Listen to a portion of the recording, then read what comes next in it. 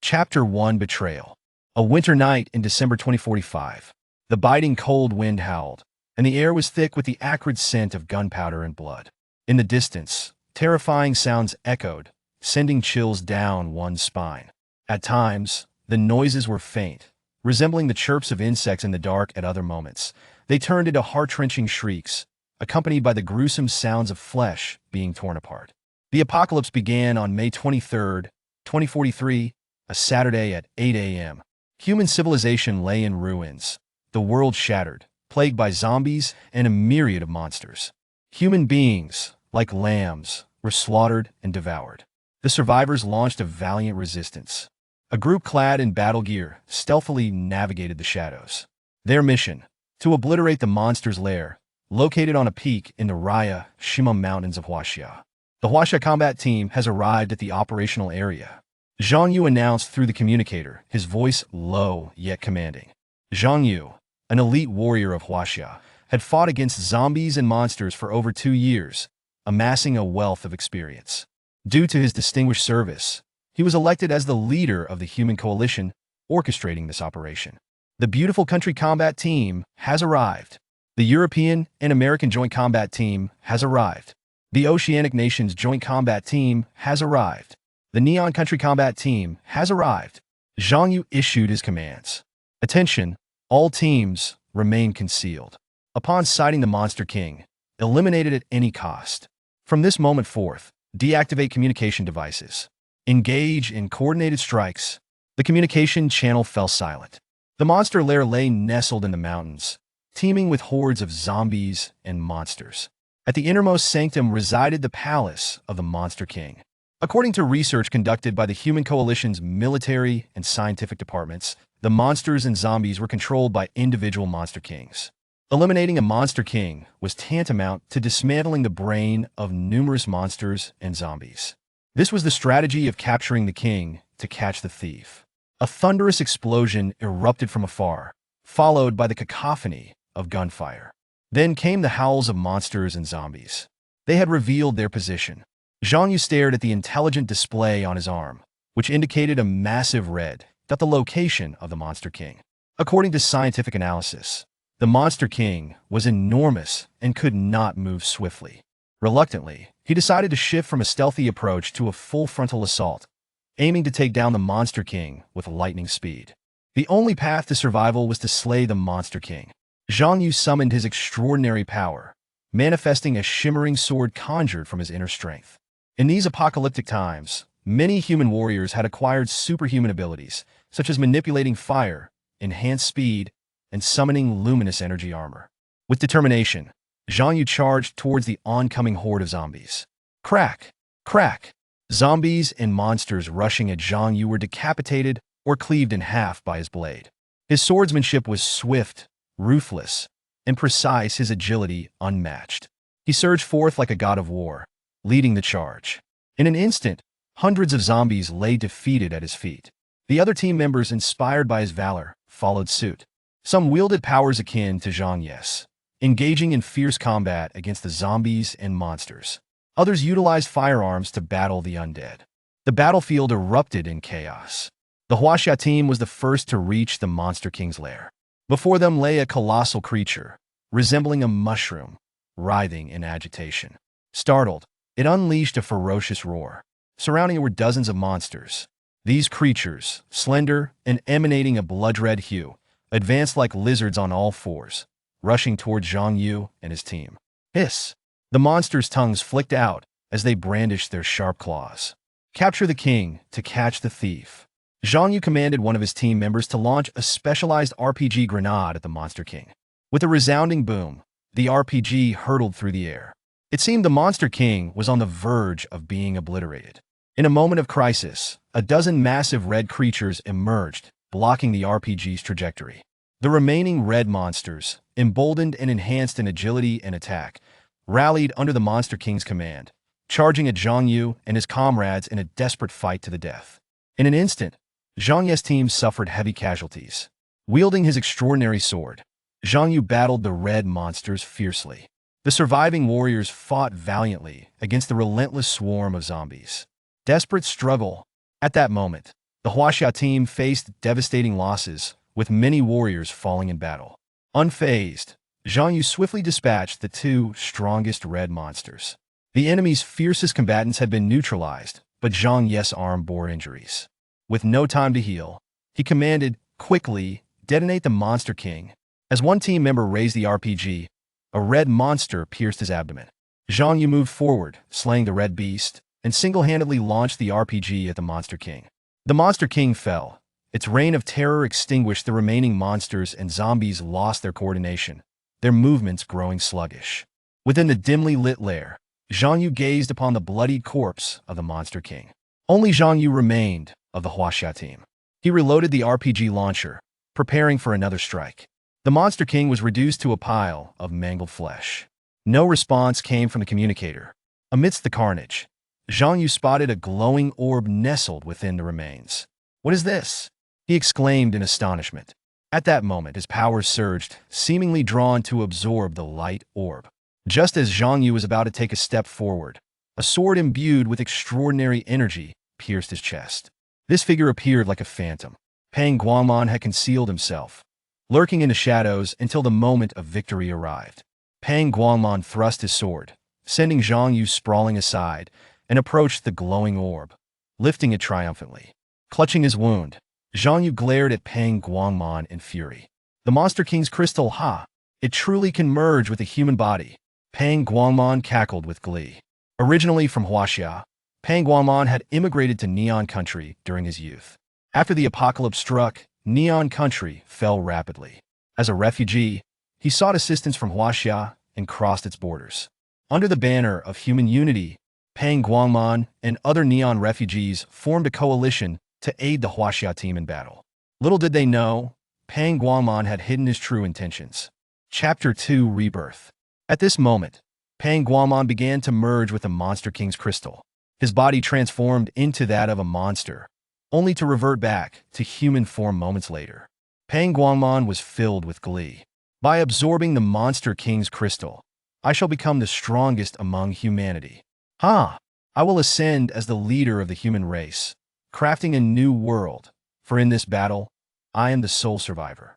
Zhang Yu, gravely injured and unable to resist, disdainfully spat, "You coward. Why should you lead the coalition? I am far more deserving." Zhang Yu sensed the remaining monsters drawn towards him, as if responding to his call, encircling him. "Zhang Yu, my sword is laced with potent poison. I have long studied your powers. This toxin can suppress your abilities, rendering you incapable of recovery." Pang Guangman laughed sinisterly. "You, vile wretch!" Zhang Yu gasped in agony, summoning all his strength to grasp his extraordinary sword. The poison drained Zhang Yu's vitality. Pang Guangman's laughter grew ever more depraved. "Let me reveal a secret, Zhang Yu. I intentionally exposed myself as bait. Surprised, aren't you?"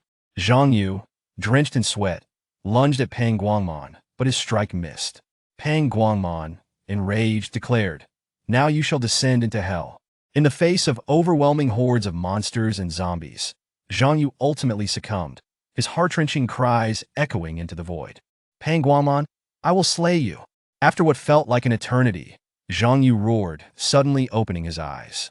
He spoke to himself, surveying his surroundings. No zombies or mutated creatures were present, only pairs of astonished eyes staring back at him. "How am I still alive?" Zhang Yu pondered. He examined his body, finding it intact, and unscathed. He found himself standing in a resplendent hall. On the central wall, the words were inscribed, "Emperor KTV. Emperor KTV? Jiang City?" Zhang Yu, upon reaching into his pocket, discovered a mobile phone, the very one he had used before the apocalypse. The time displayed on the phone read, May 21st, 2043, at 8 p.m. How did I end up before the apocalypse? Could it be that I have been reborn? Zhang Yu felt incredulous and took a few steps towards the window. Outside, the bustling street was alive with the flicker of neon lights. Zhang Yu slapped himself, feeling the sting of pain. Right? Weapons and the awakening of my abilities? Zhang Yu examined his own body. "Look over there, that kid is standing by." Fang Xiao said if he sees this kid again, break both his legs.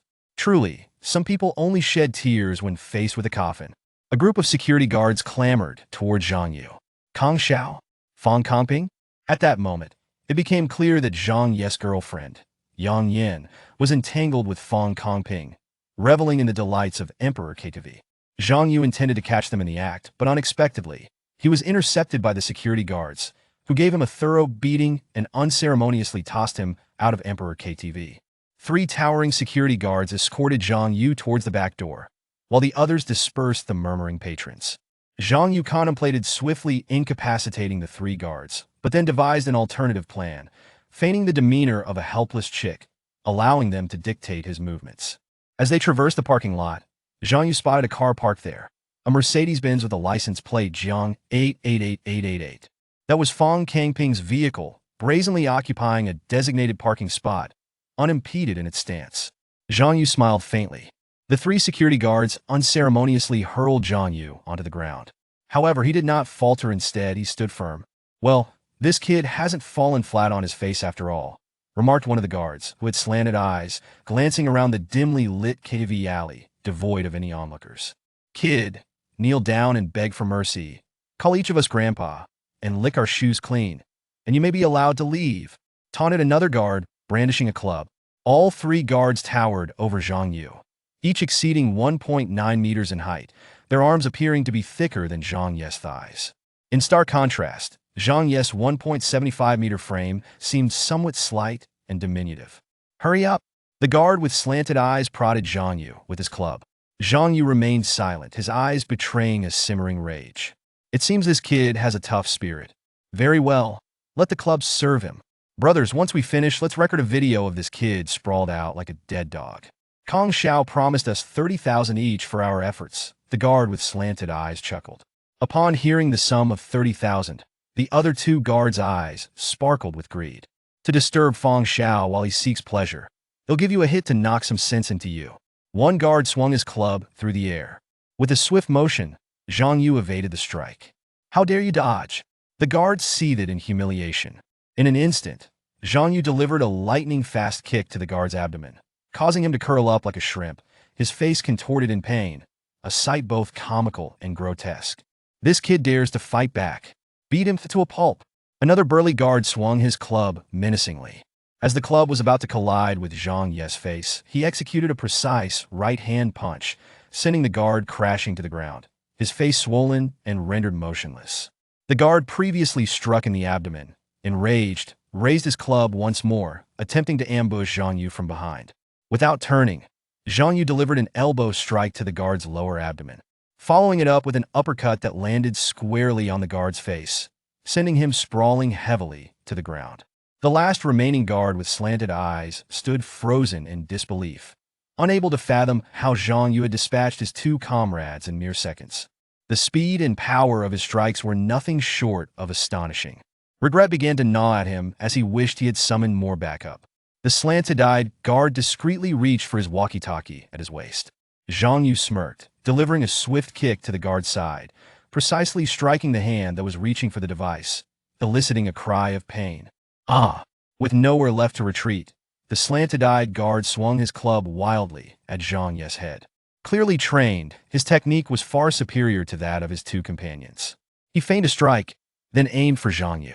Zhang Yu deftly evaded the blow, seizing the guard's hand in a hold.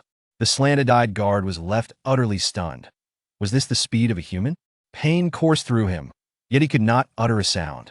"Quickly tell me, in which private room is Fong Kongping?" Zhang Yu demanded, yanking the club from the guard's grasp as the pain subsided. In room B206, the slanted-eyed guard whimpered, tears streaming down his face, a warm liquid escaping from his pants. Zhang Yu smirked, knocking the guard unconscious. "Just a little practice, and gear up," Zhang Yu thought to himself as he stripped one of the guards of his uniform, donning it over his own attire. Disguised as a security guard, Zhang Yu proceeded towards room B206. Chapter 3, I aimed to strike 50, that upon reaching the entrance of B206, 2 bodyguards obstructed Zhang Yu's path. The lighting was rather dim, preventing them from clearly discerning Zhang Yu's face. That kid named Zhang Yu has already been dealt with and thrown out. "I recorded a video for the money from young Master Kong," Zhang Yu feigned. "Wait here for a moment." One of the bodyguards entered to report. Before long, the door opened, and the bodyguard gestured for Zhang Yu to enter. Lowering his security cap, Zhang Yu stepped into the private room of B206. Inside, the atmosphere was thick with smoke and debauchery. The spherical lights on the ceiling flickered, making Zhang Yu's head spin. A large group of men and women lounged on sofas, playing games, drinking, and singing. 7 or 8 heavily made-up women, clad in revealing attire, sat beside a few lascivious, greasy men, laughing and joking, freely embracing one another. Some individuals shamelessly slipped their hands into the women's clothing. A den of debauchery, Zhang Yu thought to himself. Scanning the surroundings, he noticed several hulking figures, their demeanor vigilant as they surveyed the room. Zhang Yu calculated how many seconds it would take to neutralize these brutes. At the center sat a man and a woman. The man, likely in his 30s, donned a full designer outfit, a large cigar dangling from his mouth. He appeared lewd and frail, with a middle-parted hairstyle and a vacant gaze that led one to suspect he had indulged in illicit substances. This was Fong Kongping, known as Young Master Kong. Beside him was a flamboyantly dressed young woman, seemingly in her 20s, possessing an attractive figure and striking features. This was Zhang Yu's girlfriend, Yang Yin. Fong Kongping's hand rested on Yang Yin's thigh, his other hand not remaining idle. Yang Yin nestled against Fong Kongping, displaying an air of satisfaction. Zhang Yu could only manage to date Yang Yin once a week, merely holding hands. The majority of his salary was spent on her. Even using his credit card to buy her various gifts that in return, he received her indifference and mockery. Even Yang Yan's parents treated Zhang Yu with disdain. No matter what gifts he brought, he could never hold his head high in their presence. The couple had never progressed to intimacy. Yang Yin had been flirting with wealthy men, ready to replace Zhang Yu with a rich heir at any moment. Now, reborn, Zhang Yu surveyed the despicable couple before him with icy eyes. Observing their grotesque performance, Fong Kongping failed to recognize Zhang Yu, clad in a security uniform, as he tossed several thick bundles of cash, saying, "Here are 90,000, that show me the video." Zhang Yu slowly removed his security cap. Yang Yin gasped in shock. "How can it be you, Zhang Yu? Young Master Kong, protect me." Hearing Yang Yan's words, Fong Kongping's disbelief turned to fury. This punk hasn't lost an arm or a leg and has the audacity to come here. "Beat him to death," Fong Kongping shouted. Several henchmen closed in. The atmosphere shifted dramatically. The music ceased, and the lights in the KTV private room brightened. Others hastily retreated. Seeing his henchmen present, Fong Kongping adopted a lewd, arrogant demeanor. "Zhang Yu, you dare come looking for me? Aren't you afraid of losing an arm or a leg?" Zhang Yu shook his head. "Ditto. Are you here to demand a breakup fee? Or do you wish to witness a live performance with your beloved?" Fong Kongping taunted, deliberately brushing his hand across Yang Yan's face. "Such tender, smooth skin, delightful," Fong Kongping remarked, adopting a lascivious posture. Yang Yin appeared somewhat embarrassed. Yin, weren't you saying last night that I was impressive in bed?" Fong Kongping continued with a lewd grin, kissing Yang Yin on the cheek. "Darling, say a few words to this waste." Yang Yin tore off the facade. "Zhang Yu, our relationship ends here. Young Master Kong is handsome and wealthy. I have no reason to stay with you, so don't bother me again." Fong Kongping's expression darkened menacingly. "Zhang Yu, you've interrupted my enjoyment. You have two choices. Either kneel and apologize, calling me daddy, or my brothers will teach you a lesson, and you'll be carried out on a stretcher. Choose wisely." The henchmen surrounding them wore fierce expressions. Some reached for their waists, while others seized bottles from the table. Zhang Yu coldly retorted, "I just want to beat you. You bastard." Fong Kongping's demeanor shifted upon hearing Zhang Yu's defiance. "Beat me? How many can you take on?" "I intend to take on 50, Zhang Yu declared. Fong Kongping burst into arrogant laughter, running his hands through his hair. "Just don't kill him. Breaking one of his arms and one of his legs will suffice." 2 henchmen blocked the door, while 5 others advanced on Zhang Yu. Zhang Yu swiftly launched a series of elegant kicks, striking 2 henchmen on the head before they could react. They collapsed to the ground, dazed. "Damn it." Another scar-faced man lunged at Zhang Yu with a dagger. Zhang Yu deftly deflected the dagger with his left hand and delivered a powerful kick, sending the henchman crashing against the wall 3 meters away. The remaining 2 henchmen exchanged glances and flanked Zhang Yu. One charged at him, swinging a chain to ensnare him, while the other lunged with a dagger. With a vigorous pull, Zhang Yu freed himself from the chain. Before the 2 henchmen could process this, Zhang Yu's fist struck them like lightning, sending them flying. The 2 henchmen guarding the entrance rushed forward. brandishing gleaming military knives. Zhang Yu charged, leaping into the air to kick the last 2 henchmen to the ground, that in under 2 minutes. All 7 henchmen lay defeated. Fan Kongping and Yang Yin were left trembling. The earlier arrogance evaporated as they realized Zhang Yu's formidable strength. Particularly Yang Yin, who had spent so much time with Zhang Yu, had never perceived his true prowess. Zhang Yu gritted his teeth and approached Fan Kongping. With each powerful punch, he struck Fan Kongping's face, causing it to swell and eliciting cries of pain as several teeth were knocked out. Zhang Yu seethed. "Didn't you want to see me crippled?" With a forceful twist of his hands, Zhang Yu broke Fan Kongping's right arm. Fan Kongping wept, tears and snot flowing freely. Zhang Yu's gaze shifted to Yang Yin, who began to sob uncontrollably. "Zhang Yu, please, for the sake of our past, forgive me. I will serve you well, that I beg you." With 2 resounding slaps, Zhang Yu struck Yang Yan's face. Her cheek swelled as she fell onto the sofa. Chapter 4: The initial stronghold after administering a thorough beating. Zhang Yu took a moment to catch his breath and began inspecting the weapons of the henchmen that in the brink of an apocalypse. Acquiring a couple of reliable weapons for self-defense was of utmost necessity. Fan Kongping was now kneeling on the ground, blood oozing from his mouth, yet his eyes glimmered with malice. Yang Yin glanced at Fan Kongping, who signaled her with a glance. Nodding, she crawled to Zhang Yu's side. Tears streaming down her face. "Zhang Yu, it's all my fault. Please show mercy, that I will do anything you ask. I'll be your servant." "Get lost, you wretched woman," Zhang Yu bellowed, seizing the moment when Zhang Yu's attention was diverted by Yang Yin. Fan Kongping stealthily opened his bag, retrieving a handgun. Zhang Yu, with his back turned, seemed oblivious. "Damn it, Zhang Yu, I'll blow your brains out," Fan Kongping thought, quietly aiming the gun at Zhang Yu. Yang Yan's face also bore a triumphant expression. Just as Fan Kongping raised the handgun, Zhang Yu suddenly turned, and a dagger flew from his hand. Fan Kongping screamed like a slaughtered pig, the dagger embedding itself in his wrist, causing the handgun to clatter to the ground. With both hands rendered useless, Fan Kongping was at Zhang Yu's mercy. Zhang Yu approached and picked up the handgun. Fan Kongping and Yang Yin, paralyzed with fear, knelt trembling on the ground. "Brother Zhang, I beg you, spare my life," Fan Kongping pleaded, bowing repeatedly.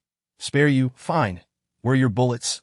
Zhang Yu inquired. "That in the bag," Fan Kongping replied. Zhang Yu glanced at the bag, inspecting its contents to find dozens of bullets, some aphrodisiac pills, and the keys to a Mercedes. Discarding the pills, Zhang Yu gathered the 90,000 in cash and the military knives left by the henchmen. It was time to depart. Before leaving, Zhang Yu cast one last glance at Fan Kongping and Yang Yin. With Fan Kongping's hands incapacitated, he would face dire consequences in the apocalypse. For Yang Yin, Zhang Yu delivered a few more slaps to her face for good measure. Satisfied, Zhang Yu opened the window, leapt down, and dashed to Fan Kongping's Mercedes, driving away swiftly. Now he needed to stockpile resources and find a safe haven. Gripping the steering wheel, Zhang Yu glanced in the rearview mirror to see no police in pursuit.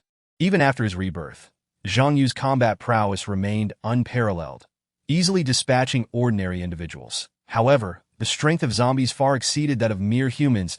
In the early stages of the apocalypse, a secure stronghold, along with access to water and food, was essential for survival.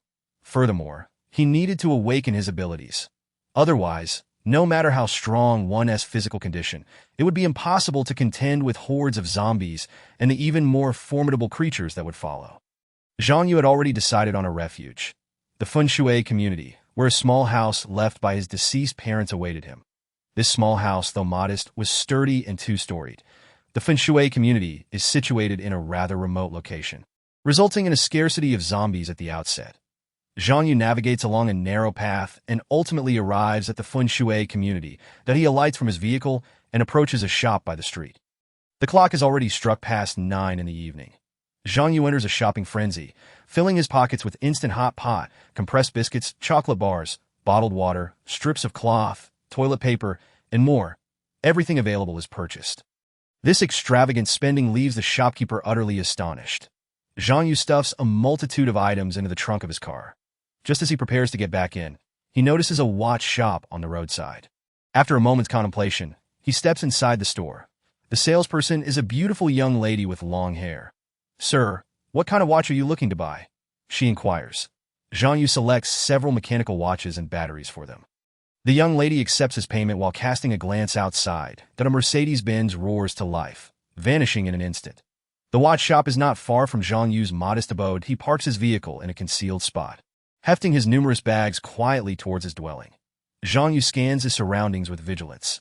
No one appears to have been around, and there are no idle passers-by nearby. That he locates a piece of iron wire and unlocks the door to his small house. This dwelling is typically unoccupied, as Zhang Yu has been working within Jiang City. The furnishings inside are not particularly old, and utilities such as water and electricity are functional. It merely accumulates dust from lack of use. Zhang Yu unloads his supplies without pausing for rest. First, he inspects the entire room, reinforcing its security and setting up traps and wire bells to thwart any intrusions. After completing these tasks, the cautious Zhang Yu surveys his surroundings once more. Finding nothing amiss, he finally allows himself a moment of relaxation. That he takes a shower, retrieves food, and indulges in a hearty meal. That as he eats and drinks, Zhang Yu reflects on his experiences from a previous life, calculating the scenarios that may unfold in the future. May 23, 2043, Saturday, 9 a.m., the onset of the apocalypse. That a sudden crimson glow will appear in the sky, under which approximately 10% of the population will transform into zombies. Those who mutate will viciously bite normal humans, perpetuating the cycle of mutation. Some zombies or humans may undergo a secondary mutation, transforming into even more terrifying monsters, slaying zombies or other creatures to acquire the core within their brains and perfectly fuse with it will awaken one's supernatural abilities. With these thoughts in mind, Zhang Yu carefully lays out his weapons. A handgun and a dagger. He wipes the handgun, aware that while it is not the ideal weapon due to the noise it produces, which easily draws the attention of zombies, the sharp dagger is his preferred choice, allowing him to swiftly dispatch a zombie with a single stab to the brain. Of course, the best option remains the supernatural weapon. Zhang Yu muses that a supernatural weapon is one that manifests from the wielder's inner strength after awakening their abilities, possessing greater power than a typical dagger or bullet. These thoughts swirl in his mind. Fatigue begins to overtake Zhang Yu, and he drifts off to sleep on the sofa. Fang Kongping and Yang Yin have been admitted to the hospital. Fang Kongping bears severe injuries, while Yang Yin is only lightly wounded. The Fang family has dispatched their most formidable enforcer, Niu Kai, along with his subordinates, to deal with Zhang Yu. To facilitate this, they have even contacted the police department to ensure that law enforcement refrains from intervening. Niu Kai is tall, with a long scar running across his face. Clad in camouflage attire, he has a history as a mercenary in the jungle, having participated in real combat. His phone rings and Niu Kai answers. "Brother Niu, we have tracked Zhang Yu's whereabouts. That I will send you the coordinates shortly." Chapter 5. The Premature Apocalypse. Niu Kai remains silent, abruptly ending the call. The coordinates of Zhang Yu's location are relayed to him. The Fang family's influence in Jiang City proves to be formidable, as they manage to ascertain Zhang Yu's position within mere hours. Niu Kai glances at his luminous watch. It is already 4 a.m. Extinguishing his cigarette, he gestures decisively to his subordinates. They board a business vehicle while Niu Kai and another subordinate climb into a BMW. The business vehicle leads the way, followed closely by the BMW. The group speeds towards Zhang Yu's location. As dawn approaches, a bloody confrontation looms on the horizon. Niu Kai sits in the passenger seat, meticulously checking his gear. A compact submachine gun, several magazines, and a sharp Nepalese military knife. The glint of the blade adds an air of menace to the darkness. That a sense of murderous intent hangs heavy in the air, their objective clear: to claim Zhang Yu's head. Zhang Yu awakens after several hours of sleep. Having once existed in the apocalypse, he seldom enjoyed a full night's rest. That he understands that in slumber, zombies and even more terrifying creatures could emerge at any moment. That to sleep soundly is to gamble one's life against death. At 5 a.m., the Funshui community stands as a suburban town in Jiang City, not particularly bustling, with a population of less than 5,000. Zhang Yu retrieves food and water, consuming them with vigor. How many zombies might emerge in this area? Zhang Yu scans his surroundings, a potent sixth sense stirring both excitement and unease within him. He has a foreboding feeling that this apocalypse will arrive even sooner than the last. A series of crisp chimes sound. This is the alert system Zhang Yu has set up, which activates within a 100-meter radius that he quickly grabs his dagger and secures his handgun at his waist. In the darkness, several figures stealthily approach his small abode. Nyokai reconfirms the target. It is indeed here. With a click, he disengages the safety on his submachine gun and signals to his subordinates. They understand immediately and surge forward. The group moves stealthily, swiftly reaching the exterior of Zhang Yu's residence. One individual approaches the window, while the others prepare to break down the door. That moment. They sense something amiss, as if a ghostly presence stirs nearby, and no need to sneak around. You came looking for me, and here I am. Zhang Yu appears as if descending from the heavens, materializing behind the group. Having grown adept in the art of survival during the apocalypse, he is no match for these mere foot soldiers. The suddenness of Zhang Yu's entrance leaves Nyokai and his associates in shock. A few assassins converge upon Zhang Yu, attacking en masse. With the proximity too close for firearms, they wield glimmering daggers. Zhang Yu does not flinch, nor draw his weapon. One assailant lunges at him with a dagger. Zhang Yu blocks the man's punch with his left hand while simultaneously striking with his right. The assailant's head is struck as if by a hammer, collapsing heavily onto the ground.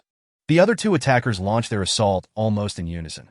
Zhang Yu continues to block with one hand while delivering direct strikes with the other. Both are struck in the face or abdomen, crumpling to the ground, unable to rise again. Zhang Yu's counterattacks are straightforward and deck. The pedestrians by the roadside were filled with a sense of curiosity at the sudden appearance of a purplish-red glow. The violet-hued sky persisted for several minutes. Moments later, the sun re-emerged. Suddenly, a dozen individuals collapsed, their bodies convulsing, eyes rolling back, frothing at the mouth, and their skin undergoing grotesque decay. In merely 3 minutes, the first wave of zombies had already formed. What is happening? Someone has fallen ill. Quickly call for an ambulance. A few of those who had already mutated rose to their feet. Their skin was severely rotting, and the spark of life had vanished from their eyes. Upon seeing the living, their instinct was to bite, unable to resist the allure of fresh flesh and blood. The zombies began their assault on humanity. The streets echoed with screams and the sounds of frantic footsteps. Along with the cacophony of colliding vehicles, the apocalypse had commenced. The gates of hell were flung wide open. The entire world was on the brink of an unending slaughter and terror. Chapter 6. Hell Catastrophe Survival Across the Globe. Sudden zombie attacks were wreaking havoc on humanity. The scene on Earth resembled a living hell. In the beautiful country, the capital, New York City, beneath the evening's neon lights, traffic flowed like a river. Among the crowd, a sluggish figure with decaying skin emerged, emitting eerie cries. The surrounding people gazed at this grotesque being with a mix of curiosity and dread. Suddenly, the creature lunged, viciously biting into a passerby's neck. The victim screamed in agony, causing those nearby to scatter in horror. That a few police officers drew their weapons. "Put your hands up," one officer shouted. The creature remained fixated on its prey, bang bang, as the creature was struck by bullets. Its expression grew even more monstrous. Yet it continued to advance toward the officers. Soon, the officers exhausted their ammunition. The creature, riddled with hundreds of bullets, collapsed to the ground. One officer cautiously approached to check on the victim, who was barely clinging to life, blood pouring from his neck and body, flesh mangled from the bites. Meanwhile, other officers inspected the creature, which emitted a foul stench, prompting them to cover their noses. Headquarters, an attack has occurred on XXX Avenue. The assailant has been neutralized, one officer reported into the communicator. Suddenly, several officers screamed, interrupting the ongoing report. It turned out the creature had not perished. It rose again, looking even more terrifying as it lunged at the officers. Simultaneously, more creatures materialized from the surroundings. The officers quickly realized they were surrounded, and communication with headquarters was severed. In a certain location in Europe, a festive celebration was underway. On stage, a group of performers was energetically entertaining the audience, who were entranced. Without warning, a fully decayed creature leapt onto the stage, tackling a female performer and tearing into her. The director backstage gasped in shock at the screen. "Who is this? Why are they on stage?"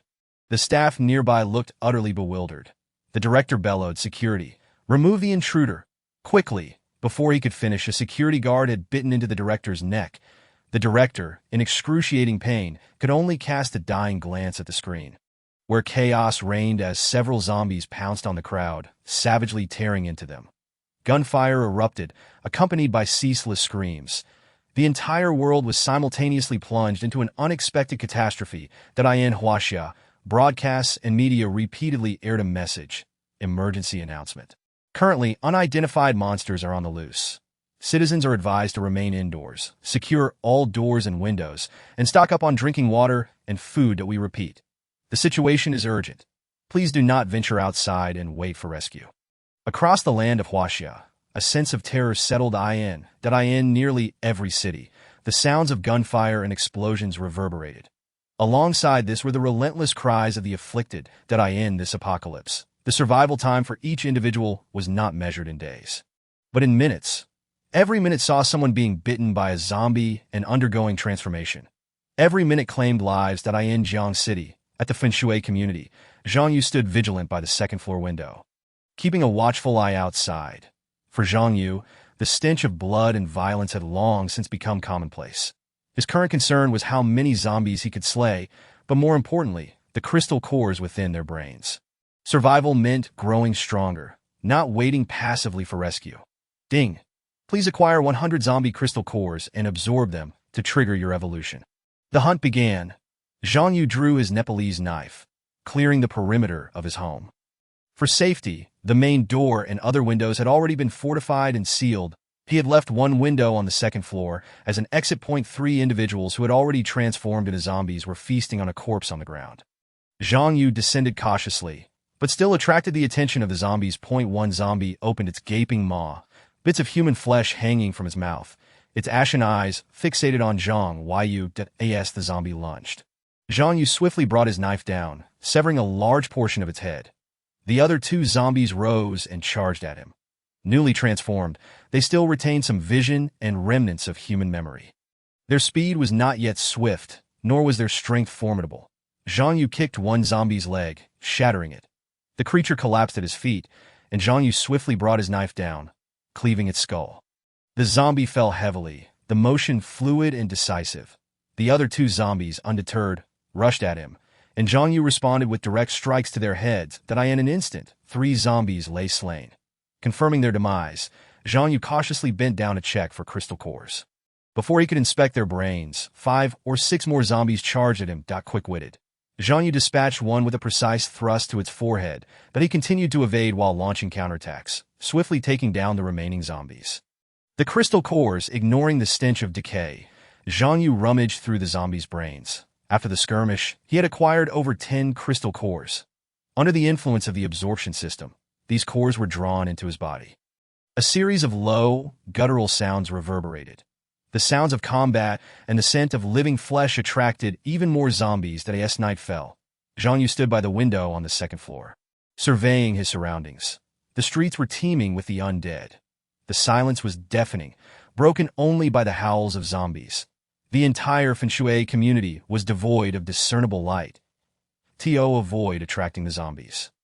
The remaining humans could only hide within their homes, barricading doors and windows, drawing the curtains tightly, and keeping lights dimmed or off entirely. Any sound could draw the attention of the zombies. The night of the apocalypse was suffocating for ordinary people. Meanwhile, other areas were ablaze with fire. Even now, sporadic gunfire could be heard. The surviving humans still clung fiercely to the will to live. Chapter 7. Mission: acquire crystal cores despite absorbing over 10 crystal cores. Zhang Yu felt that his evolution of abilities was progressing too slowly, that he inquired of the absorption system. I need to know which areas produce more zombie crystal cores in the apocalypse. Time was of the essence to survive. Rapid evolution of abilities was crucial, as the zombies would continue to evolve as well. Scanning. Report to the host. Area detected. A map flashed in Zhang Yu's mind. Excited, he approached the window, setting his sights on a nearby hotel. Upon closer inspection, he noted that the exits of the hotel were sealed. This hotel had 4 floors, and there were likely many zombies inside. A confined space? Zhang Yu pondered. Engaging zombies in a confined area had its pros and cons. The advantage was isolation from the external environment, free from outside influences. The downside was evident. If a crisis erupted, escape would be exceedingly difficult, especially if surrounded in the battles of his previous life. humanity suffered greatly in confined spaces against zombies. Unless one was a powerful ability user, regular humans found it nearly impossible to escape when surrounded. Now, at the onset of the apocalypse, the zombies were not yet formidable. Delaying the collection of crystal cores might result in missing the chance for evolution, a risk not worth taking. Zhang Yu downed a beer in one gulp, wiped his mouth, and resolved to set out at dawn. At daybreak, Zhang Yu ascended to the rooftop, traversing the tops of nearby buildings until he reached the back door of the hotel. That he listened carefully and detected the sounds of zombies moving within. Stealthily, he entered, finding the main door tightly shut and the windows boarded up. Zhang Yu smiled. His expectations were met. This time, it was a case of the brave prevailing against the odds, with his knife in hand. He cautiously began his search from the front desk. The hotel owner had long since vanished, leaving the keys behind at the reception. Zhang Yu seized the keys and pocketed them in a corner of the lobby. 3 zombies were gnawing on severed limbs. They caught the scent of fresh flesh and blood from Zhang Yu and charged at him with renewed vigor. Excellent. Zhang Yu brandished his Nepalese knife, aiming directly for the head of the zombie. With swift, precise strikes, he swiftly dispatched the 3 undead. Upon inspection, Zhang Yu was fortunate to have absorbed 3 crystal cores. The hardness of these cores was formidable, impervious to ordinary blades or bullets. These cores were absorbed into Zhang Yu's body. Indeed, in this area, the zombies exhibited a high probability of generating crystal cores, reflecting their astonishing rate of evolution. The sounds of battle attracted the attention of other zombies, who began to encircle Zhang Yu. Numerous rooms echoed with loud thuds, indicating that the zombies were attempting to break through the doors. Resolute in his approach, Zhang Yu drew his pistol. With an impressive display, he fired rapidly, eliminating 10 zombies, each shot striking true to the brain. After exhausting his ammunition, Zhang Yu reloaded with fluid precision, completing the entire action in less than a second. That he continued to dispatch zombies with relentless efficiency, taking down 30 in total. With all the zombies in the corridor and common areas eliminated, he absorbed more crystal cores, absorbed 20 cores, absorbed 25 cores, absorbed 30 cores. As he absorbed the cores, he holstered his gun and drew forth his Nepalese knife once more. Observing the tightly shut doors, Zhang Yu prepared to search the premises, not only to slay more zombies, but also to scavenge useful supplies. He retrieved a key and commenced his search. In one room, he found a haphazard collection of debris, alongside some food and drinking water. Zhang Yu marked the door and secured it with the key. In another room, 2 male zombies lay in wait. Upon Zhang Yu's entrance, they shrieked and lunged at him. With a swift motion, he severed their heads with his Nepalese knife, even as their teeth gnawed in death. Zhang Yu plunged the blade into the head of one zombie. In the post-apocalyptic world, caution was undoubtedly paramount. Many rooms were filled with either zombies or corpses, a putrid stench of blood permeating the small inn. Absorbed 40 cores, absorbed 52 cores, absorbed 65 cores. With the target of 100 cores drawing closer, Zhang Yu was caught up in the thrill of the hunt, oblivious to his own fatigue. Approaching the final room, he detected no sounds from within.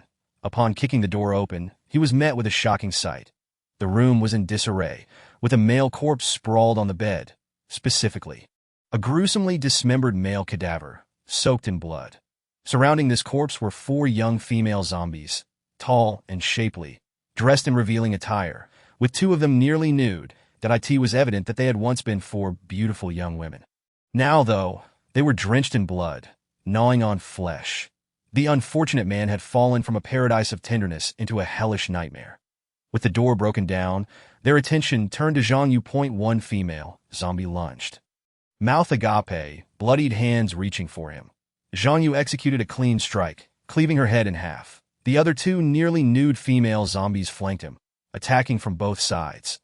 Zhang Yu delivered a powerful kick to one, sending her crashing into the wall. He then dodged the claws and gaping maw of the other and thrust his Nepalese knife deep into her abdomen. The zombie's visage twisted in rage. With a burst of energy, Zhang Yu sliced upward, cleaving her in 2, absorbed 90 cores. These female zombies each possessed cores equivalent to 4 or 5 regular ones. Advanced zombies. Realizing this, Zhang Yu noted that only 1 female zombie remained in the inn. This zombie, clad in provocative lingerie, had long hair and distorted features that still hinted at her former beauty. Alas, her transformation into a zombie was a tragic loss. The female zombie stood motionless, prompting Zhang Yu to take the initiative. As he attacked, the zombie leapt into the air, clinging to the ceiling like a gecko. She opened her bloodied maw, unfurling a long tongue. Chapter 8. Reward, Ability Storage Space. Zhang Yu observed the female zombie as she began to transform. Her once human-like skin turned a deep crimson, festering further. Her eyes fell from their sockets, and her tongue elongated. Her limbs, once upright, became grotesquely curved like a liquor. Zhang Yu mentally cataloged the types of zombies. 1. Ordinary zombies, melee. Ranged, speed types, etc. 2. Advanced zombies. Rampagers, lickers, hunters, and more terrifying beasts beyond that. The licker targeted Zhang Yu, poised to strike in a swift motion. Zhang Yu kicked a chair towards the ceiling, but the licker evaded with astonishing speed. It lunged at Zhang Yu, claws extended, aiming for his chest. Zhang Yu narrowly dodged and retaliated with a kick to the licker's abdomen to end the hierarchy of zombies. The licker was among the fastest. Yet Zhang Yu proved even quicker. The licker staggered back. Zhang Yu closed in, wielding his knife and aiming for the licker's thigh. With a blood-curdling scream, the licker writhed in agony as Zhang Yu continued his assault. Severing its tongue, the creature bled profusely. Shrieking in distress, he aimed to decapitate the licker, but despite its grievous injuries, it fought back fiercely, swinging its massive claws toward Zhang Yu. He evaded just in time as its claws smashed into the wall, creating a gaping hole. The tide of battle shifted. Zhang Yu carefully dodged the licker's wild attacks, seeking an opening. With precise strikes, he landed blow after blow on the licker. Finally, seizing the moment, Zhang Yu tightened his grip on the Nepalese knife and swung down toward the licker's head. The blow struck with great force, yet the licker's skull proved resilient. Determined, Zhang Yu summoned all his strength and delivered another strike. With a torrent of blood spilling forth, the licker's head was severed cleanly from its body. Collapsing lifelessly to the ground, Zhang Yu clutched his bloodied knife as droplets of crimson dripped to the floor. The absorption system chimed in.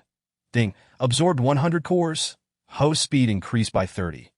Strength increased by 30. Health increased by 30. Reward. Host gains ability storage space, acquiring 100 square meters of storage. Higher tier abilities require more cores to unlock. Zhang Yu felt a twinge of disappointment regarding the ability storage space. He had hoped for an immediate acquisition of a powerful weapon akin to the formidable sword from his past life. Nevertheless, the storage space would prove useful to function like a pouch, ready for immediate use. He opened the ability storage space and began to stow away the supplies he had gathered, easily accommodating several hundred pounds of food and water without feeling any weight. Upon returning to his refuge, Zhang Yu surveyed his surroundings. Aside from a few areas showing signs of struggle, there was little damage. He had no time to rest, swiftly placing the previously collected supplies into the storage space. Zhang Yu understood well that zombies were continuously evolving, and those with abilities would become the primary targets of the undead. Even if the empowered individuals boasted greater strength, the risks were magnified. Only through relentless evolution of his own abilities could he ensure his safety. With these thoughts in mind, Zhang Yu cleaned his Nepalese knife and began to eat and drink. Afterward, he took a refreshing shower. As the city's water supply remained intact for the time being, night fell. A weary Zhang Yu succumbed to slumber. In the dead of night, a resounding explosion jolted Zhang Yu awake. The sound resonated from hundreds of meters away. Flames illuminating the sky. Rising quickly, he donned his gear and stood by the window to observe the distant commotion. It was 2:50 a.m. that a police bus was parked at the roadside, surrounded by armed officers engaged in a fierce battle with hordes of zombies. Gunfire echoed through the air, drawing the attention of numerous undead. Cries for help rang out amidst the chaos. After undergoing evolution, Zhang Yu discovered that his agility had indeed improved significantly. Whether it was leaping from heights or sprinting, he surpassed his former self by far. Within less than 3 minutes, Zhang Yu arrived at the scene of intense conflict. He concealed himself in a hidden spot, observing everything unfold. Several police officers and survivors were besieged by the relentless assault of zombies. Within mere minutes, the valiant officers suffered heavy casualties, and a few survivors were torn to shreds by the undead. It appeared that these officers and survivors had intended to escape in a police bus. but encountered unforeseen circumstances. Point 3 Zombies pursued a bloodied figure clad in a police uniform. This officer was accompanied by 2 individuals, one male and one female, both armed with makeshift weapons like sticks and shovels. With a resounding click, the officer fired his last bullet, yet continued to pull the trigger futilely. The zombies were gnawing at this heroic officer. "You all must flee. Do not concern yourselves with me," he shouted with his last ounce of strength. The woman wielded her stick, attempting to fend off the zombies surrounding the officer. After being struck, the zombies redirected their attention towards the man and woman. More zombies began to close in. The woman, terrified, was suddenly pushed in front of the zombies by the man. "Wuda, what are you doing?" she exclaimed in shock, not expecting her companion to sacrifice her. "You foolish girl, you are a burden. You might as well distract these zombies." The man named Wuda turned and fled. "Help! Help me!" The woman was ensnared by the zombies. Zhang Yu watched coldly, recognizing that betrayal was a commonplace occurrence in this apocalyptic world. The selflessness of the officer contrasted starkly with Wuda's treachery, leaving Zhang Yu unfazed. The woman, in tears, brandished her stick in a futile struggle. Zhang Yu unsheathed his Nepalese knife, contemplating. The time to harvest crystal cores has come again. Chapter 9. The value within. Zhang Yu charged forth, slinging a submachine gun across his chest. The police officers and other survivors had already been overwhelmed by the encroaching horde of zombies. Many were still clinging to life, while the zombies feasted upon their bodies. The scene resembled a hell on earth. With the aid of the surrounding flames, Zhang Yu fired with unerring precision, each bullet finding its mark and dispatching zombie after zombie. Once his ammunition was exhausted, he gripped his Nepalese knife tightly, wielding it amidst the throng of the undead. The zombies fell before him, their crystal cores directly absorbed by Zhang Yu. The devouring system chimed. Ding, absorbing crystal cores, converting cores into abilities at this juncture. All the police officers had perished, leaving only a single girl among the other survivors. One zombie bore down upon her, and she appeared on the brink of collapse. Zhang Yu hurled a dagger, embedding it in the zombie's skull. The girl narrowly escaped death, sobbing, "Hero, thank you for saving my life." That I am the flickering light. Zhang Yu could still discern the tears on her face, but he felt a sense of familiarity with this girl. Host speed, strength, and vitality continued to increase. New ability generated. Detection and perception. This newfound ability would enable Zhang Yu to sense the presence of nearby zombies, particularly advanced ones, and detect whether an individual had been infected with the zombie virus. Zhang Yu sensed the presence of 2 advanced zombies lurking nearby, that a pair of blood-red lickers suddenly sprang forth. One leaping down from the rooftop toward Zhang Yu. The other emerged from the shadows.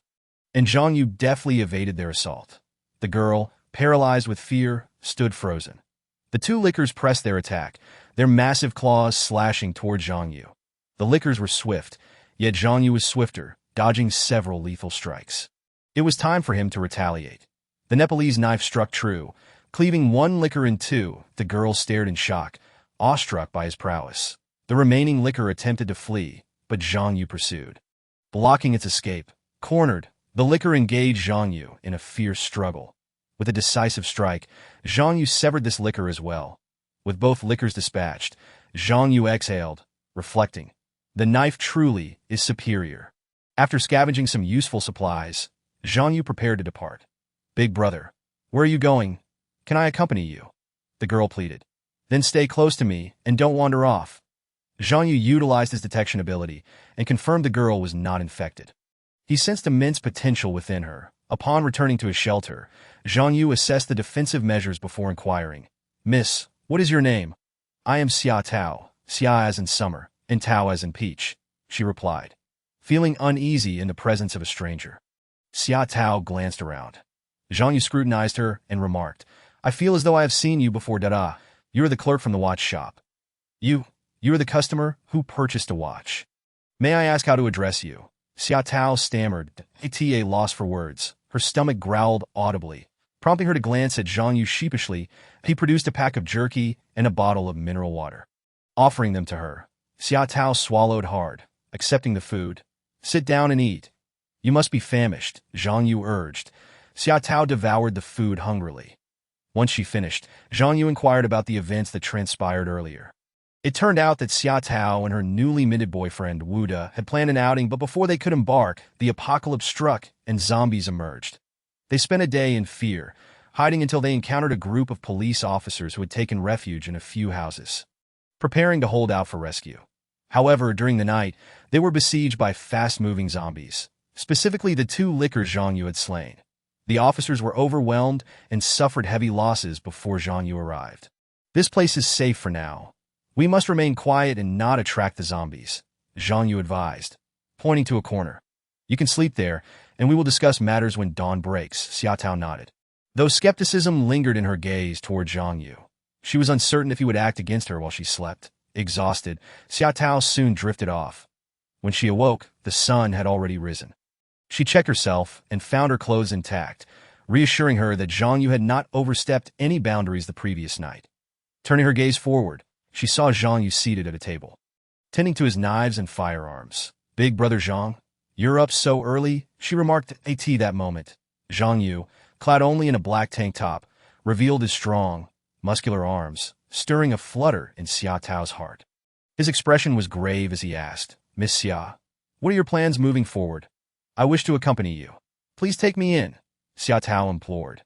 Zhang Yu scoffed. "Taking you in, can you slay zombies or offer any assistance?" Xia Tao faltered, realizing her lack of strength left her virtually helpless. Under Zhang Yu's scrutinizing gaze, she wondered if he intended something untoward, but he had not made any inappropriate demands the day before. Zhang Yu's demeanor turned serious. "You witnessed how many lives were lost in an instant last night, that we are not on a vacation. Every day we survive requires effort, that I need warriors who can fight alongside me.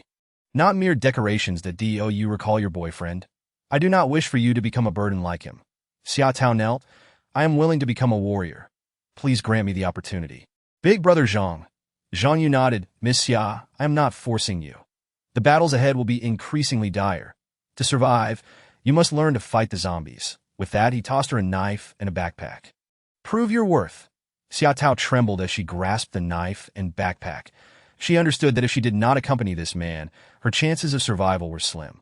Remembering her boyfriend Wu De, she gritted her teeth. "That I will prove myself." Determination glimmered in Xia Tao's eyes. Chapter 10. The awakening of abilities. Though the world was in turmoil, Zhang Yu's utterly unsentimental attitude surprised Xia Tao. Cautiously, she stepped outside. The streets were teeming with zombies, their low growls echoing ominously. Upon sighting them, Xia Tao's legs quaked as her instincts urged her to flee. Inside, Zhang Yu remained vigilant, observing Xia Tao's every move from the window. "Ding, target, Xia Tao." Detection reveals her latent abilities are awakening, indicating potential to become an awakened one. Indeed, this Xia Tao was extraordinary, Zhang Yu mused. Amidst the apocalypse, while many humans succumbed to the virus and transformed into zombies, others awakened their abilities, becoming awakened ones with unique powers. Some individuals possess the ability to manipulate flames, while others can enhance their physical prowess, generate electric attacks, or even render themselves invisible, by uniting a greater number of awakened beings and establishing a stronghold for survivors. Humanity might still cling to a glimmer of hope against the relentless onslaught of hordes of zombies and other monstrous entities. However, the events of this life do not entirely mirror those of the last. For instance, the emergence of the lickers. Zhang Yu recalls that in his previous life, lickers only appeared a week after the apocalypse erupted, yet in this instance, they materialized in less than 2 days. The awakening of supernatural abilities, the evolution of extraordinary powers. At this moment, Zhang Yu senses the stirring of his own latent powers within. Ding, detected presence of advanced zombies. Eliminating them and absorbing their cores can enhance the host's speed and attack power. By defeating 5 advanced zombies, a special skill, Lightning Sword, will be acquired. Lightning Sword. Memories from Zhang Yu's past life flood back. After the onset of the apocalypse, certain awakened individuals could harness their inner energy to transform it into weapons akin to swords.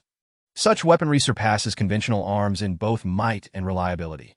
The lightning sword cleaves through zombies as effortlessly as slicing through vegetables, that he yearns to acquire the lightning sword as swiftly as possible. Where are the advanced zombies? Zhang Yu cautiously scans his surroundings. In the street, Xia Tao stands alone, wielding a knife, attempting to ambush a zombie. However, Zombies possess remarkably keen senses. Even the slightest sound of footsteps can capture their undivided attention. A zombie previously feasting on a decaying corpse by the roadside suddenly lifts its head, its lifeless, ash-gray eyes locking onto Xiaotao. Its mouth, smeared with blood, reveals remnants of flesh caught between its teeth. She has been discovered. No turning back. Xiaotao steels herself for an all-out attack. Suddenly, a zombie lunges at her from behind, its hands caked in blood and exuding a foul stench. Reaching for her back, did I end this moment of peril? Xiaotao, initially flustered, finds her composure. She swings her knife wildly at the zombie. This particular zombie is of a lower tier, exhibiting sluggish movements, and she manages to inflict several cuts upon its body and arms. Yet it feels no pain. Instead, it becomes inferred she organized her thoughts and spoke. "Boss, I believe we can hold our ground here and await rescue. The government and military will not abandon us ordinary citizens.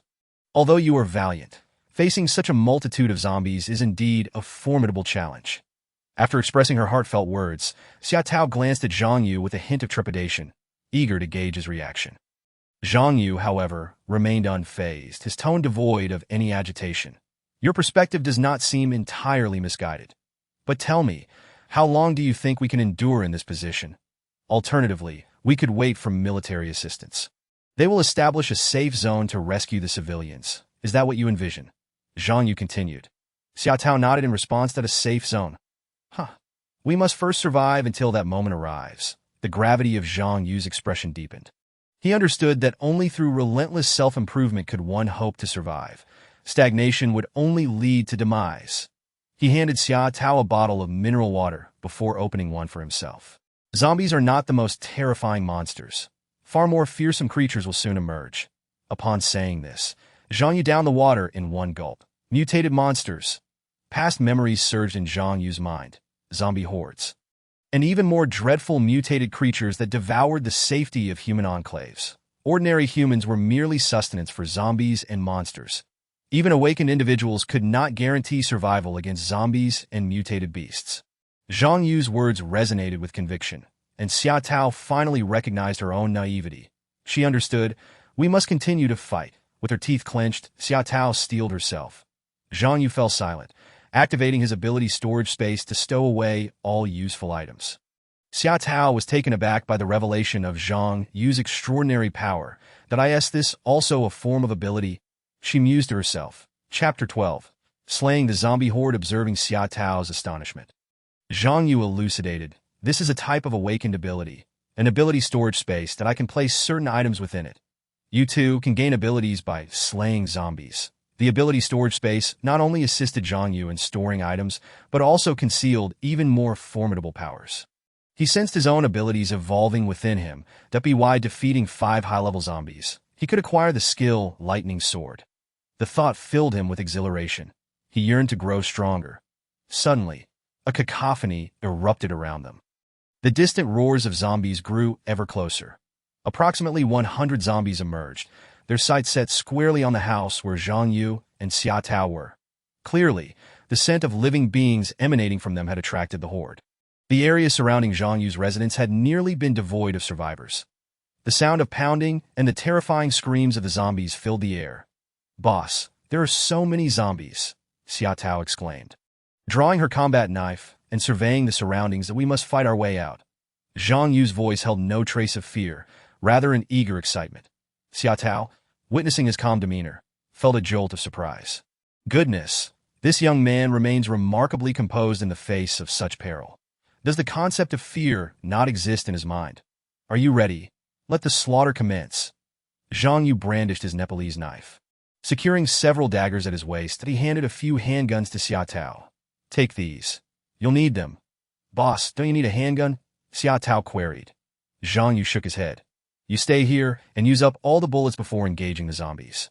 With that, he leapt down, ready to plunge into the fray. "Boss, what about you?" Xiaotao gasped, bewildered by Zhang Yu's intentions. "I will charge into the horde while you flank them from the outside. No zombie shall escape our encirclement." "What?" Xiaotao doubted her hearing. This Zhang Yu was utterly insane. They were the ones surrounded by zombies. Zhang Yu plunged into the throng of zombies. Xiaotao, gun in hand, switched off the safety and began firing at the horde. Zhang Yu swung his Nepalese knife, cleaving through the zombies. They rushed at him, teeth and claws bared. Yet Zhang Yu's graceful and fluid movements were mesmerizing. As the zombies surged forward, he dispatched them one by one. Remaining unscathed, Bam Bam, Xiao Tao, wielding her handgun, assisted in annihilating the zombies. Soon, her ammunition ran dry, and she discarded both inside and outside the vocational school. Immense devastation has transpired. The surrounding shops have suffered extensive damage, with most doors and windows shattered, and even some walls severely compromised. Zhang Yu and Xiao Tao cautiously advanced. They leaped to a higher vantage point to survey their surroundings. That moment, their speed and agility far surpassed that of ordinary individuals. "Boss, look! There are survivors over there," Xiao Tao exclaimed, pointing towards a corner approximately 100 meters away. Following her gaze, Zhang Yu spotted a minibus parked outside. A supermarket. 6 survivors disembarked from the bus, having felled a few zombies before darting into the supermarket. Clad in firefighting gear, their wrists and ankles were bound with tape, suggesting they had risked their lives to scavenge for supplies. Meanwhile, from another direction, dozens of zombies stealthily surrounded the supermarket. Astonishingly, these zombies moved with remarkable stealth. Zhang Yu keenly observed that 4 lurkers were concealed behind the horde. What a pity, he mused. They are merely lurkers and not advanced zombies.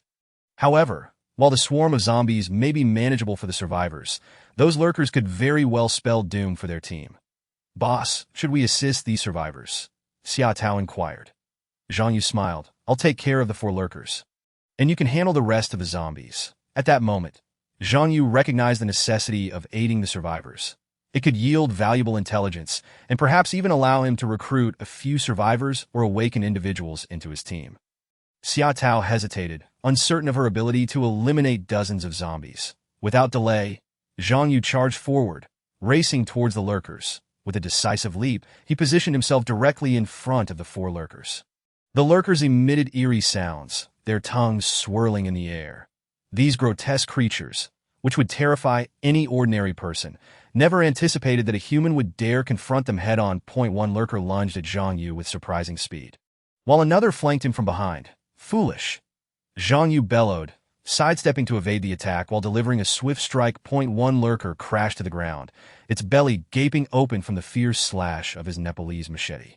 The second lurker, still airborne, found its head severed before it could land. Incredible! Xiao Tao marveled at her boss's astounding speed and strength. As zombies closed in, Xiao Tao, inspired by Zhang Yu's prowess, began to strike at them as well. The third lurker extended its tongue, ensnaring Zhang Yu's right hand. Seizing the opportunity, the final lurker charged from behind him. "How foolish!" Zhang Yu roared. He swung the entangled lurker, colliding it with the one attempting to ambush him from behind. Both creatures were hurled 2 meters away. Zhang Yu lunged forward, delivering vicious blows to the 2 lurkers, who raised their arms in a futile attempt to defend themselves, leaving them battered and bruised. Yet, there was no time for further attacks. Xiao Tao, distracted by worry for Zhang Yu's safety, had let her guard down, exposing herself to a swarm of zombies. Xiao Tao was in dire straits. Zhang Yu dashed to her side, wielding his machete with precision, swiftly dispatching 10 zombies in an instant. Xiao Tao was freed from her perilous situation. "Boss, you risked your life to save me," she expressed. Deeply moved, the devouring system notified Zhang Yu. "Ding, absorb crystal core. Enhance host strength, speed, and defense. Share a portion of experience points with teammate Xiao Tao."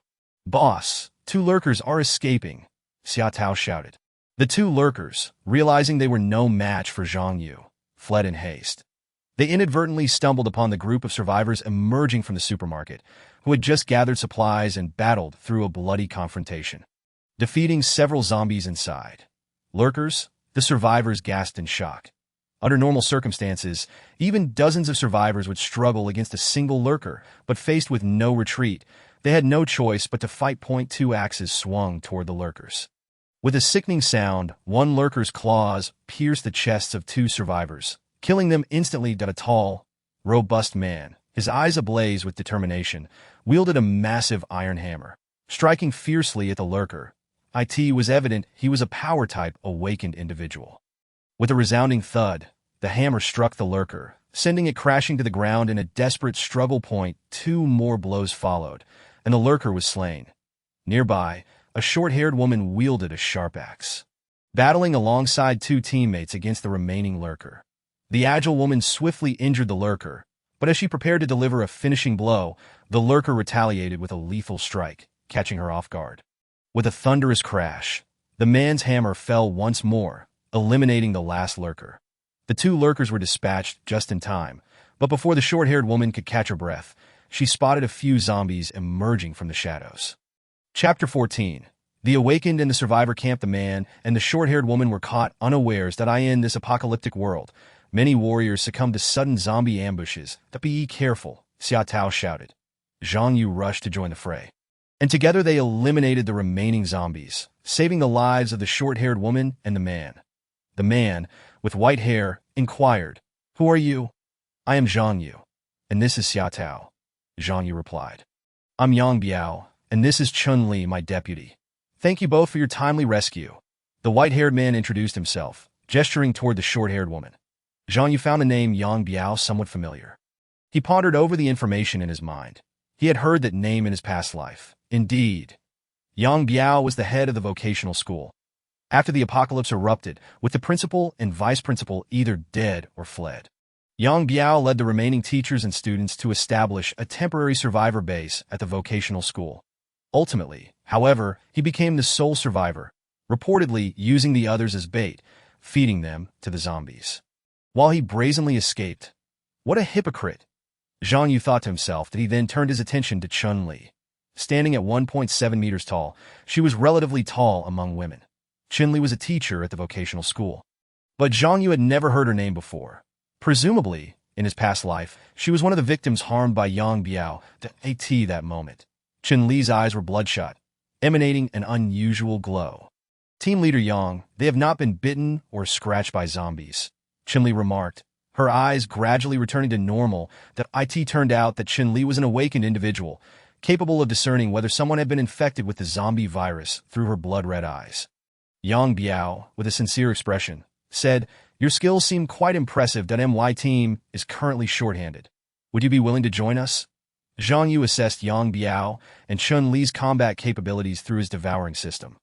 Yang Biao's strength was a mere 6,000, only half of Zhang Yu's.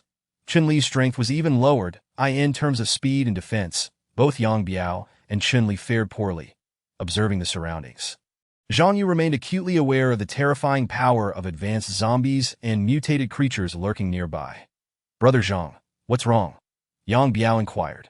For Zhang Yu, joining Yang Biao's team to secure some supplies seemed a viable option. Despite knowing Yang Biao intended to exploit him, enough dawdling. "Let's gather the supplies," Chun Li called out. The four of them began to transport the supplies. Before departing, Yang Biao did not forget to sever the heads of two lurkers. Hidden within his embrace were some critical items he had risked his life to seek. Chun Li took the driver's seat and started the vehicle. Zhang Yu gripped his Nepalese machete, joining Xia Tao in the minibus. "Hold on tight," Chun Li declared as she drove. Yang Biao turned to Zhang Yu and Xia Tao, saying, "By the way, Mr. Zhang and Ms. Xia, your skills are truly remarkable.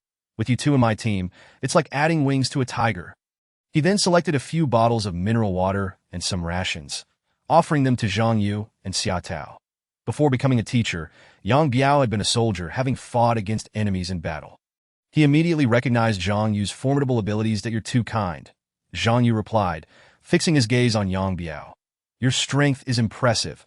Warriors like you are needed in this apocalypse." Yang Biao, tightly gripping his hammer, seemed somewhat elated. "Oh, you're quite skilled as well. By the way, have you served in the military?"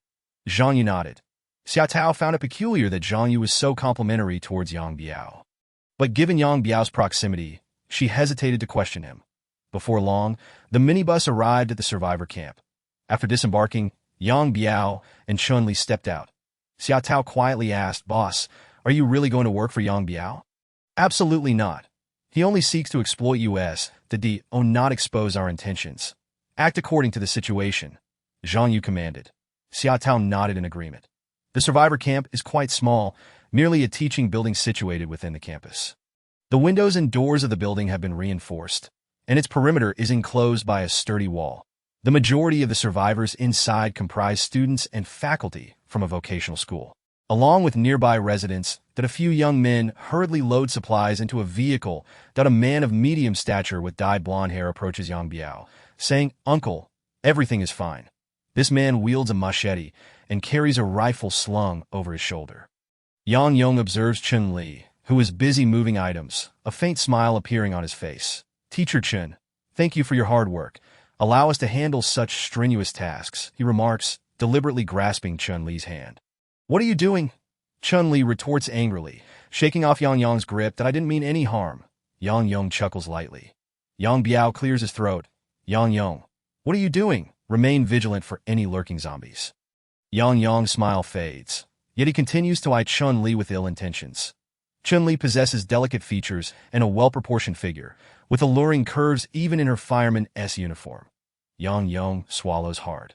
Nearby, a beautiful woman named Xia Tao stands, fair-skinned and striking, with long legs, undoubtedly one of the most captivating individuals in the survivor camp.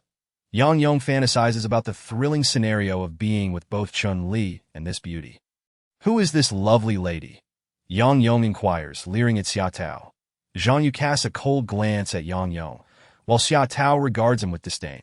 Noticing the weapons in their hands, Yang Yong suppresses his smile. "Let me introduce you. This is Zhang Yu, and this is Xia Tao. My nephew Yang Yong is also here. That we are all brave warriors, and we must unite our efforts to eliminate the zombies." Yang Yong, after organizing the watch, gather everyone in the hall. Yang Biao commands, leading Chun Li, Zhang Yu, and Xia Tao into the teaching building. Yang Yong nods in agreement, his gaze filled with irritation as he watches Zhang Yu and Xia Tao depart. "Brother Yong, could you spare some food for the new beauties? We promise to entertain you tonight," a man whispers mischievously in Yang Yong's ear. Yang Yong responds quietly, "Oh, that one with the largest chest and the one resembling the star lily. Let them come to my room tonight. The others can arrange themselves to AT this moment." His heart still yearns for Chun Li and Xia Tao, and his frustration can only be vented on other women. Nightfall approaches. Yang Yong assembles everyone in the hall, excluding the watch personnel. Within the camp, Yang Biao showcases his spoils, precious supplies, and the heads of the devourers. Chapter 15. Disguise and conspiracy. The survivors are utterly impressed by Yang Biao's formidable combat prowess. "We have food." Director Yang is amazing. "He is truly our savior. He has slain such a formidable zombie. Incredible. He braved danger to bring us supplies. We will follow Director Yang's orders." Seizing the opportunity, Yang Yong loudly proclaims, "Director Yang is our leader now. Anyone who defies him will face my wrath." He brandishes his machete as he speaks. Others readily echo his sentiment, that a few who were initially unconvinced finally relent. Yang Biao orders the distribution of supplies, instilling a sense of security among the people. At this moment, Yang Biao has become the king of the camp, his vanity thoroughly satisfied. Xia Tao observes the swelling ego of Yang Biao and quietly remarks to Zhang Yu, "Boss, this man is revolting. He thinks he slayed the devourer all by himself." "Never mind, just watch his performance. If I'm not mistaken, a high-level zombie is lurking nearby and will soon attack this camp. We must eliminate it before we can leave." Zhang Yu whispers to Xia Tao. Xia Tao, taken aback, asks, "Is it a devourer? Even more formidable than a devourer?" Zhang Yu maintains his composure. Xia Tao continues, "Do you think Yang Biao and the others are aware?" "That Chun Li should be able to sense it," Zhang Yu replies, casting his gaze toward Chun Li in the distance. Coincidentally, at that moment, Chun Li's eyes meet Zhang Yu's. Zhang Yu is entirely focused on searching for the high-level zombie. He is convinced that an attack on the camp is imminent. When that time comes, it will become a brutal battleground, and Yang Biao will undoubtedly use the others, including his nephew Yang Yong, as shields. Moments later, Chun Li approaches, carrying a large box of food and water. That "Mr. Zhang, Team Leader Yang has instructed me to bring you these supplies. That if you require companionship, the women in the camp are at your disposal." Chun Li states, her expression remaining unchanged. "No need. I'll manage with Xia Tao."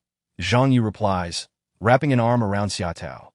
Xia Tao blushes, looking at Zhang Yu, her heart warmed. At "Mr. Zhang, Miss Xia, allow me to show you to your room." As night deepens, in another corner of the camp, an assistant fiddles with his dagger, straining to hear. This man, Su Shanxiang, possesses extraordinary hearing, serving as Yang Biao's eyes and ears within the camp. Yang Yong is currently reveling in the attention of several beautiful women. Zhang Yu and Xia Tao remain silent. Yet Su Shanxiang closes his eyes, thinking it a waste not to take advantage of such beautiful women. Yang Biao's demeanor contrasts sharply with the daylight. He is not easily swayed by strangers, that he has placed several individuals to monitor Zhang Yu and Xia Tao. However, at this moment, Yang Biao is preoccupied with his own ambitions. Team leader Yang, do you believe these two newcomers are trustworthy? Su Shanxiang inquires, feeling somewhat neglected. They are both formidable fighters. In this environment, we must unite all possible forces, Yang Biao replies, having witnessed the ferocity of the devourers. He has no doubt that more terrifying creatures await. He must secure loyalty from Zhang Yu and Xia Tao to ensure their allegiance. Any updates from the military? Yang Biao's tone grows urgent. His arduous efforts to venture out were not solely for the survivors, but for his own escape to safety. Lu Feng, drenched in sweat, responds. Yang Biao, upon hearing the news, pats Lu Feng on the shoulder. Well done, Lu Feng. Keep up the good work. Tell me what you need, and I will do my best to accommodate you. Su Shanxiang chuckles. Lu Feng, I'll set you up with two beauties first, that if you make contact, I'll arrange for more for you to enjoy. Lu Feng shoots Su Shanxiang a disdainful glance. I am not interested. Enjoy them yourself. Lu Feng is a reclusive computer teacher at the vocational school, yet his expertise in technology and communication surpasses that of his peers. At Su Shanxiang, a physical education teacher, has also awakened to enhanced abilities in this apocalyptic world. Additionally, Su Shanxiang's father and uncle hold high-ranking positions in the military. Yang Biao retains both men for evident reasons that a knock at the door interrupts. Yang Biao asks, "Come in, Miss Chun. Is there something urgent?" "I have settled the new arrivals in the camp. Additionally, there seem to be signs of devourers outside the camp." Chunli reports, upon hearing the word devourers. Su Shanxiang and Lu Feng are taken aback but quickly regain their composure. Team leader Yang's combat prowess is exceptional. Slaying devourers is well within our capabilities. Yang Biao, feeling pleased, replies humbly, "We must remain vigilant." He is unaware that the two devourers were actually injured by Zhang Yu. He merely claims the credit for their defeat. "Miss Chen, in the coming days, I will organize personnel to search for gasoline and other supplies. Be prepared," Yang Biao instructs. "Understood." Chunli nods and departs. Lu Feng and Su Shanxiang exchange glances, relieved they are not required to venture outside. "Little Lu, expedite your efforts to contact the outside world. When the time comes, we will leave this place. Shanxiang, remain alert to any disturbances." Outside the camp, hordes of zombies gather. Previously, Yang Biao and Lu Feng utilized drones for reconnaissance, discovering that the number of zombies far exceeded their expectations. Worse still, these zombies are encroaching upon the camp and have not dispersed elsewhere. This indicates that the survivors within the vocational school have become the sole food source for the zombies. Yang Biao ponders, lighting a cigarette. Unbeknownst to anyone, he is emitting various gases that permeate the camp, affecting every individual within. In a room shared by Zhang Yu and Xia Tao, the two, though familiar, find themselves in an awkward situation. Xia Tao feels nervous, while Zhang Yu calmly cleans his Nepalese army knife before storing it in his ability space. This space not only accommodates physical items, but also allows Zhang Yu to absorb abilities from zombies or mutated creatures, even from other awakened individuals, and convert them for his use. Xia Tao's face flushes, torn between wanting to speak and holding back. "Xia, what troubles you?" Zhang Yu inquires. Xia Tao hesitates, her heart racing as she expresses her feelings. "Boss, I feel incredibly safe being with you."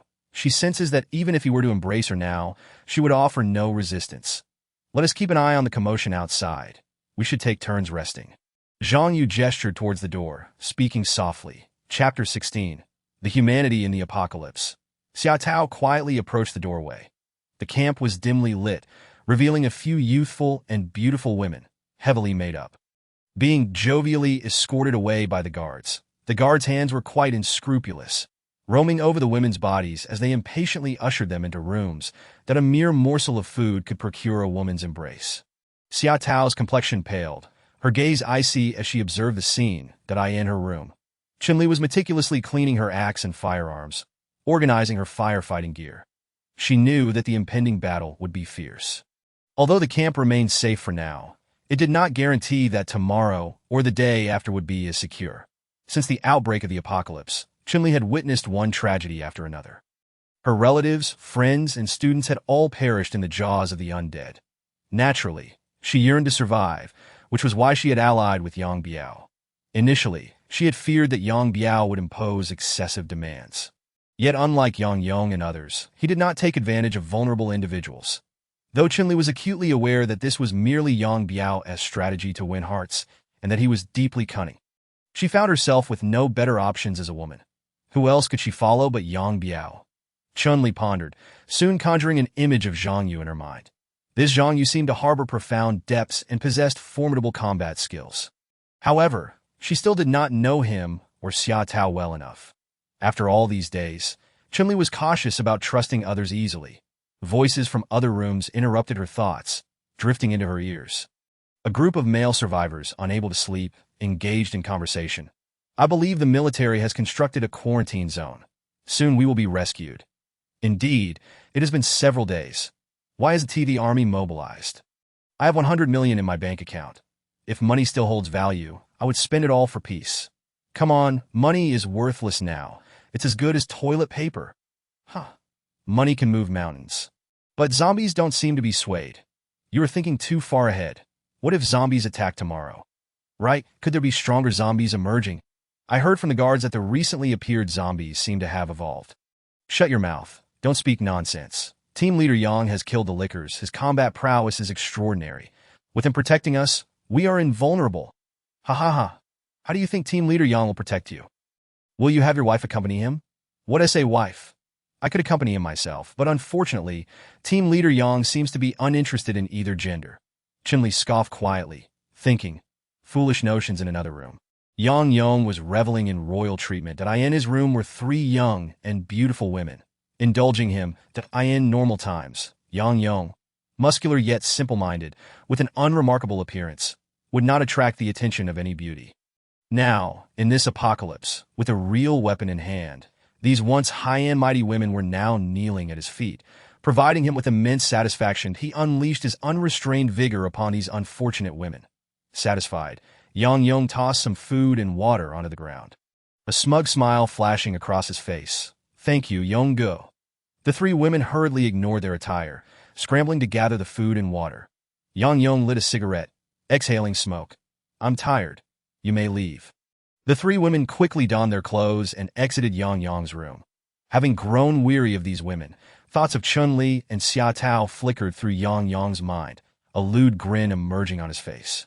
Suddenly, Yang Biao entered Yang Yong's room. Yang Yong hastily grabbed his pants, noticing the disarray of the room. The pungent odor of sweat post-battle was unbearable for Yang Biao. While not a man of lechery, he understood that in this apocalypse, the allure of women could uplift the spirits of his subordinates. Yong, why are you looking for me at this late hour? Yang Yong asked. Have you arranged the defensive measures? Yang Biao inquired. Yang Yong nodded. Rest assured, there won't be any mistakes. Yang Biao frowned, acutely aware of his nephew's capabilities, which left him feeling uneasy. Fortunately, Su Shanxiang had been diligent in reconnaissance to Yong. You are my only kin. I have an important task for you. Yang Biao gestured for Yang Yong to rise, and they moved to a secluded corner. Uncle, just give the order. Yang Yong replied confidently. Yang Biao instructed. Tomorrow, lead the combat personnel to scout and find some gasoline. Are we leaving here? Hearing about the gasoline, Yang Yong felt a mix of excitement and hesitation. Securing gasoline would be a significant achievement, allowing him to board the first escape vehicle unopposed. No, Uncle, Yang Yong stammered. Then you will lead the team. Zhang Yu and Chun-Li will follow your orders. You are my nephew. This is a critical task I can only entrust to you. Yang Biao stated seriously. Yang Yong agreed. Once Yang Biao departed, Yang Yong took a deep drag from his cigarette and retrieved a bottle of enhancement pills, summoning several women back into his room. Tonight, he intended to indulge thoroughly. The boss is good. He is a true gentleman, Xia Tao thought, stealing a glance at Zhang Yu, who lay embedded at that moment. Zhang Yu had his back turned to her. He was not asleep. Instead, he was using his devouring ability to sense the presence of nearby zombies. The number of zombies surrounding them seemed substantial to know they were gathering. Their numbers increasing. Zhang Yu opened his eyes. He continued to ponder. Right, I can sense the zombies' aura, and they can sense the presence of humans, especially that of awakened ones. But why haven't they launched an attack yet? Zhang Yu was wide awake, his mind racing with a bold hypothesis. The zombies were amassing their forces, particularly the high-level ones, preparing to converge that an assault was imminent. The thought of battle ignited a thrill within him. Slaying high-level zombies would yield even stronger evolutionary abilities.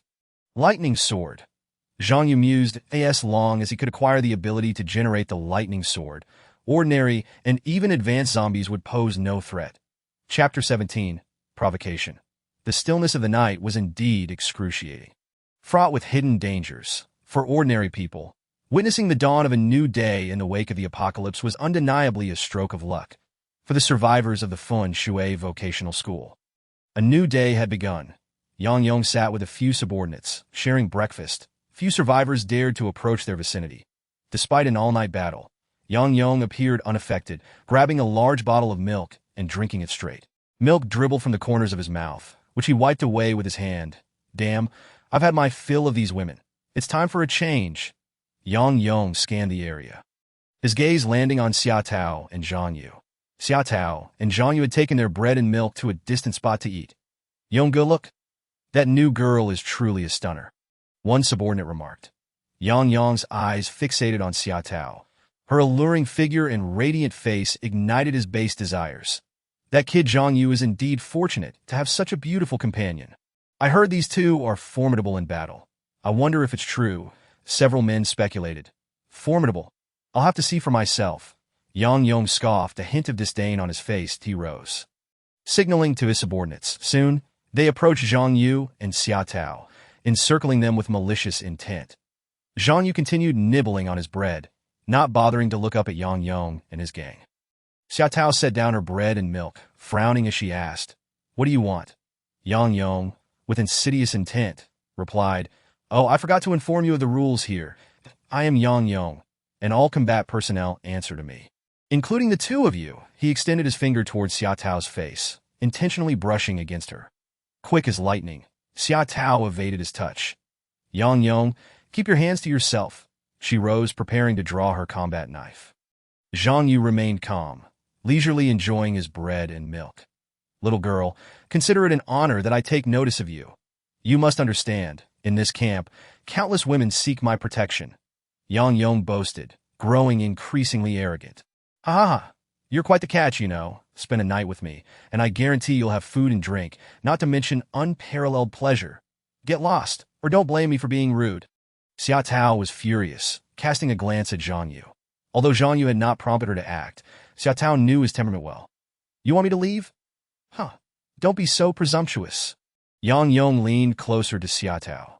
Unable to restrain herself any longer, she swiftly swung her palm towards Yang Yong's face with all her might.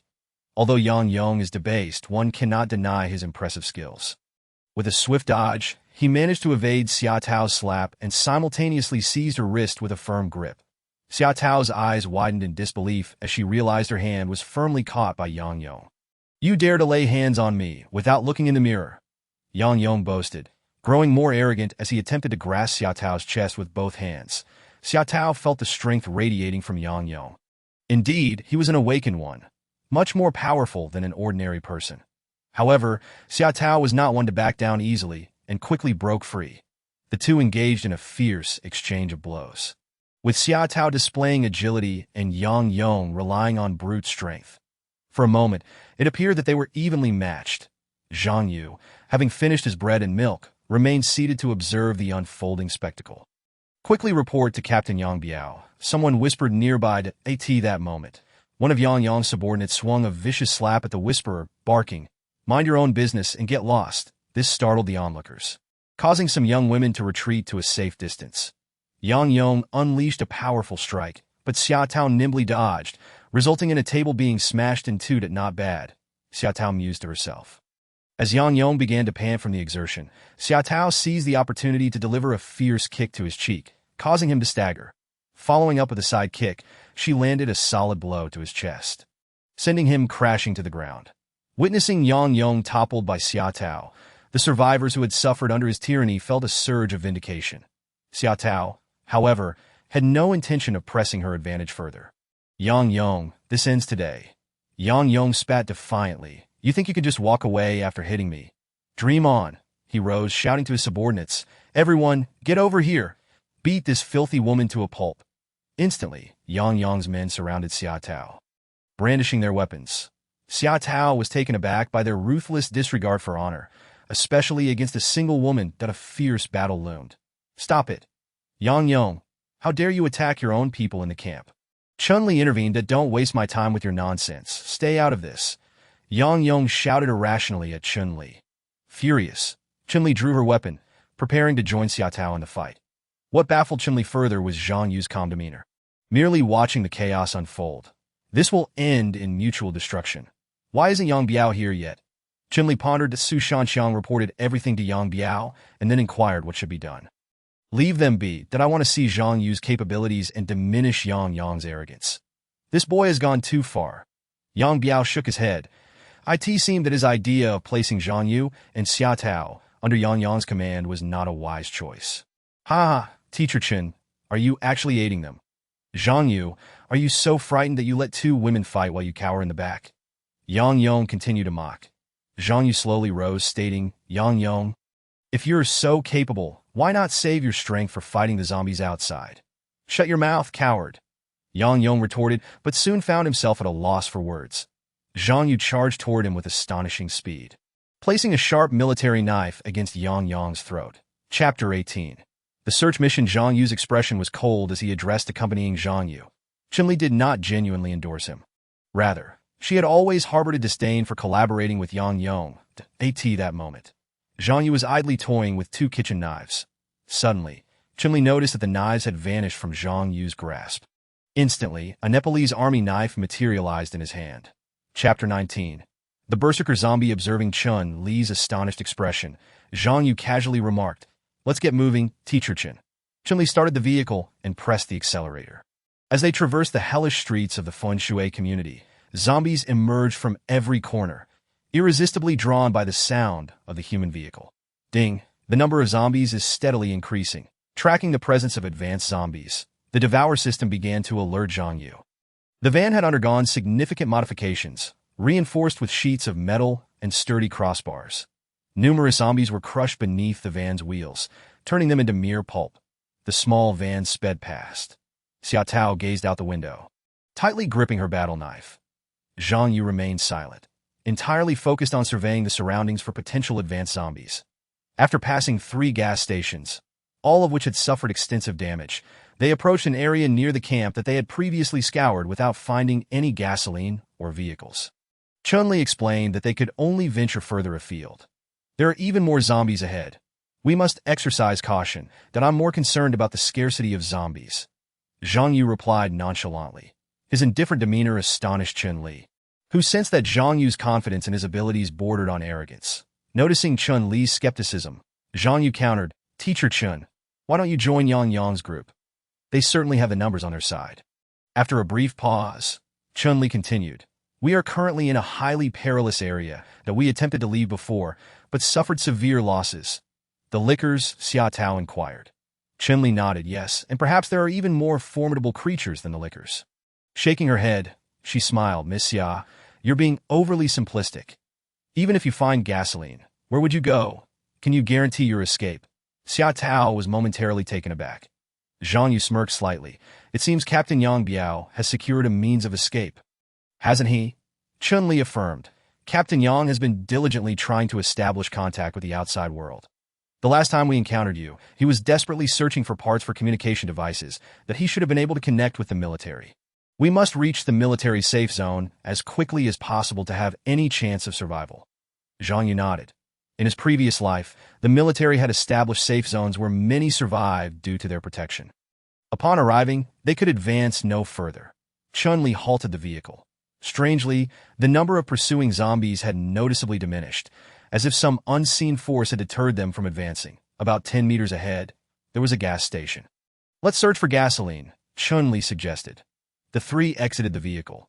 Zhang Yu and Xiaotao surveyed the gas station, which surprisingly appeared to have suffered minimal damage. It seemed too easy. Xiaotao found it hard to believe. Ding! Danger detected. Advanced zombie presence. The Devour system alerted Zhang Yu that a wave of murderous intent descended upon them. Two enormous zombies crashed heavily to the ground, creating deep craters upon impact. They possessed massive hands with sharp claws, sturdy legs, and their bodies were a grim gray-black. They had no teeth but sported long, thin tails, towering over 2 meters in height. Berserker zombies. Zhang Yu recognized the creatures at a glance. Qinli was taken aback by the sight of the Berserker zombies. Overwhelmed by their sheer oppressive presence, and no wonder no other zombies had appeared. Even the Lickers dared not approach these two colossal monstrosities. Step aside. Let me handle these two gorillas, Zhang Yu declared to Xiaotao and Chun-Li. The two Berserker zombies roared and charged at Zhang Yu, each swinging their massive fists with the intent to crush him. Zhang Yu leapt aside, narrowly avoiding their blows, which created 2-meter-wide craters in their wake. Another strike came, and the nearby wall was obliterated to end the battles of his past life. Berserker zombies wielded strength 7 to 8 times that of ordinary zombies, with enhanced speed and agility. Their formidable size combined with astonishing speed led to the demise of countless ordinary warriors. When Berserker zombies emerged, it became nearly impossible for humans to find refuge in common dwellings. Zhang Yu evaded continuously, as the two Berserkers ravaged their surroundings with their fists and claws, sending debris flying. He retaliated with a Nepalese army knife, but one of the Berserkers effortlessly blocked his attack with its massive limbs. Meanwhile, the other Berserker launched a surprise assault from behind. Zhang Yu, quick-witted, dodged just in time. Had it not been for his evolved physique, he would have long been slain by the two titans. Boss, Xiaotao, and Chun-Li attempted to rush to Zhang Yu's AID-AT that moment. Zombies suddenly emerged from the ground. This is a trap, Chun-Li shouted.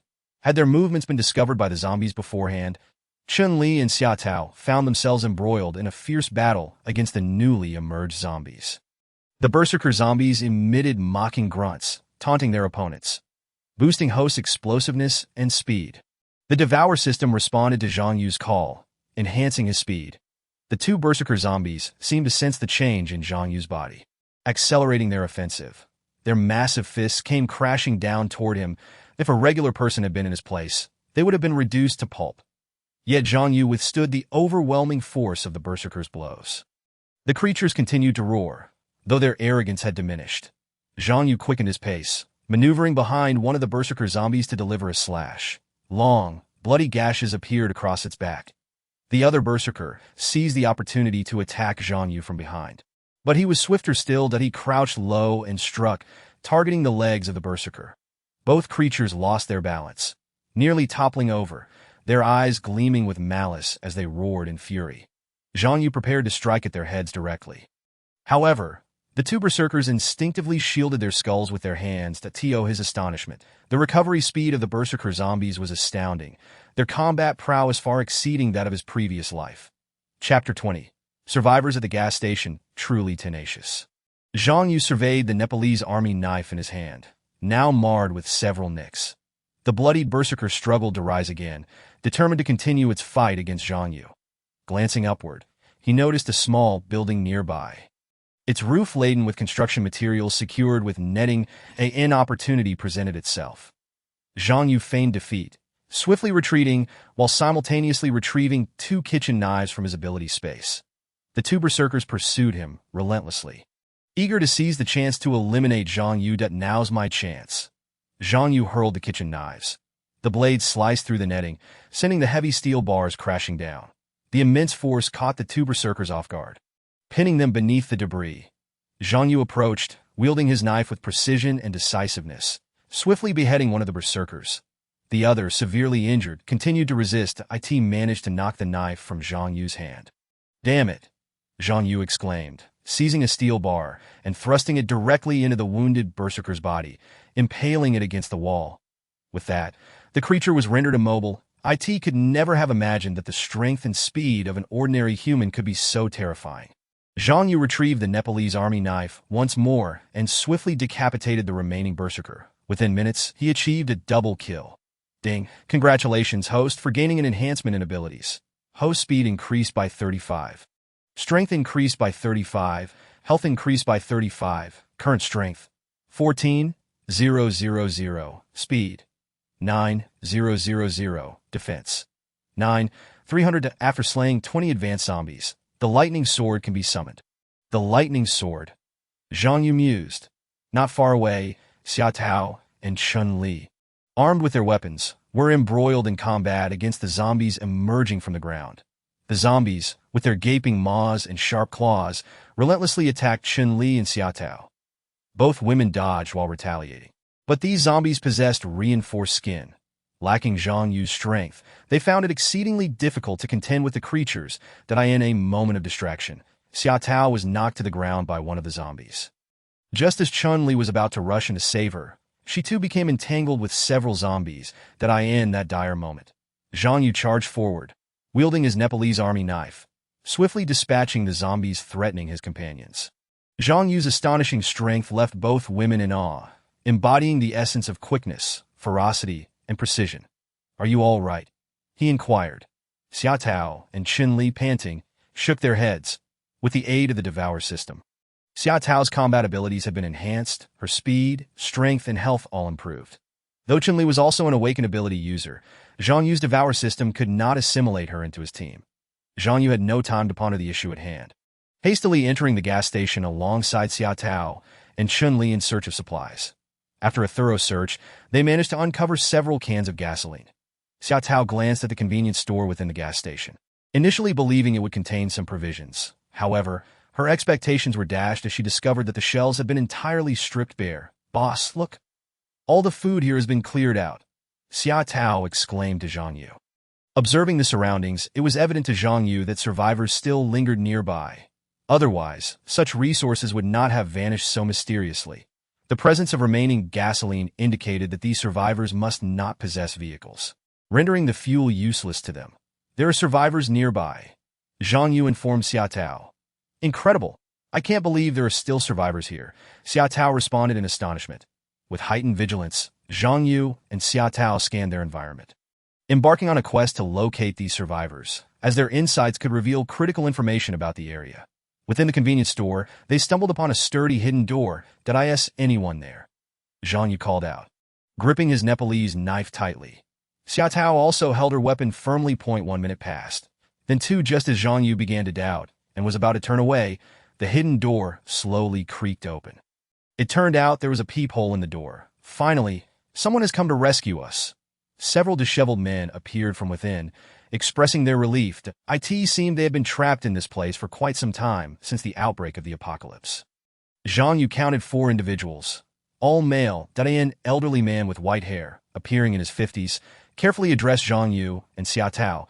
"It is truly wonderful to see you." The hidden door led to the storage room of the convenience store.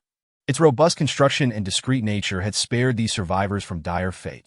Chun Li approached, and after a quick examination, confirmed that none of them bore any zombie bites. Zhang Yu and Xia Tao introduced themselves briefly. The elderly man finally regained his composure. "If it weren't for your timely rescue, we would have suffered greatly. I am Hu Chang, the street director of this community," a plump man in his 30s chimed in. "My name is Feng Qi, the owner of this convenience store." The other 2 were employees of the gas station. Food supplies had dwindled to nothing for the survivors, and had Zhang Yu and his companions not eliminated the surrounding zombies, the 4 of them would have eventually starved. Zhang Yu quickly organized the group. "Feng Qi, please find any remaining gasoline as quickly as possible. Xia Tao and Chun Li, stay alert." Feng Qi nodded, directing the other survivors to locate the remaining gasoline while filling the van's tank. However, the issue of transporting the gasoline posed a dilemma for Feng Qi and Hu Chang. The van that Zhang Yu had brought could only accommodate the 3 of them, Zhang Yu, Xia Tao, and Chun Li, along with a few cans of gasoline. Yet, Feng Qi and Hu Chang could not remain behind indefinitely. "Mr. Zhang, please find a way to take us with you," Hu Chang implored. Chun Li whispered to Zhang Yu. "Zhang Yu, the van won't fit everyone. What should we do?" Feng Qi, with keen ears, glanced between Zhang Yu and Chun Li, stating, "Mr. Zhang, please do not abandon us, that I can provide you with valuable information." Zhang Yu, intrigued, replied with a smile. "What do you know, Mr. Feng?" "I know there is a vehicle warehouse in town, containing cars that could aid our escape," Feng Qi asserted, eager to prove his worth to avoid being left behind. Hearing about the vehicles piqued Zhang Yu's interest. Hu Chang offered his powerful binoculars, repeatedly emphasizing his strong connections within the government. This elicited amusement from Zhang Yu and his companions. After all, a street director hardly constituted a significant figure. The other two gas station employees exchanged glances. Rendered powerless with nothing to offer. Just as the survivors were engulfed in anxiety, Zhang Yu stored the cans of gasoline within his ability's spatial realm. The survivors gazed in astonishment, as if witnessing a magic trick. While Chun-Li marveled at Zhang Yu's extraordinary power. "All right, there's enough room in the van now. Let us board." Zhang Yu waved his hand. "What is this?" Chun-Li exclaimed, taken aback by Zhang Yu's seemingly magical act. Hu Chang and Feng Qi stood in stunned silence, momentarily at a loss for words. "This is a spatial storage ability. I will explain later, but we cannot linger here," Zhang Yu stated, utilizing his devouring ability to scan the vicinity. The number of zombies nearby was beginning to accumulate once more. Hearing Zhang Yu's warning, the others quickly lost interest in his powers. Zhang Yu observed the survivors in the van. The devouring ability revealed to him that Chun-Li did not meet the criteria for joining his team, whereas the plump Feng Qi did. Zhang Yu decided to test Feng Qi that a horde of zombies encircled the van, rendering it nearly immobile. Among the throng, 10 lickers stood out, a rare sight to see so many acting in unison. Strange, these zombies seemed to have come prepared. Zhang Yu mused, puzzled by how they had discerned their whereabouts. Hu Chang and the others, having experienced the terror of lickers before, trembled despite wielding steel pipes as weapons. Only Feng Qi appeared somewhat composed. "Aren't you afraid?" Zhang Yu inquired. "Afraid of what?" "I've been a soldier, wielded a gun, and fought in jungle warfare. I've lived long enough," Feng Qi replied resolutely. Zhang Yu nodded. "Let us disembark and fight." Xia Tao and Chun-Li were the first to exit, followed by Feng Qi. The other three, trembling, slowly followed suit. "Kill!" Zhang Yu bellowed, charging into the throng of zombies. His movements flowed seamlessly, dispatching zombies as though they were mere vegetables. Xia Tao and Chun-Li also rose to the occasion, slaying the approaching zombies. "Stay close to the van," Zhang Yu commanded. After a fierce battle, Zhang Yu, with his formidable combat prowess, swiftly vanquished the 100 zombies that had surged forward. The 10 lickers remained in the rear, seemingly gathering strength that in the early days of the apocalypse, high-level zombies were not abundant, making the sudden appearance of 10 lickers, alongside 2 rampaging zombies from earlier. Quite alarming. Clearly, this outing had drawn the zombies' attention, with their target being Zhang Yu himself. However, Zhang Yu felt elated, for he was merely 20 high-level zombies away from acquiring the lightning sword. These lickers were high-level zombies, practically presenting him with experience points. With Zhang Yu's powerful combat capabilities assisting them, Chun-Li and Xia Tao eliminated the remaining ordinary zombies, while Feng Qi also dispatched a few. Feng Qi absorbed the cores from the fallen zombies, only to feel a series of reactions within his body, causing discomfort to arise.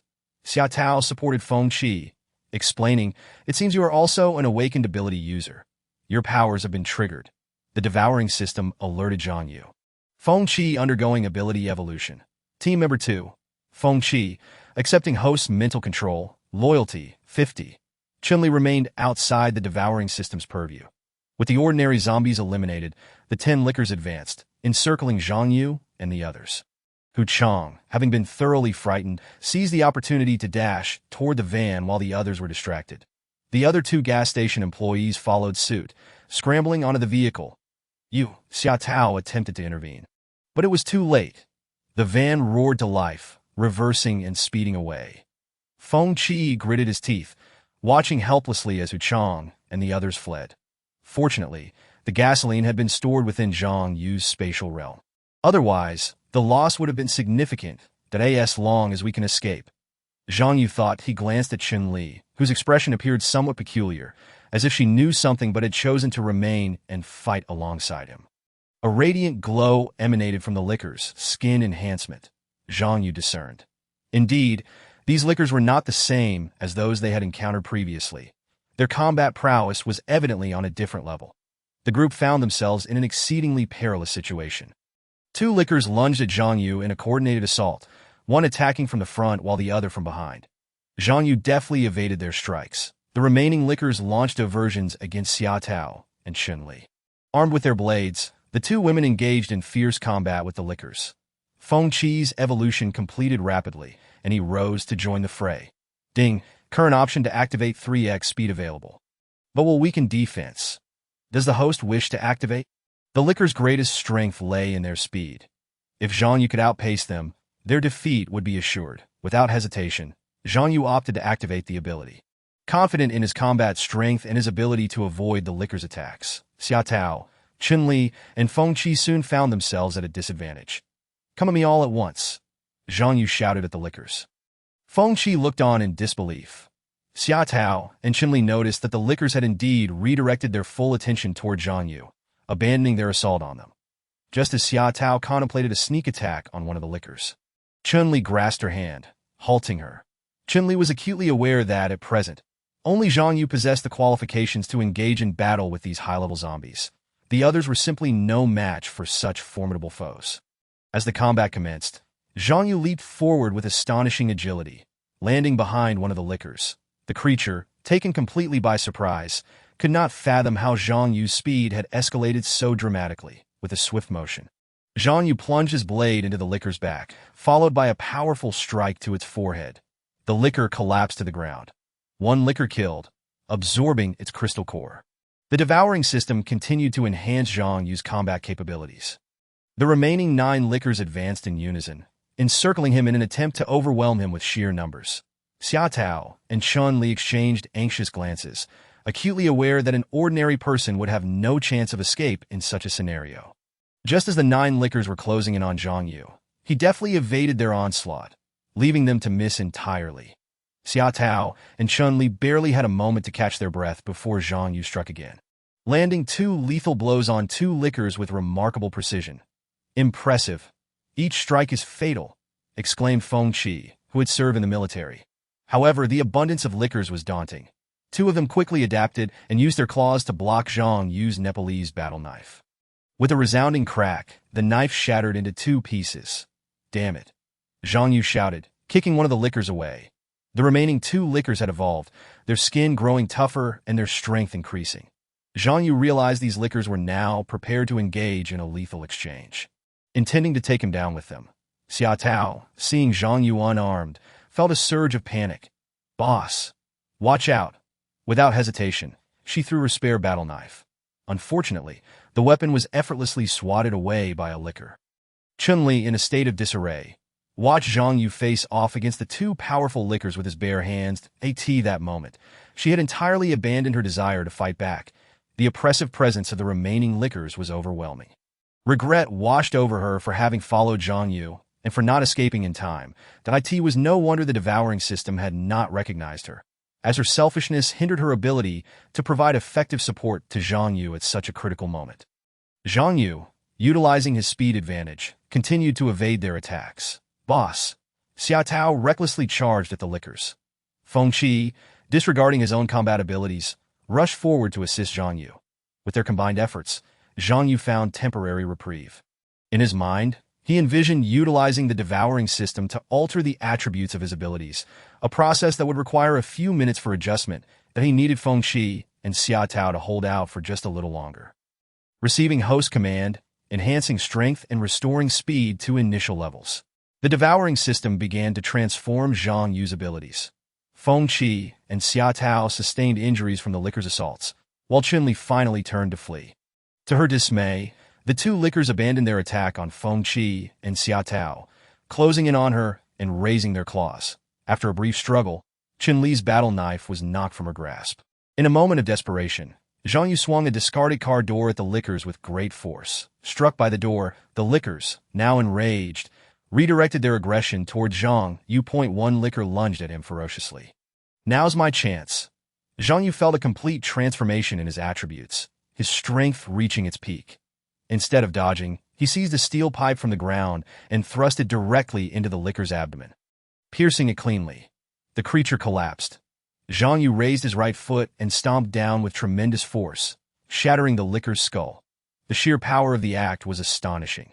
Seizing the moment while the last liquor was still recovering, Feng Qi noticed the battle knife Xia Tao had thrown earlier lying nearby. He swiftly tossed it to Zhang Yu, who caught it firmly in his hand. Zhang Yu leaped in front of the liquor. In this one-on-one confrontation, the odds were no longer in the liquor's favor.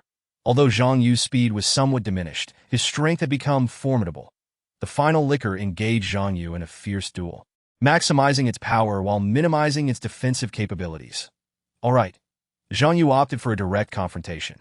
Both adversaries unleashed their full might in a deadly clash, each determined to emerge victorious. Xia Tao and Feng Qi watched in astonishment as the battle unfolded. The sound of Zhang Yu's battle knife clashing against the liquor's claws echoed through the air. They were locked in a struggle, both gritting their teeth and exerting every ounce of strength. 1 minute, 2 minutes. Ultimately, the liquor could not withstand the pressure. Its claws shattered under the assault, and its body was cleaved in two. He did it. The boss succeeded. Xia Tao shouted triumphantly. Zhang Yu had single-handedly vanquished 10 liquors. Feng Qi was left in awe of Zhang Yu's prowess. Since the outbreak of the apocalypse, the strongest human he had encountered was undoubtedly Zhang Yu. Qin Li, shaken from her stupor, felt a wave of shame wash over her for her earlier cowardice. Ding! Detected host has successfully killed a total of 10 enhanced liquors. Ability evolution in progress. Current combat status: Strength, 20,000, Speed, 10,000, Defense, 11,000. Zhang Yu sensed that he would soon be able to summon the lightning sword.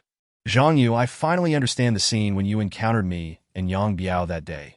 At the time, I was puzzled as to how Yang Biao could so effortlessly slay the liquors. It turns out you were the one who defeated them, while Yang Biao merely picked up the spoils, Qin Li said, filled with remorse. Lowering her head, she continued, Yang Biao asked me to accompany you to divert the zombies' attention. His ability allows him to emit a scent that attracts zombies to awaken ones. That scoundrel, Xia Tao exclaimed. Why did you so readily listen to Yang Biao? Zhang Yu inquired, kneeling beside Qin Li. She spoke slowly, because I was gravely ill in the past, and Yang Biao covered my exorbitant medical expenses, that I owe him a debt of gratitude, that he even promised me he would divorce and marry me. Zhang Yu finally grasped the nature of Qin Li's relationship with Yang Biao. Yang Biao deceived me, claiming he hadn't added the scent to me, saying I could use you and Xia Tao as bait to escape unscathed. I was truly foolish. Before she could finish, Qin Li coughed up a mouthful of blood. It turned out she had been injured during the earlier battle with the liquors. Xia Tao and Feng Qi examined their own bodies, realizing they too bore wounds. Thanks to Zhang Yu's devouring system, their injuries were beginning to heal. Boss, Xia Tao murmured in disbelief, as long as you are near me, your ordinary wounds will heal. Unfortunately, Qin Li cannot. Zhang Yu replied, casting a regretful glance at her. Because Qin Li was not accepted by the devouring system, her injuries would not heal. That I won't last long. If possible, I wish to give you my ability. Qin Li spoke in a faltering voice. Zhang Yu nodded and attempted to absorb Qin Li's ability through his devouring power. Absorbing awakened one's ability, converting it into host combat power enhancement. Additionally, acquiring ability points from killing rabid zombies and liquors. Special skill lightning sword summoning in progress. With the lightning sword, Zhang Yu would be able to confront even more zombies, or even more advanced mutated creatures. After defeating additional zombies and mutants, the devouring system could help enhance the abilities of Xia Tao and Feng Qi within Zhang Yu's team. Qin Li extended her right hand, producing a laminated photograph. This is my sister. Emoing that if you see her, please take care of her. Before she could finish, Qin Li's breath ceased. Chapter 23, The Demon of the Rainy Night. Zhang Yu took the photograph, which depicted Qin Li and Mo Ying, revealing that they were identical twins. Holding on to Qin Li's right hand, Zhang Yu felt a profound sense of responsibility towards her loyalty to Yang Biao. It became clear that Yang Biao's true intention in sending people out for supplies was to attract the zombies' attention, cunningly hiding his motives. This old fox had concealed his true nature so well that even his own nephew, Yang Yong, was merely a pawn to this moment. Qin Li's life was drawing to a close. Her body was undergoing a transformation into a zombie. Her eyes radiated a deathly glow. Qin Li has turned into a zombie, Xia Tao cried out. Zhang Yu commanded, Feng Qi, Xia Tao eliminate her for a moment. Xia Tao and Feng Qi hesitated, struggling to carry out the order, as just moments ago, Qin Li had been human. Follow the command, unless you wish for your own demise, Zhang Yu shouted sternly, with renewed resolve. Feng Qi and Xia Tao struck at Chun-Li. The zombified Chun-Li let out a pained scream as she fell heavily to the ground. "Boss, what do we do next?" Xia Tao asked. "I know of a garage where we can find vehicles that we can escape the city," Feng Qi proposed. Xia Tao and Feng Qi exchanged glances. "This is an order. Do you not wish to follow me?" Zhang Yu fixed his gaze upon them. Zhang Yu meticulously organized his thoughts. Yang Biao was not as weak as he appeared. His abilities were indeed formidable, capable of imbuing awakened individuals with a scent that attracted the attention of zombies. Moreover, Yang Biao's rapid insistence on sending Zhang Yu and his companions outside suggested he was concealing something. The term evil evolution surfaced ominously in Zhang Yu's mind. Some awakened individuals, upon acquiring their powers, could transform into monstrous entities due to their corrupt intentions, resembling not just zombies, but terrifying aberrations that posed an even greater threat to humanity. That moment, the sky opened up, unleashing a torrential rain. Hu Chang and his companions had driven far from their previous location, in the midst of the apocalypse. Each was focused on their escape, with Hu Chang feeling no remorse, but rather relief at his quick reflexes. The other two survivors shared a sense of liberation. "Fortunately, I ran fast. Otherwise, I'd be left behind like those fools."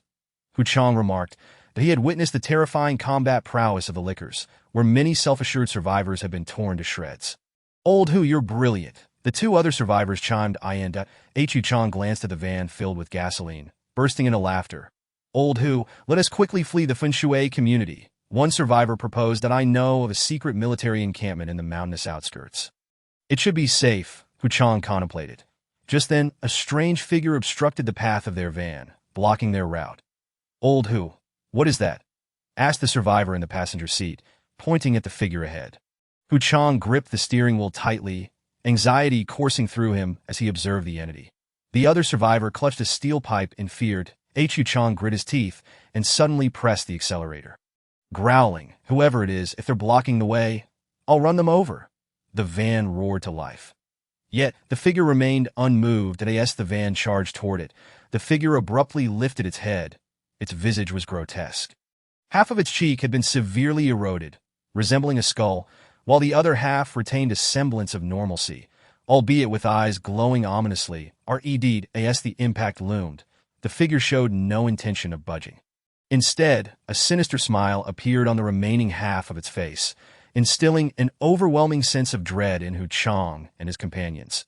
The van seemed to be ensnared by an unseen force, rendered immobile despite Hu Chang's desperate attempts to accelerate.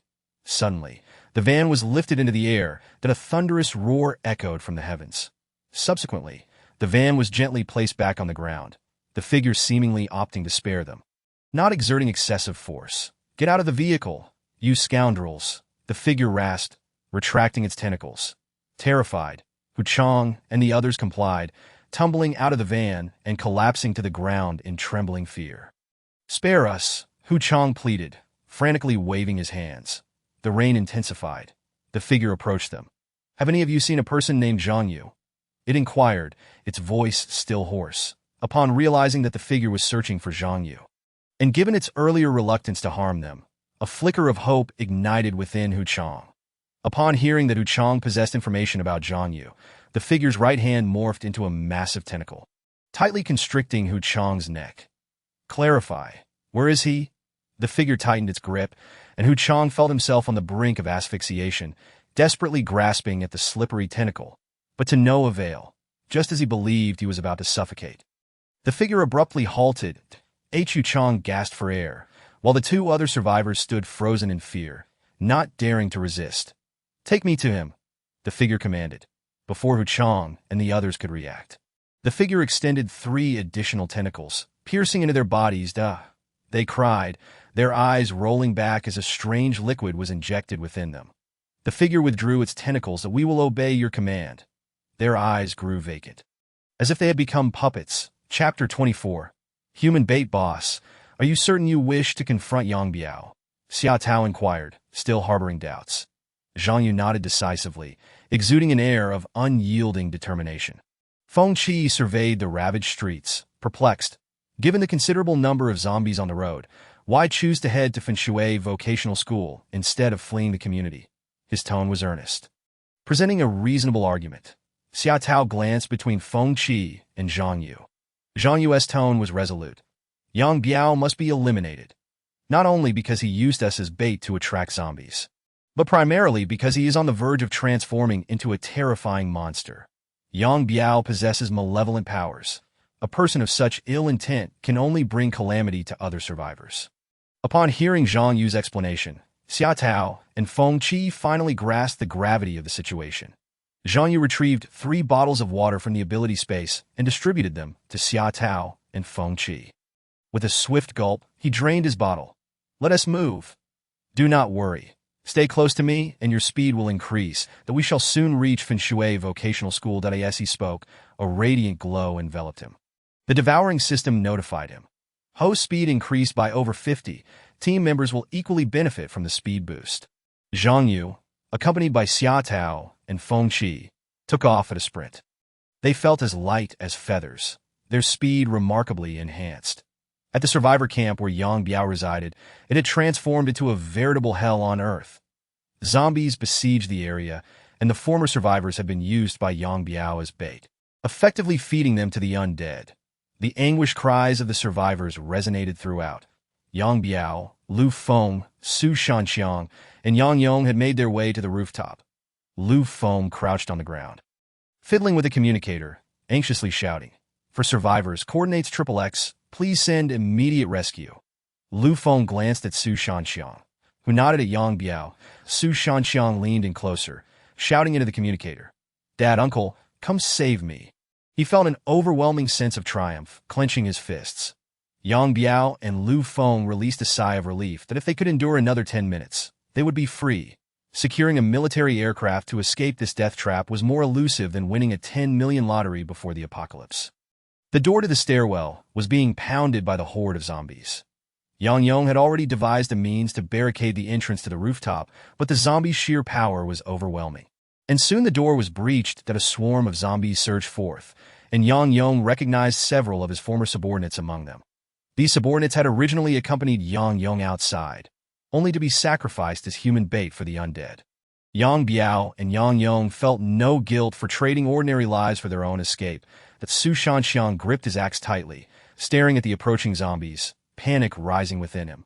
Yang Yong, armed with a combat knife, looked at the zombified former subordinates, their eyes filled with rage, seemingly yearning to rend him to pieces. An icy shiver ran down Yang Yong's spine. "I can't believe these bastards are still after me." Even in death, he spat, then drew his submachine gun, firing at the zombies. Bang, bang!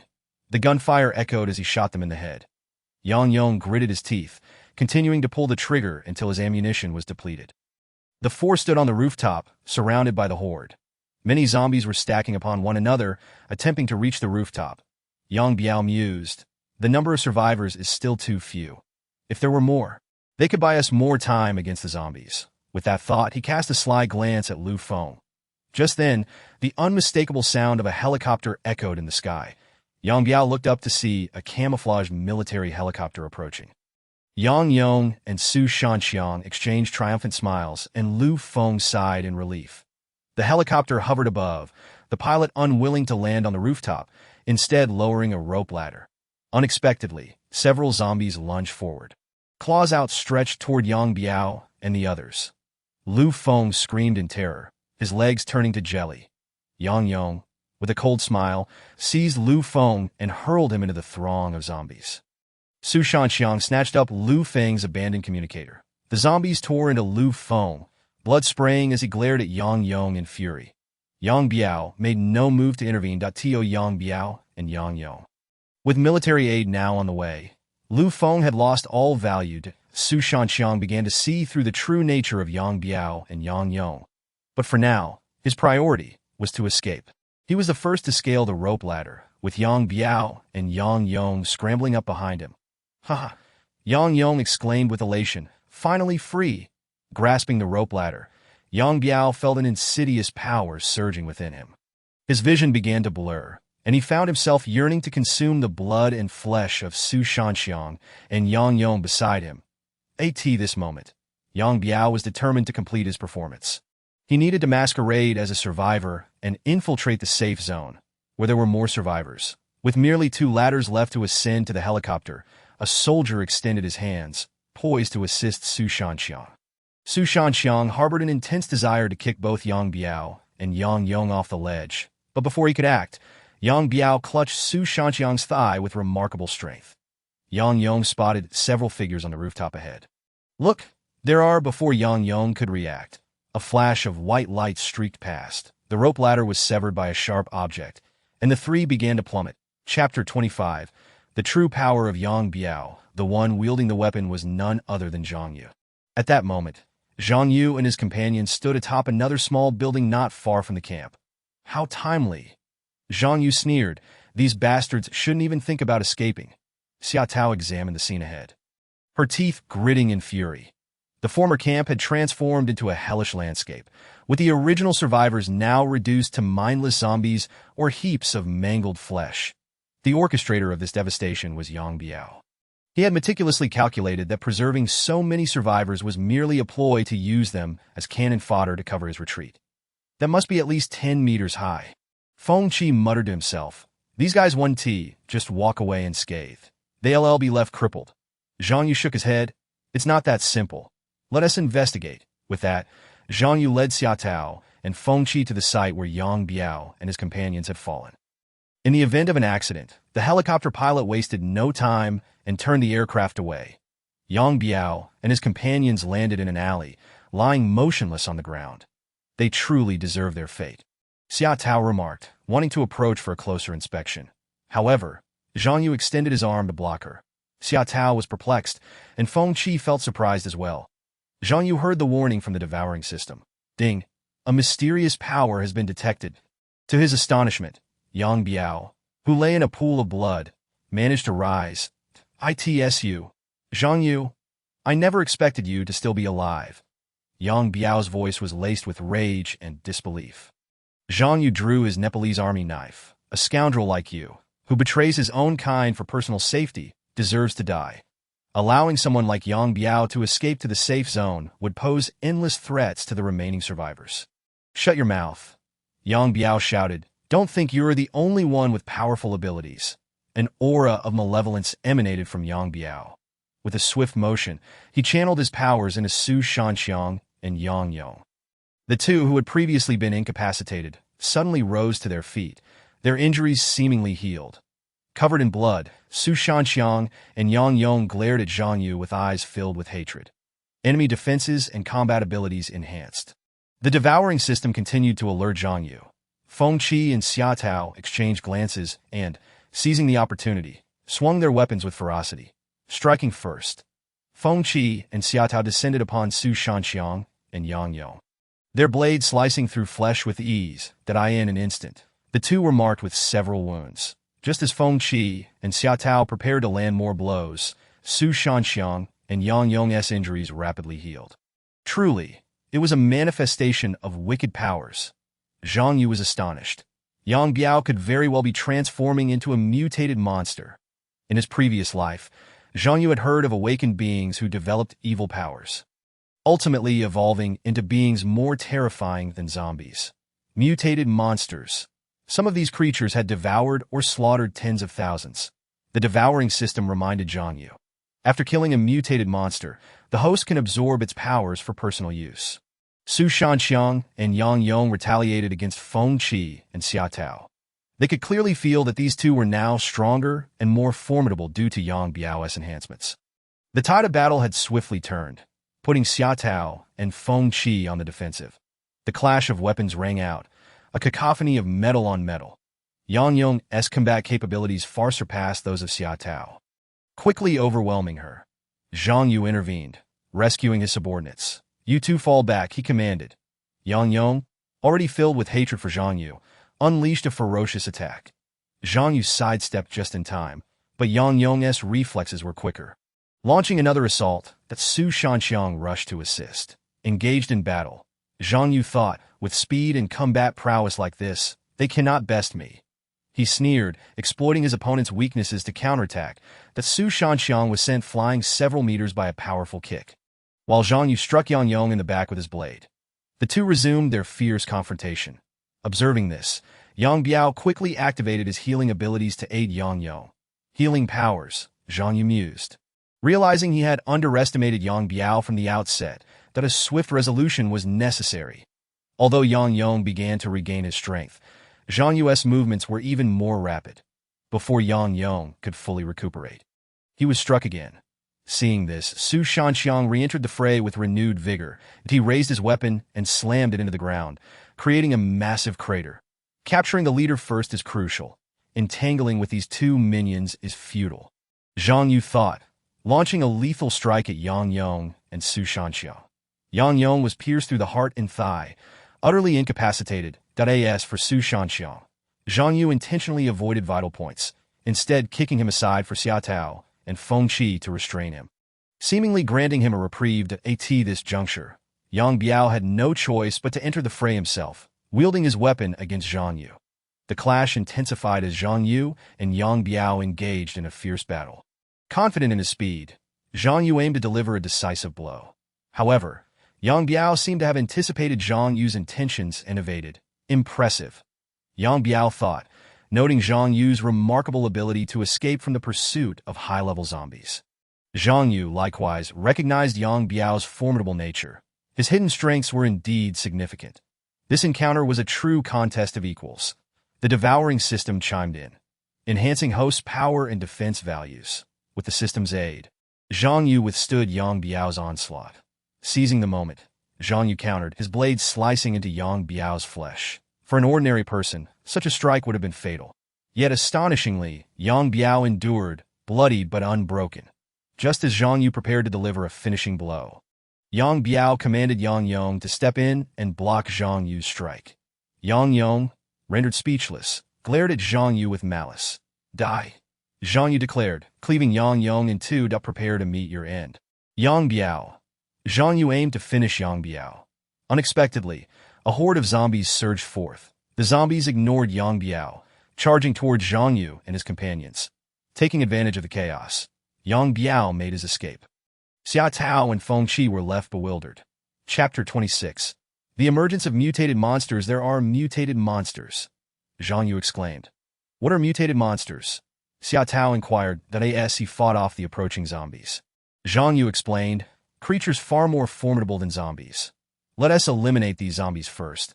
Then we can retreat to safety. In his previous life, zombies had already posed a significant threat to humanity, but there were also mutated monsters capable of controlling them. These creatures possessed intelligence and combat prowess surpassing that of zombies, representing an even greater danger to humankind. The emergence of mutated monsters meant that escaping would become increasingly difficult for Zhang Yu and his companions. Zhang Yu scanned the surroundings, unable to discern where the mutated monsters lay hidden. Feng Qi, Xia Tao, you two retreat first. I'll cover you.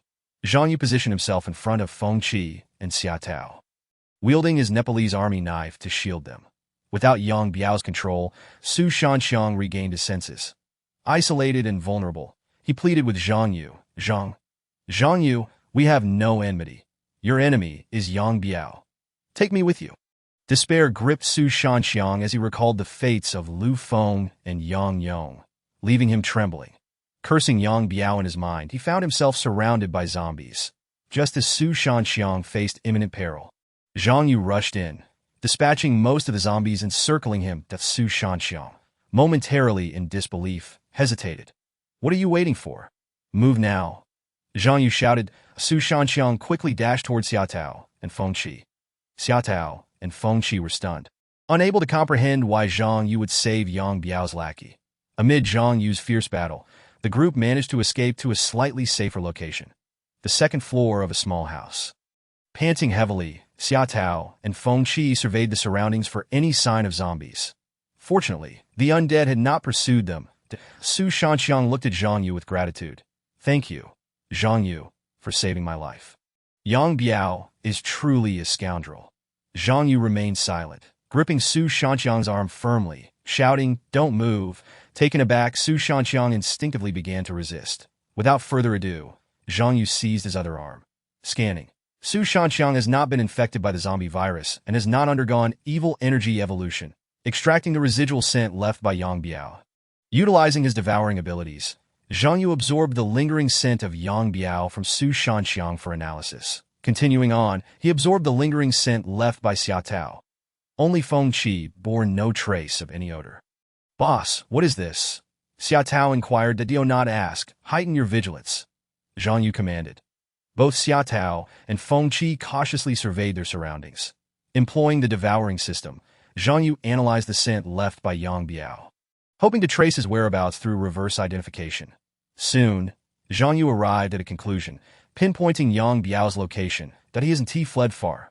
"We must eliminate him," Zhang Yu declared. Upon hearing this, Xia Tao and Feng Qi exchanged glances, bewildered by how Zhang Yu could ascertain Yang Biao's position. "Trust me, Yang Biao has awakened to the dark energy and is on the verge of becoming a mutated monster. His scent will soon vanish. If we do not eliminate him now and allow him to mingle with the survivors, it will lead to endless repercussions," Zhang Yu explained with resolute conviction. The so-called dark energy awakener refers to those whose abilities have been awakened, their minds manipulated by nefarious forces. They ultimately transform into even more terrifying creatures than zombies, possessing strength far superior and retaining human intelligence. Su Shanxiang interjected, "Zhang Yu, perhaps you are correct, but with zombies surrounding us, the risk is too great. Why not locate the military first and then eradicate these monsters? That would be too late." Zhang Yu retorted, "It's too risky. I will contact the military. Whether you choose to accompany me is of no concern to me. And do not obstruct me," Su Shanxiang stated, retrieving a communicator to contact the military. Only for it to break during a scuffle, Su Shanxiang pounded his chest in frustration, cursing that "If you are unwilling to join me in action, then be it," Zhang Yu said. Naturally, Xia Tao and Feng Qi expressed their intention to accompany Zhang Yu. Observing the surroundings, Su Shanxiang realized that escaping alone was impossible, that he had no choice but to comply. "Let us eat something before we set off." Zhang Yu opened the space of abilities, retrieving some water and food to distribute among them. Zhang Yu fixed his gaze on the direction where Yang Biao might be hiding, a murderous glint in his eyes that he pondered over his lightning sword ability, with the devouring system indicating that several more hours would be needed. Zhang Yu longed to employ his new weapon, the lightning sword, to deal with Yang Biao. Having narrowly escaped Zhang Yu, Yang Biao was now concealed in a shadowy corner. This moment, he too felt the changes occurring within his body, the malevolent power causing him unbearable pain. The surrounding zombies, upon seeing Yang Biao, ceased their attacks. Yang Biao observed as sharp claws sprouted from his hands and fangs grew from his mouth. "No!" he screamed. Suddenly, a sinister, eerie laughter echoed, and a figure slowly materialized before Yang Biao. "Who are you?" Yang Biao inquired, tensing as he raised his sharp claws towards the uninvited guest. That a tall man appeared before Yang Biao. Clearly not human, he writhed like a serpent, his body draped in tattered cloth. Even more bizarrely, his form twitched incessantly, as if something within him was surging to an enemy. "Zhang Yu?"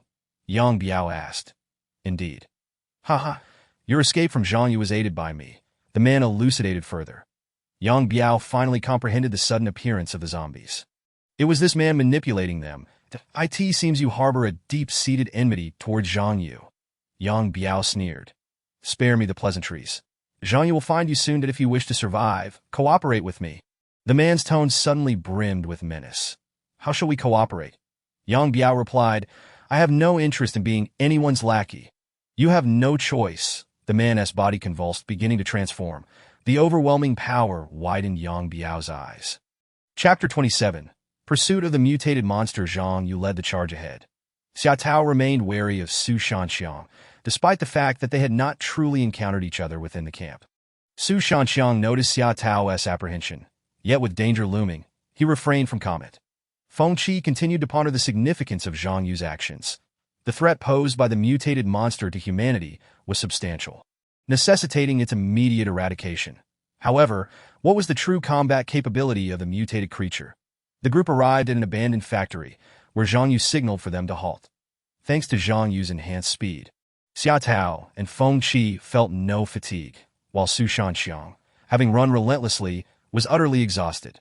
"Once we eliminate Yang Biao, we will search for a vehicle to leave the Funshui community. By the way, Feng Qi, do you recall the location of the garage?" Zhang Yu quietly inquired.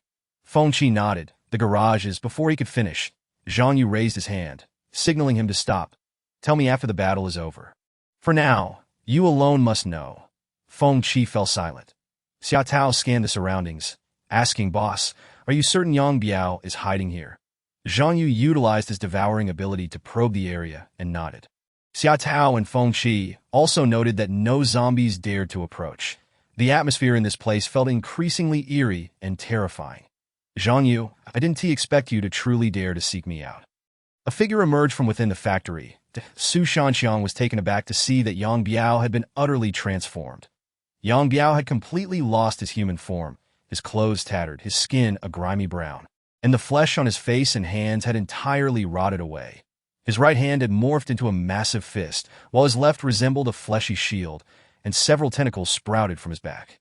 Towering nearly 2.5 meters tall, Zhang Yu unsheathed his combat knife and addressed Yang Biao. Prepare to meet your end. With a swift motion, Zhang Yu lunged forward, his speed remarkable, quickly closing the distance to Yang Biao. The Nepalese knife swung down towards Yang Biao's forehead. Yang Biao reacted swiftly, using his fleshy shield to block the attack. The shield was incredibly sturdy, causing Zhang Yu's hands to tingle from the impact. Subsequently, Yang Biao unleashed a powerful punch with his right hand. Zhang Yu deftly dodged. The ground shook as Yang Biao's iron fist struck, creating a massive crater. Impressive. His strength is several times greater than that of a raging zombie. Before Zhang Yu could feign, it possessed a height comparable to that of an ordinary person, yet boasted 4 limbs, 6 hands, 2 short and 4 elongated, resembling scythes. Its head was exceedingly small, devoid of teeth and eyes. From a distance, it appeared as a repulsive humanoid insect. Beware of the blade demon. Zhang Yu shouted that in his previous life, Zhang Yu had encountered such a mutated creature, known for its formidable combat prowess. Its scythe-like hands could effortlessly slice through the armor of a military vehicle. Suddenly, several more figures materialized. There was not just one blade demon, but 4 in total. Haha, Zhang Yu, you must have reached your maximum combat value by now. Yang Biao cackled. Our earlier skirmish was merely a ruse to provoke your full strength. Now, your doom is at hand. Chapter 28. Niu Kai and the Blade Demon. Zhang Yu and his companions found themselves encircled by the Blade Demons.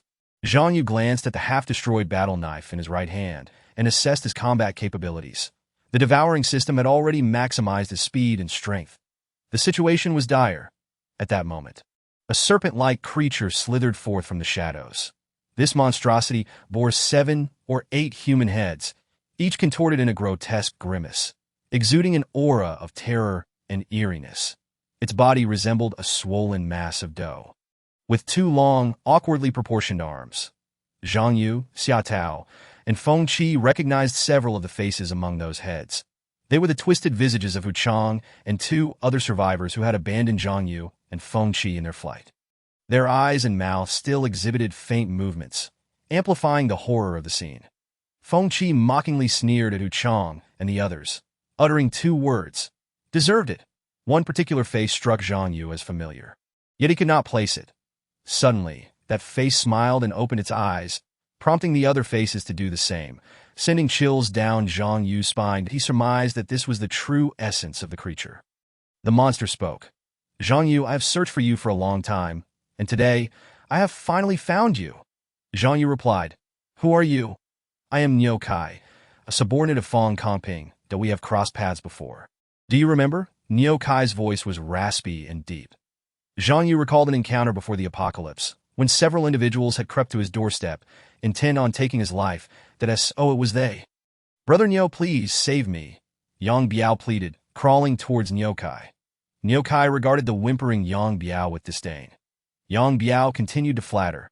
As per your instructions, I have lured Zhang Yu into unleashing his full combat potential. He is now but a fish ready for slaughter. Please save me. Niu Kai, upon hearing Yang Biao's words, let out a derisive laugh. Yang Biao sensed something amiss. Before he could react, Niu Kai's hands seized him with brutal force. Niu Kai's hands, resembling straws, drained Yang Biao entirely, in an instant. Yang Biao's body was consumed, vanishing without a trace. It was evident that he had become sustenance for Niu Kai. This grotesque and repulsive spectacle caused Xia Tao, and Su Shanqi to retch. Feng Qi muttered, "This fellow is truly vicious." Niu Kai, satisfied, licked his lips. "You lot will also become a part of me. Your flesh, blood, and abilities." Huh. The heads of Wuchang and the others echoed eerie laughter. Zhang Yu, silent, stealthily summoned a firearm from his ability. Several more blade demons surged forward, and many special forces members were disemboweled by their ruthless strikes. Zhang Yu cried out in his heart, "Lightning sword, come quickly!" The only chance of turning the tide lay in Zhang Yu acquiring new abilities that at this moment. Xia Tao and Feng Qi recklessly shielded Zhang Yu, sustaining further injuries in the process. Mo Ying, having expended all the ammunition in her submachine gun, drew her pistol to continue the fight. Alas, Mo Ying's right hand was injured. Losing her combat capability, she sighed, "Comrades, it seems our fate ends today. Until we meet again in another life." Mo Ying picked up her pistol with her left hand and aimed it at herself. Unexpectedly, the bullet jammed. Her eyes widened in disbelief. Why did the last bullet have to jam? Otherwise, she could have met her end more swiftly. "You foolish humans. Do you think you can escape so easily?" Niu Kai sneered. Spotting a Special Forces member struggling on the ground, Niu Kai delivered a crushing blow to the soldier's head. Exclaiming, "Did it feel good shooting me just now?" Finally, Niu Kai approached Zhang Yu as two blade demons plunged their sides into Zhang Yu's back, lifting him off the ground. "That I shall drain you now." Niu Kai's hands plunged into Zhang Yu's body. Zhang Yu gritted his teeth against the pain. Ding. Ability evolution in progress. Host current combat status. Strength, 20,000. Speed, 10,000. Defense, 11,000. Ability, lightning sword. Fully activated. Ready for use. Niu Kai suddenly realized Zhang Yu's transformation. How could this brat suddenly possess such immense energy? He hastily released Zhang Yu at that moment. An electric current enveloped Zhang Yu, gradually coalescing into a sword in his right hand, the lightning sword. "What is this?" Xia Tao and Feng Qi were taken aback, and Mo Ying weakly lowered her gun. Zhang Yu rose to his feet. Niu Kai, no longer daring to underestimate him, commanded the four blade demons to charge at Zhang Yu. Gripping the lightning sword tightly, Zhang Yu focused on the grotesque creatures before him. The six sides wielded by the blade demons glimmered ominously.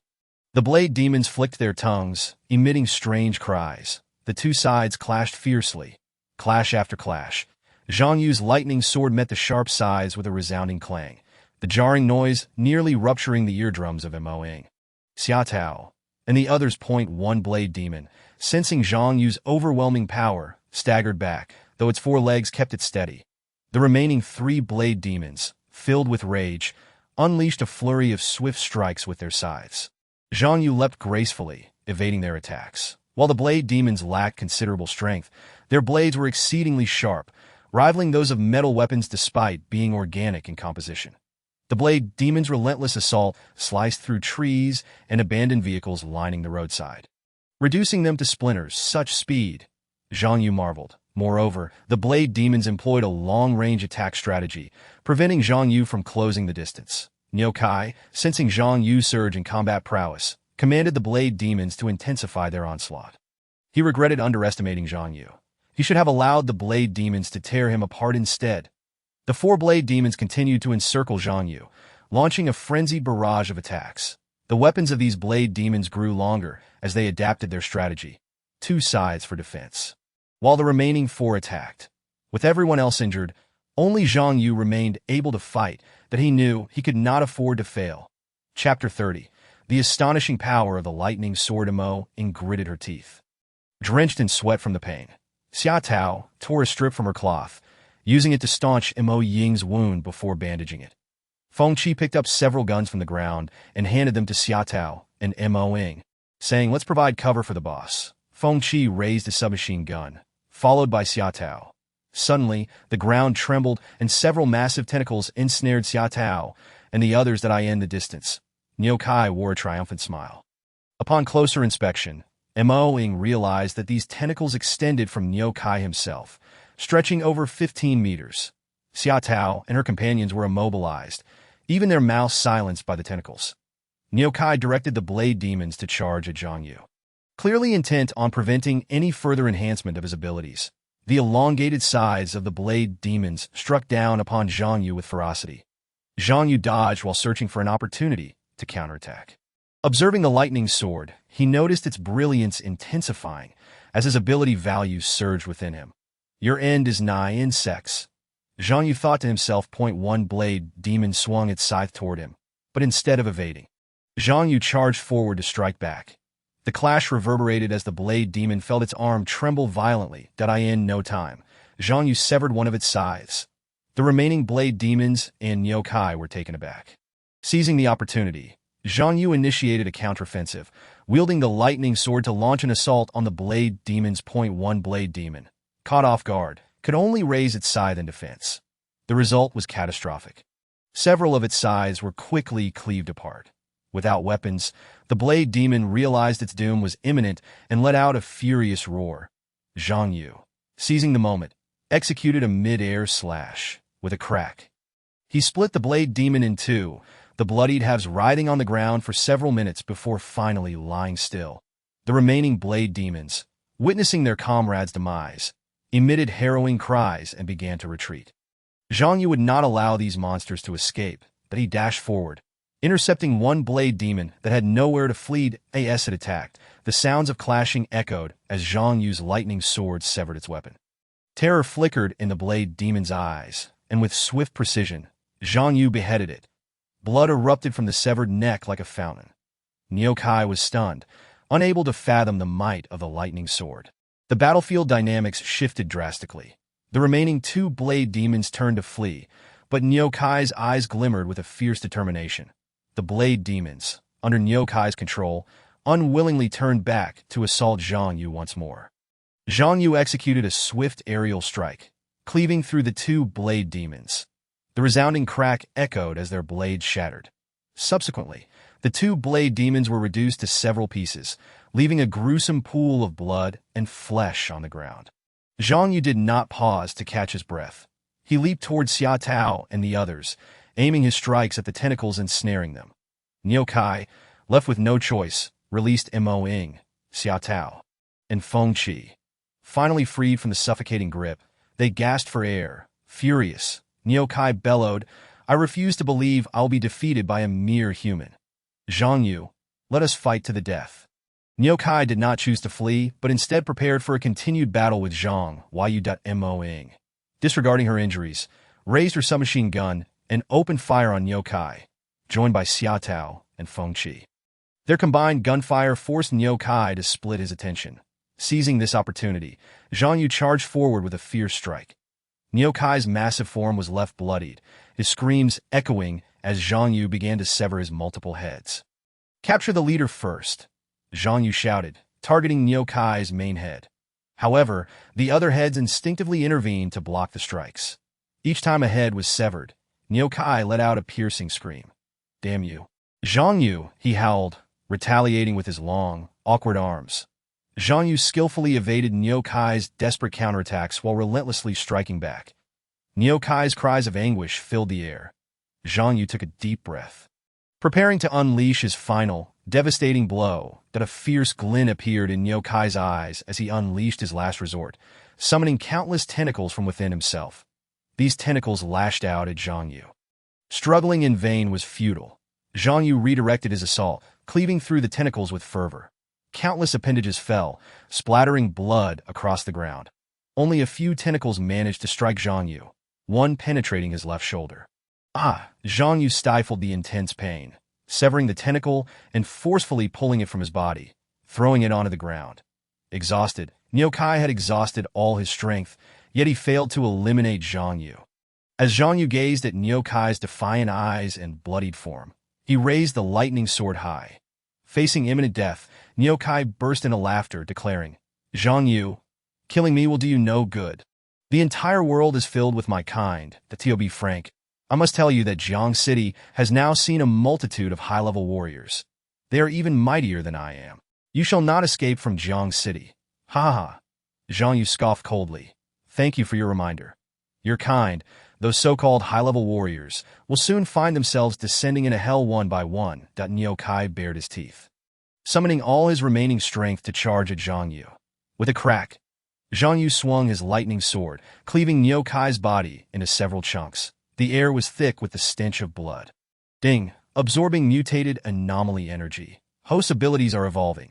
Power, 30,000 speed, 20,000 defense, 20,000. Host's health is recovering.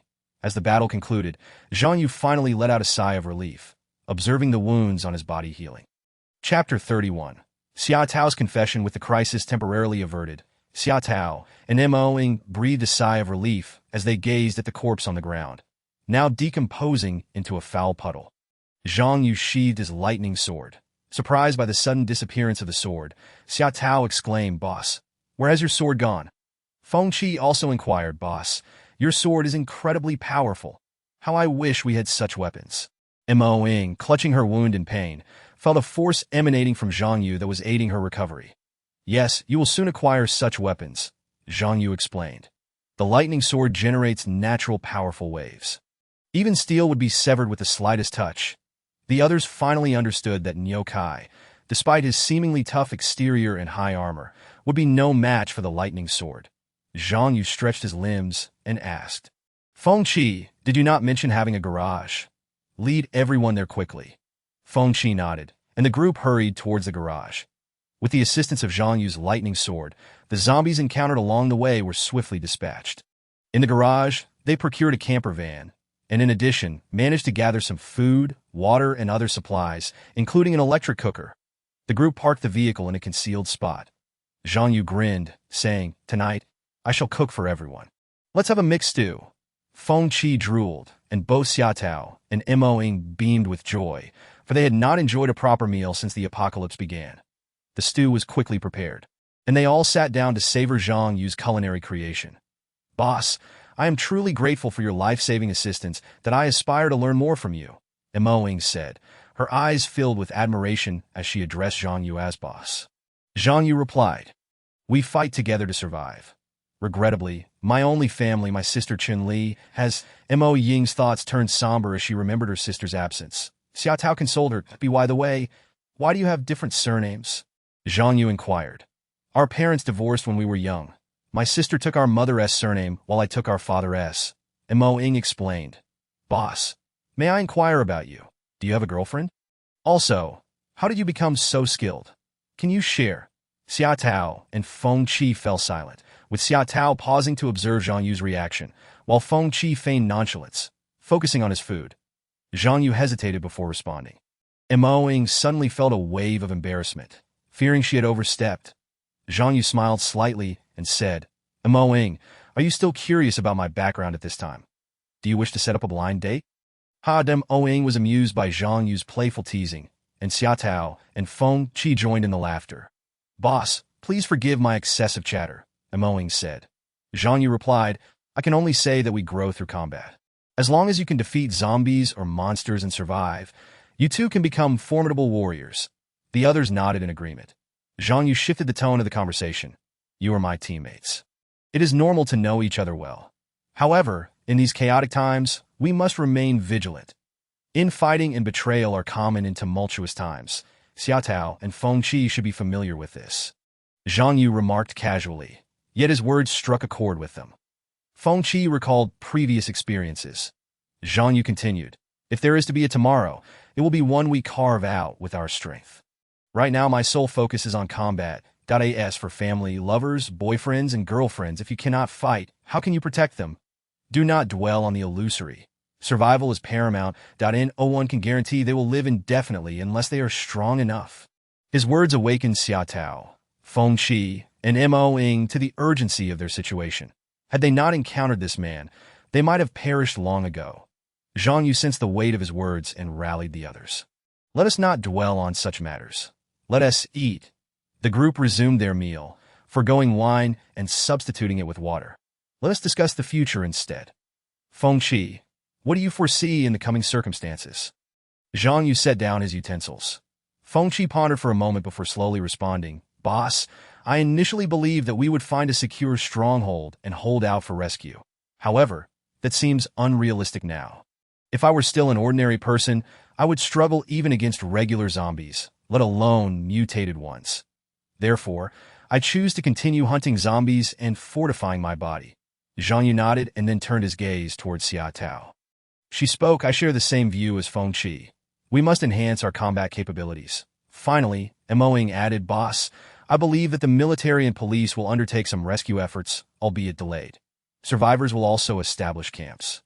And the battles between humans and zombies will become prolonged and arduous that if we can endure, we will become the main force in exterminating the monsters.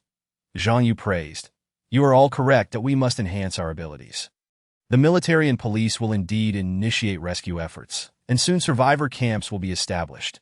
However, zombies and mutated monsters will evolve, becoming even more formidable foes.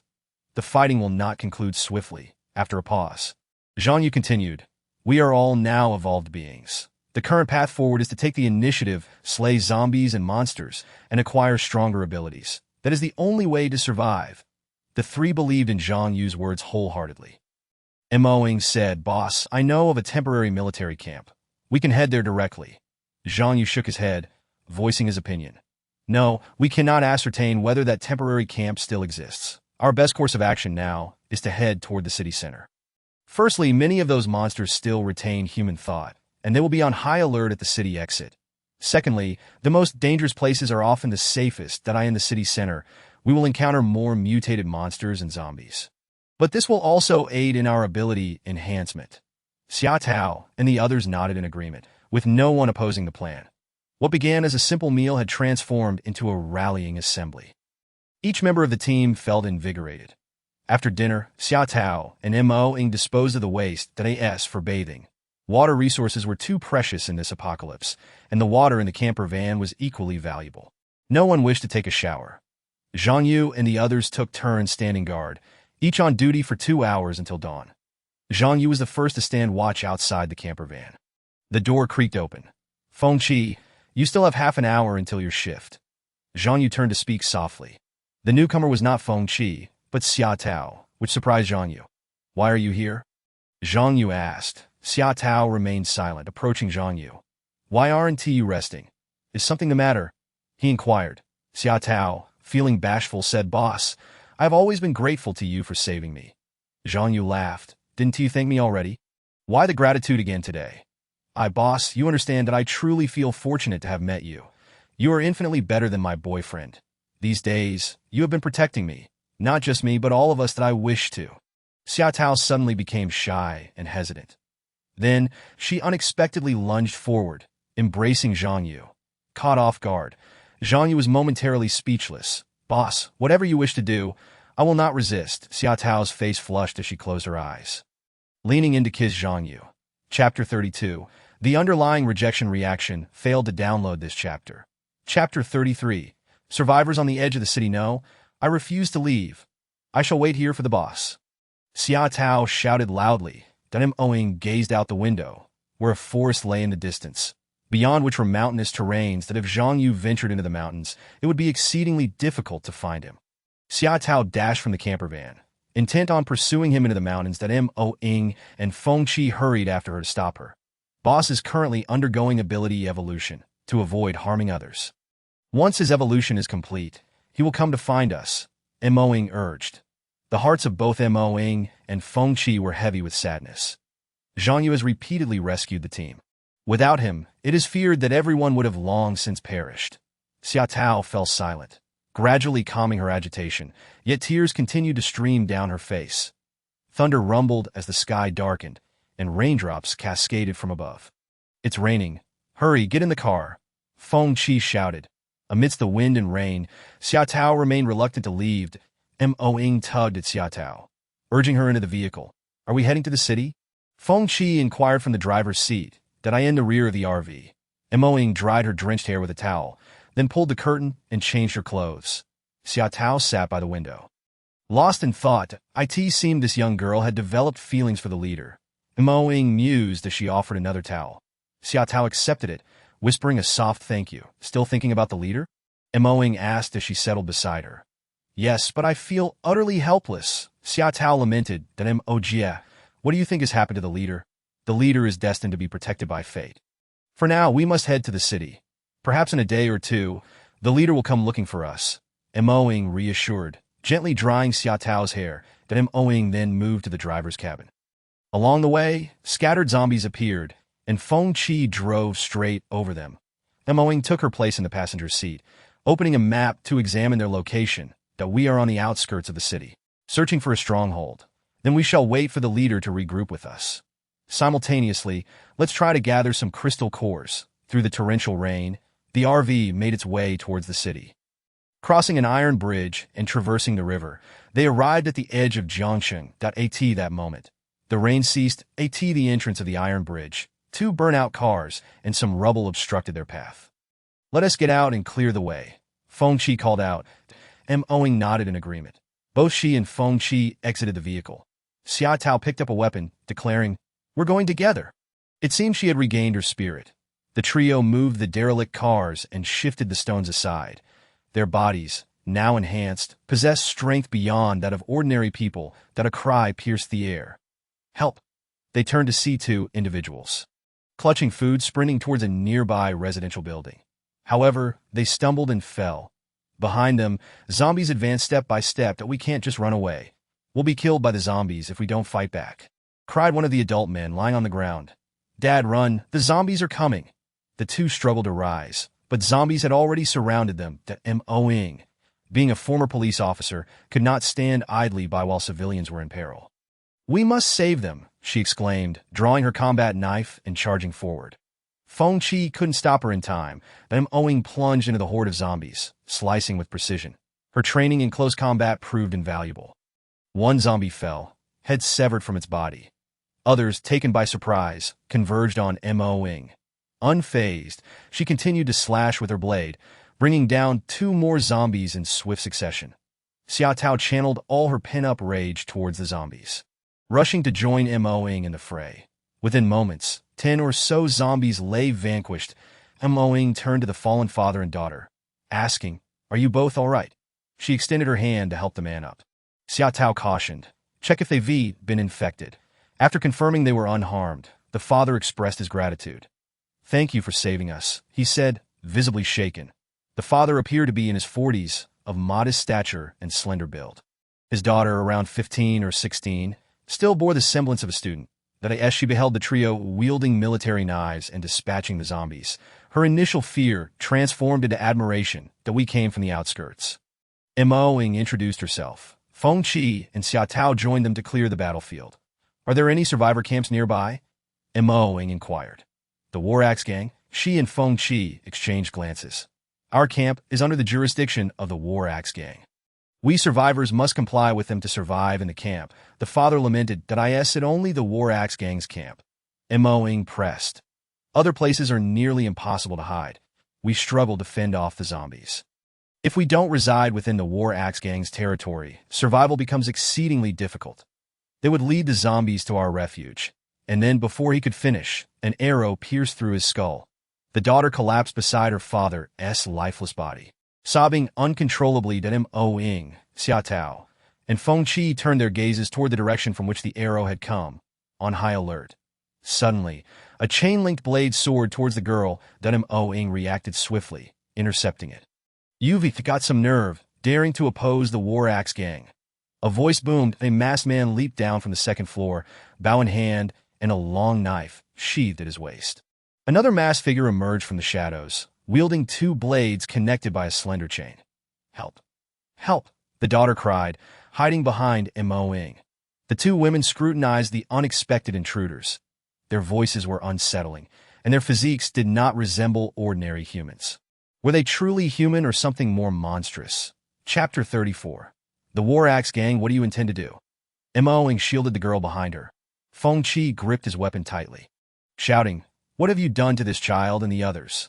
We've established a camp in this area to shelter survivors. Without us, they would have long since turned into zombies," declared one masked man. "Nonsense. You treat people as slaves. Men suffer daily under your cruelty, and women are subjected to—" The girl began to see our white father, and I could no longer endure it, which is why we sought to escape. Moing and Xia Tao were incensed upon hearing this. The archer prepared to shoot another arrow, but Feng Chi charged at him. The archer, taken aback by Feng Chi's speed, hastily sheathed his bow and drew his knife. A fierce battle ensued. The other masked man lunged forward, and Xia Tao and Moing teamed up to confront him. "This guy is formidable," Feng Qi exclaimed. He's the first person I've encountered in days who is tougher than the zombies. Meanwhile, Xia Tao and Mo Ying faced the blade-wielding masked man that he wielded two blades, connected by a chain, matching their skills without faltering. Clearly, both sides were empowered beings. The archer pondered. It seems they too possess enhanced abilities. Perhaps we can collaborate. Are you interested in joining the War Axe Gang? Mo Ying scoffed. Join you? To oppress those survivors? What a joke. What do you propose then? To be a savior in this chaotic world? Why should ordinary people expect others to risk their lives for their salvation? Retorted the blade-wielding masked man. Regardless, we won't be like you, the scourge of society. Prepare to die. Mo Ying refused to yield.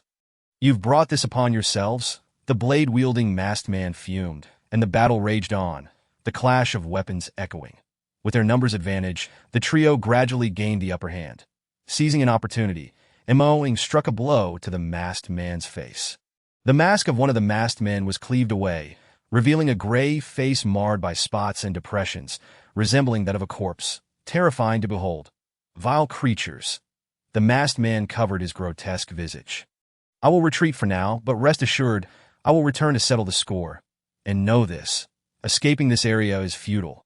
With that, the two masked men vanished, their speed astonishing to Mo Ying sheathed her knife. The girl remained shaken. Their sense of smell is sharper than a dog's. How can we possibly escape? Fear not. We will protect you, Mo Ying assured. Feng Qi waved his hand. Let us not linger. We need to get in the car. Xia Tao, the crystal cores, he reminded. Xia Tao nodded, searching for the crystal cores among the fallen zombies. She managed to find one or two as the group climbed into the vehicle. Feng Qi took the driver's seat and started the engine. Mo Ying produced bottles of water, distributing them. What is your name, dear? She asked the girl. Tell us your story. My name is Ling Xiaomei. I am 15 years old. I used to live and study in the city center. My mother perished on the day the disaster struck. My father and I have been hiding ever since. We fled nearby, hoping to find refuge in the suburbs, but we encountered the War Axe Gang. They took in many survivors. At first, we thought they were good people, but it wasn't too long before their true nature revealed itself. Mo Ying handed out food. Ling Xiaomei appeared ravenous, gulping down a biscuit, almost choking. Take your time, eat slowly, Xia Tao soothed, patting the little girl's back while offering her a bottle of water. The men inside are forced to labor like beasts, doing the dirtiest work, and if they fail to meet expectations, they face brutal punishment. The plight of women is even more tragic. They are tormented by them at night. I am merely 15 years old, and yet, Ling Xiaomei burst into tears, unable to continue. Xia Tao exclaimed, a pack of beasts. Mo Ying clenched her fists, demanding, where is their lair? Ling Xiaomei pointed to the southeast. It is in the 10th People's Hospital over there. Mo Ying, Xia Tao, and Feng Qi directed their gazes towards the distant 10th People's Hospital, which appeared ominously intimidating. Ling Xiaomei gasped, are you truly intending to go there? Mo Ying nodded. There is no choice. Look, surrounding them was a dense horde of zombies, blocking all exits, with the exception of the area near the 10th People's Hospital, which was eerily devoid of zombies. After a moment of contemplation, Mo Ying remarked, it seems that the creatures we fought earlier possess the ability to control the zombies, that I sense they are likely mutated monsters, retaining some semblance of human consciousness. Xia Tao, exuding a fierce determination, responded, no wonder that creature earlier claimed we couldn't escape. Let us strike decisively. Feng Qi concurred, agreed. First, we should find a place to conceal our RV, and then confront those scoundrels. Meanwhile, in the woods, a tempest approached. Zhang Yu was beneath a large tree, panting heavily, utterly exhausted. There were no zombies or mutated creatures in sight, and Zhang Yu, with bloodshot eyes, surveyed his surroundings as he climbed the tree. Suppressing his pain and focusing his mind, that a cocoon-like aura enveloped his body, encasing him. Zhang Yu closed his eyes and entered a dormant state, the pain throughout his body nearly unbearable. This evolution of his powers was significant. In his consciousness, a terrifying mutated creature loomed, intent on devouring him. Human, surrender. You cannot absorb my powers this time. I shall absorb you, merging us into one. Zhang Yu gritted his teeth, resolute and unmoved. Both sides were locked in a battle of wills. Chapter 35, the eerie half-monster Xia Tao, Mo Ying, and Feng Qi found a concealed spot to hide their vehicle. Ascending to a rooftop, Feng Qi surveyed the area surrounding the 10th People's Hospital. On other streets in the city, sporadic pedestrians could be seen running, alongside small and even large groups of zombies. However, the 10th People's Hospital remained remarkably tranquil. The hospital was encircled by a wall, and its main iron gate had been destroyed, replaced by a bust that lay across it. Within stood a small 4-story building, its curtains drawn and windows boarded up from the outside. It appeared nothing more than a regular structure. Yet the zombies had not breached this encampment. Feng Qi descended from the high ground. "What is the situation?" Mo Ying inquired. Mo Ying asked Ling Xiaomei about the survivors. Most of them were gathered in a few rooms on the first floor, while several core members of the Axe Gang resided on the second floor, with a dozen ordinary members keeping watch outside. The core members concealed their faces, and no one had seen their true appearances. The third and fourth floors remained unexplored, seemingly devoid of activity. Strangely, one room on the second floor frequently emitted bizarre sounds. After hearing this, Xia Tao remarked, "These individuals likely possess abilities beyond those of ordinary people. Much like us, I am curious why their location is so conspicuous. What could their purpose be?" Mo Ying nodded. "Regardless, we must investigate that. If there are survivors, I believe we should attempt to rescue them." Mo Ying was still unable to forget her former identity. Xia Tao and Feng Qi exchanged glances, their expressions non-committal. "Then let us set forth." Feng Qi organized their next steps. Ling Xiaomei, lacking combat prowess, took some food and hid in a concealed building. Feng Qi, Xia Tao, and Mo Ying, armed with combat knives, stealthily made their way toward the 10th People's Hospital. Along the way, they encountered a few scattered zombies, which they silently dispatched the closer they approached the 10th People's Hospital. The fewer zombies they encountered, and no sign of mutated creatures was apparent. All three felt a sense of unease. It seemed that the Axe Gang was not as simple as it appeared. They were likely not mere physical enhancers. These individuals must possess some extraordinary abilities. Evolution of powers. The three simultaneously thought of this. As they neared the 10th People's Hospital, they arrived at an adjacent street. "Indeed, not so simple. They dare to seek us out?" a voice echoed. The trio turned to see 4 towering figures leaping onto the street, encircling them from behind. These 4 individuals had their faces concealed, wielding weapons akin to knives and axes. "Do you wish to enter our encampment?" The leader of the group laughed heartily. "Since the disaster struck, our camp has been one of the safest in this area. Especially for beautiful women. We welcome you most warmly." "How despicable. Even in the face of humanity's calamity, you still oppress the surviving populace. Are you even human?" Mo Ying retorted passionately, "That we have slain countless zombies and monsters. Do you expect us to spill our blood for nothing? Is it necessary for ordinary people to come to your aid? What kind of saint are you pretending to be?" The leader seethed with anger. Suddenly, he ripped away the cloth from his face, revealing a grotesque and bizarre visage. His skin had transformed into a grayish-brown hue, his eyes entirely black, and his hair had completely fallen out. Feng Qi regarded this man with a sense of familiarity. Though he couldn't immediately recall who he was. "I know you, Feng Qi. You were a security officer in the Feng Shui community, a former soldier," the strange man proclaimed loudly. Feng Qi gradually remembered. "It's you." Wu Yuanzhong. Xia Tao and Mo Ying exchanged glances, astonished that Feng Qi recognized this individual. Wu Yuanzhong, like Feng Qi, was also a retired soldier. After his discharge, he became the head of security at the 10th People's Hospital in Jiang City. Feng Qi had previously conducted business at the hospital and had met Wu Yuanzhong several times. It was hard to believe this man had now transformed into a half-human, half-monster. "Wu Yuanzhong, how did you become like this?" Feng Qi inquired. "For the sake of saving others, I was bitten by a zombie and ingested the blue crystal core from its brain, which has led to my current state," Wu Yuanzhong explained, gesturing toward the others. "They are the same." Feng Qi, Xia Tao, and Mo Ying were taken aback. They too had consumed crystal cores, yet these individuals had become monstrous beings. Liu Qiu, Yao Rong, and Tang Yu gripped their weapons tightly. Feng Qi immediately drew his knife to confront Wu Yuanzhong. Feng Qi possessed considerable strength, but Wu Yuanzhong's was far greater. Their combat knives clashed fiercely, neither yielding an inch. "You carry the scent of the zombie virus. You've also consumed a crystal core, haven't you?" Wu Yuanzhong remarked, his words laced with deep-seated animosity. "Why do you still appear as your original self?" Lu Qiu and Yao Rong wielded their knives in their right hands while their left hands transformed into a shield-like object, effectively blocking Xia Tao's dual attacks. Tang Yu wielded two blades connected by a thin chain, engaging Mo Ying in combat, their strength and agility evenly matched. Feng Qi, Xia Tao, and Mo Ying understood that escape was impossible. They could only fight to the death that in the distance, in the woods.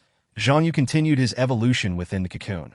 His body underwent reinforcement and mutation.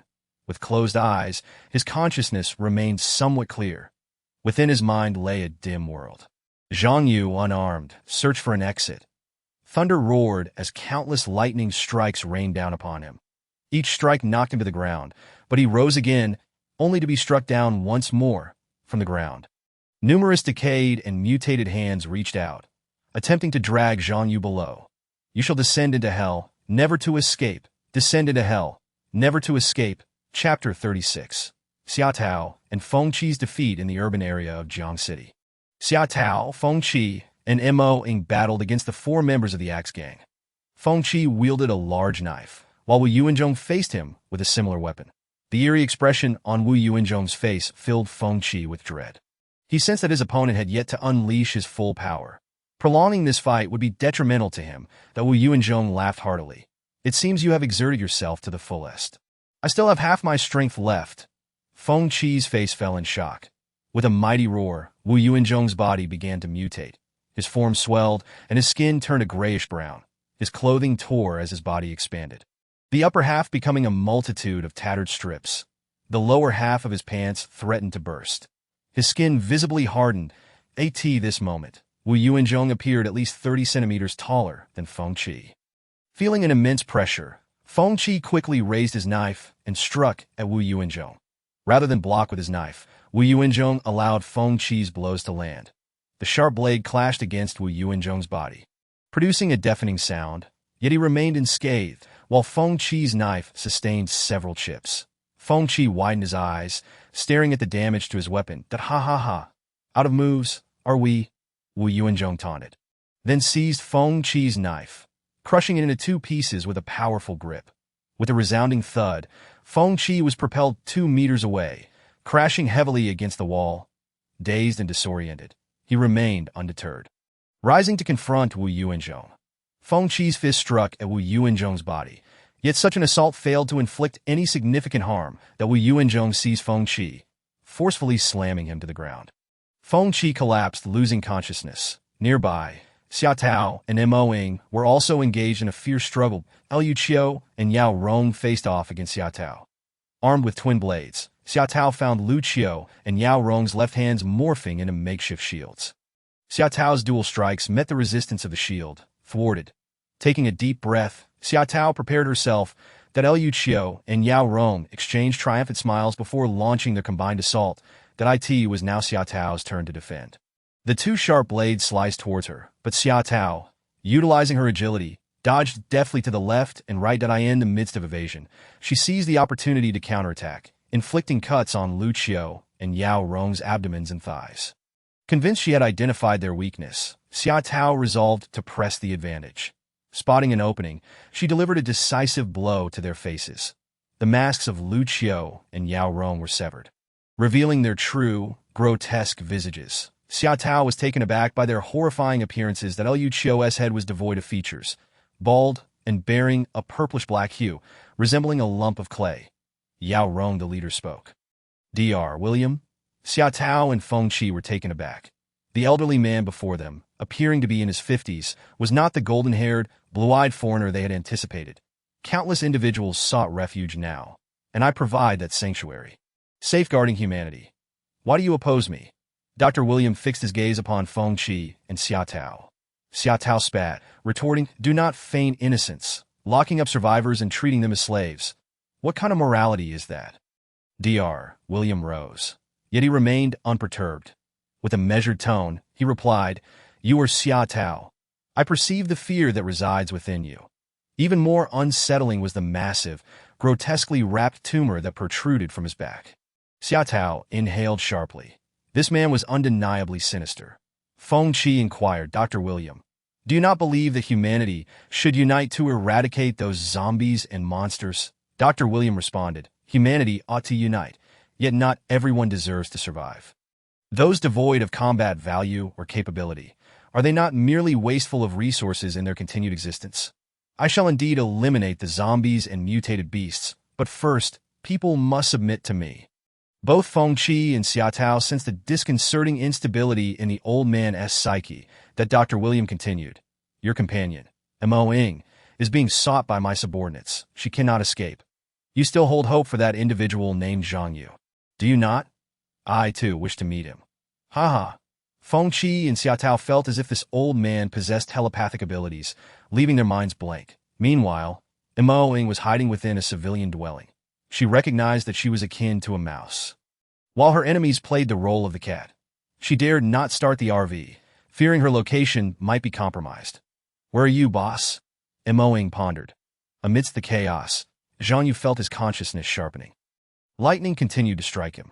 Monster, your lightning seems to be weakening. He mocked. Do you not sense that these currents have entered my body, transforming into my energy? You, a mere human, still dare to speak defiantly upon your impending doom. You cannot defeat me. Is that so? Zhang Yu scoffed. Another 2 surges of electricity struck him, sending him to the ground. Foolish human. Now you comprehend my might. Slowly, Zhang Yu rose, lifting his head to reveal a smile. Impossible. Enough, I have absorbed and seized control of your abilities. The game ends here. Zhang Yu bellowed that a purple electric aura enveloped him, morphing into a sword-like shape in his hand. With a mighty swing, he cleaved downwards towards the sky. A thunderous crash reverberated. In his mind, the world shattered. Gradually, Zhang Yu opened his eyes. The surroundings blurred. He tore through the cocoon that ensnared him and leaped forth. That I have gained extraordinary powers. Zhang Yu exclaimed in exhilaration. Focusing his consciousness, a circle of purple electricity manifested around him, and the energy transformed into a sword. With a vigorous swing, the shockwave from his blade severed several large trees in twain. Moreover, his speed surged dramatically, allowing him to cover 4 to 5 meters in a single second. Chapter 38. The arrival of the deity. Zhang Yu gazed into the distance. The city of Jiang was clearly visible. His vision enhanced tremendously. Upon returning to the location where the RV had been parked, he discovered that Xia Tao and the others had long since departed. That I hope you are heading towards the city. As long as you survive, I will be able to find you. Zhang Yu silently mused, observing the road leading into the urban center. At that moment, a horde of zombies emerged, including rampaging zombies, spitting zombies, and numerous ordinary ones, all advancing towards the unarmed Zhang Yu. That he stood his ground, unmoving. Several spitting zombies unleashed corrosive liquid from their mouths. Zhang Yu concentrated, surrounding himself with a protective barrier of purple electricity. The corrosive liquid was repelled, leaving him unscathed. Subsequently, a sword materialized in his hand, forged from the energy of his newfound abilities. The spitting zombies had barely the chance to unleash a second volley when Zhang Yu leaped forward, swiftly dispatching them with a series of lethal strikes. The rampaging zombie lunged at Zhang Yu with its massive claws. Zhang Yu smirked coldly, countering with his sword. That a series of anguished cries echoed as the rampaging zombie's claws were severed. Zhang Yu vanquished the creature, prompting the remaining zombies to scatter in terror. He commenced his harvest, collecting crystal cores before dashing towards the city. That in a dilapidated building within the city, Mo Ying remained concealed. She vigilantly surveyed her surroundings, beads of sweat forming on her brow due to the pain in her left arm. Occasionally, birds flew overhead, startling her. That in that moment, Mo Ying realized she was the most frightened creature in this perilous game. Xia Tao, Feng Qi, I am so sorry, she lamented internally, consumed by guilt. Members of the Battle Axe gang were undoubtedly searching for her nearby. How long could she endure? A sense of dread enveloped her. She wished fervently for Zhang Yu to appear like a deity. Meanwhile, Wu Yuanzhong, Lu Qiu, and Yao Rong were scouring for Mo Ying's whereabouts. That I did not expect that this little girl could hide for so long. Lu Qiu remarked. That he turned to Wu Yuanzhong, asking, Brother Wu, can you sense her presence? Among them, Wu Yuanzhong possessed not only formidable combat strength, but also exceptional sensory abilities. After a moment of observation, he pointed to a nearby building, declaring, There, let us encircle her. The trio dispersed, racing at remarkable speed. Mo Ying sensed danger approaching. Her injuries rendered her incapable of fleeing. Sweat beaded on her forehead as she raised her weapon that a figure emerged 10 meters away, Lu Qiu. Mo Ying crouched by the window, holding her breath. She stealthily shifted to another corner of the room that as she attempted to sneak out behind the house and relocate to another building. She spotted Yao Rong approaching her direction. Panic surged within her. She pressed herself into the corner, remaining utterly silent. Yao Rong appeared oblivious, passing by without noticing her. Then Mo Ying exhaled in relief, preparing to cross the road and seek refuge in the adjacent structure. It was mid-morning, and the sun shone brightly. Gripping her knife in her right hand and clutching her injured left arm, she moved cautiously, step by step. Suddenly, she noticed another tall shadow looming on the ground. Her eyes widened in shock as she turned around. It was Wu Yuanzhong. She had been discovered. Wu Yuanzhong sneered mockingly. "Beautiful lady, the game of cat and mouse has come to an end. Where do you think you can run?" Mo Ying remained silent, glaring furiously at Wu Yuanzhong. That moment, he looked entirely monstrous. His skin had turned a grayish-brown, with pitch-black eyes that sent shivers down one's spine, and his hair had completely fallen out. Lu Qiu and Yao Rong emerged as well, their appearances equally grotesque, devoid of features and hair, with only bald heads resembling lumps of clay. Lu Qiu's body displayed a purplish-black hue, while Yao Rong appeared greenish. The three surrounded Mo Ying. "Come along quietly," Wu Yuanzhong commanded, pointing at her. "Never, you hideous monster." Mo Ying gritted her teeth defiantly. Wu Yuanzhong raised his weapon, striking at her, with her right hand as her only means of defense. Her movements were sluggish. His immense strength, combined with her injuries, rendered her powerless to resist. As she attempted to fight back, Wu Yuanzhong placed his foot on her left arm, causing her to cry out in pain. He ruthlessly kicked her. Yao Rong interjected, "Brother Wu, do not kill her. She is quite the beauty. Fear not, little girl, that if you serve me well, I can ensure you avoid any pain." Yao Rong leered, a lewd grin creeping across his face. Mo Ying retaliated with a kick aimed at Yao Rong. "Damn it. You refuse to drink the toast and instead seek to suffer the consequences. That do not blame me for lacking decorum." Yao Rong advanced, delivering 2 slaps to her face. Blood trickled from Mo Ying's mouth. Yao Rong dragged her toward the nearby building. Weak and unable to resist, Mo Ying contemplated biting her tongue to end her life, but found she lacked the strength. Resigned, she closed her eyes. In that moment, a familiar voice echoed, "That purplish-black lump of clay may be ugly, but scaring others is your fault." Wu Yuanzhong, Lu Qiu, and Yao Rong were captivated by the voice. Perplexed by the sudden appearance of an unknown presence, Mo Ying opened her eyes, unable to believe her sight. Standing before her was her leader, Zhang Yu. "Where did this kid come from? Damn kid, are you tired of living?" Zhang Yu sauntered over, casting a disdainful glance at Wu Yuanzhong, Lu Qiu, and Yao Rong. "Ha. One hulking black coal and 2 lumps of Play-Doh, resembling excrement no less." Zhang Yu continued his mockery. Chapter 39. A Heroic Rescue Boss. "It's really you." Mo Ying's eyes brimmed with tears of excitement. "I was gone for just a day or two, and look at what you've done to yourself." The tone of Zhang Yu's words was ambiguous, oscillating between reproach, jest, and perhaps even consolation. Lu Qiu cast Mo Ying aside, standing shoulder to shoulder with Yao Rong, both preparing to teach Zhang Yu a lesson. Wu Yuanzhong, however, was evidently more astute than these two. "Be cautious. This fellow is no ordinary adversary." He observed that Zhang Yu appeared unarmed and unfazed, and most astonishingly, he had materialized before them without a hint of forewarning. Lu Qiu and Yao Rong activated their mutation mode. In an instant, they conjured a sharp blade with their right hands while transforming their left hands into shields. Play-Doh truly is versatile. One can mold it into anything. Zhang Yu scoffed, remaining unarmed. "You're asking for death. I'll turn you into mincemeat." Lu Qiu charged forward, swinging his weapon at Zhang Yu. Zhang Yu seized Lu Qiu's right arm and executed a powerful throw.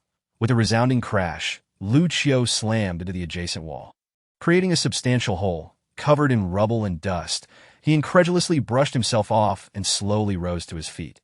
Yao Rong, taken aback, lunged at Zhang Yu with his blade. Zhang Yu deftly sidestepped the attack, evading Yao Rong's relentless strikes. In a final flourish, Zhang Yu performed a backflip, landing behind Yao Rong, who gasped in astonishment. Panting heavily, Yao Rong turned to continue his assault. Zhang Yu delivered a soaring kick that sent him flying 3 meters away. Crashing into the wall and stirring up another cloud of dust, Wu Yuanzhong was astounded. This individual possessed formidable combat prowess, capable of inflicting such devastation upon his two teammates while unarmed.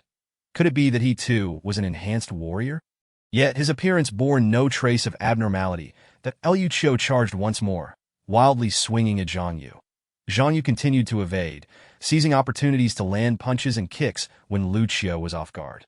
Enraged, Liu Qiu transformed both hands into blades and launched a fierce assault on Zhang Yu, who nimbly dodged. The walls around them bore deep gashes from the onslaught. Yao Rong, not to be outdone, morphed his hands into blades and attacked Zhang Yu from behind, a cowardly ambush.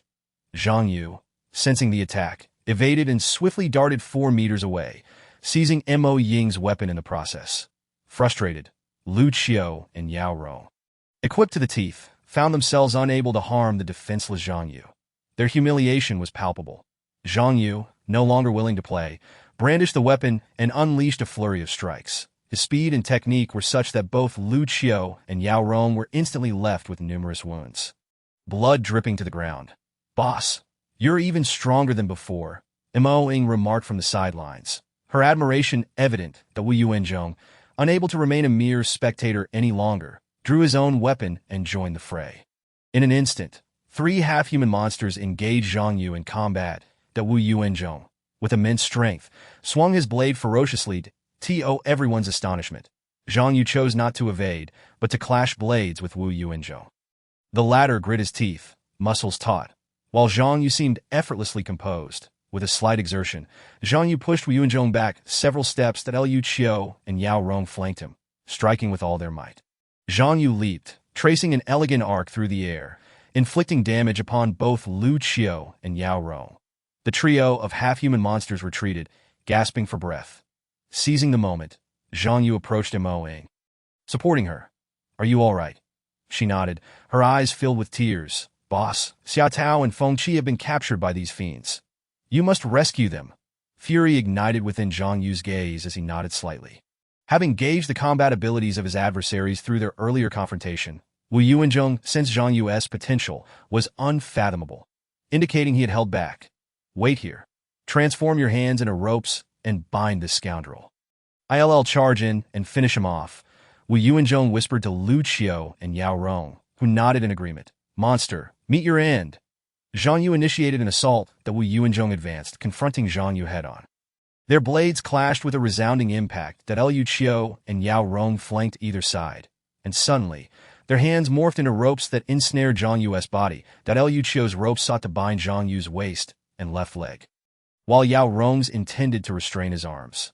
Zhang Yu had anticipated this maneuver. With lightning reflexes, he kicked Wu Yuanzhong away, sending him flying 3 meters in a swift motion. He dodged while slicing, severing one of Yao Rong's ropes, though the other ensnared his right hand. Yao Rong cried out in pain but refused to relent. Liu Qiu's ropes tightly bound Zhang Yu's waist and left leg, rendering him immobile. "Now's the time. Brother Wu, strike this brat down," Liu Qiu shouted. Seizing the opportunity, Wu Yuanzhong lunged forward, swinging his blade at Zhang Yu, who found himself cornered with little room to evade. "Boss, be careful." Mo Ying bit her finger, her heart racing. Wu Yuanzhong shouted, swinging his blade toward Zhang Yu. "Die, brat." Zhang Yu focused intently, and a shimmering electric shield enveloped him, absorbing Wu Yuanzhong's strike. Not only did the blade fail to penetrate, but it shattered upon contact. In that instant, Zhang Yu conjured a sword in his left hand and deftly severed the ropes binding him. Blood gushed forth as both Liu Qiu and Yao Rong's hands were cleanly severed. The two monsters collapsed, bleeding profusely, writhing in agony. Realizing he stood no chance against Zhang Yu, Wu Yuanzhong fled in terror. Zhang Yu, wielding the sword, struck out at Wu Yuanzhong, who was unable to evade and lost his right arm in the process, collapsing in pain. With that, the 3 half-human monsters were rendered powerless. Zhang Yu sheathed his electric shield and sword, now wielding his battle knife. "Do not kill me. Brother, I beg you that I can divulge everything I know. Spare my life." Liu Qiu and Yao Rong, now resembling pitiful wretches, knelt on the ground, bowing repeatedly in a comical display of desperation. With a thunderous boom, an explosion rang out, and Lucio's head burst like a struck watermelon. Moments later, Yao Rong met the same fate. Danger loomed. Zhang Yu rushed to protect Mo Ying, activating the electric shield that a figure snatched Wu Yuanzhong and fled into the distance. Chapter 40. Target. The hospital Zhang Yu refrained from pursuing. Recognizing Mo Ying's severe injuries supporting her, he felt a pang of distress as he observed her wounded arm. Mo Ying's complexion was grave, her lips nearly turning purple. Lacking the strength to stand, she expressed remorse. "Boss, I'm sorry that I've implicated Xia Tao and the others." Subsequently, Mo Ying recounted the perilous situation to Zhang Yu in detail. "You haven't done anything wrong. After all, you believed saving lives was your duty. However, your haste was ill-advised. The enemy's intentions were unclear, leading to a reckless attack that we must hasten to rescue Xia Tao and Feng Qi. I cannot abandon my comrades," Zhang Yu declared resolutely. "Then, boss, do not worry about me. You go save them directly that they're at the 10th People's Hospital, that it's not that dire. Take these crystal cores first to restore your strength." Zhang Yu offered her 2 crystal cores. After consuming them, Mo Ying felt revitalized. "Thank you, boss, that you've saved me countless times, that I swear to follow you, even if it means facing annihilation." Her voice trembled with emotion. That moment, her feelings for Zhang Yu transcended mere reverence and gratitude. As a profound sentiment took root in her heart, Zhang Yu waved his hand dismissively. "Now is not the time for tears. I want to allow my teammates to perish in vain, to be vigilant. In these tumultuous times, caution is paramount. Compassion is not misplaced, but we must rely on strength." Mo Ying nodded in agreement. The decaying bodies of the mutated creatures and zombies were a stark reminder of the rapid decay of life. These 2 individuals appeared to be hybrids of human and mutated creatures. "Did you notice those bizarre beings?" Zhang Yu pointed to 2 already decomposing corpses nearby. "Their combat abilities far surpass mine. Xia Tao S, or Feng Qi S, and they possess human consciousness. Yet, they are no longer human." Mo Ying covered her nose, repulsed by the stench emanating from the corpses. Zhang Yu remained silent, contemplating the implications.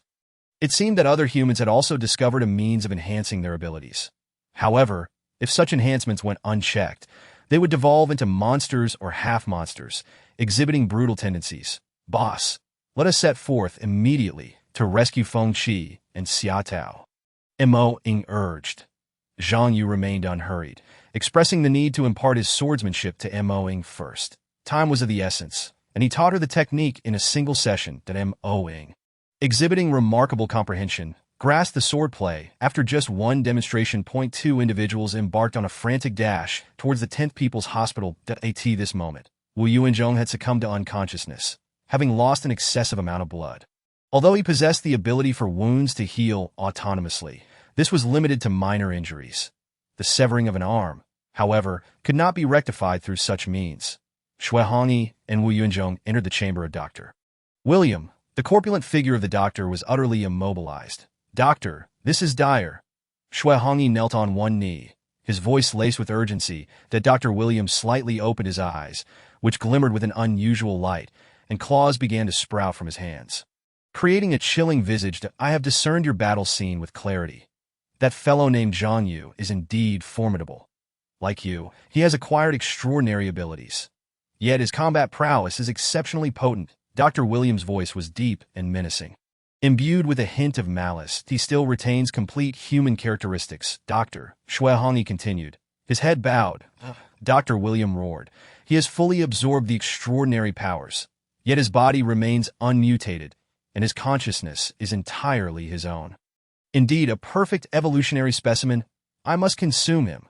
Shui Hongyi dared not breathe. After a lengthy silence, he spoke. "Doctor, please attend to Wu Yuanzhong first. His injuries are severe." Dr. William responded in a subdued tone. "Understood. You may step outside. Prepare for battle with Tang Yu." Shui Hongyi set Wu Yuanzhong aside and exited the room.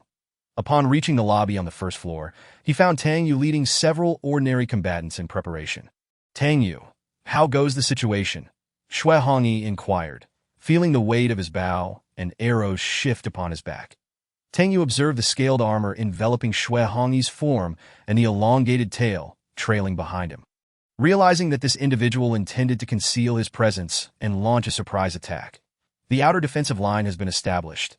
This should sufficiently drain that fellow's stamina, Zhang Yu remarked. Shui Hongyi remained silent, his form suddenly blending with the color of the wall, rendering him nearly invisible. Xia Tao awakened to find herself alongside Feng Qi and other survivors, all gathered in the lobby. Her mind was a blank slate.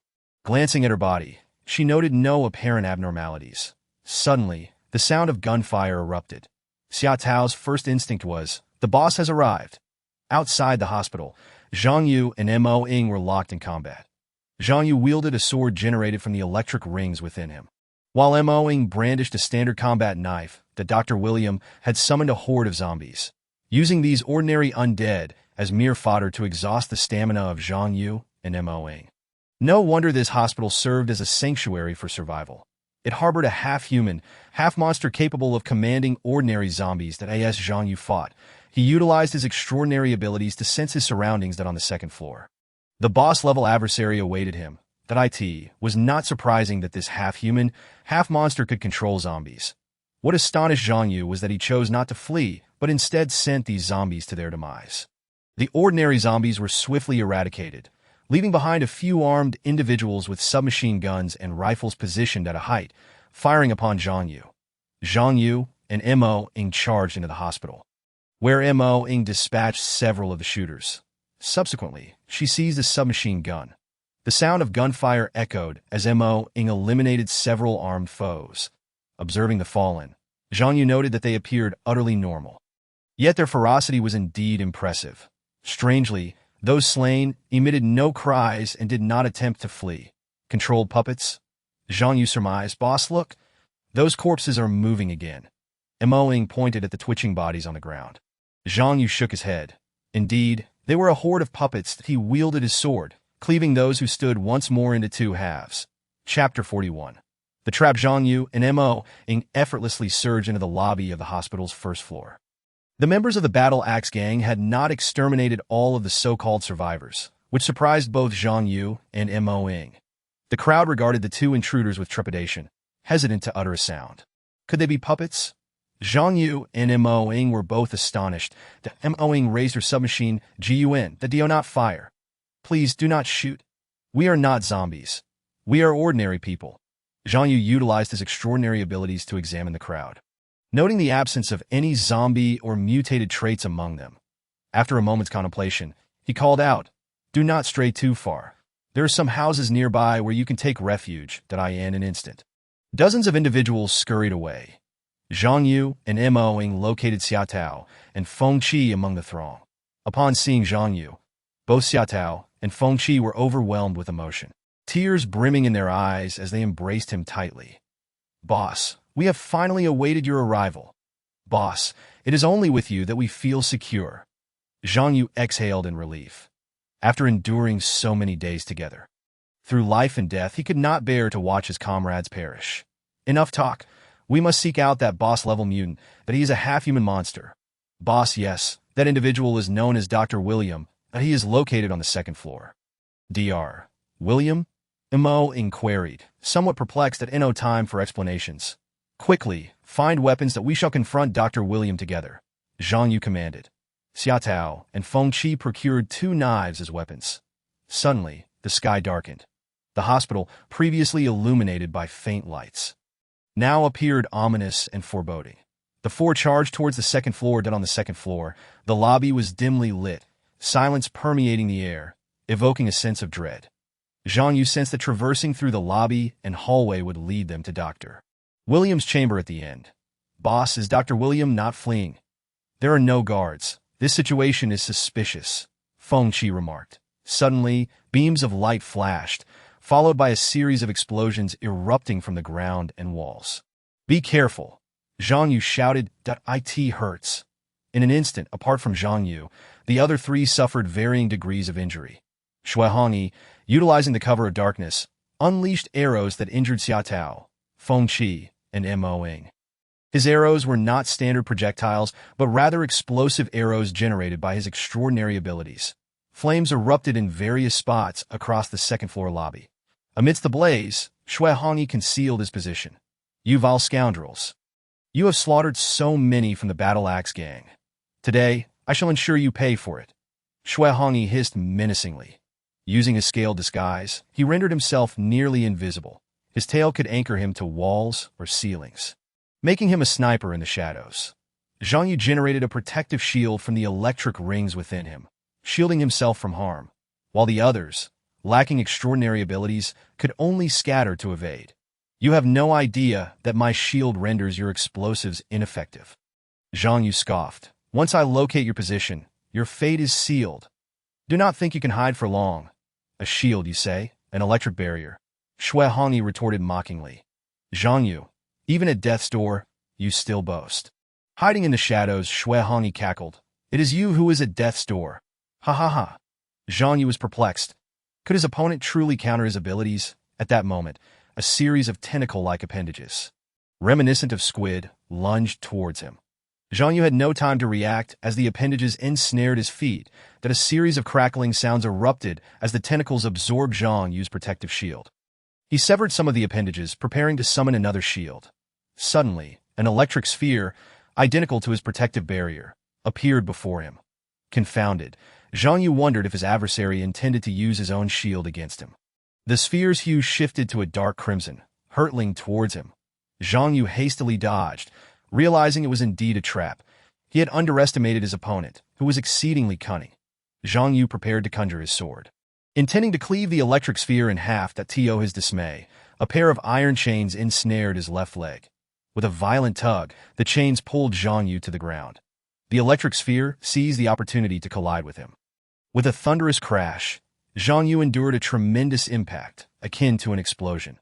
His protective shield dissipated, and he sustained injuries, smoke billowing from his form. In that moment, Zhang Yu comprehended that electric sphere had absorbed his extraordinary abilities, simulated, and analyzed them to produce a counteracting entity, nullifying his shield.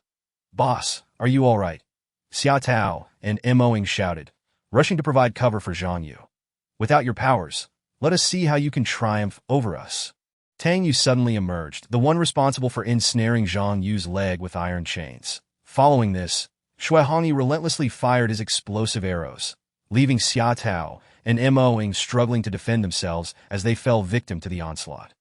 The air was filled with a cacophony of explosions that Moing and Xia Tao sustained grave injuries, quickly succumbing to Tang Yu's assault. Feng Qi surged forth, shielding Zhang Yu as Tang Yu charged with dual blades, poised to seize the moment to eliminate Zhang Yu. Zhang Yu let out a cold laugh. Although his body was unable to swiftly employ the protective shield and sword abilities, his recovery capability remained remarkably robust. And he possessed a distinct advantage in speed. In an instant, Zhang Yu leapt from the ground, seizing the two battle blades of Xia Tao and Moing. The clashing of metal resonated twice as Zhang Yu's sword clashed against Tang Yu's sharp blade. His body was recovering rapidly, the pace of his regeneration surpassing previous instances. In moments of peril, his physique erupted with a heightened battle instinct. As the two combatants engaged, Tang Yu sought to exploit his speed advantage to vanquish Zhang Yu. With a sudden burst of speed, Tang Yu maneuvered to Zhang Yu's rear, attempting to strike him down from behind. Just as Tang Yu raised his blade, Zhang Yu's figure abruptly vanished. How could this be? How did this fellow recover so swiftly? Hadn't his previous attack failed to inflict a fatal wound? Tang Yu was taken aback, grappling with disbelief. In truth, Zhang Yu's agility far exceeded Tang Yu's as he circled around to Tang Yu's back, delivering a slash to his back with one blade while cleaving at his forehead with the other. Tang Yu met his end without a final breath. Only Shui Hongyi remained, with all his teammates slain. He contemplated leveraging his invisibility to turn the tide. Do you truly think I am unaware of your location? Zhang Yu mocked. Shui Hongyi, unable to detect Zhang Yu's presence, felt a sense of impending doom. It turned out that Zhang Yu had long known his position, merely playing along without exposing him. From behind, Shui Hongyi reacted, swinging his blade in a desperate strike. His head was cleaved open, blood spilling profusely. All three monsters had been eradicated by Zhang Yu. Chapter 42. The first form of terror. Zhang Yu exhaled in relief, finally having dispatched these half-human, half-monster entities. Can you all still hold on? Zhang Yu inquired of Xia Tao and the others. Feng Qi coughed up blood, shaking his head to indicate he was fine. Xia Tao wobbled as she stood, while only Mo appeared largely unscathed. To prepare for any eventuality, Zhang Yu distributed the crystal cores he had brought to Feng Qi and Xia Tao, urging them to regain their combat strength swiftly. Zhang Yu pointed ahead. Dr. William's position lies just ahead. Xia Tao and I shall confront him together. You two should remain here to recuperate. Come to our aid once you have recovered. Feng Qi and Xia Tao acknowledged his command, seeking a concealed spot to consume the crystal cores and initiate their fierce recovery process. Just as Zhang Yu was about to set forth, footsteps echoed from ahead, and a figure emerged from the shadows. This individual walked slowly, appearing quite peculiar in a hospital's white coat, not very tall, and carrying a massive, wrapped mass of flesh on his back. This person was none other than Dr. William, but he stood approximately 10 meters away from Zhang Yu. A strange smile gracing his face, Mo spoke. Are you Dr. William, the renowned physician from Jiang City? I didn't expect you to recognize me, Dr. William replied with a smile that did not reach his eyes. Exuding an even greater sense of eeriness, I have seen you on several news broadcasts, Mo stated. Yet I am surprised to see you in person, transformed into a monster. That Dr. William's expression remained impassive. The streets are now filled with monsters. Is that so strange? Did you not consume the crystal cores of monsters to survive? Are you not also a monster? Zhang Yu took a couple of steps forward, addressing Dr. William. Doctor, being half human, half monster, is that not a more tragic fate? You have entrenched yourself in this hospital, turning it into a hell. Such actions are unbecoming of a physician. Therefore, your only fate is to descend in a hell. Dr. William first erupted into laughter, then spoke with malice. 2 days after the day of disaster began, I encountered a mutated monster. That aberration attempted to devour me. At that moment, I thought my end was nigh.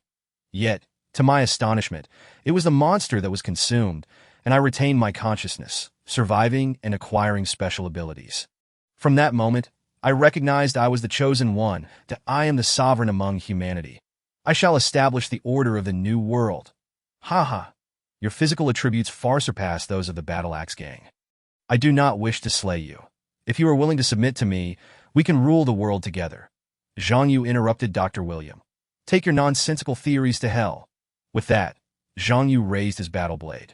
As his abilities had yet to recover, he could only engage with a standard sword. Zhang Yu charged forward, aiming a strike at Dr. William's head that Dr. William evaded, his speed surprisingly swift despite the massive flesh mass on his back. You are asking for punishment. Dr. William became exceedingly irate. Suddenly, the entire second floor trembled. Dr. William began to transform. The flesh mass on his back began to expand, as if cells were proliferating, manifesting into a new entity. This mass morphed into another Dr. William. The two Dr. Williams stood back to back, resembling a bizarre conjoined twin. Zhang Yu continued to swing at the original Dr. William, who skillfully dodged the blow. Subsequently, the conjoined figures no longer stood back to back, but side by side. Their bodies still interconnected. The left entity sprouted 2 long blades from its arms, while the right entity's left arm bore numerous whips, the right transforming into a fleshy ball. The ball emitted a shockwave. Boom! Boom! The second-floor hall of the hospital bore witness to gaping holes being blasted into the walls. Feel this power. This is the direction of human evolution. Those who cannot evolve do not deserve to live. Dr. William proclaimed. Zhang Yu narrowly evaded several shockwaves, while Mo struggled to lift her head, suppressed by the onslaught. Do not move recklessly. I will deal with him. Zhang Yu signaled for Mo to conceal herself. He estimated that his abilities would require approximately 10 more minutes to restore. For now, he could only charge forward and engage the enemy in close combat.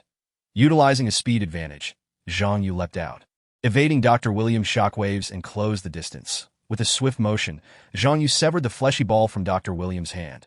However, Dr. William seemed impervious to pain. You are surprisingly swift, Dr. William remarked. Finding his long-range attacks ineffective, he wielded his twin blades against Zhang Yu. These swords were exceptionally long, resembling the hand blades of a demon. Zhang Yu dodged, but Dr. William's blades were razor-sharp, cleaving through the columns behind Zhang Yu with ease. That Dr. William's whips lunged to ensnare Zhang Yu. But his speed proved too formidable to be caught. That Mo also charged forward, thrusting at Dr. William. Before she could strike, Dr. William's whip lashed out, striking Mo-ing hard. She gasped, clutching her abdomen as she staggered back. Witnessing Mo-ing being attacked, Zhang Yu surged forward. The blades of both combatants clashed, producing a cacophony of ringing metal. Zhang Yu's swordsmanship was sharp. He seized an opportunity and cleaved off both of Dr. William's sword-wielding arms. Yet, Dr. William remained silent, not uttering a single cry. Dozens of whips lashed out at Zhang Yu, who endured the blows. With his battle blade, Zhang Yu leapt behind Dr. William and struck down, cleaving one of his bodies in two. Dr. William screamed. Seizing the moment, Zhang Yu lunged at the other half of Dr. William's body. The conjoined monstrosity of Dr. William was thus rendered incapable of further combat. He swiftly crashed into a nearby room, using his remaining whips to extract several grotesque corpses. These corpses began to merge with Dr. William's body. The sound resembling liquid flowing to Dr. William's form began to gradually restore itself. Mo-ing rushed in to strike. But her blade was inexplicably melted. To be careful. Zhang Yu pulled the dazed Mo-ing back. Dr. William suddenly smashed through the second-floor flooring and leapt down to the first floor. Chapter 43. Dr. William's transformation again chased him. Zhang Yu shouted that he dashed down the corridor to the first floor, with Mo-ing following closely. Upon reaching the first floor, they found it deserted, the daylight filtering in. Shortly thereafter, Xia Tao and Feng Qi arrived as well. In the hall on the first floor stood a massive cocoon, exuding an eerie energy. Mo-ing picked up a fallen submachine gun and fired fiercely at the cocoon. Feng Qi, a veteran, also seized a submachine gun and joined the assault. "Stop! Such attacks are futile," Zhang Yu commanded, urging them to find cover. Mo-ing and the others complied hastily. With a thunderous roar, the cocoon suddenly burst open, unleashing countless points of light that struck the surroundings. In an instant, the first floor's doors, windows, and walls became riddled with holes. A gigantic insect emerged from within the cocoon, its 6 limbs covered in a terrifying, flesh-like yellow hue. The creature sprayed a green, viscous liquid from its mouth, which upon contact with objects would dissolve them. The insect's first target was Zhang Yu. He leapt aside, narrowly avoiding the onslaught of green liquid. Tat tat tat. Feng Qi and Mo-ing continued to fire their submachine guns. The bullets merely grazed the insect's exoskeleton, provoking its wrath, and it turned its attention to Mo-ing and Feng Qi. Feng Qi narrowly escaped a direct hit, but a nearby table was dissolved by the green liquid. Zhang Yu contemplated the remaining time for his powers to regenerate, estimating that he had approximately 2 minutes left, that if he could hold on for just 2 more minutes, his electric shield would manifest, rendering him unafraid of the colossal beetle. Ha ha ha. Zhang Yu, do you intend to stall for time? The beetle, which was none other than Dr. William, discerned Zhang Yu's intentions, declaring, "I shall not grant you that opportunity. How does this scoundrel know my name?" Zhang Yu was bewildered. He speculated that Dr. William must possess certain abilities typical of boss-level mutated creatures, perhaps capable of telepathy or reading the thoughts of those around him. The beetle advanced menacingly toward Zhang Yu, aware that merely evading would not suffice. He chose to charge forward. Finally revealing himself, he taunted, "Coward, perish!" The beetle sprayed a stream of green liquid at Zhang Yu. No matter how much Zhang Yu dodged, a few more sprays would inevitably hit him. Unexpectedly, Zhang Yu did not flee, but charged directly at the beetle. Pooh-pooh, the beetle hastily released more green liquid. Zhang Yu activated his maximum speed, narrowly evading several attacks. Such incredible speed. Now it was the beetle's turn to feel fear. Zhang Yu closed the distance, activating his electric shield, which could aptly be termed the lightning shield, while a sword, the Thunder War blade, materialized in his right hand. Could it be that his powers have regenerated in less than a minute? How is that possible? The beetle, now panicked, unleashed its last spray of green liquid, which struck Zhang Yu's shield but caused him no harm. Die, you grotesque insect. Zhang Yu swung his sword with ferocity. The beetle, or rather Dr. William, was cleaved in two, swiftly dissolving into a puddle of blood. Xia Tao and Mo-ing emerged. Xia Tao inquired, "Boss, has this monster perished?" Zhang Yu was uncertain. Suddenly, Mo-ing exclaimed, "Be cautious. Don't let him touch those corpses." Feng Qi and Xia Tao hurriedly moved away from the previously fallen bodies. Unfortunately, it was too late. As a pool of fresh blood spread across several of them, the Dr. William began to mutate once more, that a few corpses began to merge, quickly transforming into a new form. This new form stood as tall as an average person, possessing 4 arms and a pair of wings. Its entire body turned crimson, featuring a head with 2 large eyes and no mouth. The Dr. William proclaimed, "Zhang Yu, you are indeed formidable. However, I am now well acquainted with your attack patterns. Defeating me again is impossible." Dr. William's 4 arms morphed into 4 battle knives, each gleaming menacingly, an enhanced version of the blade demon. Zhang Yu mused. Clang, the clash of blades ensued. Zhang Yu's Thunder War blades struggled to gain the upper hand. Dr. William laughed heartily. "Do you truly believe your power-infused sword can vanquish me? I have deciphered the patterns of your abilities that I am superior, for I shall continue to evolve. That's so. Then let us engage in a contest."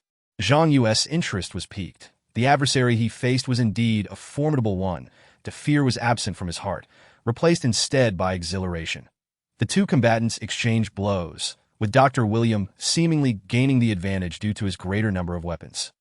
"Boss, allow us to assist you," Emoing shouted as she brandished a submachine gun, firing at Dr. William from a distance. That Dr. William skillfully wielded his 4 knives, deflecting the bullets. "Fool, do you think that trivial weapon can harm me?" Soon, Emoing ran out of ammunition. Dr. William kicked 2 tables toward her, which she narrowly avoided. Xiaotao and Feng Qi seized knives and charged at Dr. William. Remaining calm and collected, Dr. William countered their attacks. And the 2 soon found themselves at a disadvantage. That a large tear was made in Feng Qi's clothing. Fortunately, his enhanced physique allowed him to evade further injury, or else he would have been cleaved in 2. Zhang Yu thought, "It is time to alter my offensive strategy. That my moves have been deciphered, and continuing in this manner will not lead to victory. How can I change my tactics?" Zhang Yu pondered. Dr. William chuckled sinisterly. "You lot are quite amusing, managing to battle me for so long. That in truth, I value talented individuals. Should you pledge loyalty to me, I may spare your lives and even grant you greater powers." Zhang Yu retorted firmly, "We are humans, not monsters like you. Even in death, we shall not ally with you." Dr. William declared, "The end of humanity is nigh. Only those who undergo ability evolution shall survive. That I have achieved such an evolution. A formidable one at that. That I am stronger than you. Zhang Yu, surrender, and take your subordinates with you." Haha. Zhang Yu remained silent, focusing his will to induce a transformation in his powers. "That I give you 5 seconds to contemplate." 5, 4, 3. Dr. William began his countdown. That a revelation struck Zhang Yu as he sensed a change within his powers. Energy, imbued with lightning effects, coalesced in his hand. "Could it be that I can launch a lightning attack?" Dr. William announced, "Time's up. You have chosen death, and I shall oblige." He lifted his battle knife. Who shall perish is yet to be determined. The energy in Zhang Yu's right hand reached its peak. With a thunderous boom, he unleashed the energy sphere toward Dr. William. Taken aback, Dr. William did not anticipate Zhang Yu's powers evolving so swiftly. He hastily dodged. A deafening explosion resonated nearby, and Dr. William stared in astonishment at the ground, which now bore a massive crater. Chapter 44. The treacherous creature. Dr. William shouted in alarm. Zhang Yu's power evolution was evidently on par with his own. Typically, the crystal cores of mutated creatures bestow abilities upon those who consume them. For a select few powerful humans, absorbing a crystal core can yield even greater ability evolution beyond its original power. Clearly, Zhang Yu was one such individual. His combat prowess had far surpassed that of Dr. William. I underestimated this little brat. Now it was Dr. William's turn to evade. Zhang Yu continued to unleash lightning attacks, each energy sphere exploding around Dr. William. At this moment, Dr. William remained in the form of the giant blade demon. A close combat unit. "Boss, let us finish off this monster quickly," Xiaotao urged. Fists clenched. Dr. William cast a dark glance at Xiaotao before bolting for the exit. Zhang Yu prepared to hurl a lightning sphere at Dr. William. To his surprise, Dr. William halted his escape, choosing instead to stand his ground. An unexpected turn of events occurred.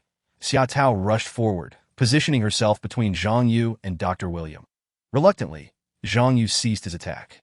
"Xiaotao, what are you doing?" Zhang Yu exclaimed in shock.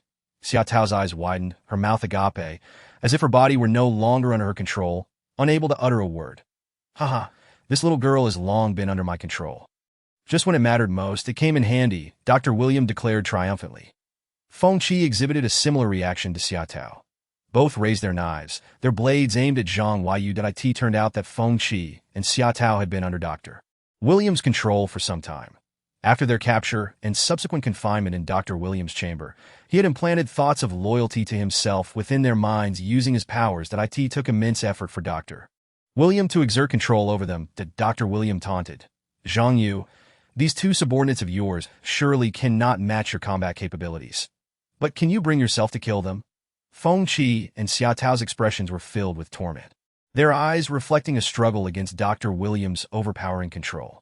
Unable to break free, they had become mere puppets. Zhang Yu gritted his teeth. Indeed, Dr. William's tactics were insidious to kill Feng Qi and Xiaotao. Although Zhang Yu was a seasoned warrior who had fought for a decade in the apocalypse, he found it difficult to strike them down. Xiaotao and Feng Qi charged at him, blades raised. Zhang Yu summoned his Thunder War blade, but found himself unable to strike them. Xiaotao's blade grazed Zhang Yu's arm. Drawing blood, Mo Ying rushed forward, using her blade to block the attacks from Xiaotao and Feng Qi.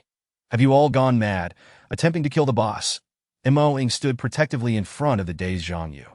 At that moment, both Xiaotao and Feng Qi appeared to awaken slightly, tears welling in their eyes as they fought against Dr. William's control. Dr. William exerted his full strength, continuing to manipulate them. Xiaotao and Feng Qi pressed their assault. Mo Ying defended herself, engaging in a fierce battle against them. Zhang Yu surmised, Dr. William's control is not as strong as I imagined. Xiaotao and Feng Qi still possess the will to resist. If I can eliminate Dr. William, their mental enslavement will naturally be lifted. I must first defeat Dr. William. Zhang Yu resolved that he shifted his focus and charged directly toward the doorway where Dr. William stood. Dr. William seemed to sense this intent. Swiftly escaping through the entrance, he could only partially control Feng Qi and Xiaotao. Being human, they could not be transformed into his sustenance. As Dr. William relinquished control, Xiaotao and Feng Qi collapsed onto the ground. Zhang Yu commanded, Mo Ying, disarm them and keep an eye on them. I will confront Dr. William alone. Mo Ying complied, removing their weapons and binding them with rope. Zhang Yu pursued Dr. William outside, in the form of Dr. William. The colossal blade demon moved with remarkable speed, relentlessly pursued by Zhang Yu. It appeared that escape was no longer an option. A direct confrontation was inevitable. If only I hadn't devoted so much of my energy to training puppets, my combat prowess would be significantly amplified. Dr. William mused with frustration. Although Feng Qi and Xiaotao had consumed considerable effort against him, their results were disappointingly limited. Seizing an opportunity, Zhang Yu launched a distant lightning sphere. A thunderous boom reverberated as the shockwave struck Dr. William. He collapsed by the roadside, on the verge of being slain by Zhang Yu. That moment, a sudden haze of brown smoke enveloped the sky. Obscuring vision, it seemed as though reinforcements had arrived for Dr. William. Yet hadn't several of his subordinates already been vanquished? If he still had allies, why had they not come to his aid? The timing of the brown smoke was indeed fortuitous, Zhang Yu thought, realizing it was meant to assist Dr. William in combating him. Utilizing his own unique abilities, Dr. William sensed the presence of a boss-level mutant nearby. Truly, fate had not abandoned him, he silently rejoiced. With Zhang Yu's vision compromised, Dr. William seized the opportunity to launch an assault. With swift motions, Dr. William's hand blade struck, leaving several wounds upon Zhang Yu, who coughed up blood. The tide of battle shifted dramatically. Enraged, Zhang Yu activated his lightning shield, protecting his body from further harm. However, under the cover of the brown smoke, Dr. William could very well attempt to escape. And should he do so, the consequences would be dire. Zhang Yu resolved to eliminate this threat at once. Once he pinpointed Dr. William's location, he would successfully end his life, communicating through the mutant cells within himself. Dr. William directed the boss-level mutant to continue releasing the brown smoke, concealing his retreat. Indeed, the smoke thickened. Determined, Zhang Yu decided to dispel this loathsome fog. Energy gathered in his hands, manifesting as a colossal lightning-infused energy sphere. With a crackling sound, the sphere radiated immense power. Now was the moment. Zhang Yu leapt into the air, forcefully hurling the massive energy sphere to the ground. The resultant shockwave produced a tremor akin to an earthquake. In a stunning display, both Dr. William and the boss-level mutant were violently knocked to the ground, the brown smoke dissipating in an instant. Exhausted from expending so much energy, Zhang Yu stood panting. A distance of several dozen meters separating him from Dr. William and the formidable mutant. Chapter 45. Astounding fusion. Dr. William's form had shifted from its original crimson hue to a dull gray. A consequence of sustaining injuries from the lightning sphere's impact. The nearby boss-level mutant, a familiar foe from Zhang Yu's past, had once encountered him while he was in the Shunshui community, its four subordinates. The Blade Demons had been slain by Zhang Yu. Now, facing this creature once again, Zhang Yu finally beheld its true appearance. The boss-level mutant resembled a massive lump of flesh, its entire body cloaked in a grayish black. Its eyes and mouth obscured, yet it boasted 8 legs, emitting a faint, mournful sound. Zhang Yu had intended to wield his lightning battle sword to annihilate both foes simultaneously, but fatigue had drained him of the strength to summon it again. Kneeling upon the ground to recuperate, an eerie silence enveloped the battlefield as he faced off against the 2 mutants. The boss-level mutant attempted to flee, but was obstructed by Dr. William, suggesting some form of communication between them. Zhang Yu sensed impending danger. The merging of these 2 creatures could spell disaster, and he needed to neutralize them swiftly. Gradually, energy coalesced in Zhang Yu's hands as he prepared to conjure a lightning battle sword. Suddenly, a bizarre occurrence unfolded before him. Dr. William and the boss-level mutant drew together, merging into one entity, unleashing a cacophony of angry roars followed by agonized cries. Zhang Yu's eyes widened in disbelief as he pondered. The fusion of mutants? This was an unprecedented sight. Having endured a decade of relentless battles prior to his rebirth, he had encountered countless zombies and mutants, including those with human-like consciousness and boss-level controllers. Yet the merging of mutants was an entirely novel phenomenon. It appeared that the creatures of this era possessed far superior combat and evolutionary capabilities compared to those of the past. The impending clash promised to be fraught with unknown variables. Not far ahead, the fusion of the 2 mutants resembled a grotesque mass of clay, twisted and contorted. Once the merging concluded, the resultant form stood at 2.5 meters tall, clad in gray. Possessing 2 arms, 2 legs, and a long tail, its head resembling that of a lizard. The creature's gaze was piercing, emanating an aura of vengeance. Simultaneously, Zhang Yu finally summoned his lightning battle sword, which crackled with energy in his grasp. "Prepare to meet your end, monster," he declared, raising the sword against the towering lizard creature, which brandished a nearly 1.7-meter-long battle knife, exuding a sinister black aura. Zhang Yu charged forward, and the lizard creature met him head-on. Their blades clashed with a resounding crackle, sparks igniting in the air. The lizard creature emitted a triumphant roar before launching an aggressive strike. Zhang Yu managed to parry the incoming blade, yet felt the tremendous force pushing him back, his legs sinking 3 centimeters into the ground. Such strength! Zhang Yu exerted himself to deflect the creature's weapon, then swiftly leaped back 3 meters, conjuring a lightning sphere in his left hand. With determination, he hurled the sphere at the lizard creature. To his surprise, the creature did not evade. Instead, it inflated its mouth, gathering a mass of energy within. As Zhang Yu's lightning sphere was unleashed, the lizard creature simultaneously released a black orb. The collision between the 2 projectiles sparked a dazzling explosion, neutralizing their destructive potential. Zhang Yu was taken aback. His attacks had been countered, leading to a stalemate. The lizard creature emitted a series of mocking roars, its intentions unclear. Then, the lizard creature leaped into the air, inflating its mouth to expel an even larger black sphere. Zhang Yu opted to evade, but the ground where he had just stood erupted into a crater, dust swirling around him. Unwilling to back down, Zhang Yu retaliated with his own lightning spheres, launching a volley of attacks as they exchanged long-range strikes. However, as a human, Zhang Yu's stamina waned, causing his lightning spheres to diminish in frequency.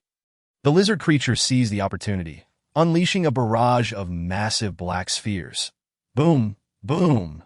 Explosions erupted around Zhang Yu.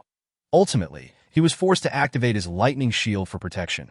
The lizard creature refrained from a direct assault, instead choosing to engage Zhang Yu in a war of attrition, waiting for him to tire before launching a final offensive.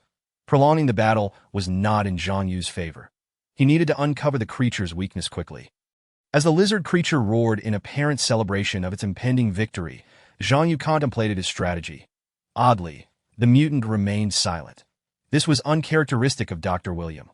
Could it be that his consciousness had been extinguished? Perhaps, he reasoned, Dr. William was under the control of the mutant within him. Formulating a daring plan, albeit fraught with peril, Zhang Yu let his lightning sword vanish, but he feigned exhaustion, declaring loudly, "It seems I can fight no longer. Today I shall perish here. Yet before I go, I have a few words for you, Dr. William." The lizard creature indeed paused, its body exhibiting signs of disarray. Zhang Yu continued, "Dr. William, you have triumphed over me today. But what of it? You have merged with a mutant which now controls you. Otherwise, why are you silent? I suspect you miscalculated, thinking you could dominate this creature, only to find yourself subjugated instead, if I am mistaken. Speak up and mock me, alas. You do not, Dr. William. You are the true loser. Your consciousness will be completely devoured by this mutant. There will be no more Dr. William in this world.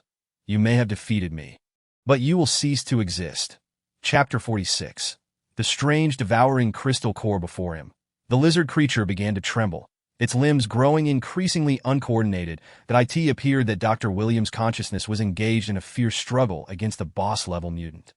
A single body, yet two monstrous entities vie for dominion. Zhang Yu perceived the opportune moment. He hastily summoned his willpower, in his right hand. Energy coalesced, transforming into the electrifying sword of thunder. The sword crackled with a piercing sound of electricity and dazzling light. At that instant, the lizard creature regained its composure, its previous clumsiness evaporating as it returned to its normal state. Zhang Yu was resolute. He would not afford his adversary another chance to retaliate. With a swift motion, he struck twice with ferocity. Before the lizard creature could muster a counterattack, Zhang Yu's blade cleaved its body in twain. As it collapsed to the ground, a grotesque expression twisted its face. Even in death, its body twitched, as if still contemplating a resurgence. Fearful of the mutated creature's potential revival, Zhang Yu resolved to eradicate it entirely. He harbored a fleeting thought. Eradicate the root. He still possessed some energy. Enough to unleash one final lightning orb. Concentrating, he formed a crackling orb of lightning in his palm. "Farewell, Dr. Lee William." With a mighty heave, Zhang Yu hurled the orb. A thunderous explosion ensued, obliterating Dr. William and the hybrid abomination into nothingness. With the creature vanquished, Zhang Yu finally exhaled a sigh of relief. This fierce battle had significantly drained his stamina. The sentient mutated creature and the amalgamation of mutations had bestowed upon Zhang Yu knowledge previously unattained. He contemplated scouring the battlefield for any remnants left by Dr. William. After a thorough search, Zhang Yu discovered a gleaming object amidst the remains of the doctor and the hybrid creature. Upon closer inspection, it revealed itself to be a crystal core. As he grasped the core, it pulsated as if it were a living entity. Zhang Yu scrutinized the core, its color a profound black, seemingly harboring unfathomable energy. Visions flashed through his mind. This core possessed a devouring function, capable of consuming surrounding life forms and even those audacious enough to attempt to absorb it. Quite peculiar that it appeared Dr. Williams and the mutated creature's consciousness lingered within this core. To destroy this core, Zhang Yu hesitated, contemplating the preservation of this strange, devouring entity that if he could harness its power, it might lead to a more formidable evolution, though he might lack the ability to absorb it now. The future remained uncertain. Fortune favors the bold.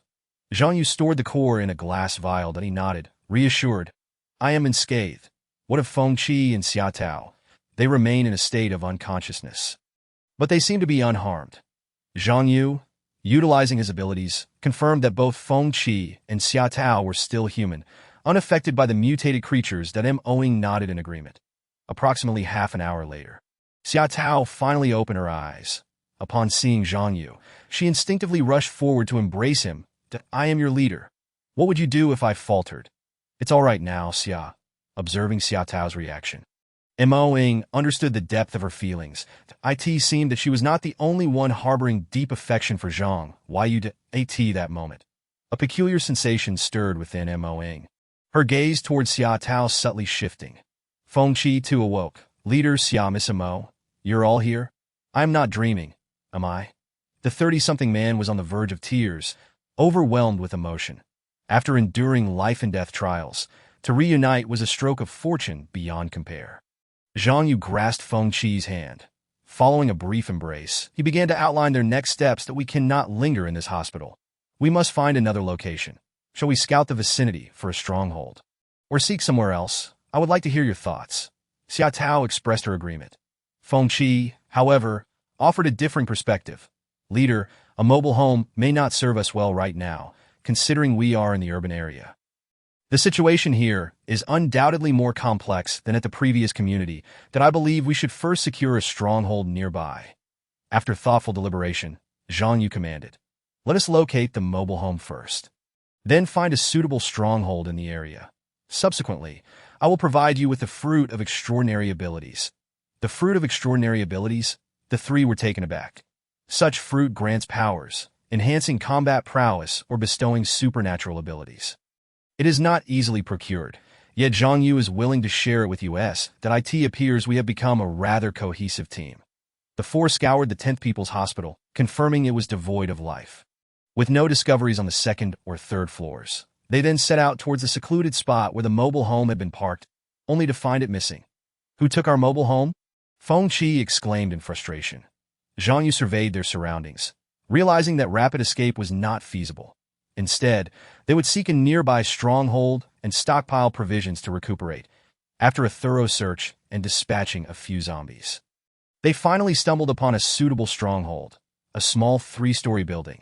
The structure appeared to have once served as a dormitory for some organization. The four cleared several rooms on the second floor for habitation, locking the others and barricading certain passages. Once their tasks were complete, fatigue and hunger washed over them. Utilizing his abilities, Zhang Yu observed that there were currently few zombies around, and no sign of mutated creatures nearby. After some contemplation, he agreed and instructed Feng Qi to exercise caution. After Feng Qi departed, Zhang Yu, Xia Tao, and Mo settled in the room. Mo spoke first. Leader, do you think the military or police forces will initiate a rescue operation? Zhang Yu stroked his chin, nodding. It is likely that actions will commence. There must still be numerous survivors within the city. After rescuing the survivors, efforts will likely be made to establish camps and organize resistance against the zombie onslaught. Mo lowered her head, visibly disheartened. The number of zombies will surely increase as more lives are lost. Indeed, the earth is now rife with zombies and mutated creatures, and humanity faces extinction. The zombies and creatures we have slain represent but a fraction. Furthermore, more will arise, and they will grow increasingly formidable. Zhang Yu's tone remained calm. With you as our leader, we fear nothing. Xia Tao chimed in confidently. Zhang Yu nodded. Smiling, he placed the glass vials containing the nearly ripened fruits of extraordinary abilities on the table. Leader, are these the fruits of extraordinary abilities? Xia Tao inquired. Zhang Yu affirmed with a nod. Then Mo examined the fruits, which glimmered brilliantly within the vials. Zhang Yu, once they ripen, you shall be able to consume them. For now, Xia Tao, please search for candles or flashlights for illumination. Xia Tao, yes. She turned and began her search within the room. Zhang Yu then addressed Mo. Please patrol the surroundings and report any findings. But prioritize your safety. Mo nodded. Understood, leader. Armed with her combat knife, she ventured outside, meticulously surveying her surroundings. Meanwhile, Xia Tao successfully located some lighting equipment, flashlights and candles. The illumination brightened the room. Zhang Yu inspected the fruits of extraordinary abilities. All three had ripened. Oh, intrigued, Zhang Yu realized they would need to examine them tomorrow. For now, however, let us eat, and then you shall consume the fruits to initiate your extraordinary evolution. Zhang Yu continued, explaining that the fruits could grant powers, leading to extraordinary evolutions, but they also bore the risk of transforming individuals into monsters or even resulting in death. It was a gamble. The three wore solemn expressions. Their anticipation was palpable as they prepared to consume the fruits for the first time. Having endured numerous life-and-death trials, they understood that only the strong would survive, a truth none present would dispute. Soon, the three finished their meal. From the table, they each randomly selected a fruit from the glass vials. Xia Tao was the first to consume one. having been with Zhang Yu the longest. Next was Feng Qi, followed by Mo Ying. The act of consuming the extraordinary fruits was indeed a gamble. Yet none regretted it. Zhang Yu focused intently, observing his three companions that in a matter of minutes, he might gain 3 warriors endowed with extraordinary abilities. Or, conversely, the room could be filled with 3 mutated creatures. Should the latter occur, he would become a lone wolf. Time flowed inexorably, second by second, as Zhang Yu observed everything with an expressionless face. The evolution of Xia Tao's extraordinary abilities was underway within her. Her body was engulfed in excruciating pain, akin to being shattered and painstakingly reconstructed. Bones, muscles, and internal organs alike bore the brunt of intense suffering. Even her mind grew foggy and unclear. Hold on, I must persevere. I want to fight alongside the boss. The conviction in Xia Tao's heart sustained her. Finally, the agonizing evolution concluded, and her body grew sturdier. More astonishingly, for sharp spikes could extend from each of her hands, with each spike measuring 40 centimeters, capable of slicing through iron as if it were mud. These spikes could retract into her flesh, and once retracted, her arms returned to their original state without any sensation of pain. "You have succeeded," Zhang Yu exclaimed to Xia Tao. She nodded with joy. "Boss, I have finally become an extraordinary warrior, ready to fight alongside you." After enduring unimaginable torment, Feng Qi's evolution also proved successful. His extraordinary ability entailed enhanced physical prowess and extraordinary vision. Under normal circumstances, Feng Qi's irises were black, but when activating his abilities, they transformed into a dark red hue, granting him the ability to see objects 2,000 meters away, as well as perceive the presence of foreign entities within a 100-meter radius.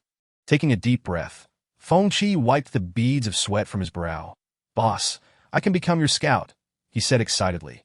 Zhang Yu grasped Feng Qi's hand to congratulate him. Lastly, there was Mo Ying, whose evolution took slightly longer. Logically, Mo Ying consumed the crystal core later than Xia Tao and Feng Qi, yet her acquisition of powers was no less impressive than theirs. Xia Tao and Feng Qi watched Mo Ying, who appeared empty-handed and showed no obvious changes. How strange! What could Mo Ying's extraordinary ability be? Mo Ying slowly opened her eyes, drenched in sweat. "Miss Mo, are you all right?" Feng Qi inquired. "Sister Mo, has your evolution been successful?" Xia Tao expressed her concern, though internally, she felt conflicted, wishing Mo Ying remained an ordinary person. This way, Xia Tao would hold a much higher status in Zhang Yu's eyes. That Mo Ying exhaled, "Boss, I have succeeded." Before them, Mo Ying's right hand transformed, much like Zhang Yu's, into a weapon. Her weapon was a bow, and her left hand conjured arrows. The magical bow and arrows possessed immense power. Zhang Yu smiled. Mo Ying is remarkable. Her ability is to conjure bows and arrows that as long as there is sufficient energy within her, she can use this bow and arrow continuously. Feng Qi was envious. Xia Tao's expression was complex. Hearing Zhang Yu's praise and witnessing Mo Ying's joy stirred unpleasant feelings within her. Chapter 48. Forward, engage in battle. The four took turns standing guard through the night until dawn. Zhang Yu gathered them together. Addressing them, "Everyone worked hard yesterday. Now we need to search for a new stronghold and gather more supplies." The other 3 expressed no dissent. "Feng Qi, did you discover anything while observing them all from a distance last night?" Zhang Yu continued. Feng Qi responded, "Boss, I closely examined the direction of them all. Just as Mo Ying mentioned, there were indeed faint lights at the mall last night, suggesting some activity, yet several buildings remained shrouded in darkness." Feng Qi laid out some items on the table, creating a simple sand table to indicate the locations of the lights. The mall was not an isolated structure, but comprised 3 buildings, forming a T-shape. The north building, the southwest building, and the southeast building, with a square and food street at the center, now completely deserted. Feng Qi pointed out the source of the light within the southeast building, where there appeared to be electricity and likely water as well. "Let us set out and investigate," Zhang Yu declared, driven by an inexplicable energy emanating from that location, that he chose the shortest, most direct route.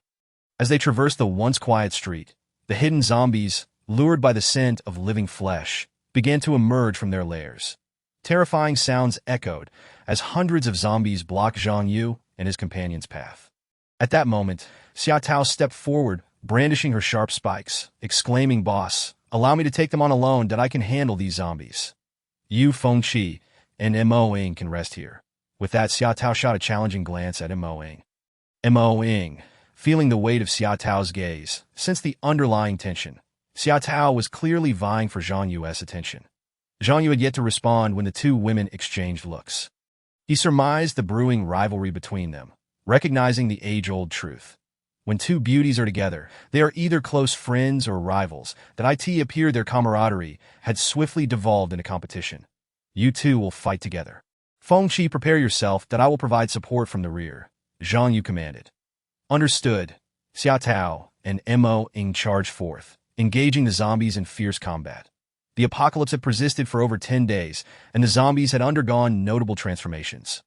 Now, they moved faster than before, their skin more decayed, and many had grown significantly larger.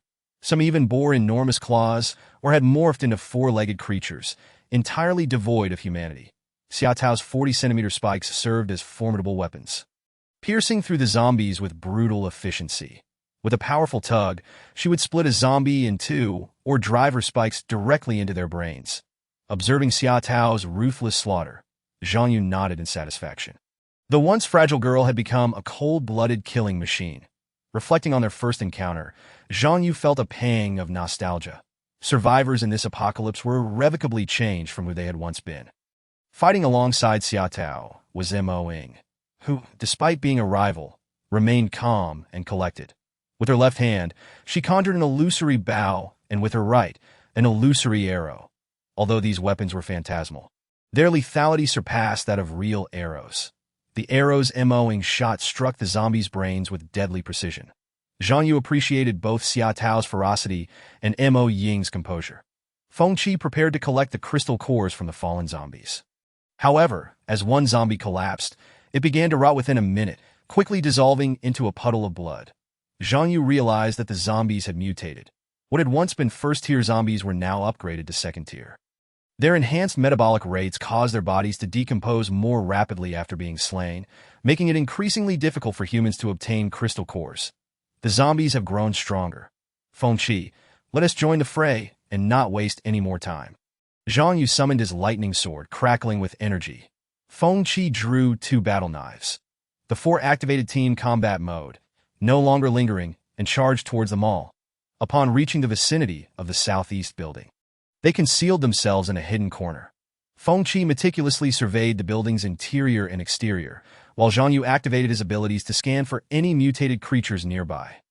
Boss, I don't see an entrance here, Feng Qi remarked. The southeast building likely served as the mall's original management office. Hence it had only one entry point.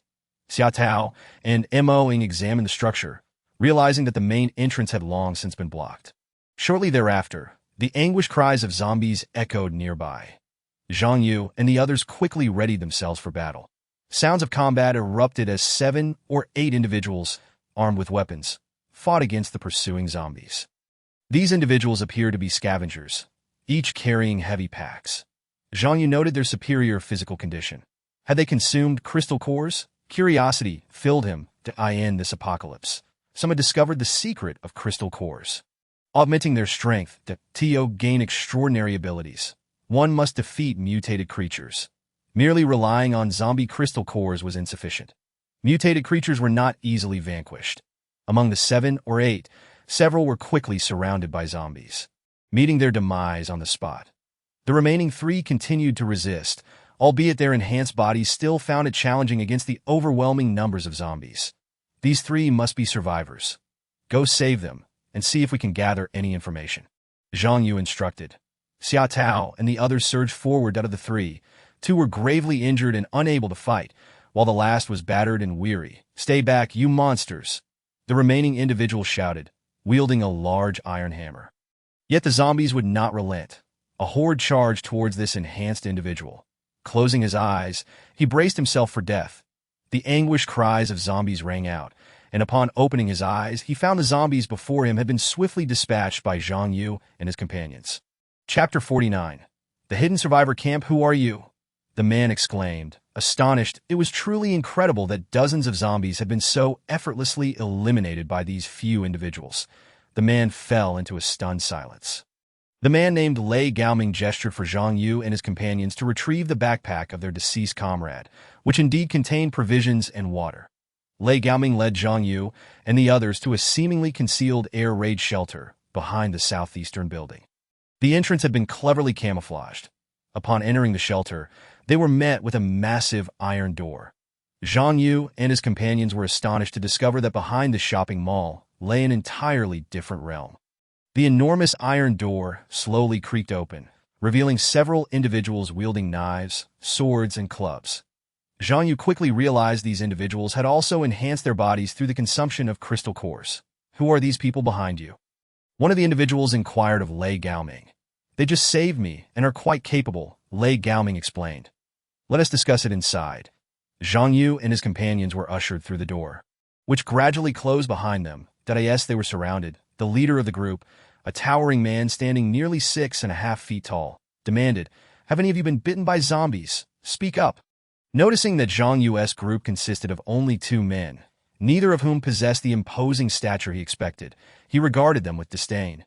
Conversely, the 2 women in the group were exceptionally attractive, prompting the man to entertain ulterior motives. "Given the current chaos, we must exercise caution. To ensure none of you have been bitten, I must conduct a thorough examination of your bodies. You two, check these boys. Ladies, follow me. It's not appropriate to examine you in front of so many." The man glared menacingly at Zhang Yu and Feng Qi, yet his demeanor softened when he turned to Xia Tao and Mo Ying. The expressions of Xia Tao and Mo Ying shifted dramatically, as it was evident this man harbored ill intentions. Meanwhile, several individuals began to shove Zhang Yu and Feng Qi towards the wall. Feng Qi's expression darkened. "We haven't been bitten by zombies. Don't push your luck." One of the henchmen shouted, "You're quite arrogant, aren't you? This is our territory. What is wrong with a body check?" With that, he shoved Feng Qi violently. Lei Gaoming quickly intervened, raising his hands to halt the situation. "Du Jian, Big Brother Du, these people are not villains. They saved my life. Bring over 2 women instead. No rules are rules. A search is necessary. I will conduct it myself. Moreover, there are occasionally—" Zhang Yu nodded, a cold smile playing on his lips. "Is it possible that there exist creatures more terrifying than zombies?" Dong Yongfu mechanically nodded in agreement. He assigned Zhang Yu and his companions 2 rooms, situated in a relatively isolated area. Both parties maintained a certain level of vigilance towards one another. Zhang Yu and his group took a moment to rest. After Dong Yongfu and his subordinates departed, Feng Qi could not contain his curiosity. "Boss, why are you being so courteous to Dong Yongfu?" Zhang Yu replied, "What else can I do? Should I go on a killing spree here?" Feng Qi shook his head. "Boss, that's not what I mean. Is there a secret here that warrants our presence?" Xia Tao and Mo Ying were particularly intrigued by this question. Zhang Yu glanced outside, noting the distance between Dong Yongfu's subordinates. "The zombies and mutated creatures are evolving. It has become increasingly difficult for us to acquire crystal cores as we once did to enhance our abilities. I suspect that Dong Yongfu has scientific personnel among his ranks," Zhang Yu explained. "Boss, are you considering recruiting these scientists?" Feng Qi began to understand. Zhang Yu nodded. The scientists could assist in analyzing the abilities of zombies and mutated creatures. Lei Gaoming approached with several young women. "What is going on?" Feng Qi stood up to inquire. "It's like this. Mr. Dong said that Brother Zhang and Brother Feng are esteemed guests here. These women are willing to come over to accompany."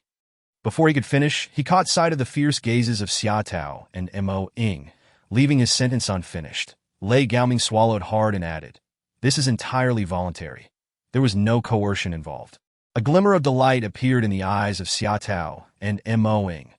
Lei Gaoming grinned sheepishly and waved the young women away. Unsure of what to say, he took his leave. "Wait, what is your name?" Zhang Yu asked.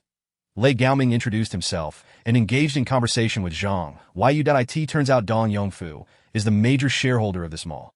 He came here to inspect projects before the apocalypse and unexpectedly encountered zombies. Thus, he took refuge in this air raid shelter. Lei Gaoming and most others are mall security personnel. Du Jian and a few others are Dong Yongfu's personal bodyguards. "How did you strengthen your bodies?" Zhang Yu inquired. "Zhang Yu, is it not permissible to speak of it? We were all ordinary individuals at first. One day, Mr. Dong suddenly provided us with a vial of serum and instructed us to drink it. After consuming it, our bodies were enhanced. That is all I know, Lei Gaoming recounted. Zhang Yu pressed further. Did everyone who took it succeed in their enhancement? Lei Gaoming replied. From what I know, most of those who took it experienced enhancements, while a few remained ordinary. Brother Zhang, that is all I know. Please don't say I told you this. Zhang Yu nodded. Tomorrow, follow Feng Qi closely. And be cautious. After speaking, he gestured towards Feng Qi. Lei Gaoming glanced at Feng Qi, nodded, and departed. It seems there are indeed scientific personnel here, researching evolution drugs and the like. The two rooms provided by Dong Yongfu were adjacent. Separated by a screen, Mo Ying inspected the room, confirming the absence of anyone nearby or devices such as listening devices. Boss, this Dong Yongfu doesn't appear to be a mere businessman. The air raid shelter he constructed, labeled as a haunted house, is rather coincidental, Mo Ying analyzed. Having once been a police officer, her perspective on issues was distinctly different. So, what do you think? Did this old man foresee trouble and prepare a refuge in advance? Did he also preemptively develop medicines? Xia Tao proposed an alternative viewpoint. Zhang Yu discerned the underlying tension in their words that he decided to halt the discussion. Enough, let us rest for now. Tomorrow we will venture out to procure food and water. We shall see what Dong Yongfu has to say. Let us take turns resting. The matter of Dong Yongfu and the research on enhancement drugs is certainly not as simple as it appears. Zhang Yu thought. Chapter 51. Research personnel. Dong Yongfu sat in his room, poring over documents under the dim light. The Du Jian quietly entered, whispering, Uncle. Upon seeing Du Jian, Dong Yongfu closed the documents. Why aren't you asleep at this hour? Is something the matter? Du Jian nodded, speaking softly. Are you truly going to harbor those individuals? They are not easily swayed to submit to you. Dong Yongfu gestured for Du Jian to sit and lit a cigar. You are my nephew, raised by me since childhood, hence I trust you. Zhang Yu and his companions are ultimately outsiders, but in this time of human crisis, we cannot afford to lose sight of the bigger picture. However, if they remain here, we may not be their match. What if they dominate us? Du Jian expressed his concerns, nursing a grudge against Zhang Yu for having been struck. Speak softly. Their strength far surpasses yours. Since they are here, eliminating or driving them away is not a viable option. That I actually hope for a sincere collaboration with Zhang Yu. That if he is an ambitious individual, that would indeed complicate matters. Dong Yongfu took a few puffs of his cigar. Perhaps tomorrow, while we search for supplies, I could take the opportunity. You must not act recklessly. This individual possesses formidable strength. A failed attempt could lead to dire consequences. Du Jian shook his head. Utilize those creatures. Upon saying this, Du Jian made a slicing motion across his throat that he found it hard to believe and continued to inquire. So, will you share the secret of the enhancement serum with him as well? Dong Yongfu replied. I could share it, but he must assist me in return. To Du Jian. I fear this individual harbors ulterior motives. That if that is the case, I will eliminate him without hesitation. Dong Yongfu disagreed. Do not act rashly. Let us observe his behavior tomorrow, that he not cause any trouble. Go rest now. Du Jian stood to take his leave. Dong Yongfu extinguished a cigar and approached his bedside. Activating a mechanism, that a small passageway emerged, and Dong Yongfu stepped inside. At the end of the passage was a small research laboratory. The lights were still on, and a woman clad in a white lab coat was engrossed in her research. She was so focused that she did not notice his entrance. Dong Yongfu chose not to disturb her, instead opting to watch quietly from the side. The woman observed the test tube in her hand, where the liquid was undergoing a transformation. She placed the test tube down and turned to make some notes. Daddy, why are you still awake? The woman set her pen down. This woman is named Fuya, Dong Yongfu's illegitimate daughter. At the age of 20, she is remarkably gifted and has already earned a Master's degree in chemistry. Due to her status as an illegitimate child, Dong Yongfu has not publicly acknowledged their relationship. And Fuya bears her deceased mother's surname. Aren't you still awake either? Dong Yongfu replied with a smile. Fuya, I want to conduct further research. I've made some progress on a serum to combat the zombie virus. I can synthesize the enhancement serum on my own now, without relying on crystal cores, which significantly reduces the risk of mutation into monsters for those who use it. However, I still cannot produce a serum that grants the abilities of mutated creatures. Well, enough about that we need to escape Jiang City quickly. I've received word that the military will organize a rescue operation in 7 days, but it will be in the southern part of the city. We are located in the northwest, which is quite far away. Dong Yongfu analyzed the situation. Yes, we still need to find a vehicle. That guy Du Jian is quite boastful. He wouldn't dare go out if called upon. Fuya held a low opinion of Du Jian, who had mocked her as a wild child during their childhood, and they had never gotten along as adults. Since entering this refuge, Du Jian has been domineering, coercing and enticing women into relationships, which further disgusted Fuya. Dong Yongfu urged, "Let's not speak ill of your cousin. He is trying to protect us as best he can this time. Our family must stand united." Fuya nodded. "Daddy, you should rest early." Dong Yongfu gazed upwards and continued, "I wonder how your elder brother and sister-in-law are faring. Alas, I lack the ability to search for them." Dong Yongfu's eldest son, Fuya's only brother, Dong Haoran, along with his wife, are also in Jiang City. They work in research at the Geological Bureau in the city center. When the apocalypse erupted, all communication was severed. Fuya had a mediocre relationship with her brother. As Dong Haoran held her in disdain due to her status, Fuya understood that her brother was her father's only legitimate son. And Dong Yongfu, being quite traditional, always thought of the firstborn inheriting the family business. Now that the eldest son's fate is uncertain, her father must be anxious. "Daddy, don't worry. Take care of your health." Fuya comforted. "Outsiders have arrived in the camp, possessing abilities that ordinary people lack, that if they are not villains, I intend to collaborate with them." Dong Yongfu continued, "Fuya, is that feasible, given the circumstances? I have no other choice that we cannot remain here indefinitely. We must devise a way to escape that I hope these individuals can truly assist us." As Dong Yongfu prepared to leave, he noticed a glass bottle placed on a nearby table. Inside the bottle was a large crystal. "Xia, what is that?" Dong Yongfu inquired. Fuya gazed at the crystal in the bottle. It likely possessed the ability to induce mutation, but she was hesitant to allow anyone to try it blindly. How wonderful it would be to reach the Biological Research Institute and conduct studies with the aid of modern instruments and equipment. Fuya shook her head, grasped her pen, and resumed her research. The night was quiet and lengthy, and soon the clock struck midnight, ushering in the dawn of a new day. Meanwhile, in another location, Zhang Yu, without resorting to his powers, sensed a formidable energy within the confines of this refuge. It was unmistakably the crystal core of a mutated creature. No ordinary one, nor even that of a controllable variant, but rather the crystal core of a king-level mutant. Furthermore, who is responsible for crafting the body-enhancing potion? Who is conducting this research? Zhang Yu lay on his bed, tossing and turning with these thoughts that he could have resorted to violence against Dong Jingfu to extract answers. Yet he preferred not to take such an approach. Would it not be more advantageous for Dong Yongfu to divulge the information voluntarily? Suddenly, Zhang Yu's powers alerted him to the presence of mutated creatures nearby, an overwhelming number of them. Was the king-level crystal core drawing them closer? He calculated that an imminent battle was unavoidable. Chapter 52.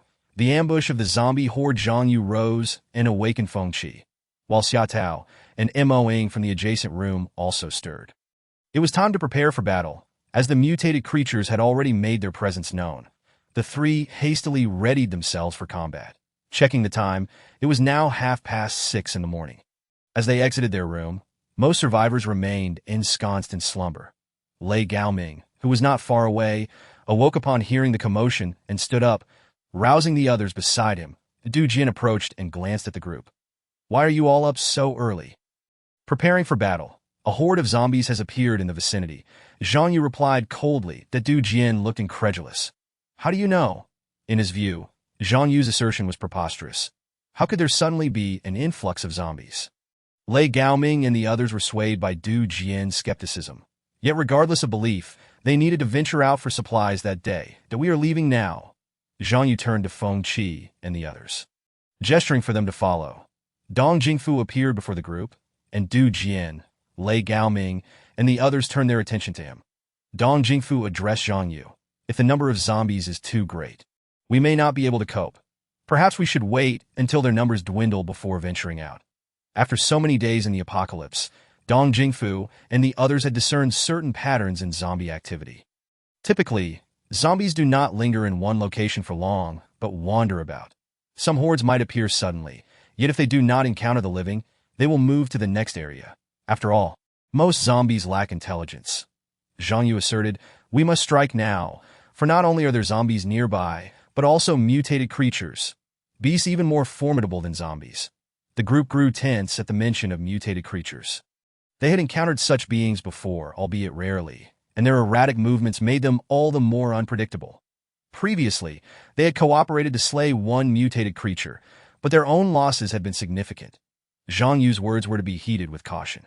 Dong Jingfu commanded his subordinates to accompany Zhang Yu and the others, with only a few remaining behind at the camp. Upon reaching the entrance, the iron gates creaked open, revealing a realm of silence beyond. Zhang Yu was the first to dash through, followed closely by Xia Tao, Mo Ying, and Feng Qi. Dong Jingfu dispatched 12 individuals, deploying more than two-thirds of their strength. Du Jian was the last to exit the iron gates. His reluctance palpable, that he was certainly averse to taking risks. Yet as the self-proclaimed second-in-command of the camp, he feared that if he showed cowardice now, who would heed his authority in the future? As the group emerged from the shelter, the sun was gradually rising, illuminating the surrounding structures, creating the illusion of an ordinary morning. With tranquility all around, Du Jian, seeing no immediate signs of danger, felt emboldened. Where are all these zombies? This is nothing but a scare tactic. The supermarket ahead must still be stocked with supplies. Brothers, let us proceed together. These so-called powerful beings were no more than a ruse to get us out early. The early bird catches the worm. Haha. Du Jian began to gesticulate theatrically, entering a mocking mode, or perhaps they are fortune-tellers, predicting that the zombies would oversleep. They do have some skill. That Du Jian's close associates joined in the mockery of Zhang Yu. Zhang Yu ignored Du Jian, concentrating instead on utilizing his powers to locate the mutated creatures. Unexpectedly, there were none nearby. It appeared this could very well be a strategic ploy to lure them into a trap. Du Jian, puffed up with confidence, declared, "Brothers, stay behind me. We shall gather the supplies that, as you can see, we are not stealing glory. They are simply not leaving." Feng Qi, witnessing Du Jian's disdainful attitude and reckless rush without reconnaissance, felt a strong urge to slap him. The group took a couple of turns and approached a supermarket 1,000 meters away, its doors wide open. Feng Qi, Xia Tao, Mo Ying, you three follow closely and provide cover. I will survey the surroundings, Zhang Yu commanded before sprinting away to search for traces of the mutated creatures. This situation could not be as straightforward as it appeared. Feng Qi, Xia Tao, and Mo Ying complied with Zhang Yu's instructions. A few zombies began to appear around the supermarket. The Du Jian swung his large machete, swiftly dispatching one zombie, while his underlings charged in, quickly eliminating several more. Feng Qi and the others maintained vigilance from the periphery. Brothers, hurry and tally the supplies. Take anything of use. Ignore those slackers over there, Du Jian directed the others. The remaining individuals rushed into the supermarket, dividing tasks. Some opened backpacks while others engaged in close combat to deal with the remaining zombies inside. Soon, the group amassed a substantial haul of supplies. With their bodies enhanced, each person could carry up to 200 pounds of food and water without issue. Moreover, they prepared a large cart, pulling it with thick ropes. Clearly, during the past few weeks of the apocalypse, these individuals had maximized their survival instincts and ingenuity. The Du Jian began organizing the group for a retreat. Lei Gaoming started to voice doubts about Zhang Yu and the others, perceiving them as exaggerators. Look, even their leader is nowhere to be found, yet here they are boasting. Today, luck is on our side. We haven't encountered any zombies. The group resumed their taunting to Mo Ying, observing the surroundings. Called out, "Be cautious. Danger is near." Du Jian, still dismissive, paid no heed. However, 30 seconds later, they found themselves at a loss for words. Zombies suddenly appeared from several hundred meters away, making Du Jian and the others realize that Zhang Yu had not been mistaken. These zombies seemed strategically placed, lying in wait for unsuspecting prey. Their grotesque faces, decaying skin, bloodied claws, and sharp teeth, along with their ominous gaze, filled the air with a palpable sense of death. Mo Ying conjured her transformation arrows, holding a bow in her left hand and drawing an arrow with her right. Feng Qi brandished 2 machetes, shouting, "Just stay behind us and protect the supplies." Xia Tao held her breath, conjuring 40-centimeter-long spikes in both hands.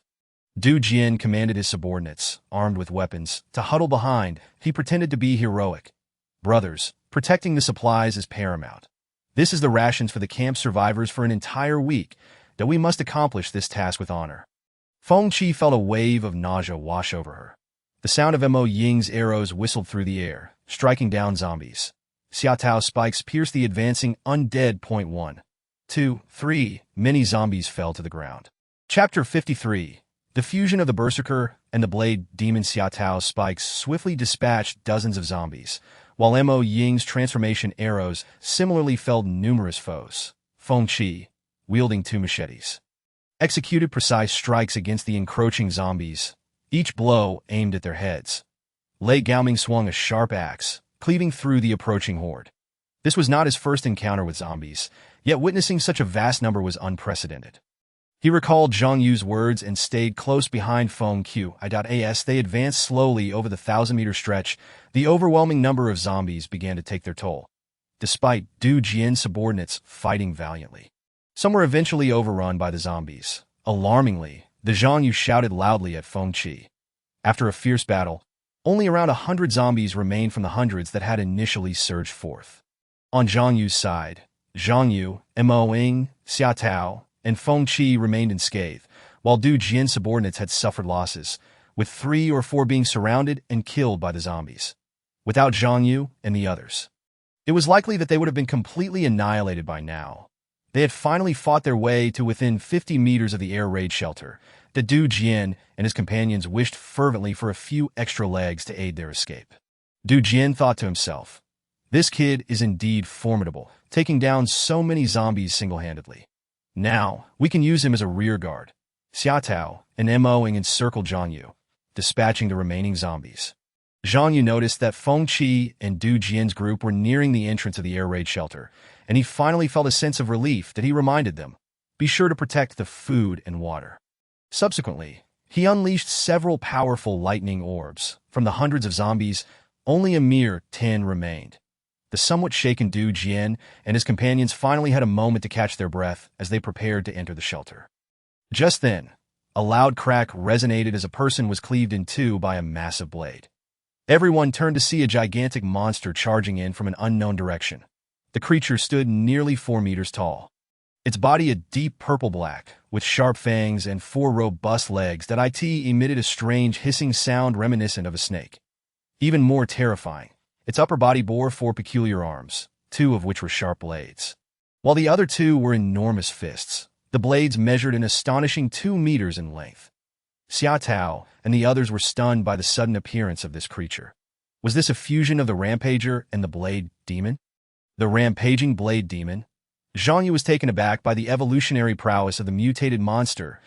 In an instant, another person was pierced through the chest by this creature and lifted into the air, blood gushing from their mouth. The Rampaging Blade Demon then hurled the unfortunate soul skyward, their body disintegrating into a bloody mess upon impact. Mo Ying shot an arrow at the Rampaging Blade Demon, but it leapt effortlessly aside, displaying remarkable speed and agility. What astonishing speed! Mo Ying gasped in surprise that on the other side, another Rampaging Blade Demon appeared, aiming a strike at Du Jian. That Du Jian's eyes widened as he saw Lei Gaoming frozen in shock beside him. Resolutely, Du Jian pushed Lei Gaoming out of harm's way. That Du Jian, you scoundrel! Lei Gaoming shouted in fury. With a swift crack, the Rampaging Blade Demon cleaved Lei Gaoming in half, from left shoulder to right ribcage. Lei Jiaming, mouth agape, soon breathed his last, his bloodied form too horrific to behold. Zhang Yu was furious. Du Jian truly was a despicable person. Feng Qi shared the same sentiment, wishing he could slay Du Jian himself. Before Zhang Yu and Feng Qi could act, a dozen zombies emerged around them. Their bellies were grotesquely swollen, mouths gaping wide. Sprayer zombies. These ranged attackers unleashed torrents of liquid from their engorged stomachs. This liquid was not only corrosive, but also sprayed a far greater distance than the previous zombies. Even more astonishing, the volume of liquid within them seemed virtually limitless, as they continued to spray 5 or 6 times without running dry. Zhang Yu, Xiaotao, and Feng Qi had no choice but to seek temporary shelter. Zhang Yu shouted, "Feng Qi, Xiaotao, get the injured to safety. But, boss, these mutated monsters are incredibly strong that I want to fight alongside you." Xiaotao protested. "Enough with the nonsense. Do as I command," Zhang Yu ordered. Xiaotao complied. That Mo Ying took cover in a corner, firing her phantasmal arrows at the sprayer zombies. With swift precision, she felled 2 of them. The remaining sprayer zombies turned their fire on Mo Ying, forcing her to retreat in search of cover. Feng Qi and Xia Tao managed to pull the injured to the side. Xia Tao temporarily retracted her sharp blades. Feng Qi attempted to charge forward, but Xia Tao grabbed him, insisting, "You need to stay here and guard these people." No. Xia Tao pushed Feng Qi down. "The boss ordered us to take care of these people. We must not defy his orders. Let me go out and fight alongside him." Feng Qi chose to obey. Surveying the area, Xia Tao summoned her sharp blades once more, avoiding the sprayer zombies' attacks as she leaped to Zhang Yu's side. "Did I not tell you to stay back?" Zhang Yu chastised. Chapter 54. Blood Battle. Seeing Xia Tao's determination, Zhang Yu ceased his protests. They needed to devise a strategy to counter their foes. The mutated monsters and zombies had adopted a tactic of close and ranged attacks. Apart from some minor zombies, their main adversaries were 2 rampaging blade demons and several enhanced sprayer zombies. First, they needed to eliminate the enhanced sprayer zombies before concentrating on the 2 rampaging blade demons. Zhang Yu formulated a battle plan. "Xia Tao, you flank from the left and attack those sprayer zombies from behind. I'll hold off the 2 rampaging blade demons," Zhang Yu instructed. "Understood." Zhang Yu positioned himself in front, raising his lightning war sword with his right hand. The 2 rampaging blade demons charged directly at him. Their intentions clear, to target Zhang Yu.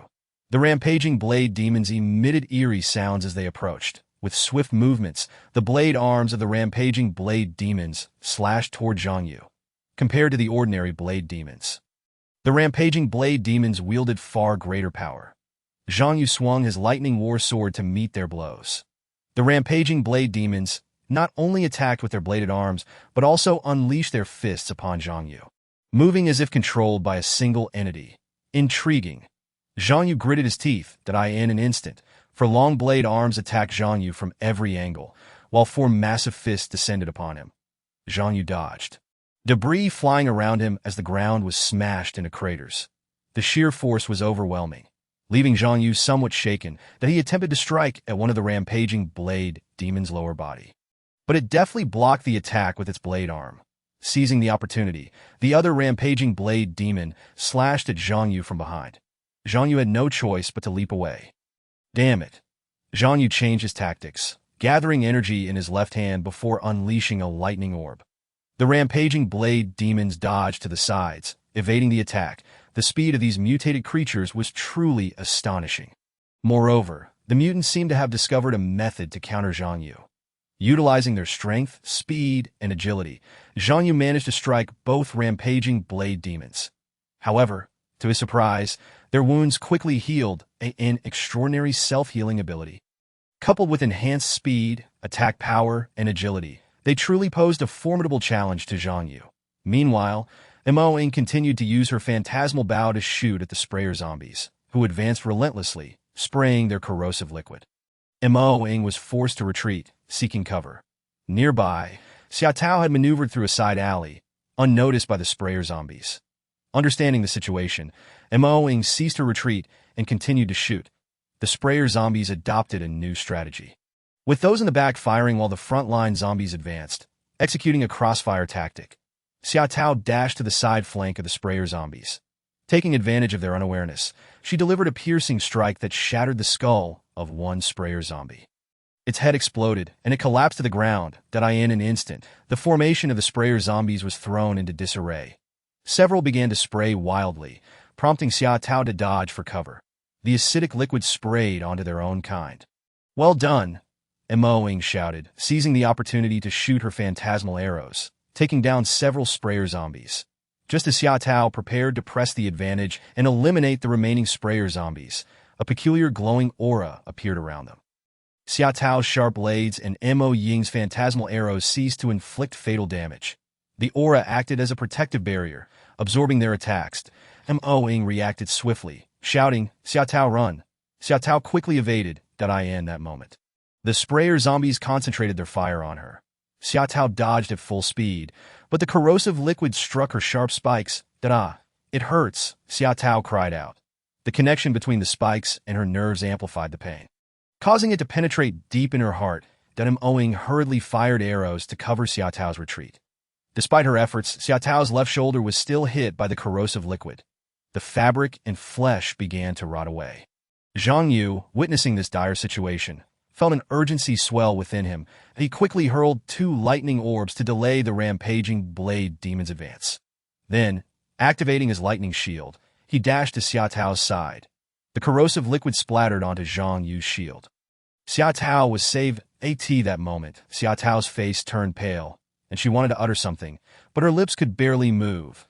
She clenched her mouth shut, drenched in sweat, clutching her wound. Had she not gained her abilities, Xiao Tao might have already perished. Hold on. Zhang Yu scooped Xiao Tao into his arms and leaped to Mo Ying's position. Mo Ying noticed the 2 rampaging blade demons advancing toward them and quickly readied her bow, shooting at them to provide cover for Zhang Yu. Zhang Yu deduced that there must be a mutated creature nearby with superior control abilities, the one responsible for bestowing the protective shields upon the zombies. Where could it be? Zhang Yu utilized his powers to probe the area 100 meters ahead, concealed within the structures. Both Zhang Yu and his adversary sensed each other's presence. Zhang Yu called out to Mo Ying. You and Xiao Tao, along with Feng Qi, should retreat to a safe distance. I shall handle these foes. Then Mo Ying shook her head defiantly. Boss, you need assistance now. I cannot leave. Enough with the chatter without you. I can fight without restraint. Depart at once. Zhang Yu shoved Mo Ying aside. Though Mo Ying had never defied Zhang Yu's commands, she was reluctant to budge. Move away. You and Feng Qi must keep your distance. Trust in my strength. These monsters are no match for me. Mo Ying's eyes glistened with unshed tears as she assisted Xiao Tao in retreating. Zhang Yu leapt directly before the berserk blade wielder and the spitter zombie. An aura enveloped the berserk blade wielder, augmenting its capabilities. Zhang Yu engaged in a fierce clash with the creature, which, bolstered by the aura and its own regenerative abilities, fought with reckless abandon. The spitter zombie unleashed a barrage of acidic corrosive liquid. Zhang Yu felt the immense pressure. Despite possessing a lightning shield and formidable healing abilities, it was evident that his foes aimed to deplete his stamina through relentless assault, ultimately seeking to bring him down. The human body, after all, had its limits. Suddenly, Zhang Yu's lightning shield vanished. It seemed the energy had transferred to the berserk blade wielder and the spitter zombie. What to do? Zhang Yu pondered that he could not afford to retreat any further. Doing so would endanger Xiao Tao, Mo Ying, and Feng Qi. That if he faltered, their demise was inevitable. But I possess a devouring crystal core. The memory of acquiring it after battling Li William surfaced in his mind. Zhang Yu retrieved the black devouring crystal core. Chapter 55. Zhang Yu's bloodthirsty berserk state. This ominous black crystal core harbored unpredictable dangers, and the prospect of consuming it on the battlefield to undergo an evolution of powers was an unfamiliar scenario for Zhang Yu.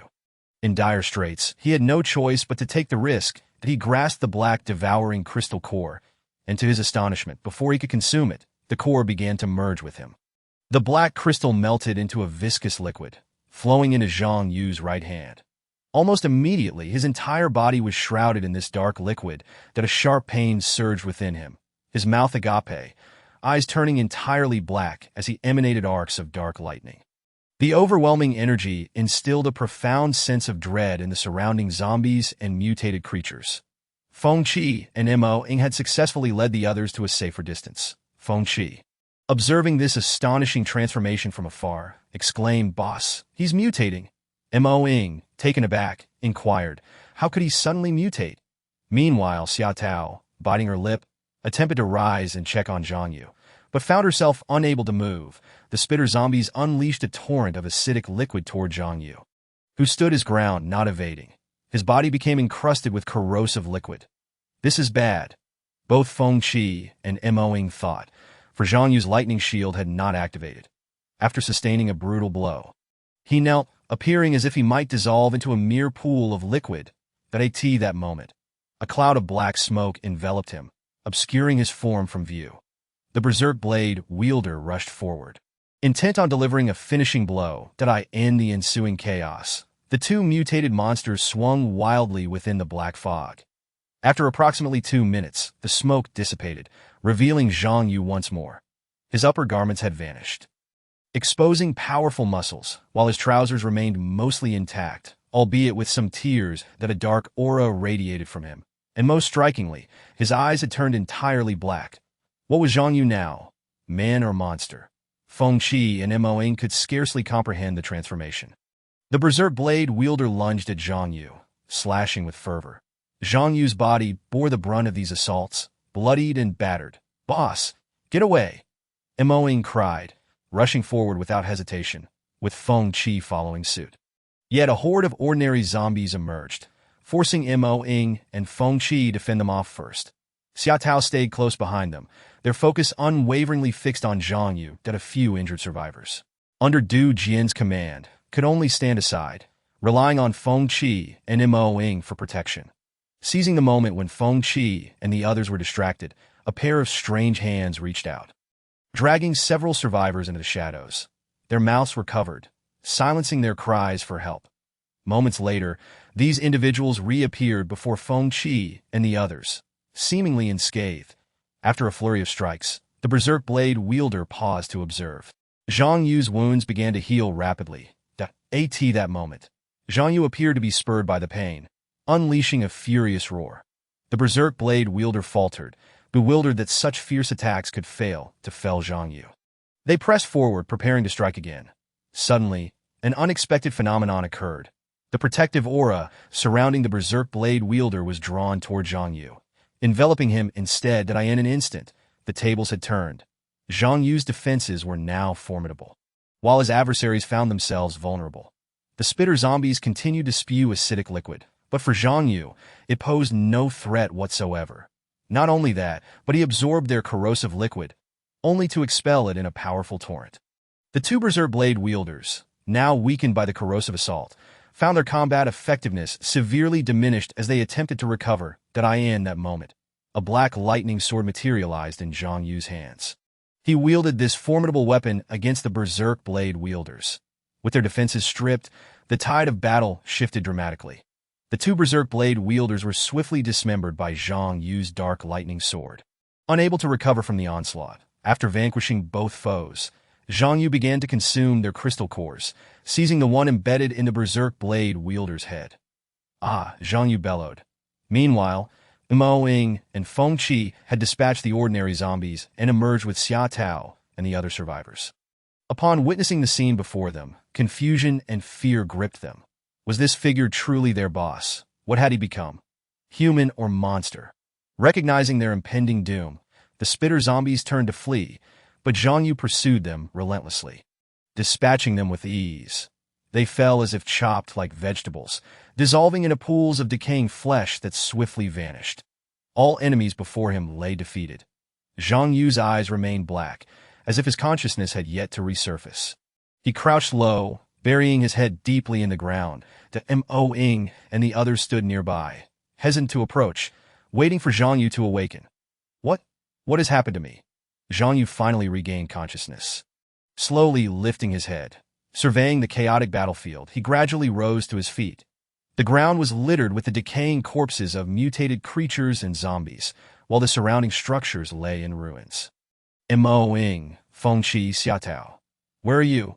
Zhang Yu called out, struggling to open his eyes. Mo Ying supported Xia Tao, while Feng Qi assisted other survivors, cautiously making their way toward Zhang Yu. "Boss, are you all right?" they inquired, though Xia Tao remained too injured to speak. Chapter 56. Dong Jingfu's Secret. What transpired? Did I truly slay all these zombies and mutated creatures? Zhang Yu questioned, bewildered that he recalled the formidable nature of these monsters, augmented by their protective auras, and felt utterly helpless. Feng Qi stepped forward, examining Zhang Yu's form. "Boss, it seems you have undergone a new evolution of powers. Indeed, you single-handedly defeated the enemies." Zhang Yu gazed at his hands and body, momentarily uncertain of his transformation. In the distance, the controlling mutated creatures had vanished. The survivor camp. Dong Jingfu directed the others to store their hard-won supplies in the warehouse. "Brother Zhang, you and your team have worked hard. I have arranged food for you. Please take the time to rest. We appreciate your kindness. But where is your subordinate, Du Jian?" Zhang Yu inquired, his expression impassive. "Dang Jian. Has he offended you?" Dong Jingfu replied, sensing the gravity of the situation. "Du Jian, you coward. Why are you hiding in the shadows? Come out. One of the individuals saved by Zhang Yu exclaimed upon spotting Du Jian attempting to slip away. Dong Jingfu gestured to block Du Jian and turned to Zhang Yu to inquire about the situation. Several injured individuals recounted Du Jian's misdeeds to Dong Jingfu. Du Jian, how could you act in such a manner? Dong Jingfu observed the fury in Zhang Yu's gaze, realizing that Du Jian's life was in grave danger at that moment. I didn't mean to, uncle. Please spare me. I can atone for my sins through service. Du Jian knelt, pleading loudly for mercy. Zhang Yu approached Du Jian, coldly stating, "You despicable scoundrel. You attempted to use me as a shield while sacrificing your own team members to their demise. Can we afford to keep a traitor like you?" After uttering these words, Zhang Yu surveyed the surrounding individuals. Eliminate him. He has been tyrannical in ordinary times, yet falters when it truly matters. That a coward. He will bring ruin to us all. He must be executed immediately. Uncle, you must save me. I may lack merits, but I have endured hardships. Du Jian bowed his head before Dong Jingfu, then crawled to grasp his leg. Dong Jingfu glanced between the enraged Zhang Yu and the desperately pleading Du Jian. While Du Jian possessed numerous flaws, he was nonetheless his own nephew and a trusted confidant. Could he truly condemn him to death? Dong Jingfu's heart softened, and he attempted to plead for Du Jian's life. Brother Zhang, Du Jian is indeed a talent. Now is a crucial time for utilizing capable individuals. Let us spare his life for the moment. Dong Jingfu implored Zhang Yu. Zhang Yu shook his head. Such a person cannot be retained. You will regret it, Mr. Dong. Young man, one must learn to show mercy. Why must you be so relentless? Moreover, we are in dire need of capable hands. Would it not be more prudent to allow Du Jian to atone for his sins through service? A coughing sound interrupted, as Xia Tao, severely injured, revealed wounds that had begun to fester.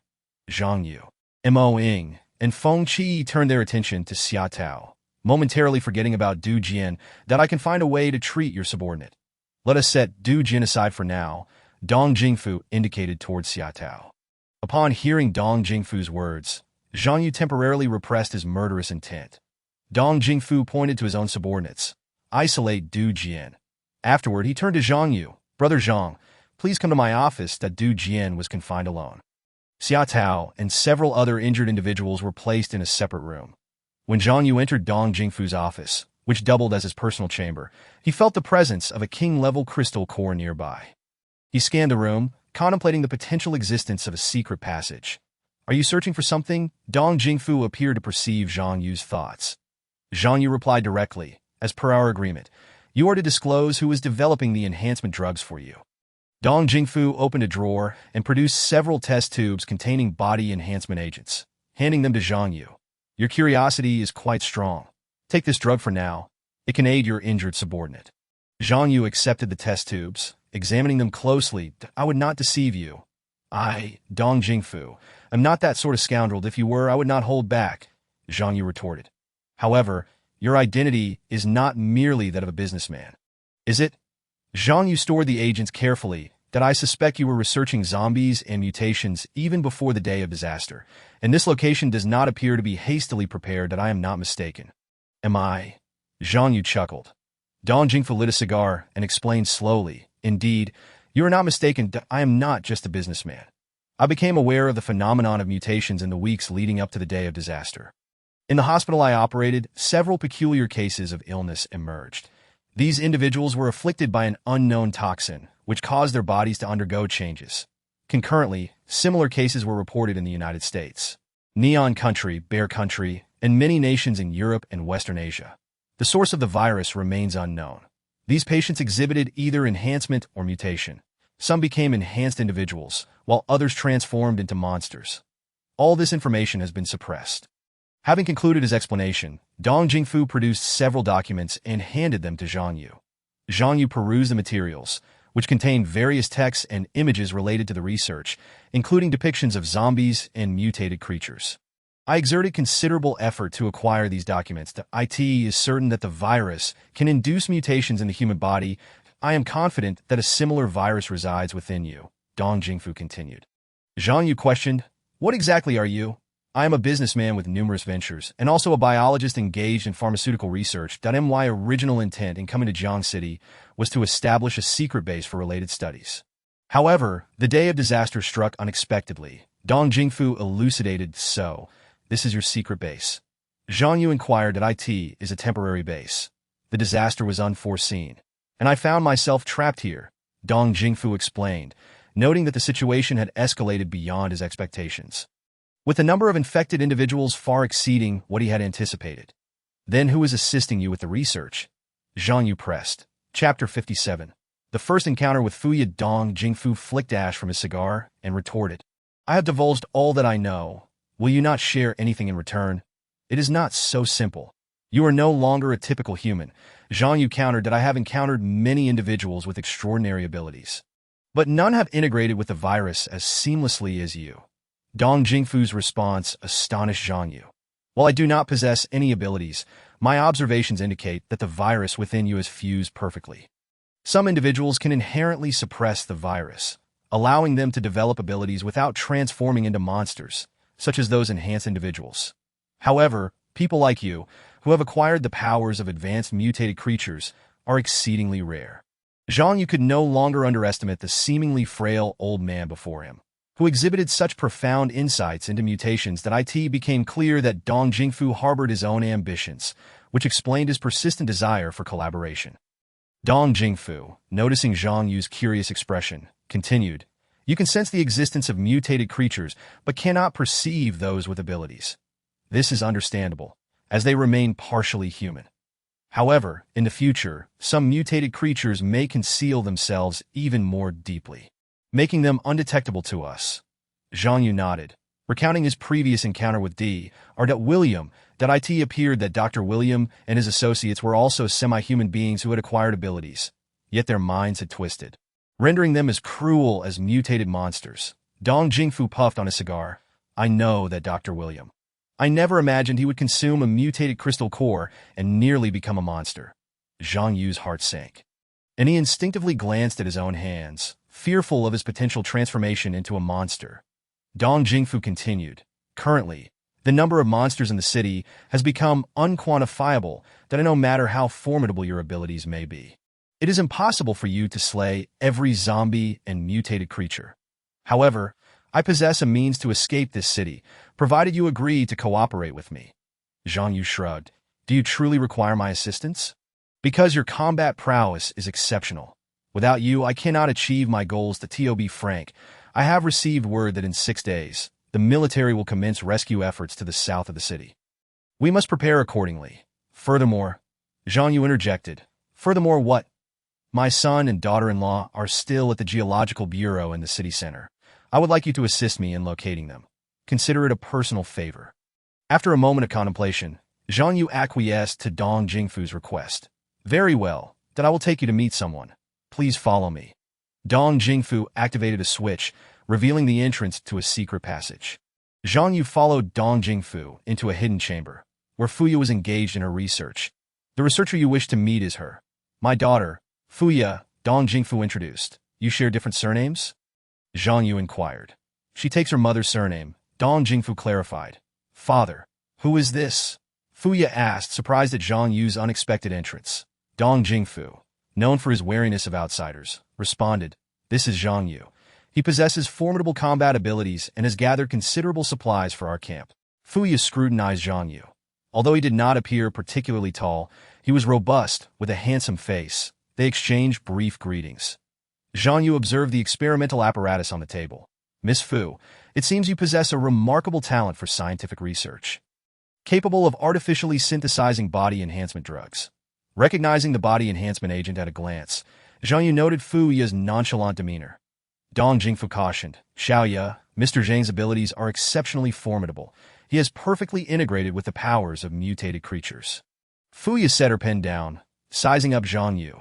"Some have attempted to consume mutated crystal cores, but the likelihood of becoming a monster is exceedingly high. You must be one of the few who succeeded."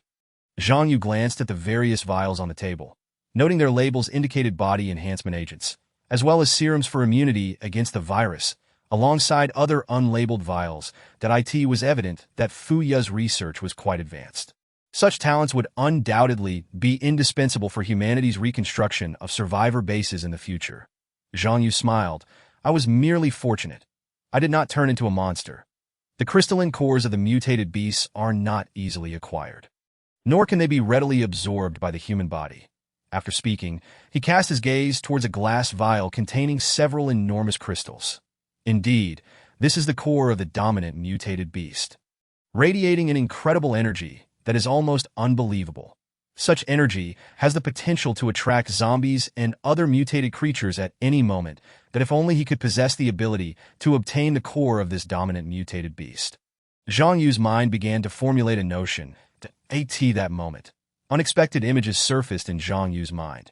He fused with the core of the dominant mutated beast, transforming into a king, albeit a king among mutated creatures. Xia Tao, Mo Ying, and Feng Qi were consumed by him, devoured alive. Seeing Zhang Yu's concentrated demeanor, Fuyo explained, "This type of crystal is highly toxic, an inadvertent creation of mine. Even when extracted from the monster's body, the core retains the capacity for mutated evolution. In other words, the core possesses a form of vitality." She continued, "Currently, I lack the means to synthesize a body-enhancing potion from the mutated beast's core. It is exceedingly dangerous for an ordinary person to ingest it directly. You should be aware of the risks associated with consuming a core, right?" Zhang Yu nodded. Swallowing the cores of zombies is relatively straightforward for body enhancement, but the cores of mutated beasts could very well transform a person into a monster. The images that had flashed through his mind still left him feeling apprehensive. That Fuyo expressed her regret. "If I could extract the components of the mutated beast's core and eliminate its side effects, I would have the confidence to create a more advanced body-enhancing potion. However, the equipment here is limited." Dong Jingfu interjected, "Xia, you continue your work, Mr. Zhang, and I have matters to discuss." With that, Dong Jingfu led Zhang Yu away. The core in Miss Fu's possession radiates immense energy, making it easy to draw zombies and mutated creatures. Zhang Yu remarked. Dong Jingfu replied, "I too sense that the number of zombies and mutated creatures in this vicinity is increasing. Xiaoya's research is crucial, tied to the future survival and reconstruction of humanity. If we merely flee, we will inevitably be hunted down and exterminated by zombies and mutated creatures, that we must study them to gain an advantage." Dong Jingfu halted, gazing earnestly at Zhang Yu. "Brother Zhang, can you safeguard Xiaya and her research findings? Consider this a trust one place in you." From any perspective, Fuyo is indeed a significant individual, and Zhang Yu nodded in agreement. Chapter 58, The Monsters Infiltrating the Camp Carrying the Body-Enhancing Potion. Zhang Yu arrived at Xia Tao's chamber. Mo Ying and Feng Qi stood guard beside her. Xia Tao's face contorted in agony, her wounds severely festering. "Boss." Both Mo Ying and Feng Qi rose upon seeing Zhang Yu approach. Xia Tao was in such pain that she could scarcely speak. She felt she was on the brink of death. "That we have not secured any cores, and Xia is gravely injured. What shall we do?" Mo Ying lamented. Despite some minor conflicts between Xia Tao and Mo Ying, they were comrades who had shared life and death, and Mo Ying could not bear to watch Xia Tao perish. Zhang Yu seated himself beside Xia Tao, who unexpectedly grasped his hand tightly. "Xia, you will be fine." After saying this, Zhang Yu produced the body-enhancing potion and opened it for Xia Tao to drink. "Boss, what is this?" Feng Qi exclaimed, surprised at the source of the potion. After consuming the potion, Xia Tao coughed violently. Zhang Yu gently patted her back, reassuring her, "Xia, you will recover." Observing Zhang Yu's actions, Mo Ying felt a ripple of emotion within her. She pondered in Zhang Yu's heart, whose position would be of greater significance, hers or Xia Tao's. Half an hour later, Xia Tao's wounds had finally begun to heal. She slowly opened her eyes. "Boss, it seems Xia has recovered," Feng Qi announced. Xia Tao suddenly realized she had been holding Zhang Yu's hand all along and quickly released it. "Be boss." Her face displayed both surprise and shyness. "That I told you that you would be fine. Get up." Zhang Yu assisted Xia Tao to her feet. After rising, Xia Tao stood still for a moment before suddenly embracing Zhang Yu and weeping profusely. "Boss, I thought I would never see you again." Zhang Yu was momentarily taken aback, instinctively stroking Xia Tao's hair. Feng Qi turned away, and Mo Ying, witnessing the scene, found herself at a loss for words, feeling a sense of loss within her. "All right, let us go eat." "Everyone is hungry," Zhang Yu suggested, noticing Feng Qi and Mo Ying nearby, and signaling for Xia Tao to release him. Xia Tao, now aware of Feng Qi and Mo Ying's presence, wiped her tears and, Feeling somewhat embarrassed, let go of his hand. "Boss, where did you obtain the recovery potion?" Feng Qi inquired. Zhang Yu distributed a potion vial to each of them, explaining, "There is a researcher in this camp who created this potion." Mo Ying remarked, "We had no idea and have not seen this person." Zhang Yu whispered, "This individual is Dong Jingfu's daughter, named Fuya. She is hidden away in a secret chamber. You will meet her soon enough. But enough of that. Let us eat, and then we will seek out Du Jian." The group exited AT that moment. None in the camp could overlook Zhang Yu and his companions. Dong Jingfu ordered a lavish dinner to entertain them. "I wish to meet Du Jian," Zhang Yu stated directly after the meal. Observing Zhang Yu's serious demeanor, Dong Jingfu set down his utensils. "Brother Zhang, you promised to spare Du Jian." Zhang Yu responded. "Mr. Dong, I hope you do not show favoritism simply because he is your relative." Dong Jingfu was resolute. "No, I cannot agree to your killing him, that he remains my kin." After a pause, Dong Jingfu continued. "I can try to accommodate your other requests." Zhang Yu cautioned, "Mr. Dong, I hope your benevolence does not lead to your downfall." Dong Jingfu changed the subject. "Brother Zhang, I was thinking, the day after tomorrow. We should leave here together. This camp does not seem very secure. Shall we walk or seek transportation?" Zhang Yu inquired, "That I will inform you when the time comes that I hope you can assist me in rescuing my son first." "I understand your feelings, but they may not still be alive," Zhang Yu replied. Dong Jingfu took a sip of wine. "We must at least try it out. If you can help me, I can provide you with the formula for the body-enhancing potion. And the people under my command will heed your commands. Xia Tao, Feng Qi, you two go patrol outside," Zhang Yu ordered, tacitly accepting Dong Jingfu's conditions. The two complied and exited. Feng Qi turned to Xia Tao and remarked, "Do you think the boss is being too courteous to this old man?" Xia Tao remained noncommittal. The two conducted their patrol. Within the camp, everything seemed tranquil. Survivors quietly sat in their places after receiving limited food supplies. They arrived at the room where Du Jian was held. Xia Tao noticed that there were no guards outside the room. Looking inside, she found that Du Jian was already missing, and the two guards had their necks broken. Xia Tao drew her battle knife. The atmosphere in the camp grew tense in an instant. Zhang Yu and Dong Jingfu rushed over. "How could he escape?" Dong Jingfu exclaimed, bewildered. Although he did not wish to kill Du Jian, he had not anticipated his release either. Furthermore, where could this rascal have fled? Zhang Yu furrowed his brow. "Seal the doors and gather everyone." He then utilized his abilities to scan the camp, discovering no signs of mutated creatures. It seemed the situation was more dire than anticipated. After a thorough count, Dong Jingfu suddenly realized, "Fuya!" He seemed to grasp something and sprinted toward his office, just as he reached the vicinity of the office. Dong Jingfu and Zhang Yu were astonished to see a tall figure emerge from within. Upon closer inspection, it was Du Jian, his face looking particularly grotesque under the dim light. Beside him stood the three missing individuals, dragging Fuya along. "What do you intend to do with those people?" Dong Jingfu shouted to Du Jian. "Have you lost your mind? Let go of your cousin." Du Jian trembled violently, his speech incoherent, leaving the others unable to discern his words. The three individuals beside him released the unconscious Fuya. Their expressions were devoid of color. Zhang Yu was taken aback. Could these individuals be mutated creatures? He had underestimated the situation. Furthermore, how could he have sensed no trace of mutated creatures? "Help me!" The three individuals simultaneously uttered weak cries, slowly moving their steps and extending their left hands. Feng Qi and the others were astonished to discover that these three had unknowingly been infected by mutated creatures. They were indeed the monsters that had infiltrated the camp. Zhang Yu focused his mind and conjured his lightning battle sword.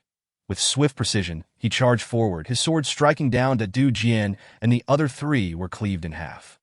A strange liquid oozed from the three, coalescing into a single mass. The Du Jian groaned on the ground, lifting his head to glare menacingly at Zhang Yu. Chapter 59. The mutated creature Wu to the strange liquid flowing from the three individuals slowly formed into a humanoid shape, revealing a man before everyone's eyes. Zhang Yu gestured for the others to step back. Feng Qi grasped his battle knife, ready to engage in the confrontation that Mo Ying conjured her illusionary arrows while Xia Tao, still injured, could only wield a standard battle knife. To my astonishment, I still could not conceal the truth. "You fellows are indeed formidable." The man's voice was deep and resonant. Zhang Yu felt a strange familiarity with this man, yet he could not recall where he had seen him before. Xiaotao recognized the man before her. You are Wu De. It turned out that this monstrous figure was none other than Xiaotao's former boyfriend. Wu De, after many days apart, he had re-emerged, transformed into a grotesque being. Zhang Yu recalled the night the apocalypse erupted, the moment he had rescued Xiaotao. This very man was the one who had abandoned her. Upon seeing Xiaotao, Wu De exclaimed with glee, "Darling, I never expected to see you here. I am truly overjoyed. Do you not feel disgusted, you insincere wretch?" Xiaotao retorted fiercely to Wu De replied, "Xiaotao, I can protect you now.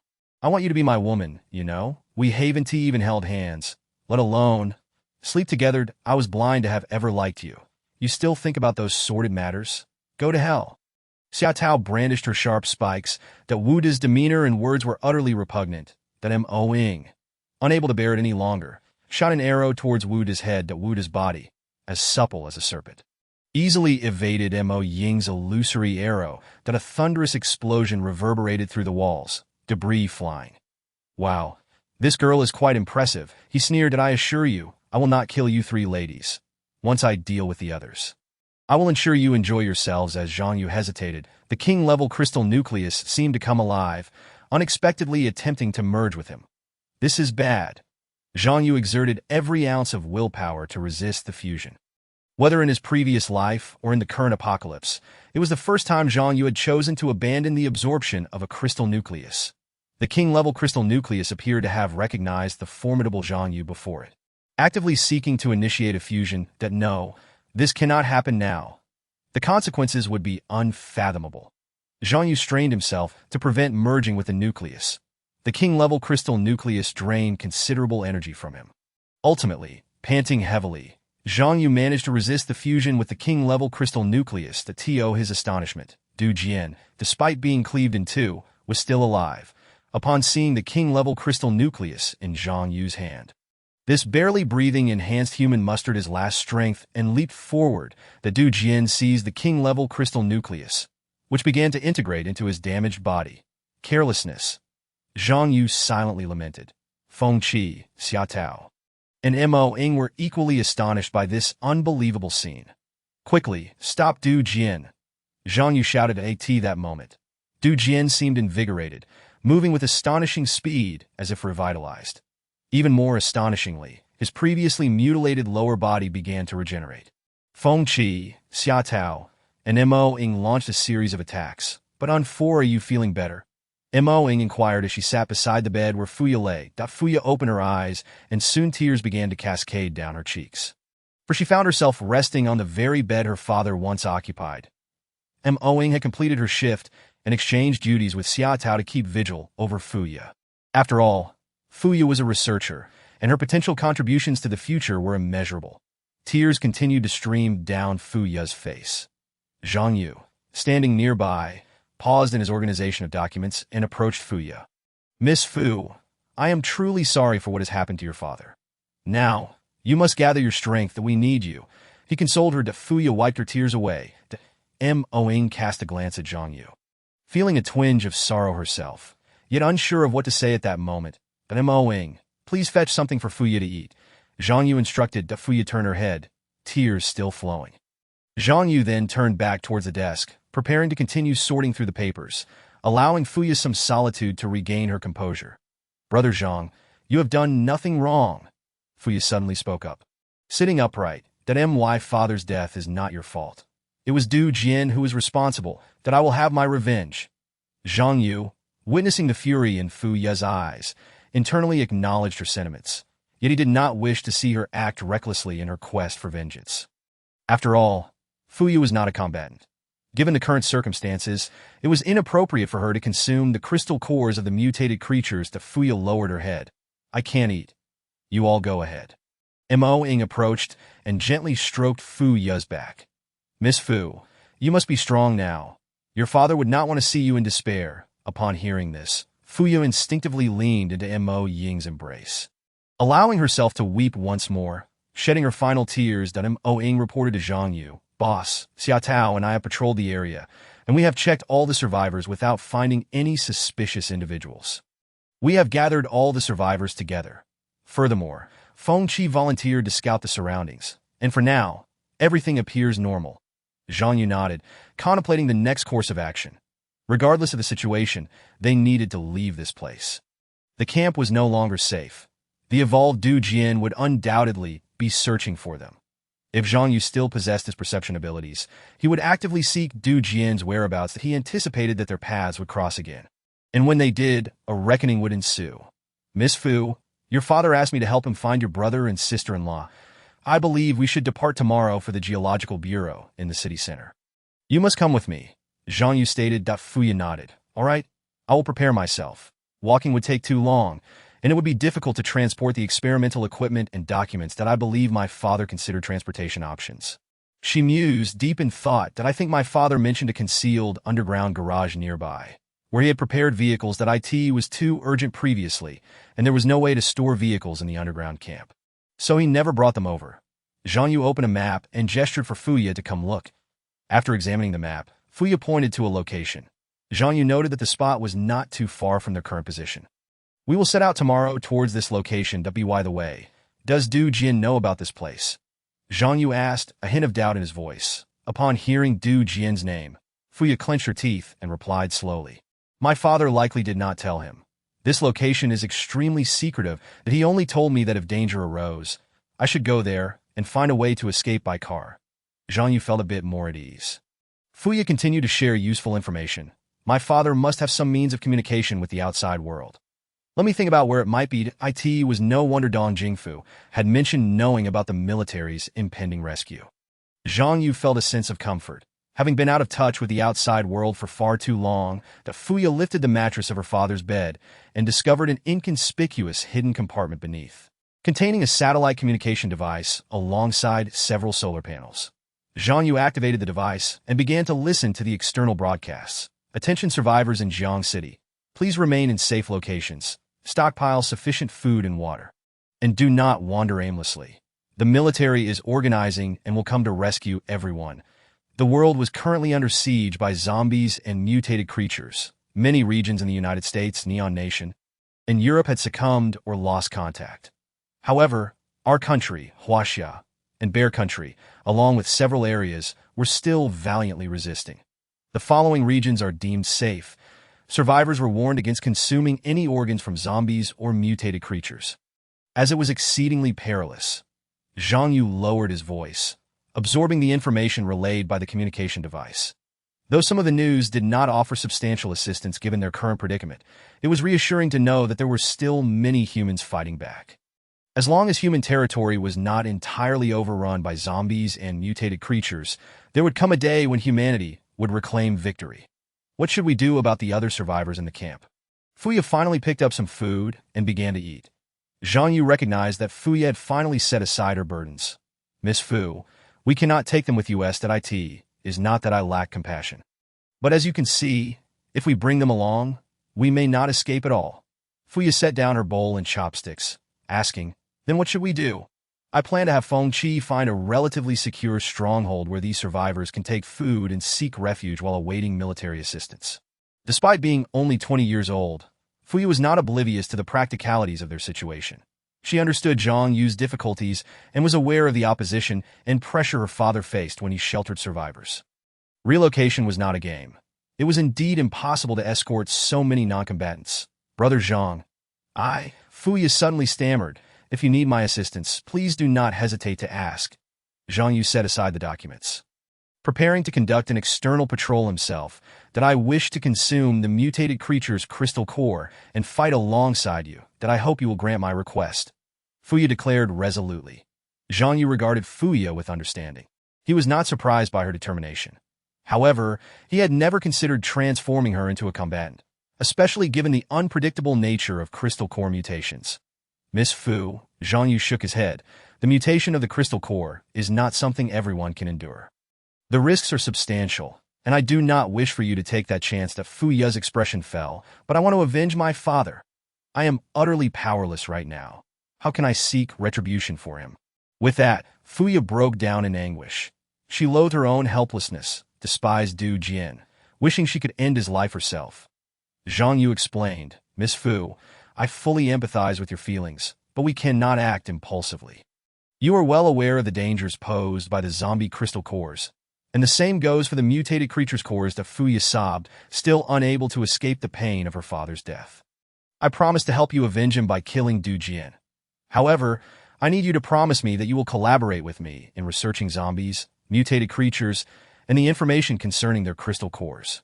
It will undoubtedly prove useful in the future, trust me. Zhang Yu's sincere words gradually eased Fuya's heart. All right, Brother Zhang, tell me what I can do for you, and I will gladly comply, Fuya said, wiping away her tears. This was the demeanor that a researcher, no, a scientist should embody. Remember, scientific research is your greatest weapon. Quickly gather your experimental equipment. We are preparing to relocate, Zhang Yu urged. Understood. Fuya rose and began to pack the instruments and equipment she could carry.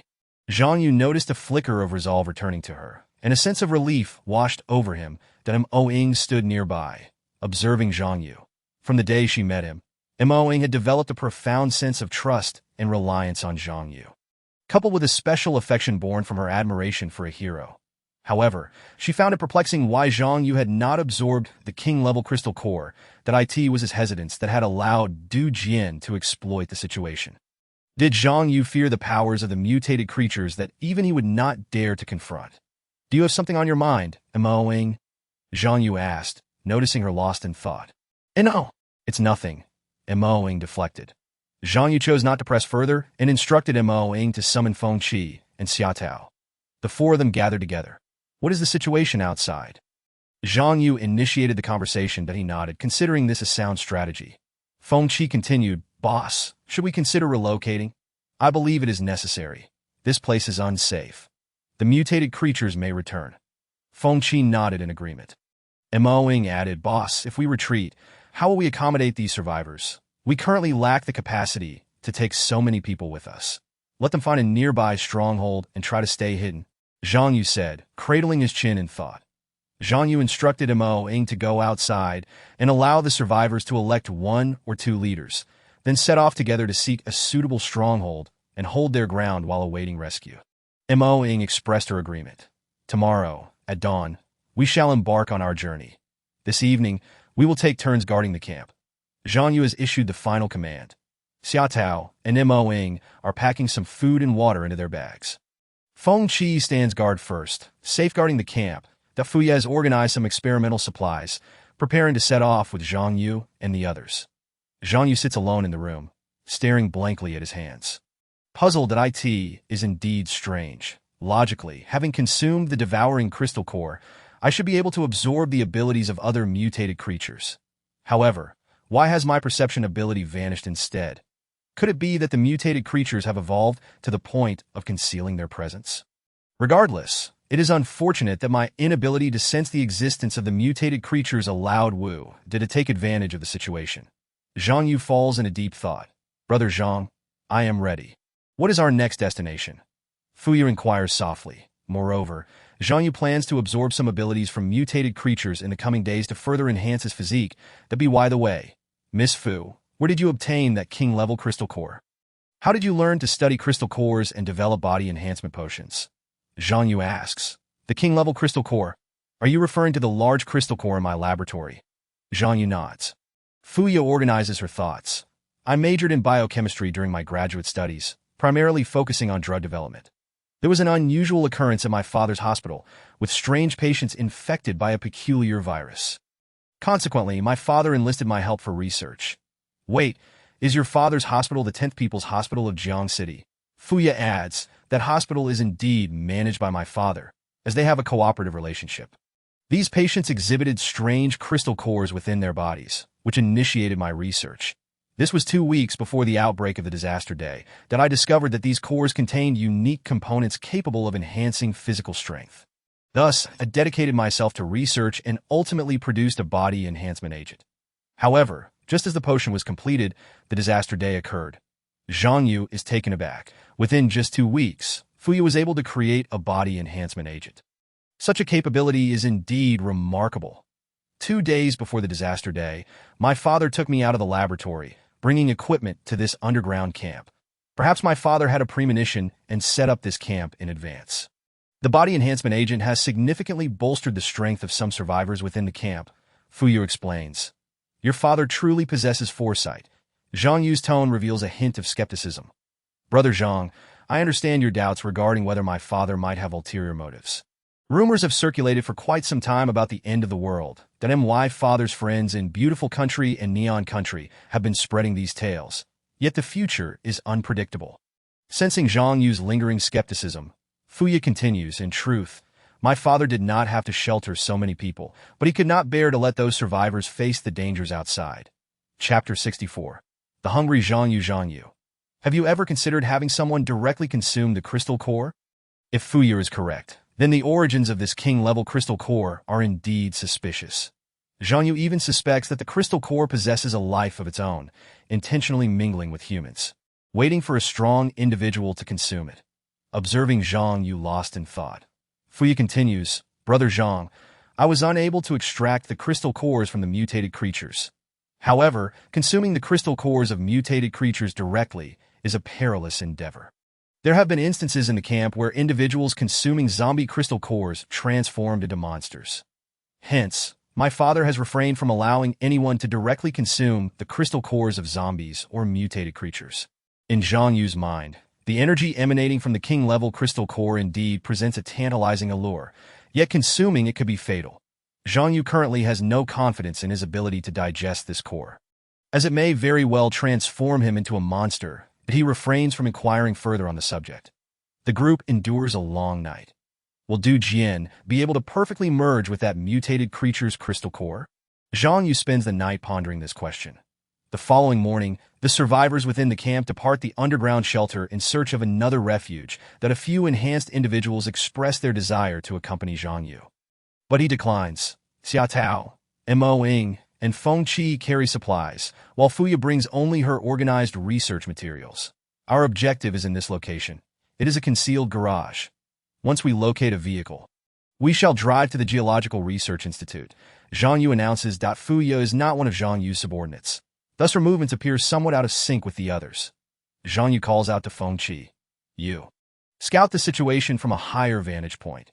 Yes, boss. Feng Qi responds, climbing to a high point.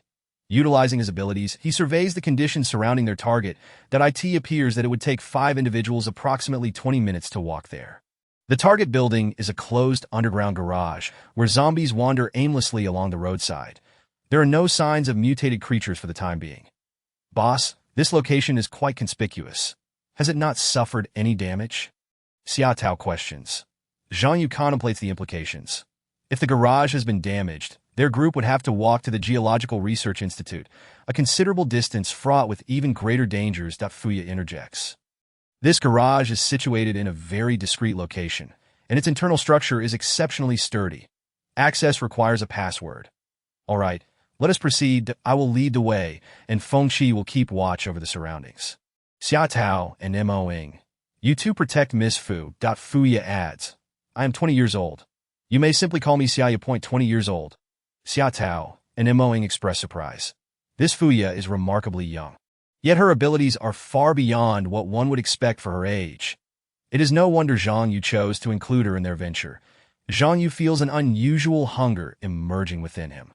He urgently needs to absorb the crystal cores of zombies or mutated creatures, as his previously consumed devouring crystal core has entirely integrated with his body. Boss, are you all right? Xia Tao asks, puzzled. Zhang Yu glances around and replies. It's nothing. Everyone, stay vigilant. The urban area of Jiang City is rife with peril. As the backbone of the team, he must not exhibit the slightest hint of panic. The streets are currently deserted. The remnants of gunfire, dried blood on the ground, twisted vehicles, scattered debris, and the crumbling buildings surrounding them all tell the tale of the immense catastrophe this city has endured. Along the way, a few scattered zombies appear. They open their gaping maws, yearning to feast upon Zhang Yu and his companions, seemingly starved of fresh human flesh for far too long. The zombies now move faster than before, with swift reflexes. Zhang Yu dispatches the approaching zombies. The speed of the lightning sword in his hand is astonishing, leaving onlookers in awe. Even more surprisingly, the crystal cores that emerge from the slain zombies are absorbed directly into Zhang Yu's arm. Feng Qi and Mo Ying exchange glances, realizing that Zhang Yu's abilities seem to have reached an entirely new level. However, Xiaotao senses an unsettling change. She notices that Zhang Yu appears to have become even more ferocious than before. As someone who has accompanied Zhang Yu the longest, Xiaotao understands him best. From initially absorbing zombie crystal cores to now consuming those of mutated creatures, Zhang Yu seems to be in a state of direct consumption. "Boss, are you still okay?" Xiaotao cautiously inquires. Zhang Yu looks at his hands, realizing that the zombie crystal cores have vanished. He is equally taken aback, momentarily speechless, and no matter how powerful a human may be. "It is impossible to consume crystal cores infinitely, that I must remain clear-headed and maintain control over my thoughts." Zhang Yu subconsciously senses his transformation. To continue being human, he must ensure that his mind remains untainted. Otherwise, he may end up like Dr. William and Wu Di. By the way, what has become of Du Jian? Zhang Yu recalls and scans his surroundings, realizing that Du Jian could have transformed into a formidable mutated creature. Seeking revenge. Zhang Yu understands that he must rapidly enhance his abilities while genuinely controlling his consuming power, lest he succumb to the monstrous instincts that threaten to overpower his humanity. Chapter 65. The Underground Garage Look. "There are so many zombies ahead," Mo Ing exclaims loudly, that in front of them, a multitude of zombies appears, varying in shape and size. Among them are the ordinary low-level zombies transformed from humans, as well as higher-level zombies that have undergone evolution. The advanced zombies are noticeably larger or faster, with some exhibiting tentacle-like limbs or their entire bodies transformed into a mass of rotting flesh. Fuya hides behind Zhang Yu, that he knows that the abilities within him will endlessly attract nearby zombies and mutated creatures. Slaughter has become a daily occurrence. Feng Qi, Mo Ing, guard Fuya, Xiaotao, charge with me. Zai's body had fully recovered, and she manifested the sharp spikes on her hands, her gaze imbued with an aura of lethal intent. Zhang Yu wielded his lightning sword, charging into the horde of zombies. The blade shimmered as he swiftly decapitated 5 zombies in succession. The cores of the slain zombies were absorbed by Zhang Yu, gradually alleviating the gnawing hunger within him. Zai pierced a zombie's skull with a single spike, then another, and yet another. Mo Ing conjured her phantasmal arrows, launching long-range assaults on the undead. The group coordinated seamlessly. Despite the overwhelming number of zombies, none could breach their defenses that a few remarkably swift zombies lunged toward Zhang Yu, their speed comparable to that of a leopard. Their limbs contorted grotesquely, and a pair of sharp horns sprouted from their heads, rendering them exceedingly eerie. Zhang Yu's sword struck down, cleaving the first zombie in two, its putrid blood splattering across him. 2 more agile zombies flanked him, but Zhang Yu did not flinch. He didn't even need to visually track their movements. Instead, 2 lightning swords manifested in his hands, and as the zombies charged, both were struck down directly in their foreheads. Zhang Yu followed up with a finishing blow, severing them in half. 3 swift zombies fell to his might, their cores absorbed, bringing him a sense of relief from his hunger. The remaining zombies encircled him, deterred by his ferocity. Without hesitation, Zhang Yu dispatched each one with a single stroke, facing 3 enraged zombies. Zai reflected on her past encounters with them, which had once instilled fear within her on the first night of the apocalypse. Had it not been for Zhang Yu's timely intervention, she would have been torn to shreds by them. However, today Zai stood unfazed against the berserk creatures. One of the raging zombies swung its claws fiercely at her, but she did not shy away. Instead, she met it head-on with her own spikes. With a resounding crack, the zombie's claws were severed, eliciting a pained shriek. 2 more raging zombies surged forward to attack her, but Zayat nimbly evaded their assaults. The massive claws of the zombies struck the ground, sending debris flying. The frustrated zombies howled in fury at their failed attempts. In a swift motion, Zayat's spike found its mark in one zombie's eye, causing it to bleed profusely and become even more frenzied. Leaping aside, a cold smirk graced her lips as another relatively intact raging zombie seized a discarded car, hurling it towards her. Wasting no time, Zaya took advantage of the moment to pierce the skulls of both raging zombies in her path. Mo Ing aimed her bow at a grotesque heap of rotting flesh that had once been a zombie, emanating a foul stench. The creature, a mass of decaying meat, was bombarded by her arrows, which created several gaping holes in its body, causing it to emit a wretched scream. Yet, Undeterred, it continued its advance towards Mo Ing and Fuya. Unfazed by the onslaught, Mo Ing continued to release arrows. Each explosion from her phantasmal projectiles tearing more flesh from the zombie. It seemed clear that targeting its weak points was essential. Observing closely, Fengqi noticed a massive eye embedded in the center of the creature's chest. An exceedingly bizarre sight. Mo Ing, there's an eye in the center of that monster's chest. Aim for it. Fengqi shouted. Mo Ing focused her gaze on the creature's chest and indeed spotted the eye. Thank you, Fengqi, she replied, knocking another arrow. With a thunderous boom, the creature's body was obliterated into countless pieces. Meanwhile, Zhang Yu continued his relentless slashing. The ordinary zombies proved no match for him and his companions. Soon, they cleared the area of the undead, and Zhang Yu commanded Zayat and Fengqi to swiftly gather the cores. They then arrived at the imposing iron gates of a building. Are you certain this is the place? Zhang Yu inquired. Fuya nodded, revealing a panel on the wall, extracting a key, and inserting it into a lock. A control panel emerged, and she input a password. With a resounding clang, the gates swung open, revealing a secret entrance to an underground garage. Zhang Yu inspected the passageway, finding no signs of abnormality. He stepped inside first. Hurry in. Fuya called to Zayat and the others. As they entered, Fuya activated a switch to close the iron gates behind them. The backup power illuminated the passage. The group tread cautiously. Is this garage your father's creation? Zhang Yu asked. Yes, it's my father's secret underground garage. The exit is on the other side, Fuya explained. Why didn't you seek refuge here? Zhang Yu continued. Sensing the garage was sturdier than the previous shelter, Fuya gestured as she spoke. We didn't have time. After reuniting with my father, we couldn't make it here in time. The distance wasn't great, but the zombies and mutated creatures were just too formidable that my father attempted to find someone to drive the vehicles out. But it was unsuccessful. At that time, we lacked capable individuals like you. Zhang Yu remained silent, observing his surroundings. Du Jian and his group truly lacked skill. Fengqi remarked disdainfully. Had we encountered you and your father sooner, perhaps things would have been different.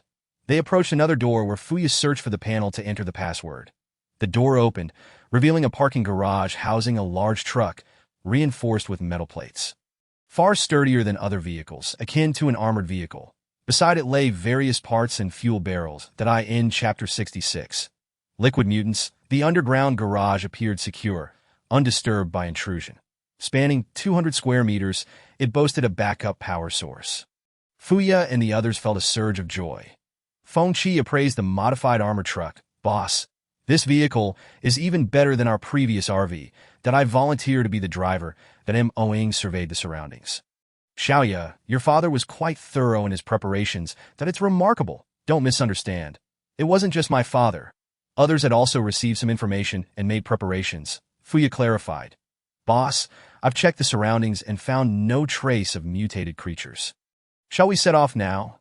Zayat suggested. It appeared that this life differed significantly from the last. A select few had foreseen the impending apocalypse and prepared accordingly. Thus, it was reasonable to assume that some within the government and military had also taken precautions. Certain areas might have been fortified, potentially offering safe havens for the surviving humans. The underground garage felt tranquil. Though the lighting was somewhat dim, Fuya retrieved the relevant key and unlocked the armored vehicle's door. This armored truck, lacking only artillery, surpassed ordinary vehicles in nearly every aspect. Boss, should we depart now? Mo Ing whispered in Zhang Yu's ear. Fengqi cautiously inspected the vehicle, confirming everything was in order, including sufficient fuel. The vehicle starts. Boss, we can go now, Fengqi announced. Zhang Yu nodded, instructing the others to load any usable items into the armored truck. This is too easy, Mo Ing mused, glancing around, contemplating the switch to open the garage door. As the door began to rise, Zhang Yu suddenly became alert, shouting, Wait, something's off. Zayat and Fuya were taken aback, scanning for any abnormalities. Zhang Yu urged Fuya to get in the vehicle. Fengqi took the driver's seat, perplexed by the lack of apparent danger. Similarly confused, Fuya felt out of place among such capable companions. Zayat and Mo Ing positioned themselves behind Zhang Yu, ready for combat. Where are the monsters? It's strange, there is not even a shadow, Zayat exclaimed as she and Mo Ing readied their weapons. Suddenly, Boxes, cabinets, and large components began to levitate around them, hurtling toward Zhang Yu and the others that he unleashed his lightning ball, shattering the airborne debris as Zayat and Mo dodged to safety. The explosions startled Fuya, prompting her to scream, while Feng Qi quickly shielded her. The armored vehicle shuddered violently from the impact. "Where is it?" Zayat shouted, her vigilance heightened. Mo scanned the area. Suddenly, a mass of shifting earth emerged from the ground, morphing into several tentacle-like appendages. Zayat and Mo were ensnared before they could react. While Zhang Yu managed to evade the attack. Damn it. Zayat retaliated fiercely against the tentacles, but they tightened their grip. Mo found herself unable to wield her weapon. A powerful surge of electricity crackled through the air, and both Zayat and Mo were struck by the current. Nearly losing consciousness, at last, Zhang Yu discerned the enemy's location. Before Zhang Yu stood a mutated creature, its body resembling a mass of black soil, capable of spreading across the ground like a carpet or transforming itself into tentacle-like shapes. This yet another new breed of monster. Zhang Yu pondered as he wielded his sword of lightning and struck fiercely at the tentacles, ensnaring Xia Tao and Mo. The liquid mutant released its grip, freeing Mo and Xia Tao. Zhang Yu swiftly lifted both of them and placed them near the armored vehicle, urging, "Get inside. You two, Feng Qi, start the vehicle now. I will hold them off." Feng Qi and Fuyu assisted Mo and Xia Tao into the vehicle. "No, boss. I'm fine. I can fight alongside you," Xia Tao protested, having regained some consciousness. Zhang Yu replied, "I can handle this monster alone. You need not intervene. Go on ahead. I will catch up with you soon." Feng Qi, understanding Zhang Yu's temperament and trusting his combat prowess, pressed the accelerator, setting the vehicle in motion. The liquid mutant, however, would not allow them to escape so easily. It continued to morph. A wall materialized at the entrance, and the armored vehicle crashed into it, failing to start. The liquid mutant cackled ominously. Subsequently, the creature's tentacles seized several oil barrels, igniting them with its electrical energy and hurling them toward the armored vehicle. In a critical moment, Zhang Yu conjured a lightning shield, positioning himself beside the vehicle, enveloping it in his protective barrier. Several resounding explosions followed, yet the armored vehicle remained unscathed under Zhang Yu's defense. "Take this." Zhang Yu conjured a sphere of lightning in his right hand and hurled it toward the mutant. The creature deftly dodged. "Hurry. Take this chance to leave." Zhang Yu urged Feng Qi to accelerate. The armored vehicle sped down the slope towards the ground. In the underground garage, only Zhang Yu and the liquid mutant remained. "Monster, your opponent is me," Zhang Yu declared, blocking the exit with his body, then materializing two lightning swords in his hands. The liquid mutant lashed out with its tentacles like whips, striking fiercely at Zhang Yu. He countered with his sword, severing the appendage. Seizing the opportunity, while Zhang Yu's attention was focused ahead, the mutant grew too long, sharp tentacles behind him, poised to stab at his back. A cold smile crept across Zhang Yu's lips as he swiftly turned, cleaving the tentacles with a decisive strike. Chapter 68. The true and false Zhang Yu. When Xia Tao saw that Zhang Yu was unharmed, she was so overjoyed that tears nearly fell from her eyes. "Boss, this is wonderful. You're safe. Do you have any idea how worried I was about you?" Zhang Yu, equally emotional, replied, "How could anything happen to me? If I were in trouble, what would become of you all? Who would protect you?" With that, Zhang Yu unexpectedly opened his arms, yearning to embrace Xia Tao. "Boss Hua." Xia Tao finally shed tears as she rushed toward Zhang Yu, enveloping him in a tight embrace.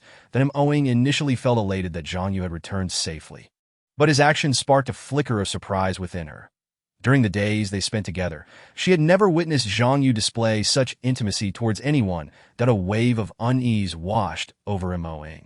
"Boss, what exactly happened to you? Why did an explosion occur in the underground garage?" she inquired. "There was a mutated creature that engaged me. It was quite formidable and pursued me relentlessly at the last moment. I managed to escape. It was truly perilous." Zhang Yu chuckled. Mo widened her eyes, questioning whether the person before her was truly Zhang Yu. Given her professional instincts and feminine sensitivity, she felt that this individual did not resemble the Zhang Yu she knew. "Boss, you and Xia Tao should refrain from flaunting your affection in front of me. It's quite embarrassing," Mo remarked with a smile. "I almost thought I would never see Xia Tao again." "Xia Tao, I will always be by your side to protect you. Zhang Yu tightened his embrace around Xiao. Mo-ing raised her enchanted arrow and shouted, Xiao, quickly move aside. Zhang Yu's words jolted Xiao from her blissful reverie. Zhang Yu was not her boyfriend. Her previous confession had been met with rejection. Moreover, Zhang Yu was not typically gentle or considerate. Xiao contemplated breaking free. The Zhang Yu before her realized that his impersonation had been unveiled and began to reveal his true form. He transformed into a mass of liquid, slowly enveloping Xiao's body. Mutant creature. Mo-ing attempted to shoot an arrow, but upon seeing Xiao entangled with the creature, she hesitated. Xiao tried to use her stingers to retaliate. But unfortunately, the mutant creature firmly restrained her hands. Xiao cried out in agony, Mo-jie, don't worry about me. Quickly kill. Kill this mutant creature. The creature's grip was in our tribe, should you choose to join us. Our dominance over the world would be assured. Haha, the liquid mutant monster emitted a sinister laugh. Zhang Yu replied, I have no desire to become a creature like you. My duty is to eradicate monsters such as yourselves. As his words fell, Zhang Yu swiftly assisted Mo-ing to her feet that he contemplated, utilizing his devouring ability. If this Mo-ing were a mere imitation, he could absorb the monster's powers into himself. To his surprise, Mo-ing had not been violated by the mutant, merely rendered unconscious. Fengqi and Fuya, keep a close watch on Mo-ing, Zhang Yu instructed, pushing her towards them. The liquid mutant monster continued its rampage. Your companion is in my grasp. Are you not afraid for her life? No worries, she should be nearby. Once I absorb you, I shall know her whereabouts. Zhang Yu's expression darkened ominously. What did you say? The liquid mutant felt the pressure. Could it be that you possess the devouring ability of our mutated kind? But you are human. Zhang Yu unsheathed his lightning battle sword and slashed at the liquid mutant. After a confrontation in the underground garage, the mutant dared not engage Zhang Yu head-on. The abilities of this Zhang Yu were unfathomable, far surpassing those of most mutants. To his astonishment, the strategy of disguising itself as Zhang Yu's comrade had been seen through. The liquid mutant thought it best to flee, transforming its body into a liquid form. At that moment, a circle of electricity suddenly appeared around it, encasing it like a golden bell, preventing its escape. Zhang Yu had transformed his lightning shield into an electric ring to trap the creature. Within the electric circle, Zhang Yu and the liquid mutant stood at an impasse, knowing escape was futile. The mutant chose to fight to the death. It reshaped itself into a humanoid form, its left hand morphing into a shield and its right into an electrified battle knife. The weapon of the liquid mutant was evidently different from Zhang Yu's. It could only replicate the human appearance, not the exact abilities. The liquid mutant launched the first attack. Zhang Yu's lightning sword clashed against the mutant's electrified knife. The liquid mutant aimed for a mutual destruction. Do you truly believe your strength can match mine? Zhang Yu scoffed. What incredible speed! I never anticipated such combat prowess among humans, the liquid mutant thought, feeling no pain, yet overwhelmed by the impending absorption. Its heart brimmed with reluctance. Zhang Yu, you are strong, but should you absorb me, you too will become a monster. Do you dare? The liquid mutant launched a verbal assault.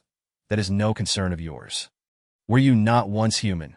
You merely acquired mutated abilities and transformed into a monster, a creature capable of speech. Zhang Yu raised his lightning sword. I too possess abilities, yet I remain human.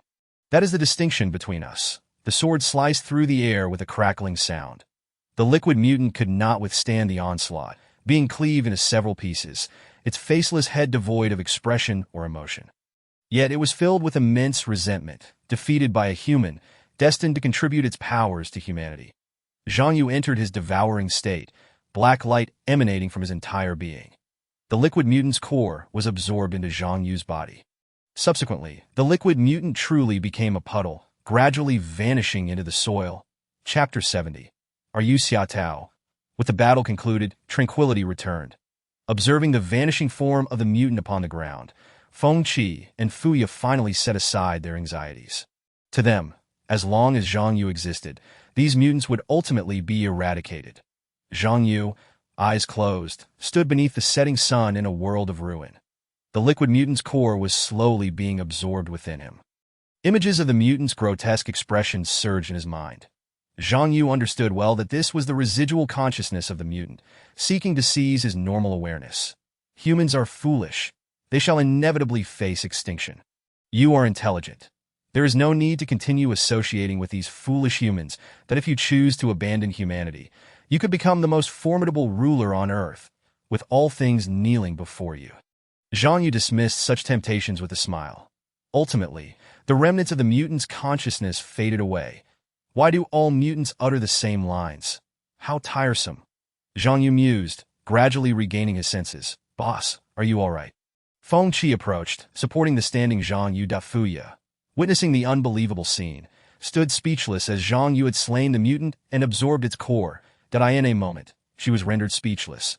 Zhang Yu instructed Fuya to assist Mo-ing into the vehicle. Quickly. Drive 200 meters down the street to the right. Xia Tao is there. The group boarded the armored vehicle. Feng Qi did not inquire further and pressed the accelerator. Soon, they arrived at the area Zhang Yu had indicated. Feng Qi glanced out the window, observing a few dilapidated buildings. Where could Xia Tao be? Zhang Yu shouted for them to stop, then leaped from the vehicle. Feng Qi turned to the door. Boss. Where are you going? Wait. We are coming with you. However, before Feng Qi could finish his sentence, Zhang Yu had vanished from sight. Following the residual information from the mutant's core, Zhang Yu obtained news of Xia Tao's No. My dear leader, I wish to hold you tightly. I fear I may never see you again. Xia Tao clung to Zhang Yu, refusing to let go. Zhang Yu prepared to remove his coat to drape it over her. But unexpectedly, Xia Tao suddenly kissed his lips. Zhang Yu was momentarily stunned. To the others, he appeared to be an invincible hero. Yet he had never been this close to a girl before. Enough, Xia Tao. You're practically without clothes. Do not do this, leader. You have seen my body long ago. I truly care for you, and I am willing to be your woman to be by your side. I would gladly toil for you. Xia Tao maintained her tight embrace around Zhang Yu. Are you Xia Tao? A question arose in Zhang Yu's mind, yet he found himself unable to voice it. Chapter 71. Objective. Geological Research Institute. Mo-ing awoke in the armored vehicle. Her eyes still hazy. Moments ago, in her subconscious, she had dreamt of being pursued by zombies and mutated monsters. Upon opening her eyes, she found herself facing Fuya and Feng Qi. Feng Qi held a knife, vigilantly scanning their surroundings. Sister Mo, are you all right? Fuya inquired, helping Mo-ing to her feet. Mo-ing, still shaken, stared at Fuya and Feng Qi, conjuring her weapon, an illusory arrow. Fuya, frightened, stood frozen. Mo-ing, I am Feng Qi, not a mutated monster. Feng Qi hastily intervened. Mo-ing surveyed her surroundings and noticed that both Zhang Yu and Xia Tao were absent. After a careful inspection, confirming that the two before her were not mutated creatures, Mo-ing asked, Where is the leader? Where is Xia Tao? By now, darkness had descended, and an eerie stillness enveloped the exterior. It's too dangerous. There's a creature that can assume human form. Previously, Xia Tao and I fell into its trap. Mo-ing exclaimed anxiously. Do not worry. The leader has already eliminated that liquid monster. The monster's crystal core has also been absorbed by the leader. Feng Qi reassured her, maintaining his stance with the battle knife. Thud, thud, thud. Feng Qi, utilizing his keen vision and hearing, detected the sound of light footsteps approaching. That something's amiss. He warned. Could it be the leader? Mo-ing rose to join the watch. The footsteps quickly faded, and a familiar voice called from outside the vehicle. Feng Qi, Fuya, turn on the headlights. Feng Qi promptly switched on the lights, revealing a familiar silhouette. Zhang Yu bore another person on his back, who was wrapped in a fire blanket. A lightning shield surrounded Zhang Yu, signaling his identity. Although the mutated monsters could mimic human appearance, they could not replicate one's abilities entirely. Zhang Yu gently placed Xia Tao down inside the vehicle. Mo-ing, being a woman herself, quickly noticed that Xia Tao was different from before. The gaze Xia Tao directed at Zhang Yu brimmed with a reluctant intimacy. Moreover, she was almost entirely swathed in the fire blanket. Is everyone here? Zhang Yu inquired as he inspected the surroundings. The vehicle was illuminated brightly. Mo-ing and Fuya quickly find Xia Tao some clothes. Mo-ing observed Xia Tao, who was entirely fixated on Zhang Yu. That gaze unmistakably declared her as Zhang Yu's woman. Looking back at Xia Tao, who was nearly naked under the fire blanket, Mo-ing's mind wandered. What transpired between them? A peculiar feeling washed over Mo Ying. She had special feelings for Zhang Yu as well. Unbeknownst to Zhang Yu, she stole a glance at him. Zhang Yu sat alone, seemingly fatigued, perhaps contemplating something profound. Mo Ying pondered the potential romantic entanglement between Zhang Yu and Xia Tao, feeling a pang of disquiet. Had she not had a boyfriend, and if Zhang Yu had shown interest in her, she would have readily accepted being his girlfriend. With that thought, she discreetly glanced at Zhang Yu again. Zhang Yu was lost in thought, reflecting on the events of recent days, from the first day of the apocalypse, the guest house, and the Feng Shui community, to encountering the Blade Demon and the likes of Dr. Li William, and then meeting Dong Jingfu and Fu Ye. The combat prowess of the mutated monsters was astonishing, far surpassing that of ordinary zombies.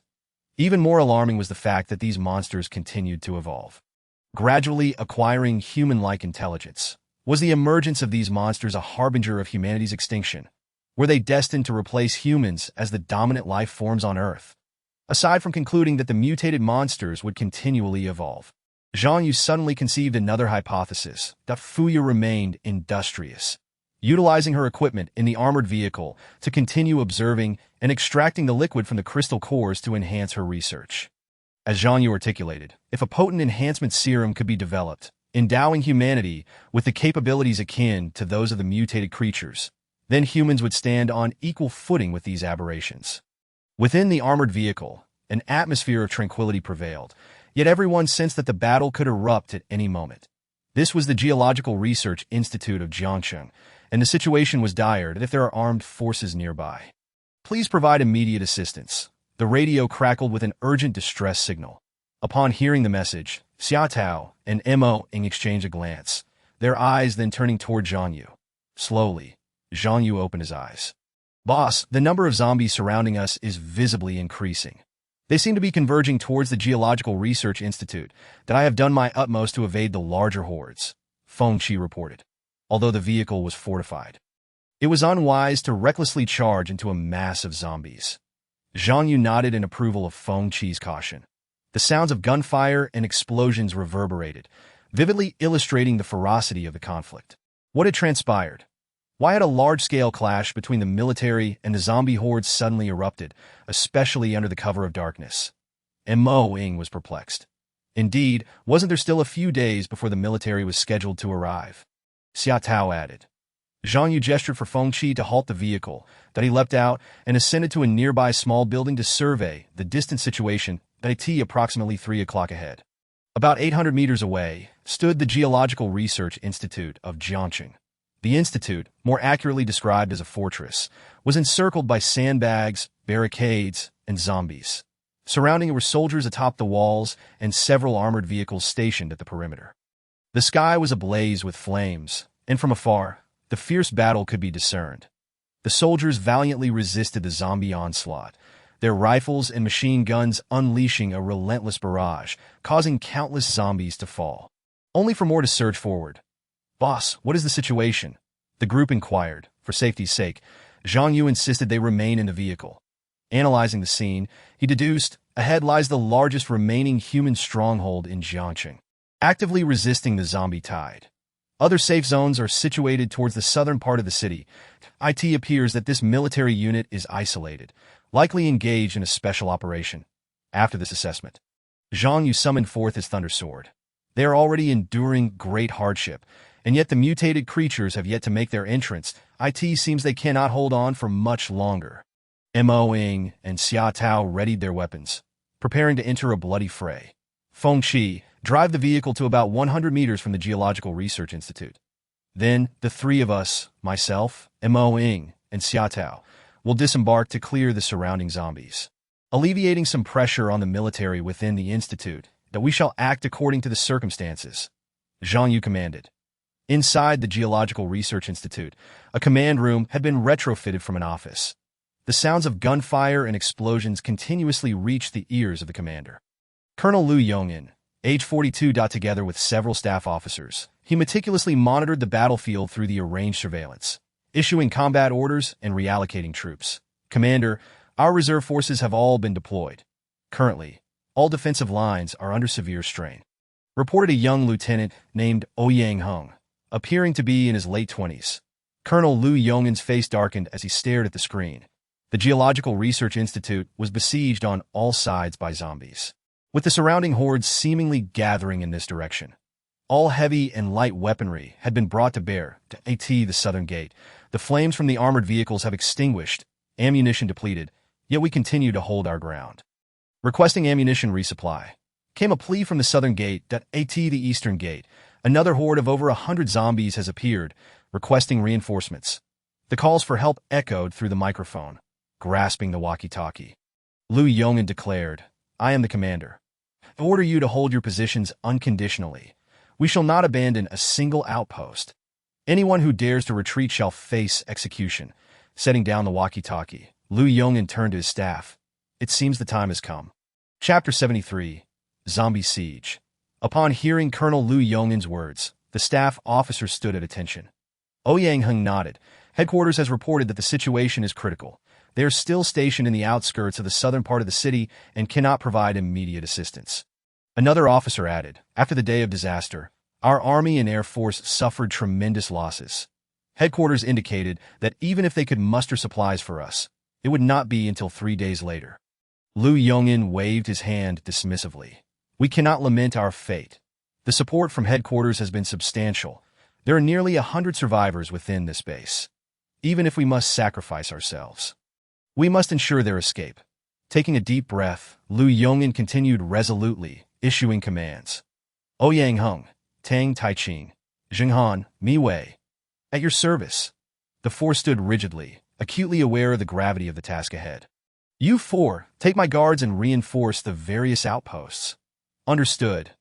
No one voiced dissent. They adjusted their gear, donned helmets, seized submachine guns, and strapped daggers to their legs, organizing their forces and setting off in 4 directions. Each leader took with them only 3 or 4 soldiers. Yang Heng sprinted towards the eastern gate. The zombies, though unarmed, surged and collided in such numbers that it felt akin to an earthquake. Soldiers fell victim to the zombies' relentless attacks, their anguished cries piercing the air. The eastern gate was a mere 80 meters from the command center. The soldiers utilized the walls of the Geological Research Institute as their primary shield. Originally, there had been 2 outer defensive lines, but within just 2 days, the zombies had breached them. The defending soldiers had paid a heavy toll, yet they steadfastly held their ground.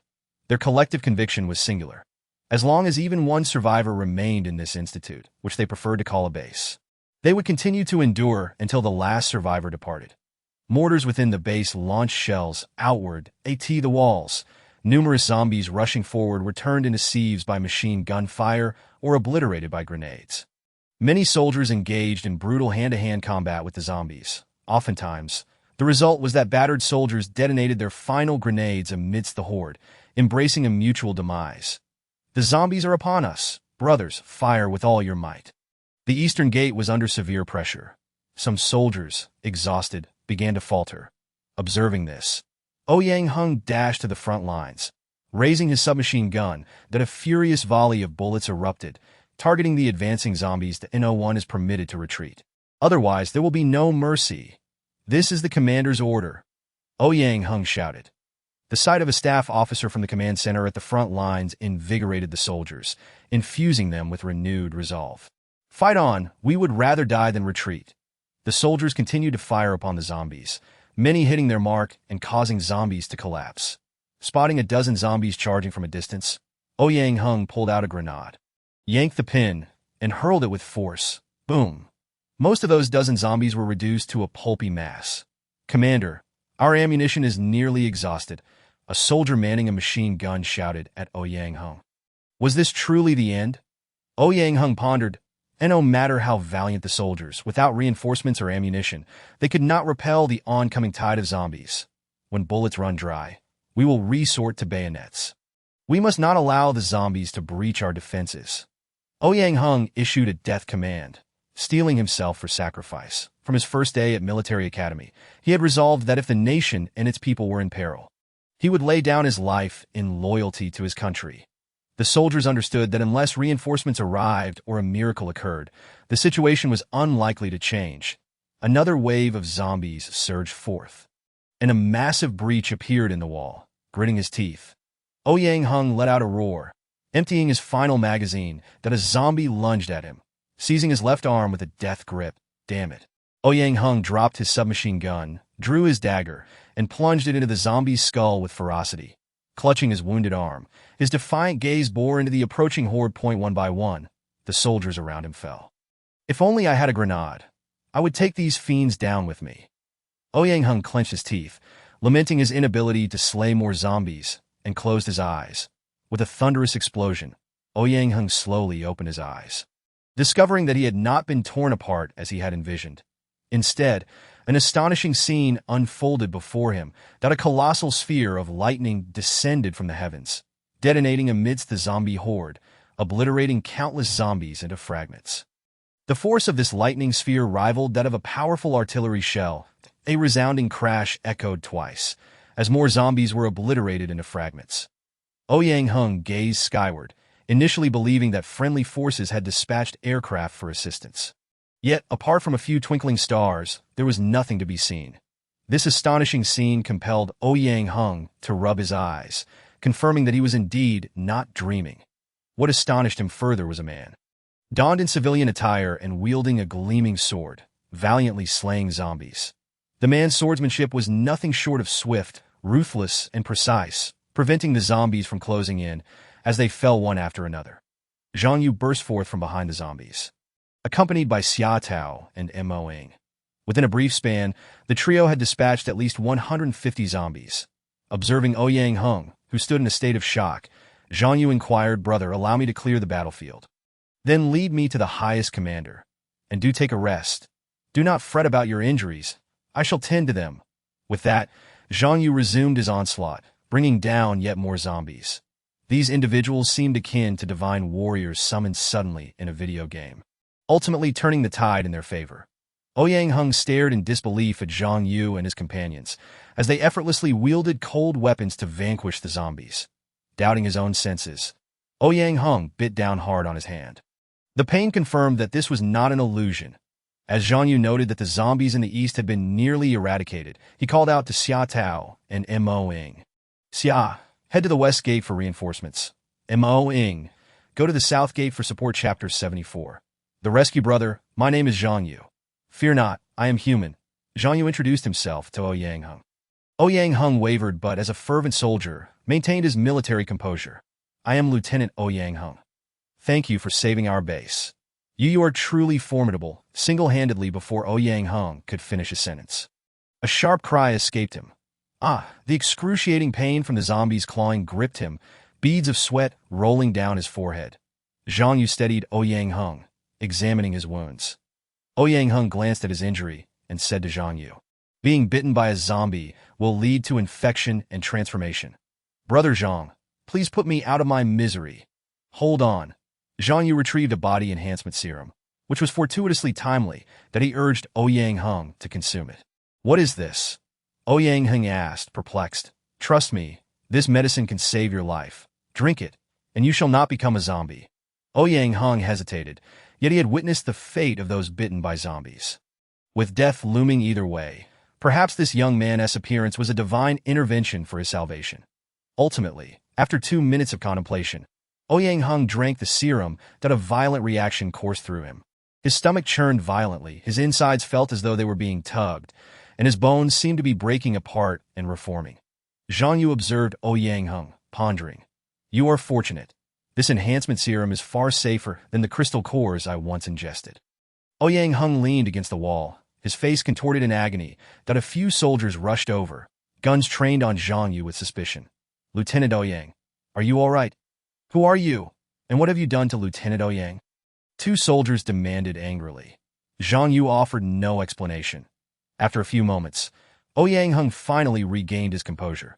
"Stand down," he instructed the soldiers that he is not an enemy. "Quickly, regroup and fortify the eastern defense line." "Understood, sir." The soldiers snapped to attention. Zhang Yu fired a lightning ball into the sky that in the distance. Feng Qi and Fuya recognized this as Zhang Yu's signal to position their vehicle accordingly. Feng Qi pressed the accelerator, and the armored vehicle rolled to a stop. Feng Qi and Fuya disembarked. Ouyang Hung inquired of Zhang Yu, "Brother Zhang, who are these 2? "They are my companions, bonded through life and death." This one is Feng Qi, and this one is Fu Ye, Zhang Yu introduced. Greetings, I am Yang Heng. Allow me to have the soldiers escort you into the base to meet our highest commander. Yang Heng proposed.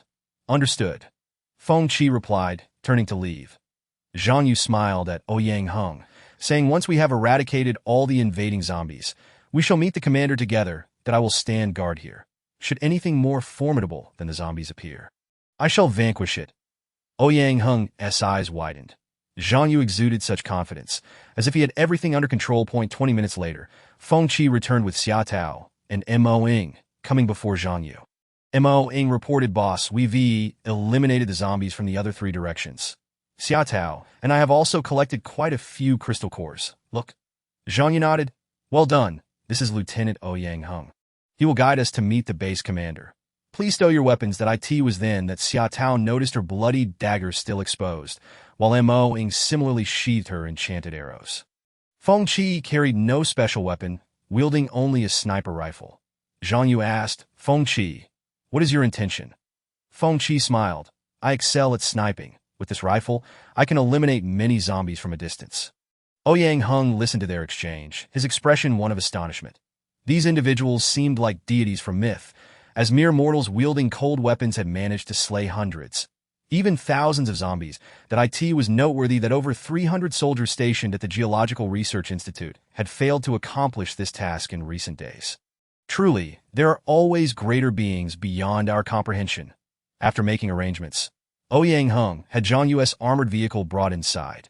Together, they entered the command room to meet Colonel Liu Yongin. The sounds of gunfire outside ceased, and Colonel Liu Yongin could scarcely believe the events that had transpired. He had anticipated a defeat at the Geological Research Institute, yet here they were, victorious against the enemy. Through the monitors, he had witnessed Zhang Yu and his companions in combat, effortlessly dispatching zombies with their cold weapons. Truly remarkable. Report. Yang Heng approached the command room. Come in, Colonel Liu Yongin gestured, his previously tense demeanor now softened by a smile. Commander, these gentlemen and lady have repelled the zombies and saved our base. Yang Heng guided them into the command room. Subsequently, Yang Heng introduced Zhang Yu and his companions. Colonel Liu Yongin nodded, solemnly shaking hands with each of them, inviting them to take a seat. Yang Heng then briefed him on the military situation. Apart from himself, the other officers had perished upon hearing this. Colonel Liu Yong'in's expression darkened, tears of a hardened soldier escaping his eyes.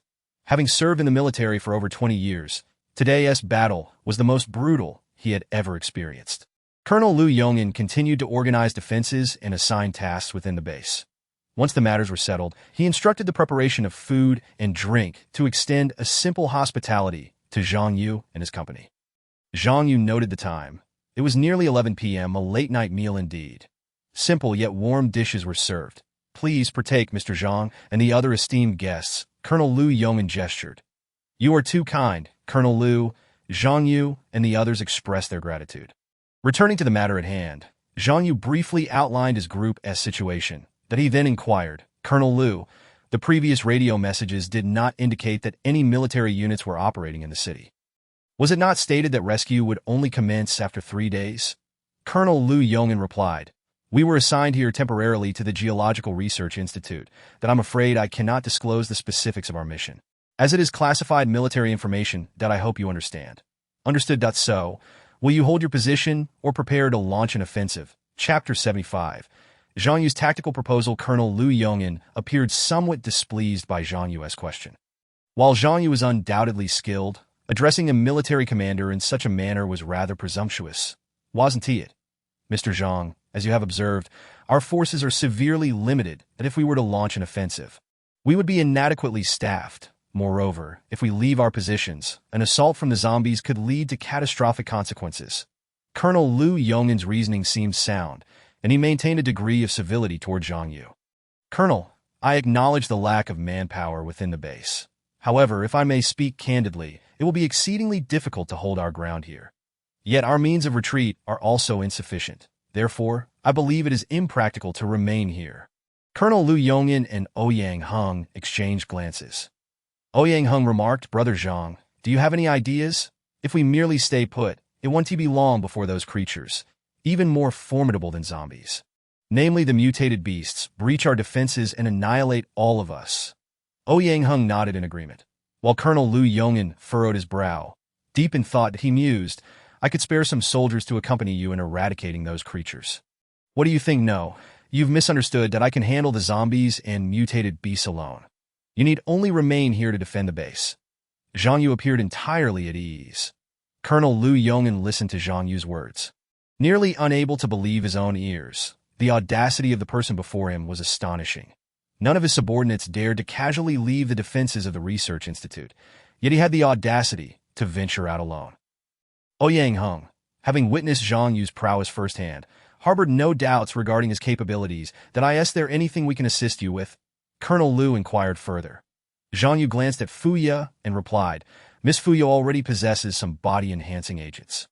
These substances can aid both the soldiers and civilians in resisting the zombie virus to a certain extent that I hope, Commander, you can provide a location to conduct experiments, assisting Miss Fuya in completing the remaining trials. Upon hearing this, both Lu Yong'an and Ouyang Hung expressed their agreement. Colonel Lu, I would like to request your assistance in locating my brother, Dong Haoran, and my sister-in-law. They were employed at this geological research institute. Fuya stated her request.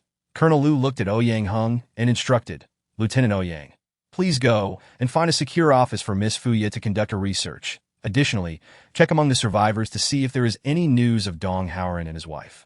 Yes, sir. Ouyang Hung stood up, saluting with precision. The brief meeting concluded, and Zhang Yu and his companions were escorted to a designated resting room. Fuya, in turn, set out to search for her brother and sister-in-law among the survivors. In the resting room, Zhang Yu and his companions continued to analyze the situation and make further arrangements. Boss, why have these soldiers been temporarily deployed to this location? Given the overwhelming number of zombies and mutated creatures in the urban area of Jiang City, this small troop stationed here is akin to lambs entering a tiger's den. Moing pondered the military's rationale for their presence. The group sensed that this question indeed lacked a reasonable explanation. That commander was rather vague. He dismissed us with a mere mention of secrecy, Xia Tao remarked. Now, Xia, we can't criticize them too harshly. It's only natural for the military to maintain confidentiality, Feng Qi countered. However, I can't shake the feeling that these soldiers must be on some kind of mission.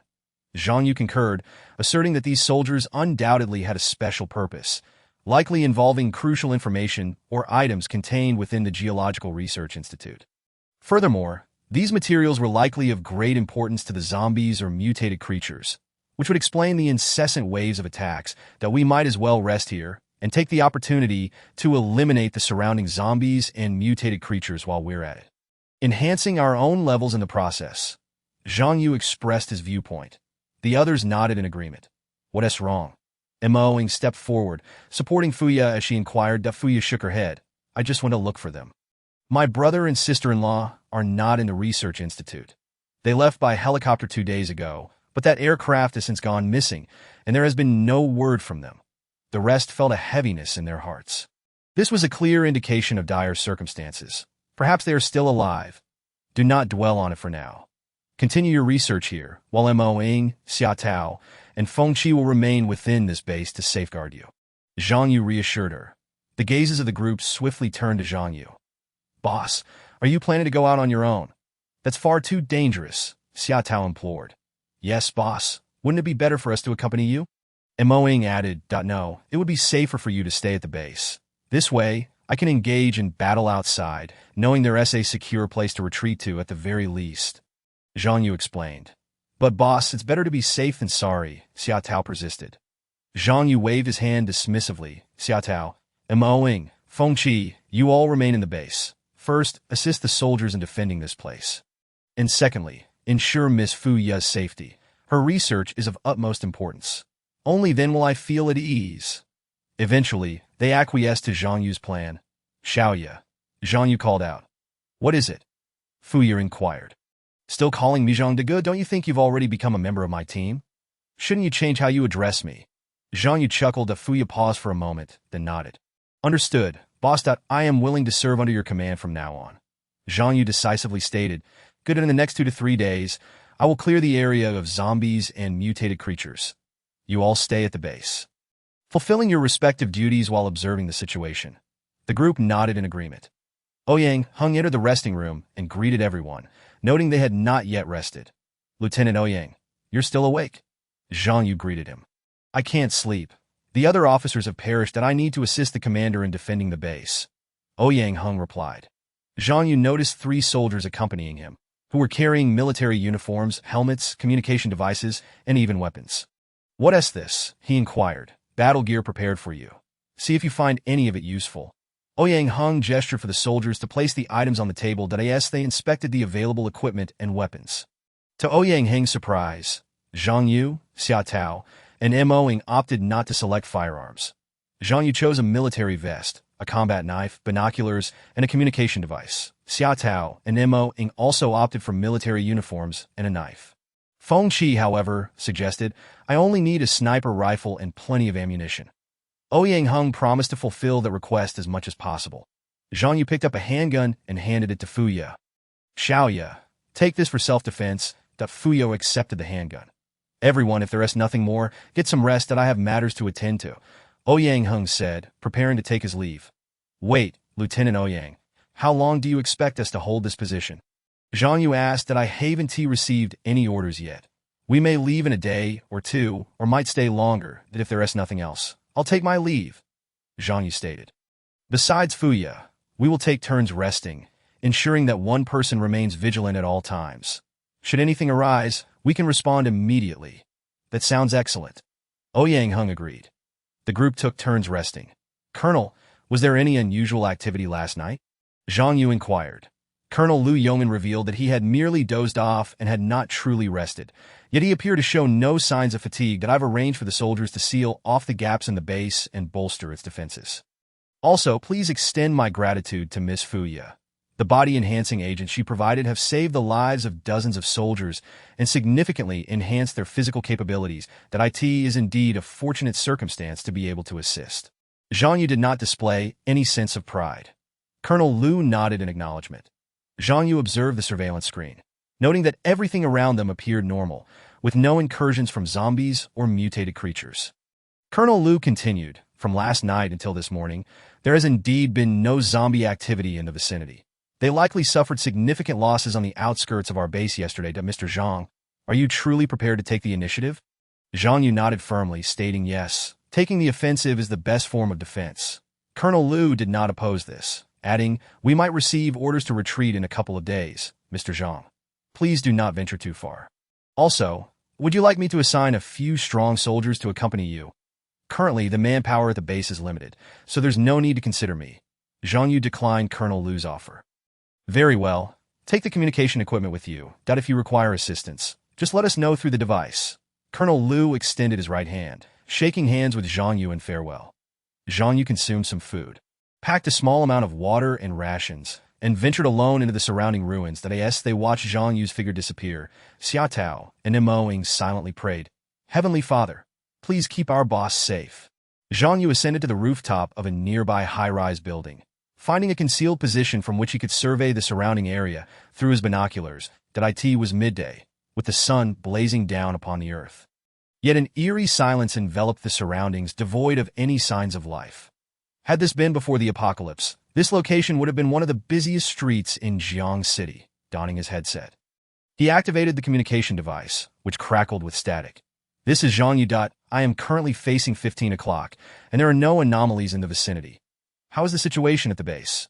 Is there anything we can assist with? The ones responsible for coordinating with Zhang Yu were Colonel Liu Yong'an and Ouyang Hung. Nothing to report at the moment, Zhang Yu replied, retracting his binoculars. Suddenly, a low growl echoed that a horde of zombies passed below Zhang Yu, heading directly for the Geological Research Institute. Well, how fortuitous. You lot have come to alleviate my boredom, Zhang Yu mused, counting approximately 200 ordinary zombies among them, interspersed with some unfamiliar varieties. It appeared that these zombies were gathering here, waiting to amass sufficient numbers before surging forth. Clearly, the fierce battle from the previous night had decimated a large number of zombies, and these newcomers had likely been dispatched from other regions. It seems these creatures are becoming increasingly intelligent, Zhang Yu noted with a smirk.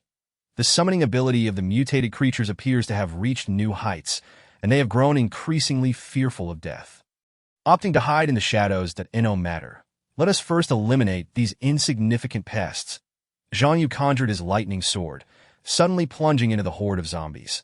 This group of undead did not anticipate that a lone human would charge forth.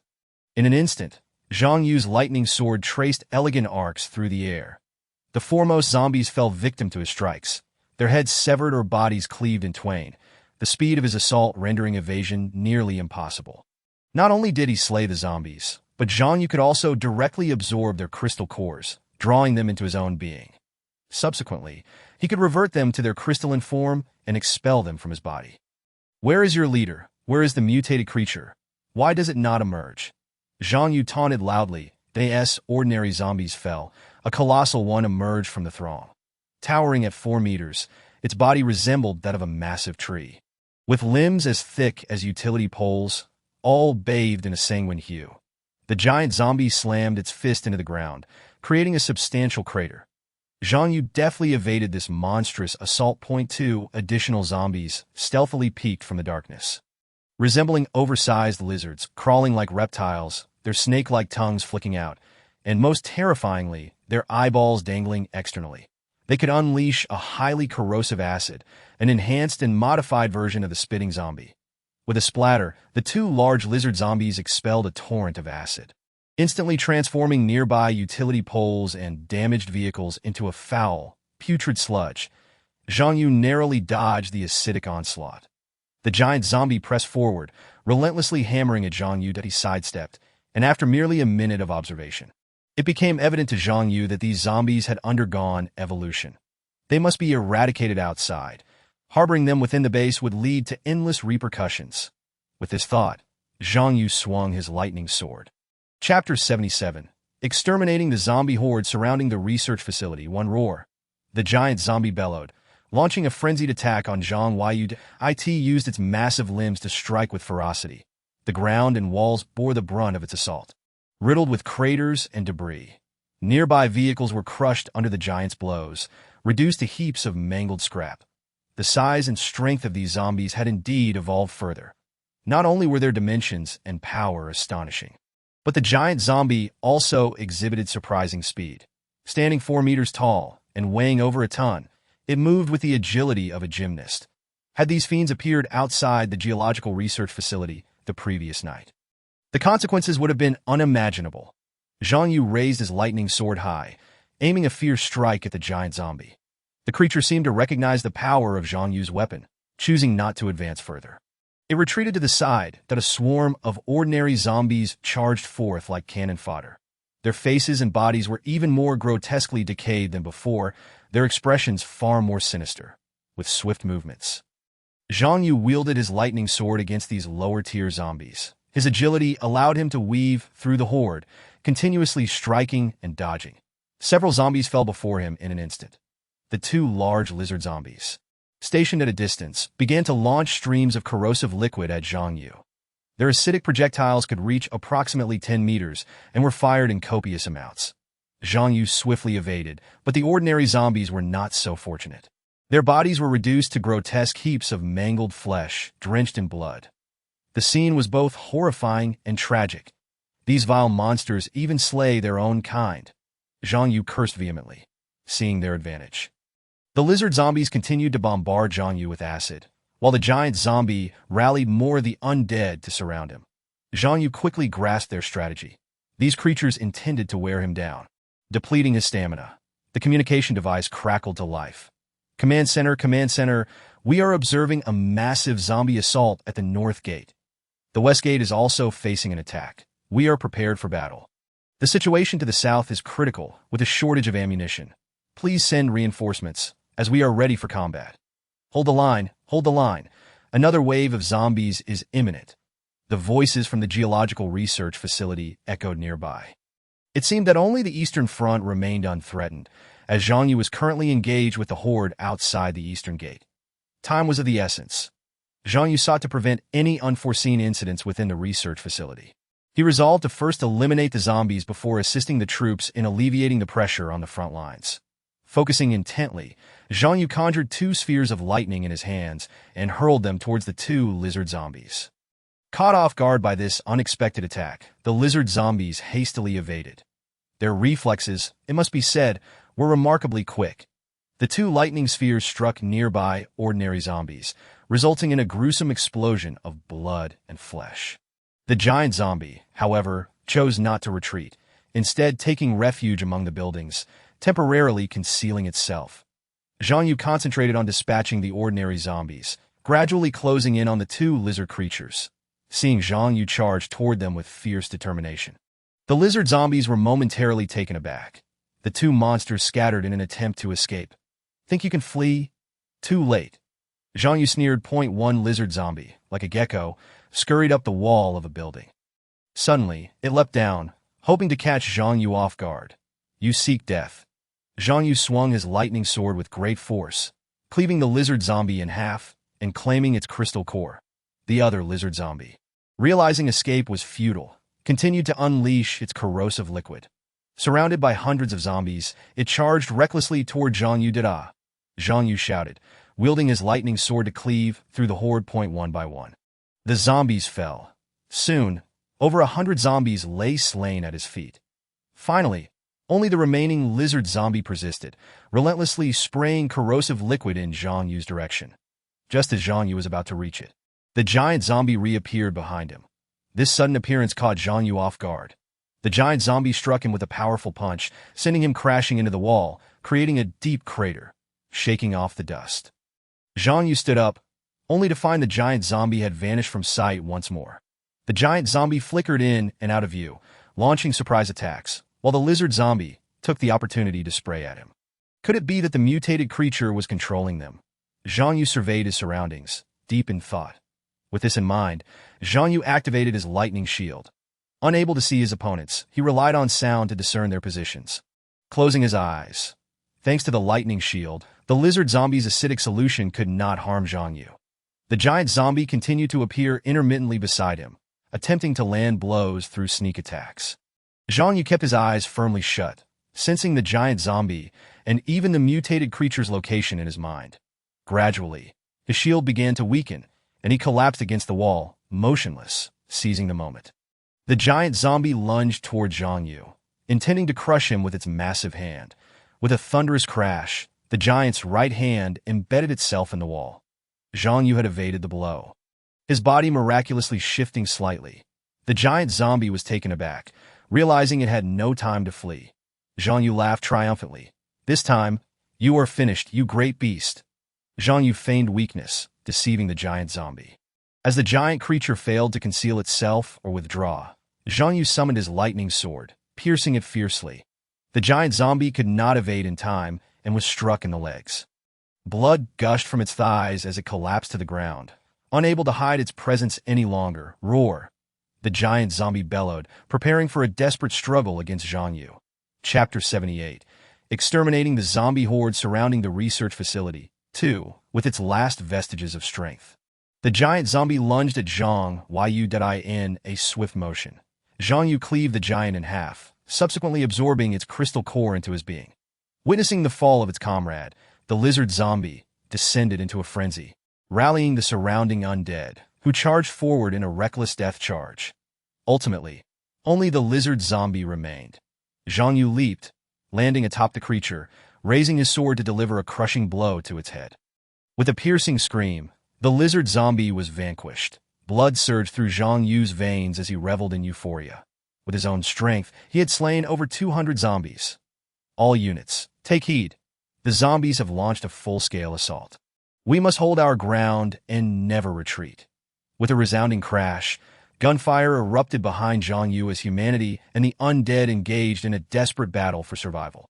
Ouyang Heng, what is the current situation in the base? Zhang Yu inquired through the communicator. The zombies have entered our firing range, and we are engaging them in combat. Zhang Yu, are you all right? Ouyang Heng's voice came through the communicator. Did I ask the boss okay? Both Xia Tao and Mo Ying, equipped with communication devices, asked in unison that I have eliminated over 200 zombies here. I anticipate that more will appear shortly. Everyone, hold your positions. I will continue to slay zombies outside the perimeter to alleviate the burden within the base. Understood. Remember, under no circumstances should you engage in battle. focused solely on defense. Zhang Yu cautioned one last time. Another 200 zombies approached. Zhang Yu raised his thunderblade, launching electric spheres at the oncoming horde as he charged forward. Ouyang Heng nodded. Brother Zhang is fighting alone outside, allowing us to defend the base. That Liu Yong'an listened intently to the sounds of gunfire around him, monitoring the surveillance feeds, aware that the battle was exceptionally fierce. Clutching his firearm, he prepared to join the front lines at any moment. For a soldier, dying in battle is a tremendous honor. Feng Qi crouched at a high vantage point within the base, aiming a sniper rifle at the zombie horde outside the northern gate, effortlessly dispatching them one by one. Then Mo Ying, positioned at the southern gate, unleashed her enchanted arrows, continuously firing as zombies fell before her. Xia Tao, a close combat specialist, had taken a box of grenades, hurling them into the distance. With a resounding bang, a zombie's head was blown apart. Feng Qi reloaded, took aim, and fired again. Having retired from the military many years ago, Feng Qi was surprised to find that his marksmanship had not diminished. The thrill of long-range zombie kills filled him with exhilaration. This is exhilarating, akin to a shooting competition. Xia Tao's strength was notably greater than that of her male counterparts. Her thrown grenades could reach beyond 100 meters. The other soldiers, astonished, felt a surge of confidence in the base's defenses. While shooting at the zombies, Mo Ying maintained communication with Ouyang Heng, Lieutenant Ouyang. There are far too many zombies that I estimate at least 400 to 500 are attacking. Do we have sufficient ammunition? With the assistance of these individuals, Liu Yong'an, Ouyang Heng, and the other soldiers felt bolstered in their resolve. After a fierce struggle, Zhang Yu had decimated the zombies near the eastern gate. He surveyed the area, noting a temporary reprieve from the onslaught. He contemplated. I shall proceed clockwise at the southern front. The zombie horde swiftly breached the barriers set up by the soldiers the previous night. Nearly 500 zombies surged toward the main gate, and once they passed through, they would effectively breach the defenses. The nearest zombies were now less than 15 meters away. The tank at the gate had exhausted its ammunition, and a valiant machine gunner unleashed a hail of fire upon the approaching horde, while nearby soldiers fired their rifles with fervor. The sound of human gunfire proclaimed to these monsters that humanity would not be easily conquered. A few enraged zombies charged forth. Bullets struck them, failing to deliver fatal damage. Instead, inciting their fury, one furious zombie lunged forward, seizing the machine gunner by the head. Help! The gunner found himself suspended in midair, his skull gripped tightly. As he struggled, desperately pummeling the zombie. A deafening explosion erupted, his head ultimately shattered, his arms falling limp. The other soldiers unleashed their vengeful bullets upon the enraged beast. The creature, riddled with bullets, staggered back, bloodied, just as the soldiers believed this monster was at its end. The enraged zombie raised its head and let out a fearsome roar before charging at the other soldiers, claiming several more lives. Then Mo Ying recognized that close combat was now imperative. She drew her military dagger and took her stand at the front line. Everyone, remain calm. We must hold our ground. Mo Ying rallied the soldier spirits that it was crucial to eliminate this raging zombie to stabilize their defenses. With that, she charged at the furious undead. Utilizing her agility, Mo Ying maneuvered around the enraged zombie. Awaiting her moment to strike, with precision, she delivered a powerful slash to the creature's back. The enraged zombie, suffering a severe blow, retaliated with even more ferocity. With swift movements, Mo Ying landed several cuts on its limbs. Finally, she plunged her dagger into the zombie's skull.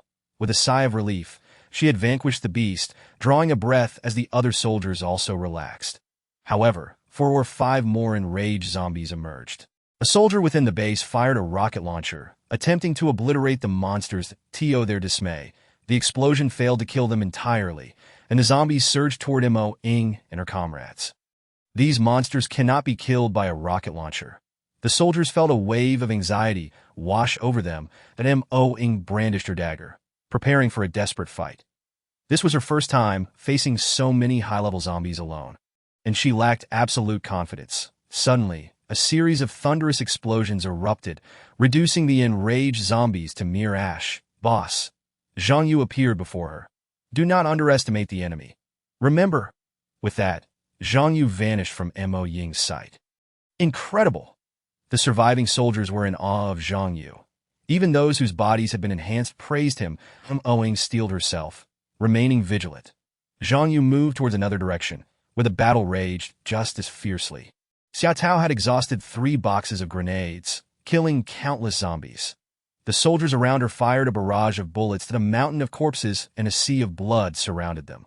More than 100 zombies surged forth. With no grenades left, Xiao Tao shouted, transforming her weapon into a lethal spear. Finally, a breach opened in the front line, and Xiao Tao wielded her spear, striking down the advancing zombies. Her spear, 40 centimeters in length, pierced through the zombies, tearing them apart with a swift motion. Beside her were several enhanced soldiers. Now, as long as a human possessed decent physical attributes and had ingested the body enhancement serum developed by Fuya, they could maximize their strength. The two sides engaged in brutal hand-to-hand combat. "Close the breach," a soldier cried out as he charged to the front. Fearlessly sacrificing himself, this soldier repelled several invading zombies. However, they seized his arm with brutal strength, leaving him gravely injured and spitting blood. More zombies closed in. "I will fight you all." The brave soldier detonated a grenade, resulting in a cataclysmic explosion that he and the zombies perished together. Xiao Tao was taken aback by the scene. The death of her comrade ignited a fiercer rage within her. "I will kill you monsters." Fueled by vengeance, Xiao Tao swung her spear, swiftly dispatching 4 or 5 zombies in her vicinity. The Geological Research Institute, or rather a military base, erupted in violent conflict. One side comprised humans, while the other, once human, had transformed into monsters intent on annihilating humanity. Realizing that high-level zombies lurked behind, Xiao Tao understood that these creatures sent ordinary zombies to the front lines as cannon fodder, waiting for the opportune moment to strike. Infuriating, Xiao Tao gritted her teeth as several ordinary zombies charged. Intending to eliminate Xiao Tao, she was suddenly confronted by several tendrils extending toward her. Unlike before, these tendrils emitted electrical currents.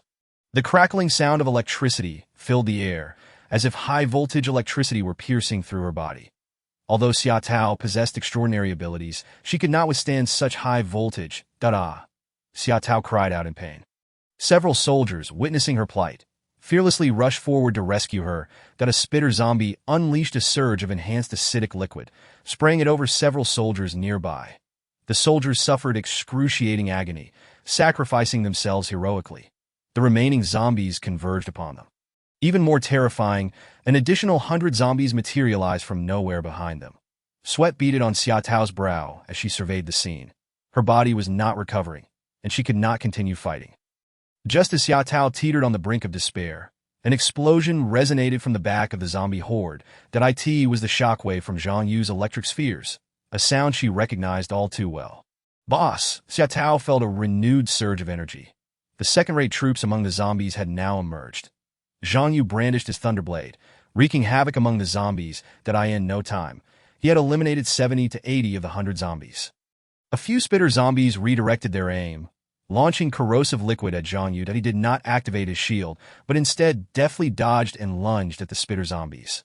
With swift strikes from his electrified sword, the spitter zombies fell one by one. 2 of them, paralyzed with fear, inadvertently sprayed their own corrosive liquid upon each other. "Xiao Tao, are you all right?" "I'm fine, boss. I knew you would come to rescue me." Xiao Tao felt a surge of emotion. She nodded in affirmation. Zhang Yu charged toward the retreating zombies. The octopus-like zombie moved with remarkable speed, yet it barely managed to flee for 100 meters before being apprehended by Zhang Yu. With a cold smirk, Zhang Yu observed the 4 octopus zombies, fully aware that they were facing formidable foes and had no chance of escape. Resolutely, they chose to fight to the bitter end. Dozens of tentacles ensnared Zhang Yu tightly, some of which emitted a powerful electric current. Zzz, the electricity coursed through Zhang Yu's body. Terrified that Zhang Yu might survive, the octopus creature intensified the current. A jolt strong enough to incapacitate a dozen elephants. "You have ample power, don't you? Come, let us see how you fare against it." Zhang Yu sneered, emanating an electric charge of his own truth. These currents had been absorbed into his body and were now being unleashed. Ultimately, the octopus zombies collapsed to the ground, resembling lifeless forms of Zhang Yu himself. He swiftly delivered the coup de GRC, absorbing several zombie cores before advancing to another front line, the last bastion. Feng Qi crouched atop the Geological Research Institute, aiming his scope at the horde of zombies ahead. With a crack, he fired, taking one down with precision. Feng Qi continued to pull the bolt and chamber rounds, relishing the thrill of the hunt, akin to a sniper in a video game.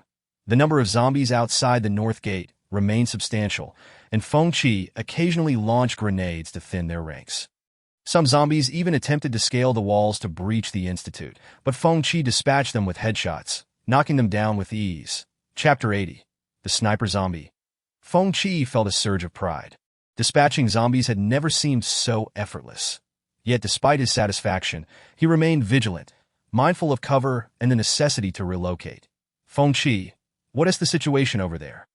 Ouyang Hung inquired through the communication device. All is well at the north gate. Though my ammunition is running low, Feng Qi quipped that I've done my utmost to meet your ammunition demands, that if resupplies come in, I will provide for you. Please be cautious. Understood. Feng Qi paused his firing as the tide of zombies before him diminished, but he again focused his scope on the distance. Thanks to his evolved abilities, Feng Qi could clearly discern objects up to 500 meters away without the scope. Not long ago, in the distant alley, hordes of zombies emerged like ants from a mound, numbering in the hundreds. Feng Qi single-handedly felled over 100 zombies. The sheer scale of the zombie horde left him somewhat astounded. Feng Qi's scope scanned the surroundings when suddenly, a glimmer caught his eye ahead that he instinctively realized it was the reflection of sunlight off a sniper's scope. Feng Qi quickly ducked. Alarmed, he thought, if he had been a moment late, he would have been struck by a bullet. But how could a human sniper be present in a zombie-infested territory? Could the zombies wield snipers as well? Or was it something else? A cascade of questions flooded Feng Qi's mind. Calling command. Ouyang Hung. Command here, Feng Qi. What is wrong? Feng Qi found cover. There's an unidentified sniper across the way. I repeat, there's a sniper opposite the north gate. Is this information accurate? Can you confirm? Absolutely. I nearly got hit just now, Feng Qi said, beads of sweat forming on his forehead. Ouyang Heng's expression turned grave. Aside from Zhang Yu, our personnel are all within the base. Moreover, an external sniper wouldn't aim at us. Feng Qi was taken aback. Could there truly be a zombie among the horde capable of using human weaponry? Or had a sniper become zombified yet retained their skills? Alert all units. Beware of the sniper. Feng Qi shouted. Bang, bang. Several more shots rang out from the sniper rifle that a few soldiers attempting to assist Feng Qi were also struck, utilizing the cover of the brownish-yellow smoke. The sniper zombie continued to wreak havoc, ruthlessly taking down soldiers. Summer Peach and Mo-ing were unwilling to adhere to orders, intent on rushing out to avenge Feng Qi. Damn it, Feng Qi, I'm coming to avenge you. Summer Peach shouted, her voice filled with fury. Summer Peach, Mo-ing, obey Colonel Lu's orders. I'm going to kill that zombie and avenge Feng Qi, commanded Zhang Yu over the communicator. Boss, where are you? Mo-ing inquired. As the brownish-yellow smoke gradually dissipated, the sniper zombie's presence vanished. Feng Qi was swiftly transported to the medical room. The casualties at the north gate were not extensive, yet it was regrettable that the last-minute appearance of the female zombie claimed several lives. Lieutenant Ouyang, Lu Yong'an called out with a serious demeanor. Commander, what are your orders? Establish contact with headquarters, request an airdrop or transport of supplies. Otherwise, we cannot hold our ground. Lu Yong'an's expression was grave. I have attempted to reach headquarters today, but the lines have been unstable. Commander, there are numerous units in need of reinforcements. Headquarters may not be able to respond promptly to every request. Ouyang Hung expressed his concerns. Recognizing the evident difficulties that Lu Yong'an, hands clasped behind his back, surveyed the desolate buildings and silent streets, asking, what insights do you have? I have consulted the information database, and it appears that there is a clandestine armory located 5,000 meters to the south, the state of which remains uncertain regarding any potential damage. Moreover, we should consider evacuating this area at the earliest opportunity. Ouyang Hung expressed his thoughts. Even if a retreat is warranted, the current circumstances do not permit it due to a lack of transportation. The military supply vehicles were ravaged by a horde of mutated creatures that by the way, mutated creatures. Lu Yong'an suddenly had an epiphany and remarked, Ouyang, don't you find it peculiar? The recent assaults have all been led by mindless zombies, with no sign of the mutated creatures. Ouyang Hung nodded, acknowledging the absence of the mutated beings. Perhaps their numbers are inherently scarce. They may not choose to engage unless absolutely compelled. The enemy seems to believe that ordinary zombies suffice to conquer our base. Lu Yong'an pondered this. After a moment, he gestured towards the command room, stating, "The current situation has exceeded our expectations. We must expedite the transfer of AF." Upon noticing Xia Tao and Mo Ing approaching, Lu Yong'an warmly addressed them, "Comrades Mo and Xia, you ladies truly embody the spirit of heroism. Without your valiant efforts, our base would be in peril. Rest assured, Comrade Fengqi, we will do everything in our power to ensure your recovery." Lu Yong'an spoke with unwavering conviction. "To be by the way, where's Mr. Zhang?" Ouyang Hung inquired 0.3 kilometers from the Geological Research Institute. Zhang Yu was pursuing the female zombie at an astonishing speed. The female zombie moved with extraordinary swiftness, far surpassing that of an ordinary zombie. It was evident that she was no mere creature of the undead. Yet this entity should have detected my presence by now and should have attacked. How strange, Zhang Yu mused. Ahead lay a corner, where he intended to corner the sniper female zombie. With a thunderous crack, Zhang Yu unleashed a lightning sphere. The explosion momentarily hindered the female zombie's speed, forcing her to halt. Zhang Yu surveyed his surroundings, noting the absence of other zombies or mutated creatures. The female zombie did not appear to be fully transformed, aside from her grayish-blackened skin and lifeless eyes. Her decay was not as severe as that of other zombies. Most astonishingly, she was capable of wielding human weaponry. Zhang Yu confronted the female zombie directly, wondering if she could articulate speech. "Monster, your demise is imminent." He conjured a lightning sword and struck at the female zombie with ferocity. The female zombie nimbly leapt aside, evading Zhang Yu's assault. Several more strikes followed, yet she continued to evade. Zhang Yu stared in awe at the female zombie, who remained expressionless, unlike any ordinary zombie. "Who are you?" Zhang Yu demanded. Silence enveloped the surroundings, save for the afternoon sun casting its rays upon the earth that a gust of wind swept through, stirring fallen leaves. The female zombie stood motionless, her grayish-black eyes fixed intently on Zhang Yu. Suddenly, she emitted a terrifying roar. Then, a cloud of brownish-yellow smoke enveloped her. The mist gradually obscured everything except for the female zombie. Zhang Yu raised his lightning sword and charged at her. This time, the female zombie did not evade. Instead, she stood her ground, allowing Zhang Yu to cleave her.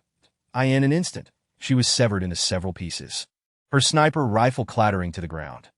Zhang Yu felt perplexed. Moments ago, he couldn't land a blow, yet now he had reduced her to fragments. An even more bizarre scene unfolded as the dismembered parts of the female zombie morphed, sprouting numerous cells, and suddenly, 5 new female zombies materialized.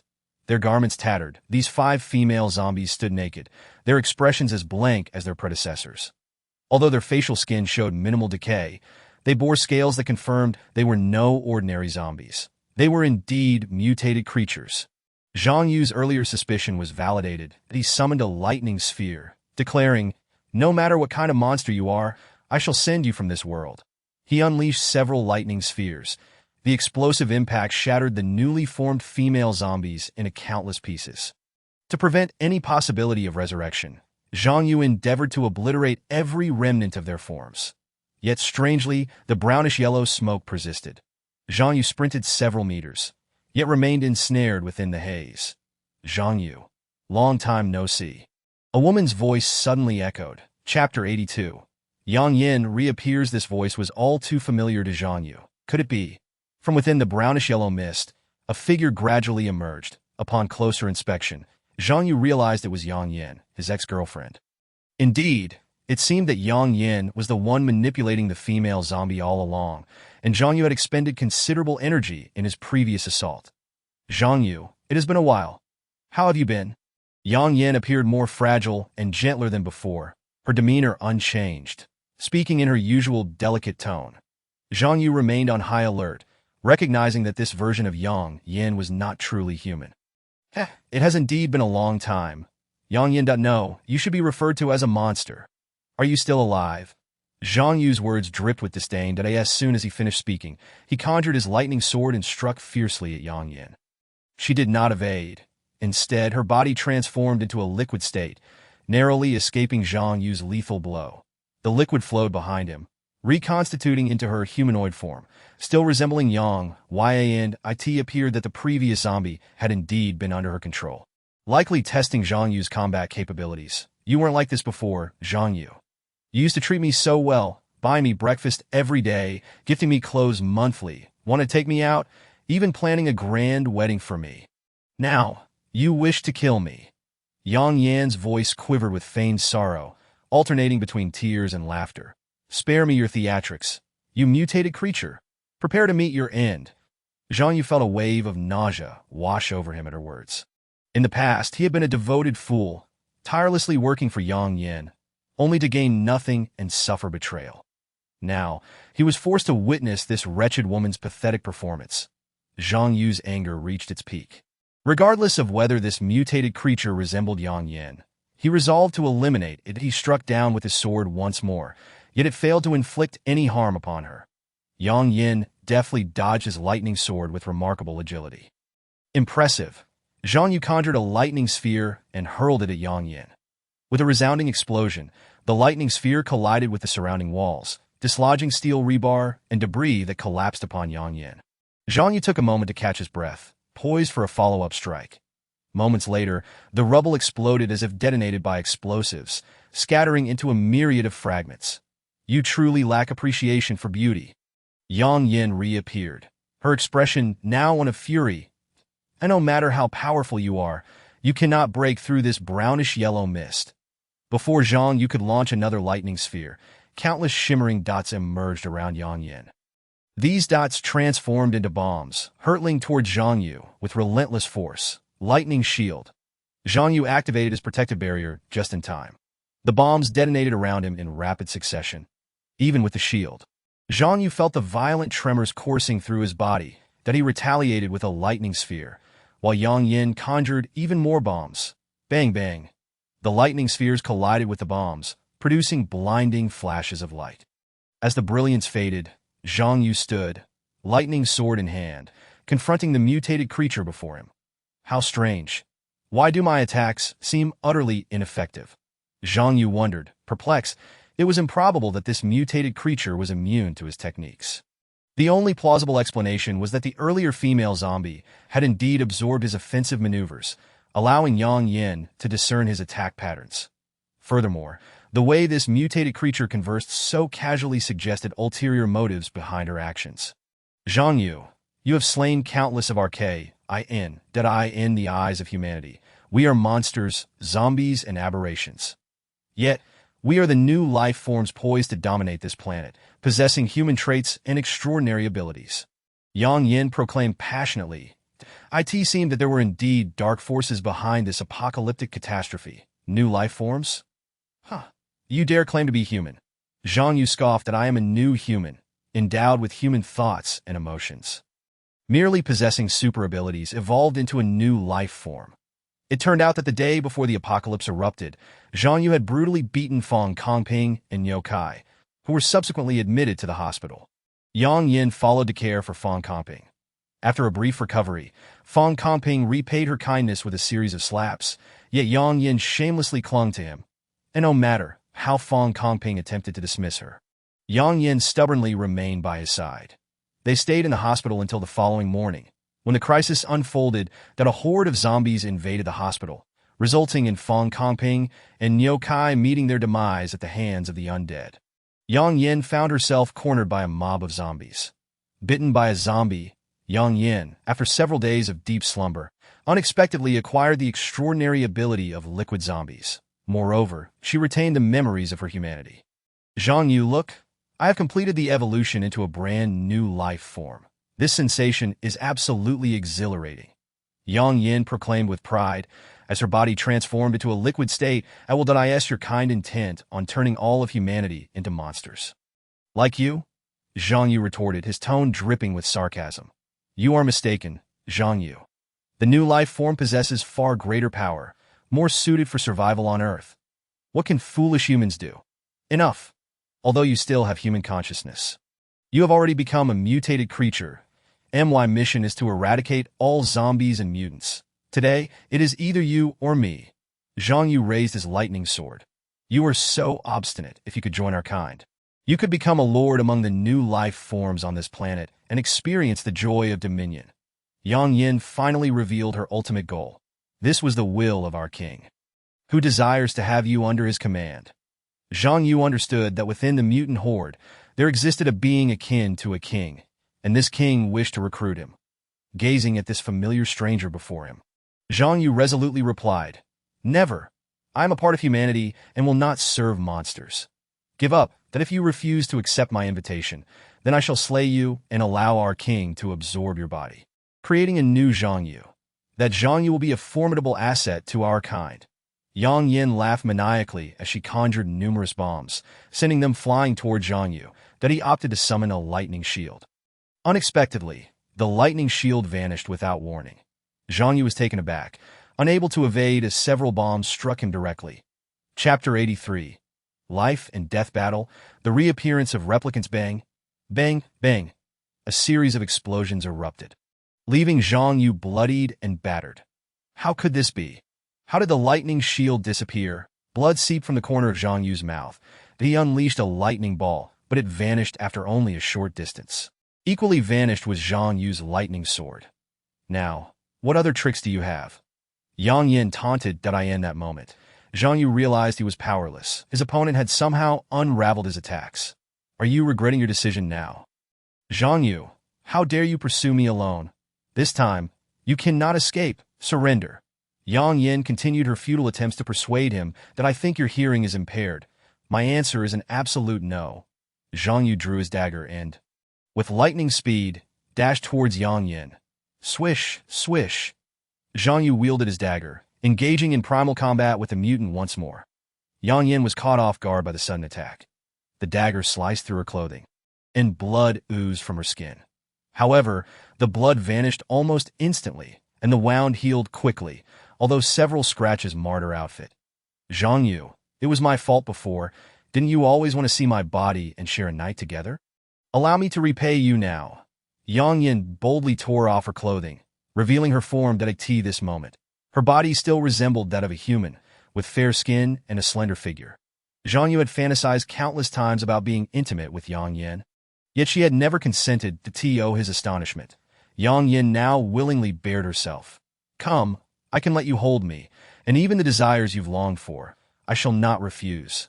Yang Yin laughed heartily, opening her arms wide to showcase her form. Zhang Yu sneered, and then you will absorb me, right? Yang Yin's expression shifted. Her ploy had been uncovered. Back then, you were a lovesick fool, and now you've grown indifferent to women. You truly overestimate yourself that if you willingly join us, we can preserve your consciousness and grant you even greater powers that if you refuse, our king can transform your corpse into one of our kind, forcing you to participate in the slaughter of your companions. At that point, you will lose all trace of your humanity. Yang Yan's laughter turned chilling, in her eyes. Zhang Yu had become utterly powerless, incapable of turning the tide. Zhang Yu lowered his head. Do not celebrate too soon. Do you think you still have tricks left? I have seen through your schemes that if you do not surrender, death is your only fate. As Yang Yan's words fell, Zhang Yu opened his pal, seized the leader to catch the thieves. Taking advantage of the moment when the enemy's formation was barely established, Zhang Yu charged forward, fiercely striking at the transformed Yang Yin. With a swift motion, Zhang Yu's lightning sword danced through the air, severing several of the tentacles that adorned Yang Yin. Yet, within less than a minute, the severed tentacles had completely regrown. Before Zhang Yu could continue his assault, the remaining intact tentacles obstructed his path. One particularly thick tentacle lunged directly at Zhang Yu's chest. Intent on piercing him through the quick-witted and agile, Zhang Yu narrowly evaded the attack. 8 replicas, their eyes glowing with the same fierce light as Yang Yan's, had been fully activated, slowly surrounding Zhang Yu with predatory gazes. Eliminate Zhang Yu. Yang Yan's voice resonated, deep and terrifying. The first to act was the replica known as Nyokai. This grotesque figure retained its squat, stocky form, its skin ravaged and oozing with a vile liquid, convulsing as if afflicted by polio. Upon spotting Zhang Yu, it suddenly ceased its spasms, charging forth with the fury of an enraged bull. Nyokai, do not let Zhang Yu escape. Your transformation is due to him. Had he not wounded your foot, you would have fled long ago. Yang Yin cackled with wicked delight. With a deafening roar, Niu-Kai's mouth split open, its head bursting forth with multiple whips, its body fracturing and sprouting innumerable bloody tendrils. These whips could extend up to 2 meters, and Niu-Kai wielded them with ferocity. Striking at Zhang Yu. Utilizing his agility, Zhang Yu dodged the onslaught. Anything struck by Niu-Kai's whips was cleaved in two at this brat, even in death, seeks to assert dominance that I regret not dispatching him with a single blow back then. Zhang Yu mused, swinging his lightning sword at Niu-Kai. However, his attacks proved ineffective against the protective barrier conjured by Yang Yin, which shielded the replicas. Niu-Kai, now devoid of a head, continued to lash out with its whips. A flurry of strikes rained down upon Zhang Yu, who leapt aside just in time. Debris flew as the wall and ground shattered under the force of Niu-Kai's might. Zhang Yu was momentarily taken aback. The creature before him was no longer human, but a being fueled by vengeance, embodying the very spirit of retribution. Zhang Yu unleashed a lightning sphere towards Niu-Kai. The explosion reverberated as the sphere dissipated the protective aura surrounding Niu-Kai, invigorating Zhang Yu with hope to strike down his foe. Yet, the barrier reformed in less than 15 seconds. Niu-Kai retaliated, its whips descending upon Zhang Yu like a torrential storm. The sound of cracking stone echoed as debris scattered. Some walls reduced to rubble. Though Zhang Yu was nimble, he still suffered blows from the whips, blood staining his back and face. Had he not evaded swiftly, he would have been reduced to mere pulp. What the devil? Having absorbed Yang Yan's bodily essence, why am I unable to assimilate her abilities and undergo evolution? Zhang Yu pondered, bewildered. The only explanation he could fathom was that Yang Yin had temporarily manifested these powers, which were not originally hers. Nearby, a towering humanoid penguin, its grayish-white form looming at nearly 2.5 meters, approached. The horror intensified as a human head emerged from its belly. Zhang Yu recognized it as Fong Kongping's head. Fong Kongping's head suddenly morphed into a grotesque smile, directing a chilling grin at Zhang Yu. Then, the expression twisted into a wail, morphing into rage, ultimately contorting into a grotesquely melted visage, akin to dripping ice cream. Before vanishing, the humanoid penguin transformed into a spiky sphere, resembling a terrifying porcupine, and rolled menacingly toward Zhang Yu. But he leapt aside just in time, the impact resonating with a thunderous crash as it collided with the wall.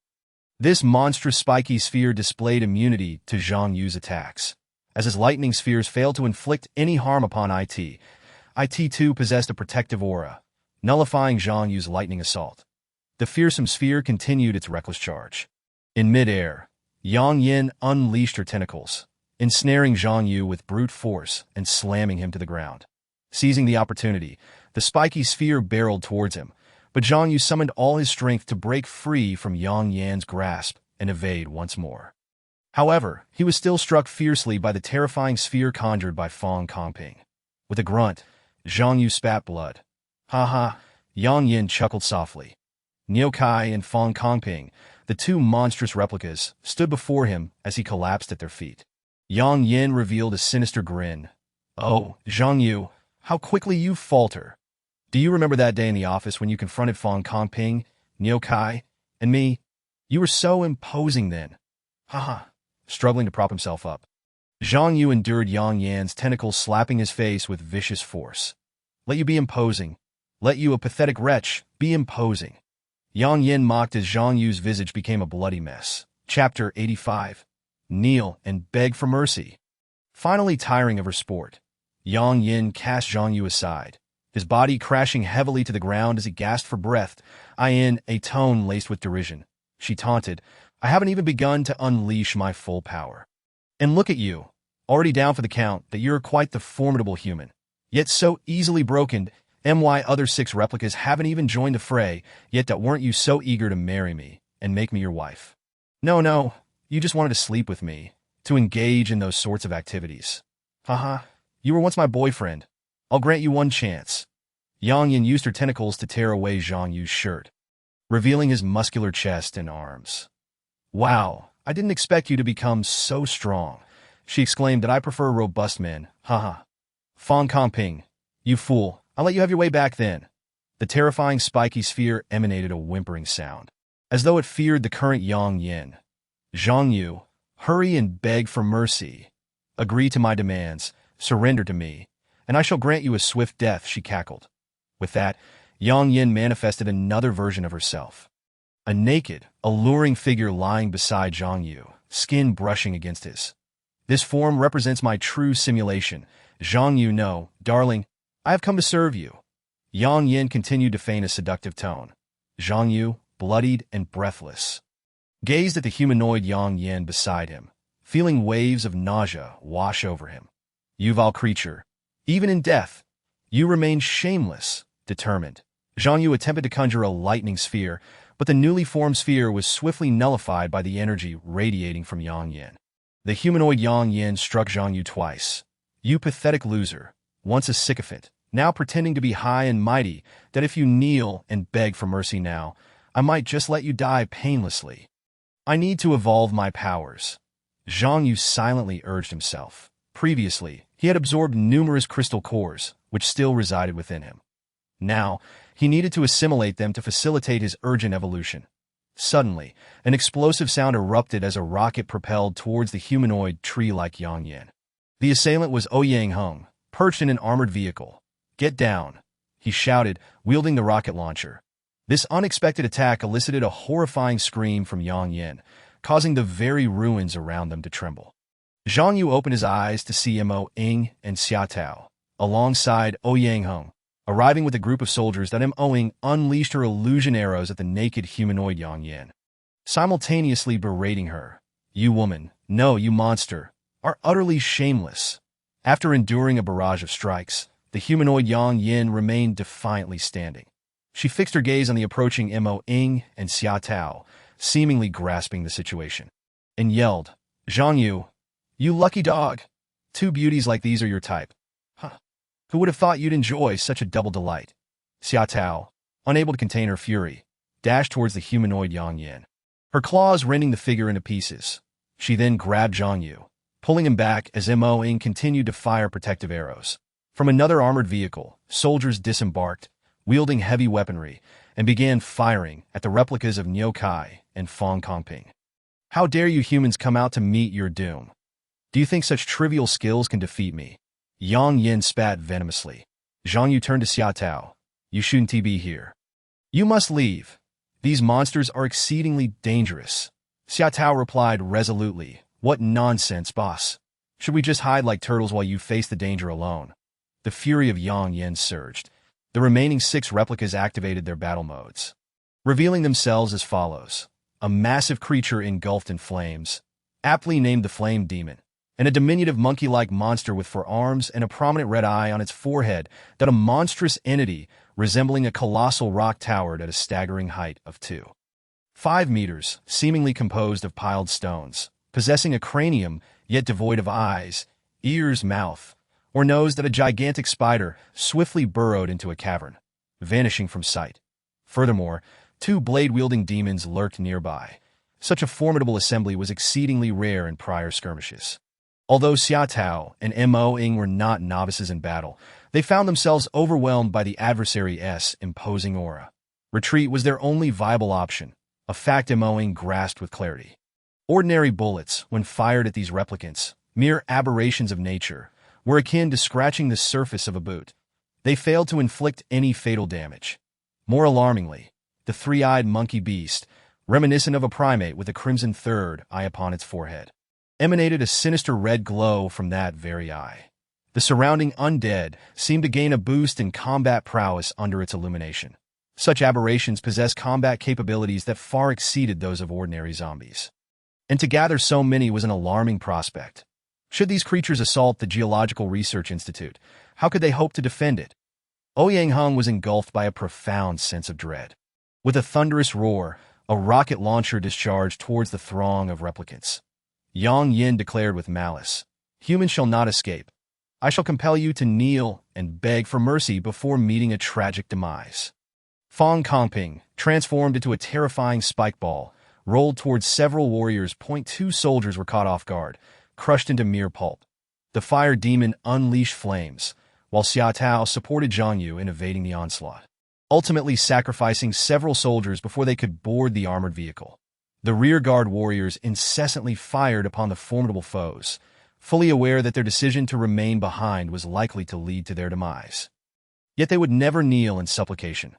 Ouyang Hung fired his last rocket, then shouted, "Fall back!" A scene soaked in blood unfolded. Zhang Yu, regaining a semblance of consciousness, felt the flames of vengeance coursing through him. The casualties are too great. Did I not instruct you not to pursue? Chapter 86. Urgent and without retreat. After much hesitation, Colonel Liu ultimately approved the emergency rescue operation. Boss, we feared for your safety, which is why we mobilized to rescue you. Xia Tao exclaimed. What do you intend to do? Ouyang Hung inquired. Zhang Yu closed his eyes, merging with the crystal core within him, that at this critical juncture of life and death, Zhang Yu's devouring ability could facilitate his power's evolution. Only by completing this evolution and vanquishing the enemies could he truly survive. Evasion was not an option. Should these aberrant replicants reach the base, they would likely obliterate the Geological Research Institute. Even more terrifying was the prospect of encountering numerous such aberrations in the urban expanse of Jiang City. Even if they retreated now, they would still have to contend with many more of these mutants. The necessity for his powers to evolve quickly became the only chance for survival for everyone. Zhang Yu pondered that in approximately 10 minutes, he would gain new abilities. Midway through their escape, Ouyang Hung noticed that no enemies were pursuing them, allowing him to breathe a sigh of relief. Just as most began to lower their guard, Zhang Yu suddenly opened his eyes, shouting, "Stop the vehicle! Everyone, disembark!" Ouyang Hung and the others were taken aback, scanning their surroundings for any signs of monsters. They assumed Zhang Yu had become overly sensitive. "Quickly, disembark! An attack is imminent." Zhang Yu insisted resolutely. Indeed, as the driver halted the vehicle, the ground ahead abruptly fractured, and earth and stone erupted forth and a massive spider-like creature emerged from the soil. Measuring nearly 5 meters in length and around 2 meters in height, with 8 robust legs. The group hastily flung open the vehicle doors and leapt from the armored car. 3 soldiers raised their assault rifles and unleashed a barrage towards the spider beast. One soldier produced a grenade and hurled it at the creature. With a resounding explosion, the spider remained utterly unfazed by the onslaught of gunfire. Ouyang Hung assessed the distance. They were still too far from the base, which could not provide effective fire support. Calling for reinforcements posed significant risks, as this creature appeared overwhelmingly powerful, and any incoming troops might not only fail to resolve the situation, but could inadvertently provide the enemy with invaluable experience. Mo Ying and Xia Tao shielded Zhang Yu.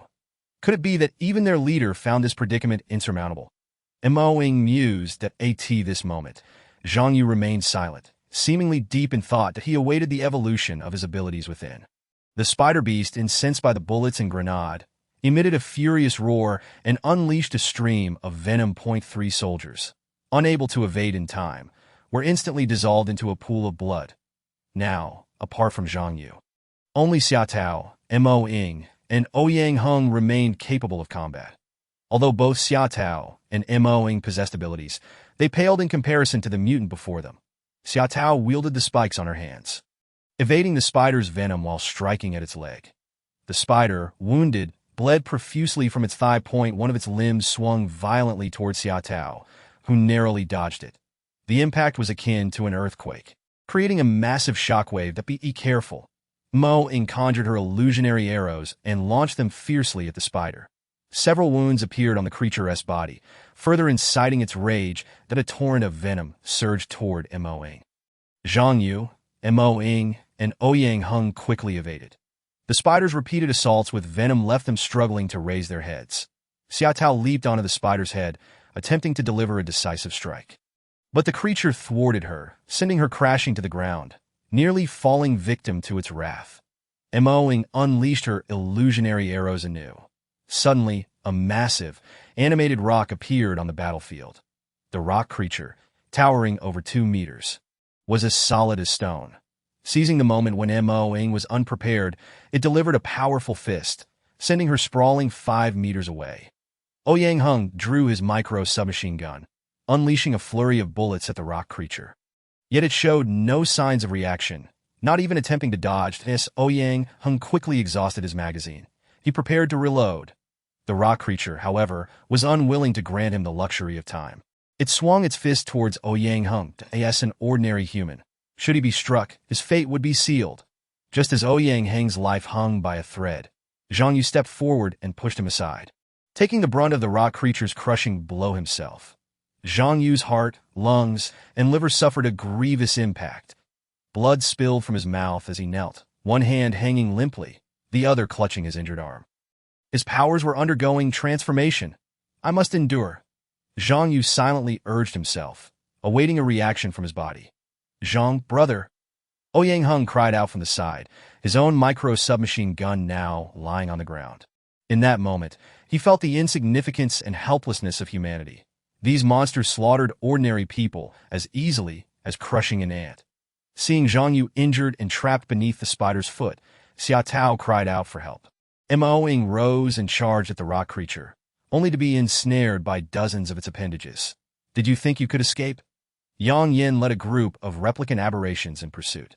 Chapter 87, Ability Upgrade. Thunderstorm. At that moment, Yang Yin had transformed back into a humanoid form, yet her body was now adorned with numerous tentacles, while Xia Tao and Mo-ing continued their resistance. Yang Yin swiftly captured both of them. Help!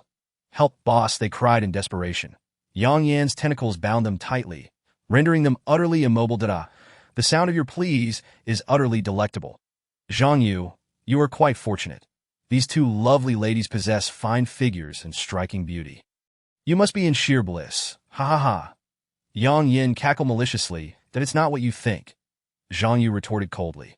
With a sudden thrust, two blade-wielding demons lunged forward, stabbing their hand blades into Zhang Yu's shoulders, forcing him to his knees. That I detest your stubbornness. Zhang Yu, ladies, did you know? Zhang, the one you call boss, was once my devoted admirer, relentlessly pursuing me in hopes of sharing a bed, but I never acquiesced. Yang Yin taunted with a sinister tone. Zhang Yu, gritting his teeth against the excruciating pain, calculated the time left for his powers to evolve. Less than 2 minutes remained. He silently urged himself to hold on. Ouyang Hung, sweating profusely, concealed himself at a distance. What to do? Zhang Yu and his companions were no match for these monsters, and he himself was ill-equipped for the task. Perhaps it was best to flee, yet could he abandon his responsibilities? Just as Ouyang Hung contemplated a stealthy escape, he resolved to stand by Zhang Yu, for Zhang Yu had once saved his life. Time's up. You two wretched bitches will die together, and your corpses will be transformed into aberrations. Then you shall fight against your former kind. Yang Yin raised her tentacles, preparing to eliminate Xia Tao and Mo-ing as for Zhang Yu. She had no intention of killing him. He still held considerable utility. With a sudden burst, Ouyang Hung charged forth, unleashing a volley of bullets toward Yang Yin. The bullets struck Yang Yin, compelling her to release Xia Tao and Mo-ing. You seek death, Yang Yin bellowed. Her voice a terrifying growl. One of her tendrils plunged violently into Ouyang Hang's abdomen, but he dropped his micro-submachine gun, blood gushing from his mouth. Ouyang Hung had bought Zhang Yu a precious 2 minutes. Sensing a surge of immense energy around her, Yang Yin shifted her focus away from Ouyang Hung. Indeed, Zhang Yu was undergoing a transformation. A purple electric current enveloped his body, followed by a radiant glow. His powers upgraded. He acquired enhanced abilities. The purple electric storm blade, the purple electric crescent slash, the purple electric shock cannon, the purple electric storm, and the thunder-shattering barrier. The mutated copies watched Zhang Yu's evolution with disbelief etched on their faces. Yang Yin was equally astonished. Zhang Yu, on the verge of losing his life, was still capable of evolving, gaining formidable combat prowess, and oh wonder the king of the mutants desired to recruit Zhang Yu. He was undeniably formidable. Yang Yin's objective was to capture Zhang Yu alive, breaking his will to resist completely. The two blade-wielding demons initially bore the brunt of the impact, that a powerful surge of purple electricity sent them flying 10 meters away. Zhang Yu rose, his gaze aflame with vengeance, surrounded by a crackling halo of purple electricity. Fang Kongping and Niu Kai charged forward. Fang Kongping curled his body into a fearsome spiked ball, hurtling toward Zhang Yu. Zhang Yu seized the spiked ball with both hands and hurled it away with great force, collapsing a distant building. Niu Kai swung his entire body like a whip, striking at Zhang Yu with ferocity. Zhang Yu deftly evaded Niu Kai's assault. Seizing the moment, he leaped over, grasping Xia Tao and Mo-ing, and sprang to safety. What incredible speed! I never imagined a human could achieve such a remarkable evolution in such a short time. Yang Yin marveled. Zhang Yu's existence was undoubtedly the greatest obstacle to the mutants' domination of Earth, and oh wonder the king of the mutants sought to capture and subdue him. Zhang Yu, radiating with purple electricity, concentrated his will, manifesting a brand new sword. The purple electric storm blade, surpassing the power of his previous thunderblade. Undeterred, Niu Kai continued to lash out at Zhang Yu in a flurry of strikes. Zhang Yu severed Niu Kai's whip-like appendages. Niu Kai, now bloodied and in agony, collapsed to the ground. It seemed that the protective barrier Yang Yin had previously bestowed upon these mutated copies had become ineffective against the newfound electric powers. Realizing his impending doom, Niu Kai stood his ground, roaring fiercely at Zhang Yu before charging with a standard death rush. With a swift motion, Zhang Yu's purple electric storm blade cleaved Niu Kai into several pieces, leaving nothing but a pool of blood in his wake. Utilizing his new skill, the purple electric crescent slash, Zhang Yu focused his energy that a circle of purple lightning coalesced around his sword. With a decisive swing, a crescent wave of purple energy shot forth, a new technique. The purple electric crescent slash, its power nearly tenfold that of his previous lightning ball. The crescent wave sliced through Fong Kongping, cleaving the fearsome spike ball in two, spilling yet another pool of blood onto the ground in mere minutes. 2 of the 8 copies Yang Yin had summoned lay dead at Mo Ying, and Xia Tao prepared to rise, ready to assist Zhang Yu. Keep an eye on Yang Heng. No need to engage, Zhang Yu commanded. Currently, Mo Ying and Xia Tao's combat abilities were insufficient. Their involvement would only hinder Zhang Yu's full focus on the battle. Do not think that defeating Niu Kai and Fong Kongping means you can overcome me. Those 2 are the weakest in my team, Yang Yin sneered. Fire Demon, Rock Monster, eliminate this Zhang Yu. A terrifying glint flashed in Yang Yan's eyes, seemingly controlling the mutated creature she had conjured. Under her psychic pressure, the Fire Demon, engulfed in flames, stepped forward. With a roar, the inferno within the Fire Demon surged, its burning skeletal frame displaying bizarre patterns. Zhang Yu, feel the wrath of the Fire Demon, Yang Yin commanded further. Chapter 88. Battle with the Fire Demon. The Fire Demon, a mass of flames and bones, lacked the pain sensitivity of ordinary zombies and mutants. Its attack method was simple: incinerate opponents to ashes. Zhang Yu observed the peculiar creature before him. Rather than a mutant, it resembled a burning torch. The Fire Demon advanced step by step, flames roaring within its core, demonstrating its intimidation. Seizing the initiative, the Fire Demon split into 4, becoming 4 fiery orbs that I see through your tricks, Zhang Yu thought, preparing to unleash another ultimate move.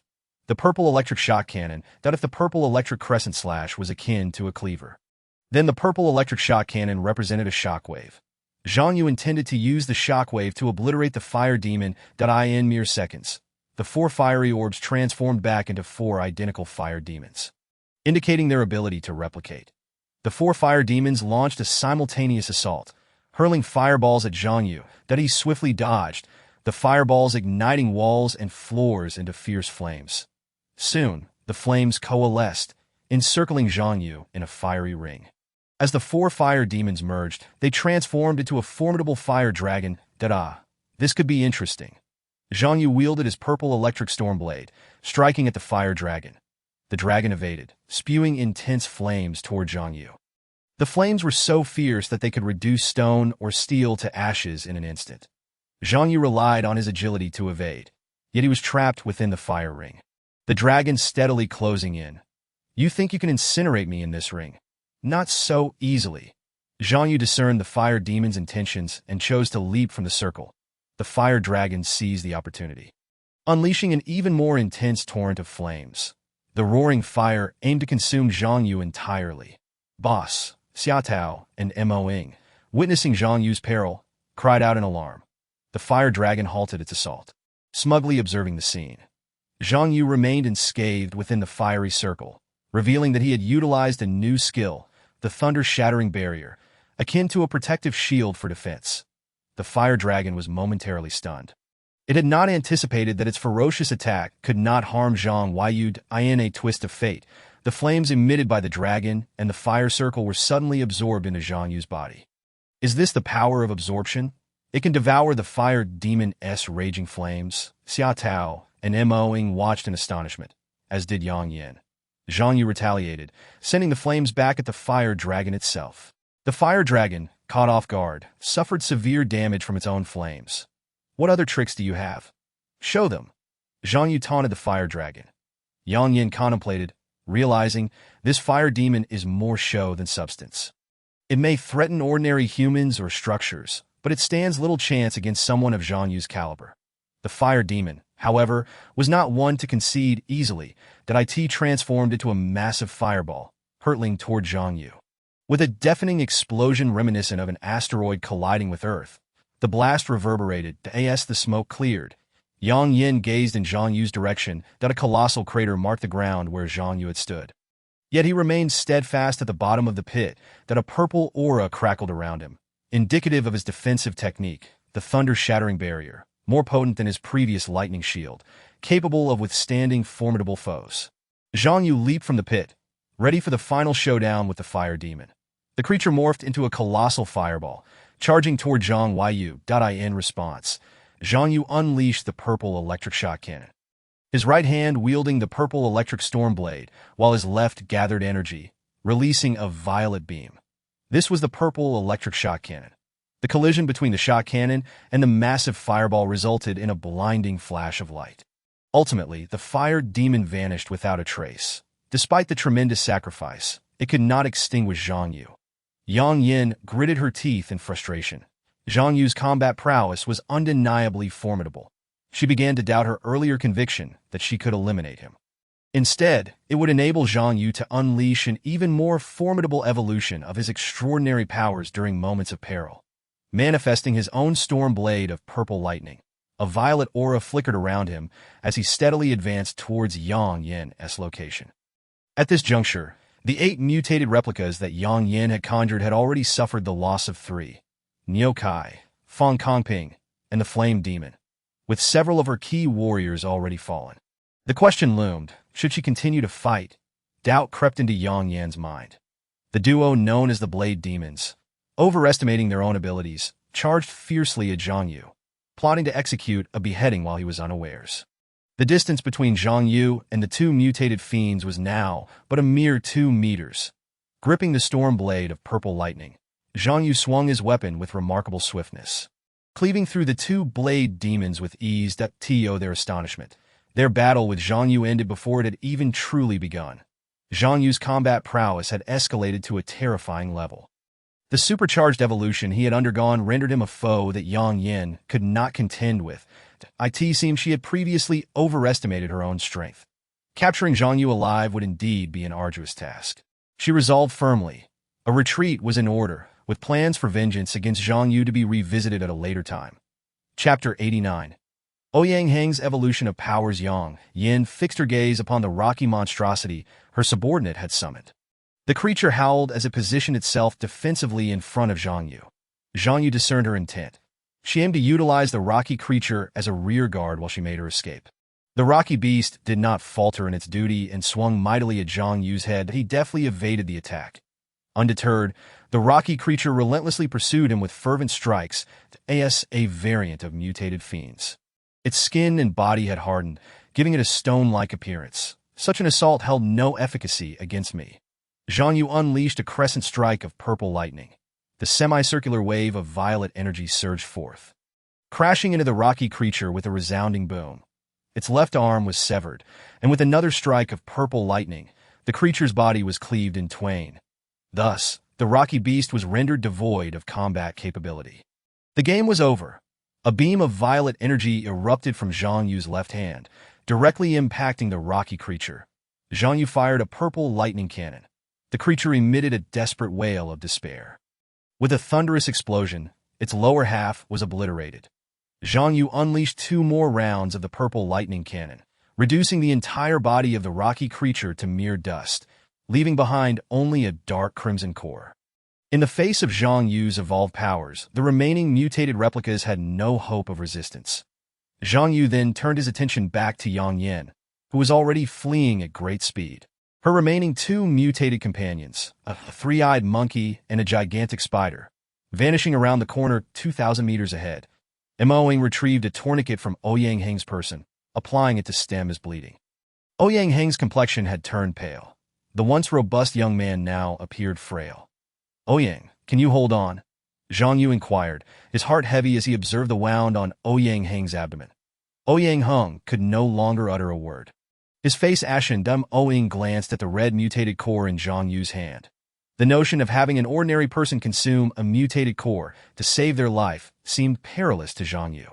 It was highly likely that not only would their life be at risk, but they could also transform into an uncontrollable mutated fiend. "Boss, Lieutenant Ouyang can barely hang on. Just let him consume the mutated core to save his life." Mo-ing implored at that moment. Both Xiaotao and Ouyang Heng's eyes shimmered with tears. Zhang Yu gazed at Ouyang Heng, whose resolute eyes revealed both fortitude and a hint of regret, the latter stemming from a desire to have slain more zombies and mutated fiends. Regardless of the circumstances, Zhang Yu could not stand idly by. Would Ouyang Heng remain human after consuming the mutated core? This question weighed heavily on the minds of the three, that Zhang Yu resolved to place the core into Ouyang Heng's mouth. "Ouyang, you must endure." Zhang Yu grasped Ouyang Heng's hand tightly, that he then gestured for Xiaotao and Mo-ing to maintain their distance. Both stood up and retreated several steps. Zhang Yu released Ouyang Heng's hand and slowly backed away. After consuming the mutated core, Ouyang Heng's body began to react violently. Waves of pain coursed through him as his bones and internal organs seemed to undergo a radical reconfiguration, that he writhed on the ground. His clothes torn as his body expanded. Zhang Yu vigilantly scanned their surroundings, restoring the zombie cores he had collected within himself, and handing them to Xiaotao and Mo-ing. "Is the Geological Research Institute all right?" Zhang Yu inquired of Mo-ing. She nodded. "Feng Qi is receiving treatment, and Colonel Liu Yong'an is personally overseeing the defense. That I believe there will be no issues for the time being. Boss, Lieutenant Ouyang is a good man. I hope nothing happens to him," Xiaotao noted, observing Zhang Yu's serious demeanor as he maintained his guard. Should Ouyang Heng fail to pull through and transform into a monster, Zhang Yu would not hesitate to slay him. Such an outcome was one none wished to witness. Moreover, that female mutated fiend from earlier turned out to be the boss's former girlfriend. It seemed that the seemingly strong Zhang Yu had once been deeply moved by a woman. Ouyang Heng's evolution lasted only a few minutes. Post-evolution, his skin and bones were reinforced, rendering his body as rigid as rock, taking on a grayish-black hue. Gasping for breath, he opened his eyes. "Wait, what happened to me?" Zhang Yu replied. "You have transcended ordinary humanity and now possess extraordinary abilities, just like us." Ouyang Heng gazed at his transformed body in shock. Had he become a rocky fiend himself? Why has my body turned into this?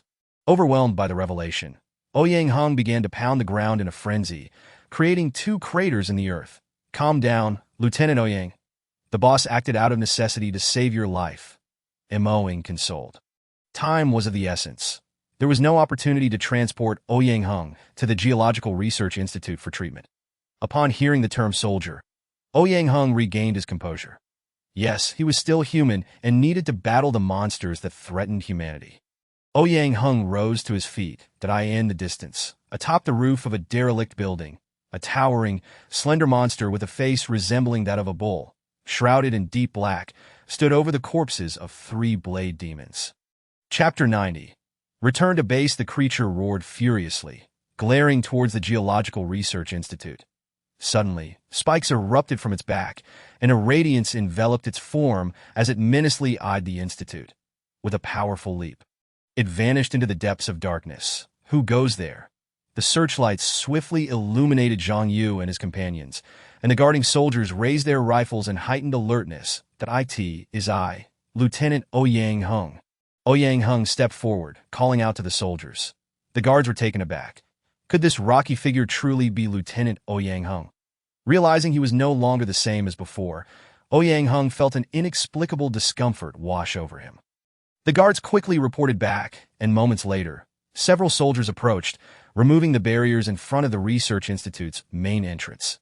Zhang Yu surveyed the surroundings before entering the institute alongside Xiaotao, Mo-ing, and Ouyang Heng. A contingent of soldiers approached, meticulously inspecting the 4 of them.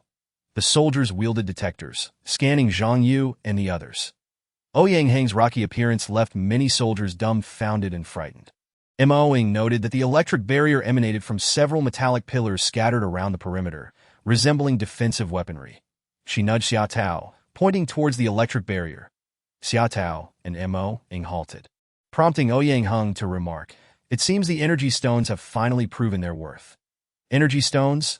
Zhang Yu and the others expressed surprise. Zhang Yu chuckled. "Xia, why the tears? The mutated fiends capable of killing me have yet to make their appearance." Colonel Lu Yong'an also emerged, flanked by several fully armed soldiers. Upon seeing the rocky figure before him, Colonel Lu Yong'an did not exhibit shock, but recognized Ouyang Hang immediately that he extended his hand.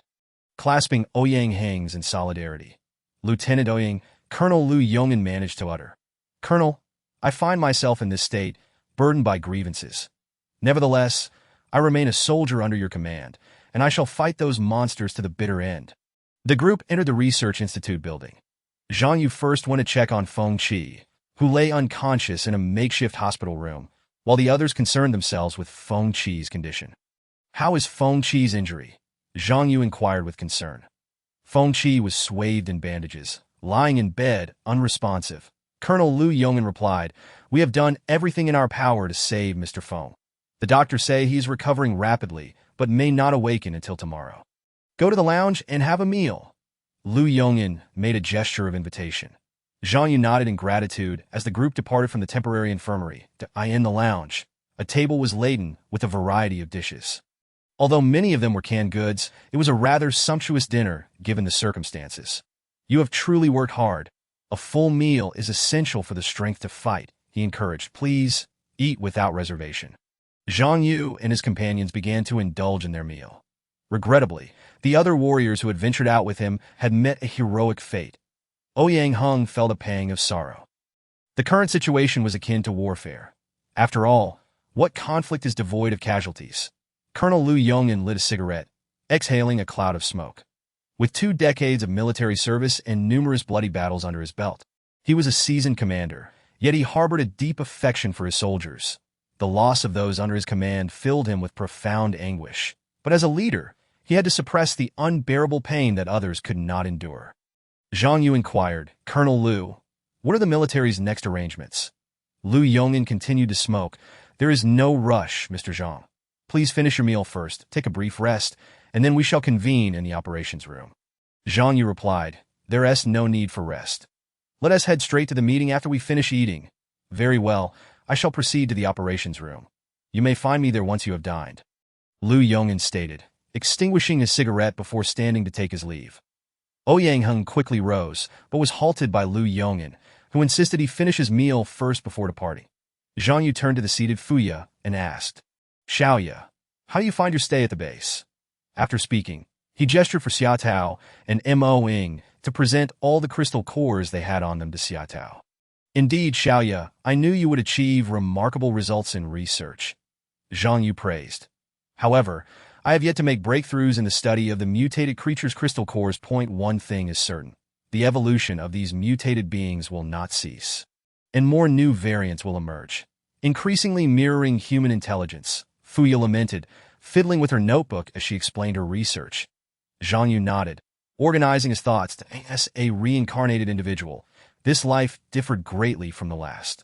The current combat prowess of the mutated creatures was alarmingly formidable, appearing much earlier than anticipated, that if the number of mutated beings could not be curbed before the establishment of the refuge camps, humanity's survival would be gravely threatened. Zhang Yu mused. The next step must be to gather more surviving humans and establish refuge camps. This is the hope for humanity's resurgence.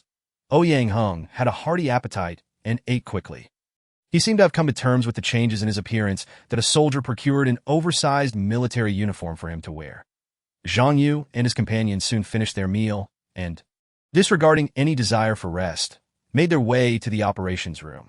Chapter 91, Military Situation Conference in the Operations Room.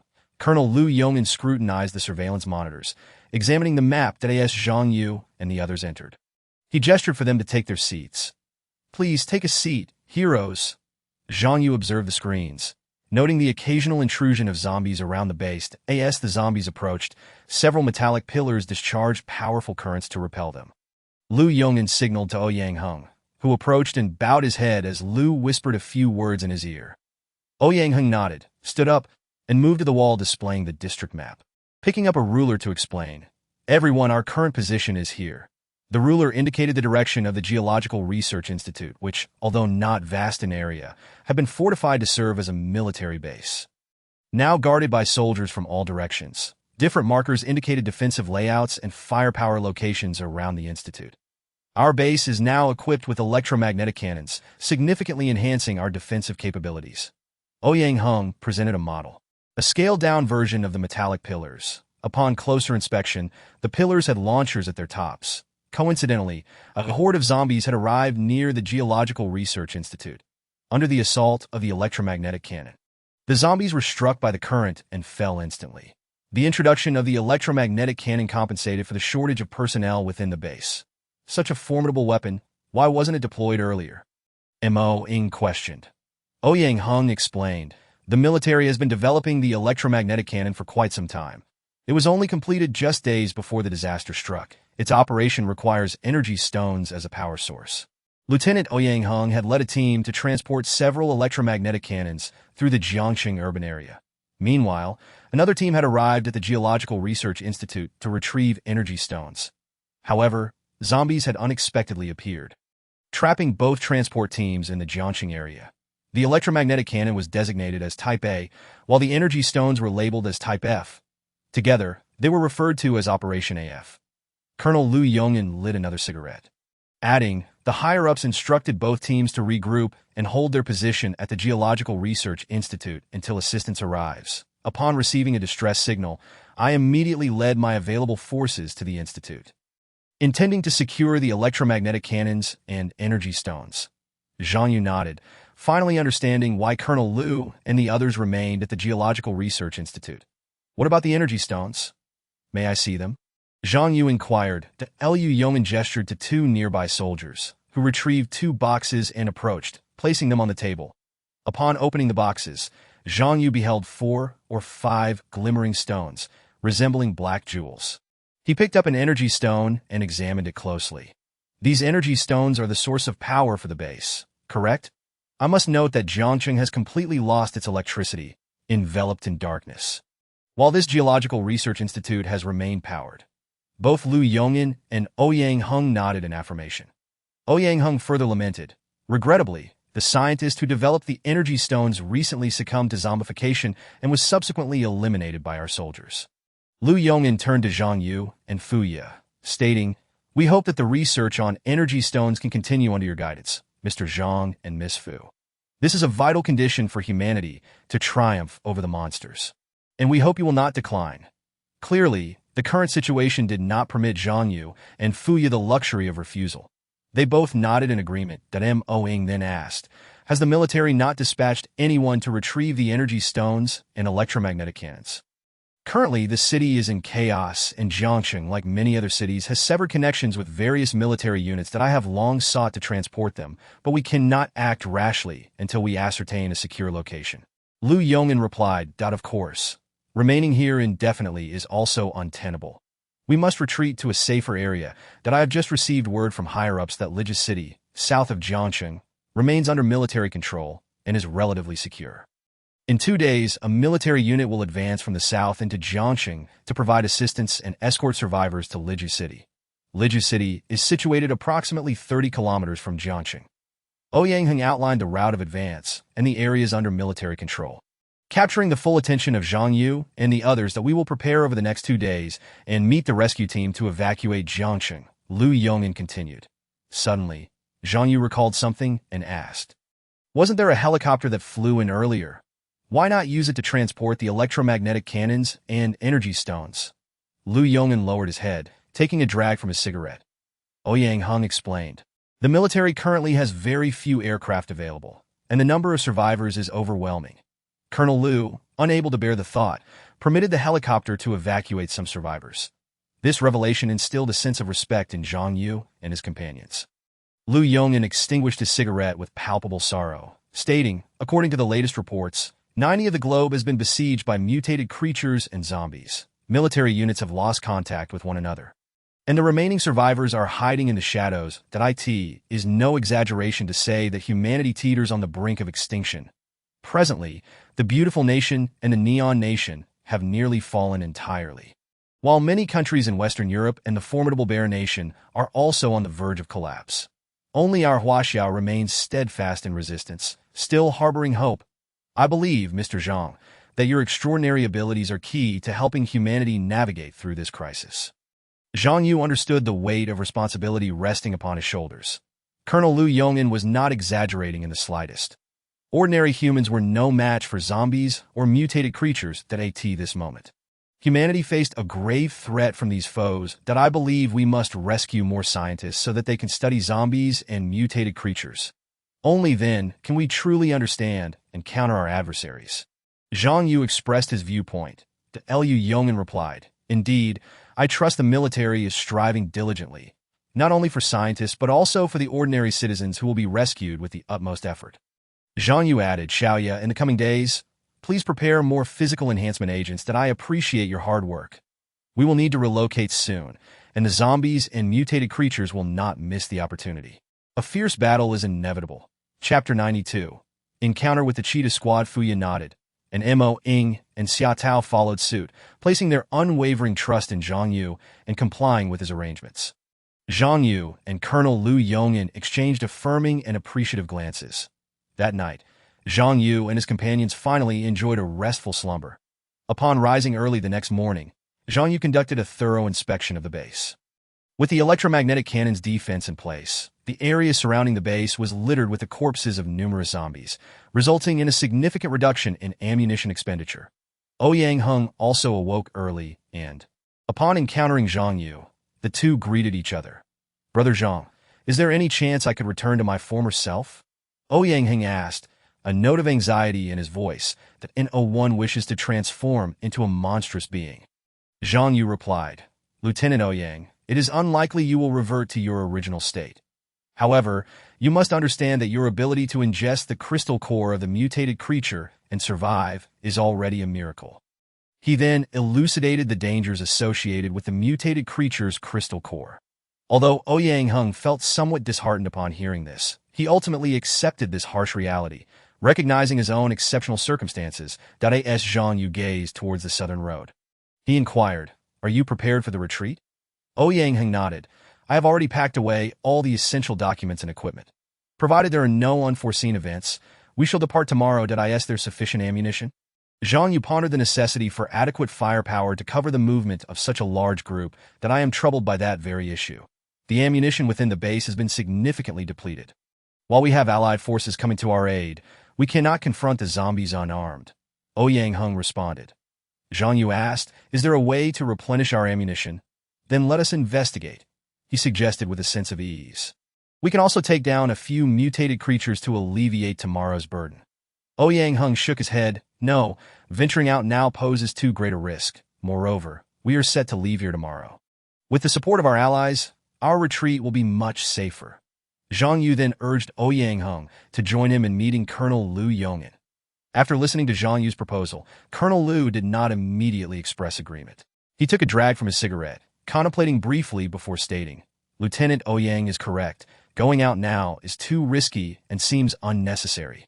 Colonel Lu, without sufficient weapons and ammunition, our retreat will encounter significant difficulties. If we lack adequate firepower, we will be in peril," Zhang Yu insisted.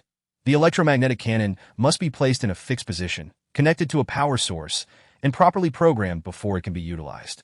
During the retreat, the power equipment and energy stones must be dismantled, rendering the cannon inoperable while on the march." After much deliberation, Lu Yong'an replied, "Very well, Mr. Zhang. You and Lieutenant Ouyang shall lead a team to procure weapons and ammunition." An armored vehicle and a military truck were dispatched. Zhang Yu left Xia Tao and Mo Ying behind at the base for defense. He and Ouyang Heng occupied the front seat of the military truck. Observing Zhang Yu's relaxed demeanor, Ouyang Heng inquired, "Brother Zhang, your skills are truly impressive. Have you practiced martial arts before?" Zhang Yu feigned a nod. "It is indeed an honor to fight alongside you," Ouyang Heng remarked.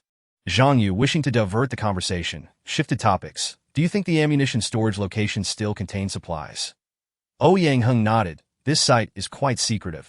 It is a military ammunition depot situated within the downtown area of Jiang City. A covert military unit that is unlikely to have been compromised, as the underground warehouse remains robust. Does anyone else know its location? Zhang Hung replied, the higher-ups are aware, but the key to the warehouse is managed by myself and Colonel Liu. Along the way, they encountered scattered zombies, which Yang Hung directed the armored vehicle to crush. Upon reaching their destination, Yang Hung commanded the soldiers to disembark. After dispatching a few zombies outside the door, Zhang Yu and the others opened the gate and drove the vehicle into the target area. Zhang Yu and Yang Hung swiftly eliminated the zombies inside. The soldiers dismounted and accessed the internal warehouse. Although this location was in the city, structures were sparse in the surrounding area, likely to prevent accidents due to the stored ammunition that AS anticipated. The ammunition and firearms within the warehouse remained intact. Observing the bloodstains on the floor, Zhang Yu and Yang Hung surmised the fate of the soldiers stationed there was grim. The station troops were likely in dire straits. Opening the warehouse, the soldiers loaded the weapons and ammunition onto the truck. Totaling over 10 crates of ammunition and bullets that as they traveled, gunfire erupted a few streets away. Survivors was the immediate reaction from both Yang Hung and Zhang Yu. To ensure their safety, they exited the vehicle and dashed to the adjacent street for a better view. They witnessed a group of soldiers clad in special operations uniforms, fiercely firing submachine guns at the encroaching zombies. Among them was a middle-aged man in a white lab coat, gripping a handgun in his right hand while clutching a briefcase tightly with his left, drawing particular attention. The man's lab coat was stained with blood and other fluids, giving him a disheveled appearance. Zhang Yu sensed that he was either a doctor or a scientist. Brothers, zombies are approaching from the 20 o'clock direction. We must be ready to assist at any moment. Yang Hung commanded through the communicator. Observing the battle unfolding in the street, it was evident that the soldiers in special operations gear possessed formidable combat prowess. Dozens of zombies were unable to approach, instead leaving numerous corpses scattered across the ground. Cheetah Squad. Yang Hung recognized the emblem on the arm of one of the soldiers.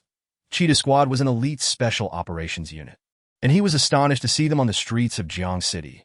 Instinctively, he felt that the man in the white lab coat held significant importance. Although many zombies had been eliminated, cunning mutated creatures were attempting to ambush Cheetah Squad from behind. That moment, 3 blade demons stealthily climbed from the rooftops towards Cheetah Squad. Chapter 93. Detector Danger. Several soldiers from Cheetah Squad fell victim to the blade demons' deadly strikes. Taken completely by surprise, the bullets fired at the blade demons proved ineffective. The special operations team suffered substantial casualties in an instant. In a critical moment, Zhang Yu summoned his purple lightning storm sword and charged at the 3 blade demons. One of the blade demons was caught off guard and was cleaved in 2 by Zhang Yu's sword. Overconfident, Zhang Yu scoffed, launching a relentless barrage of strikes against the remaining 2 blade demons. At this moment, his combat prowess was more than enough to overwhelm the blade demons. The threat was swiftly neutralized, and the immediate crisis was averted. How delightful! I never expected to encounter surviving soldiers here. The members of Cheetah Squad cheered. Lieutenant Yang Hung stepped forward, startling the others, who raised their rifles in alarm. Don't shoot. I am not a mutated creature. Yang Hung quickly raised his hands in surrender in front of the ominous muzzles. Zhang Yu collected the crystal cores from the blade demons and approached the surviving members of Cheetah Squad. I am Zhang Yu, and this is Lieutenant Yang Hung. Please do not misunderstand. Yang Hung and Zhang Yu's companions soon gathered around.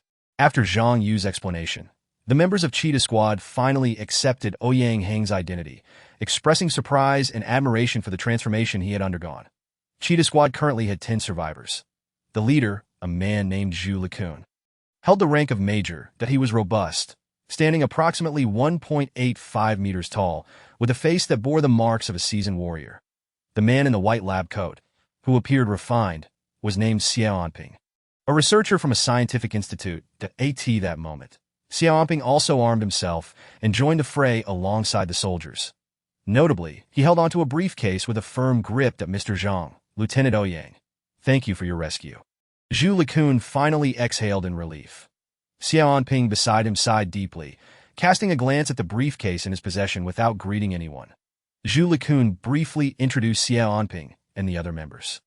Given that they were all soldiers, there was an inherent camaraderie between them that in these chaotic times, unity among soldiers was paramount for the defense of their homeland. Zhu Likun did not provide an immediate response, but attempted to contact their superiors. Unfortunately, no communication from higher command came through, leaving Zhu Likun with a sense of disappointment. Brother Zhang and Brother Ouyang, we are truly grateful to you. Our mission is to rescue Dr. Xie Anping, after which a helicopter will come to extract us. However, we have unexpectedly lost contact with our superiors, and the helicopter has not arrived at the designated landing zone. Zhu Likun explained. However, he did not disclose the exact identity of Dr. Xie Anping or his specific objectives. Both Zhang Yu and Ouyang Hung expressed their understanding. Xie Anping seemed to possess an air of arrogance. Although Zhang Yu had saved his life, he displayed no gratitude and maintained a rather indifferent demeanor. His primary concern appeared to be the briefcase. Zhang Yu speculated that this individual, Xie Anping, must have critical information contained within that briefcase. Major Zhu Likun continued to attempt to establish contact with higher command, urging them to send another helicopter. However, his efforts remained fruitless. Major Zhu, you should accompany us as we leave. Quickly, there may be many zombies nearby. Ouyang Hung urged. Zhu Liqian scrutinized the military map, contemplating the intelligence at hand. The main forces of the military were approximately 50 kilometers to the south. Within that 50-kilometer radius, an unknown multitude of zombies and mutated creatures lay hidden. Although his subordinates were elite special forces, the prospect of breaking through with only 10 individuals seemed exceedingly daunting, and we must leave this place swiftly, Xie Anping suddenly interjected. There are at least hundreds of zombies and other monsters closing in on us. Zhu Liqian regarded Xie Anping and eventually nodded in agreement. The group boarded the vehicle belonging to Zhang Yu and his companions that I will guide the way. I know a route with fewer zombies. Xie Anping declared, opening his briefcase to reveal a digital device resembling a laptop. Ouyang Hung and Zhang Yu exchanged glances, recognizing the sophistication of the device that Dr. Xie, is that a detector? Zhang Yu inquired. With an air of pride, Xie Anping nodded.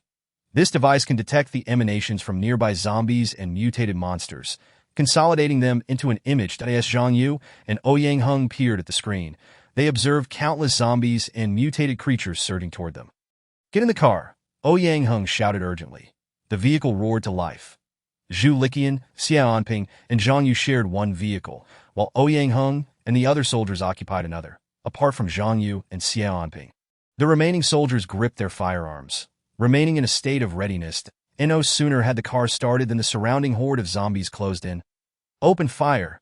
The soldiers in both vehicles began to unleash a torrent of gunfire at the advancing zombies. Don't linger too long. We must retreat. Zhu Liqian, holding the highest rank, assumed the role of temporary commander during the withdrawal. A barrage of bullets sent numerous zombies flying, their bodies reduced to a gruesome mess. The mounted machine gun on the armored vehicle wreaked further havoc, obliterating the undead with ruthless efficiency. Xie Anping observed the detector screen, noting the growing throng of zombies in the distance, a bead of sweat trickling down his forehead.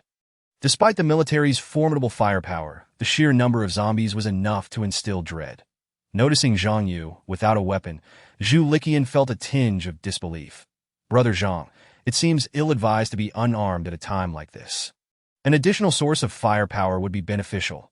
I'm not accustomed to using firearms. It's too slow for killing zombies, Zhang Yu replied dismissively. Zhu Liqian understood that Zhang Yu was no ordinary individual, especially given the life-saving assistance he had rendered earlier, so he refrained from issuing any forceful commands. How is it that so many zombies have suddenly appeared? Zhu Liqian exclaimed in alarm. Zhang Yu, however, recognized that if there were mutated creatures among the horde, his intervention would soon be necessary. Observing Zhang Yu in action, Zhu Liqian, somewhat irritated, tossed him a handgun. Zhang Yu caught it, engaged the safety, and secured it at his waist. Chapter 94. Blood Battle on the Return Journey. Zhu Liqian glared at Zhang Yu, puzzled by his apparent nonchalance, and continued firing his weapon. Meanwhile, Xie Anping was intently focused on the detector screen, where the red dots indicating zombies multiplied rapidly. There are already over 1,000 zombies, he muttered to himself. That it appears there are indeed some highly intelligent beings among these creatures orchestrating this pursuit. Zhu Liqian gritted his teeth, that we cannot be entirely overwhelmed. Even if I perish, you must ensure Dr. Xie and the detector, along with the plans, reach the military. Zhang Yu and Zhu Liqian exchanged glances, noting Xie Anping's growing panic. Ouyang Heng inhaled deeply to Dr. Xie.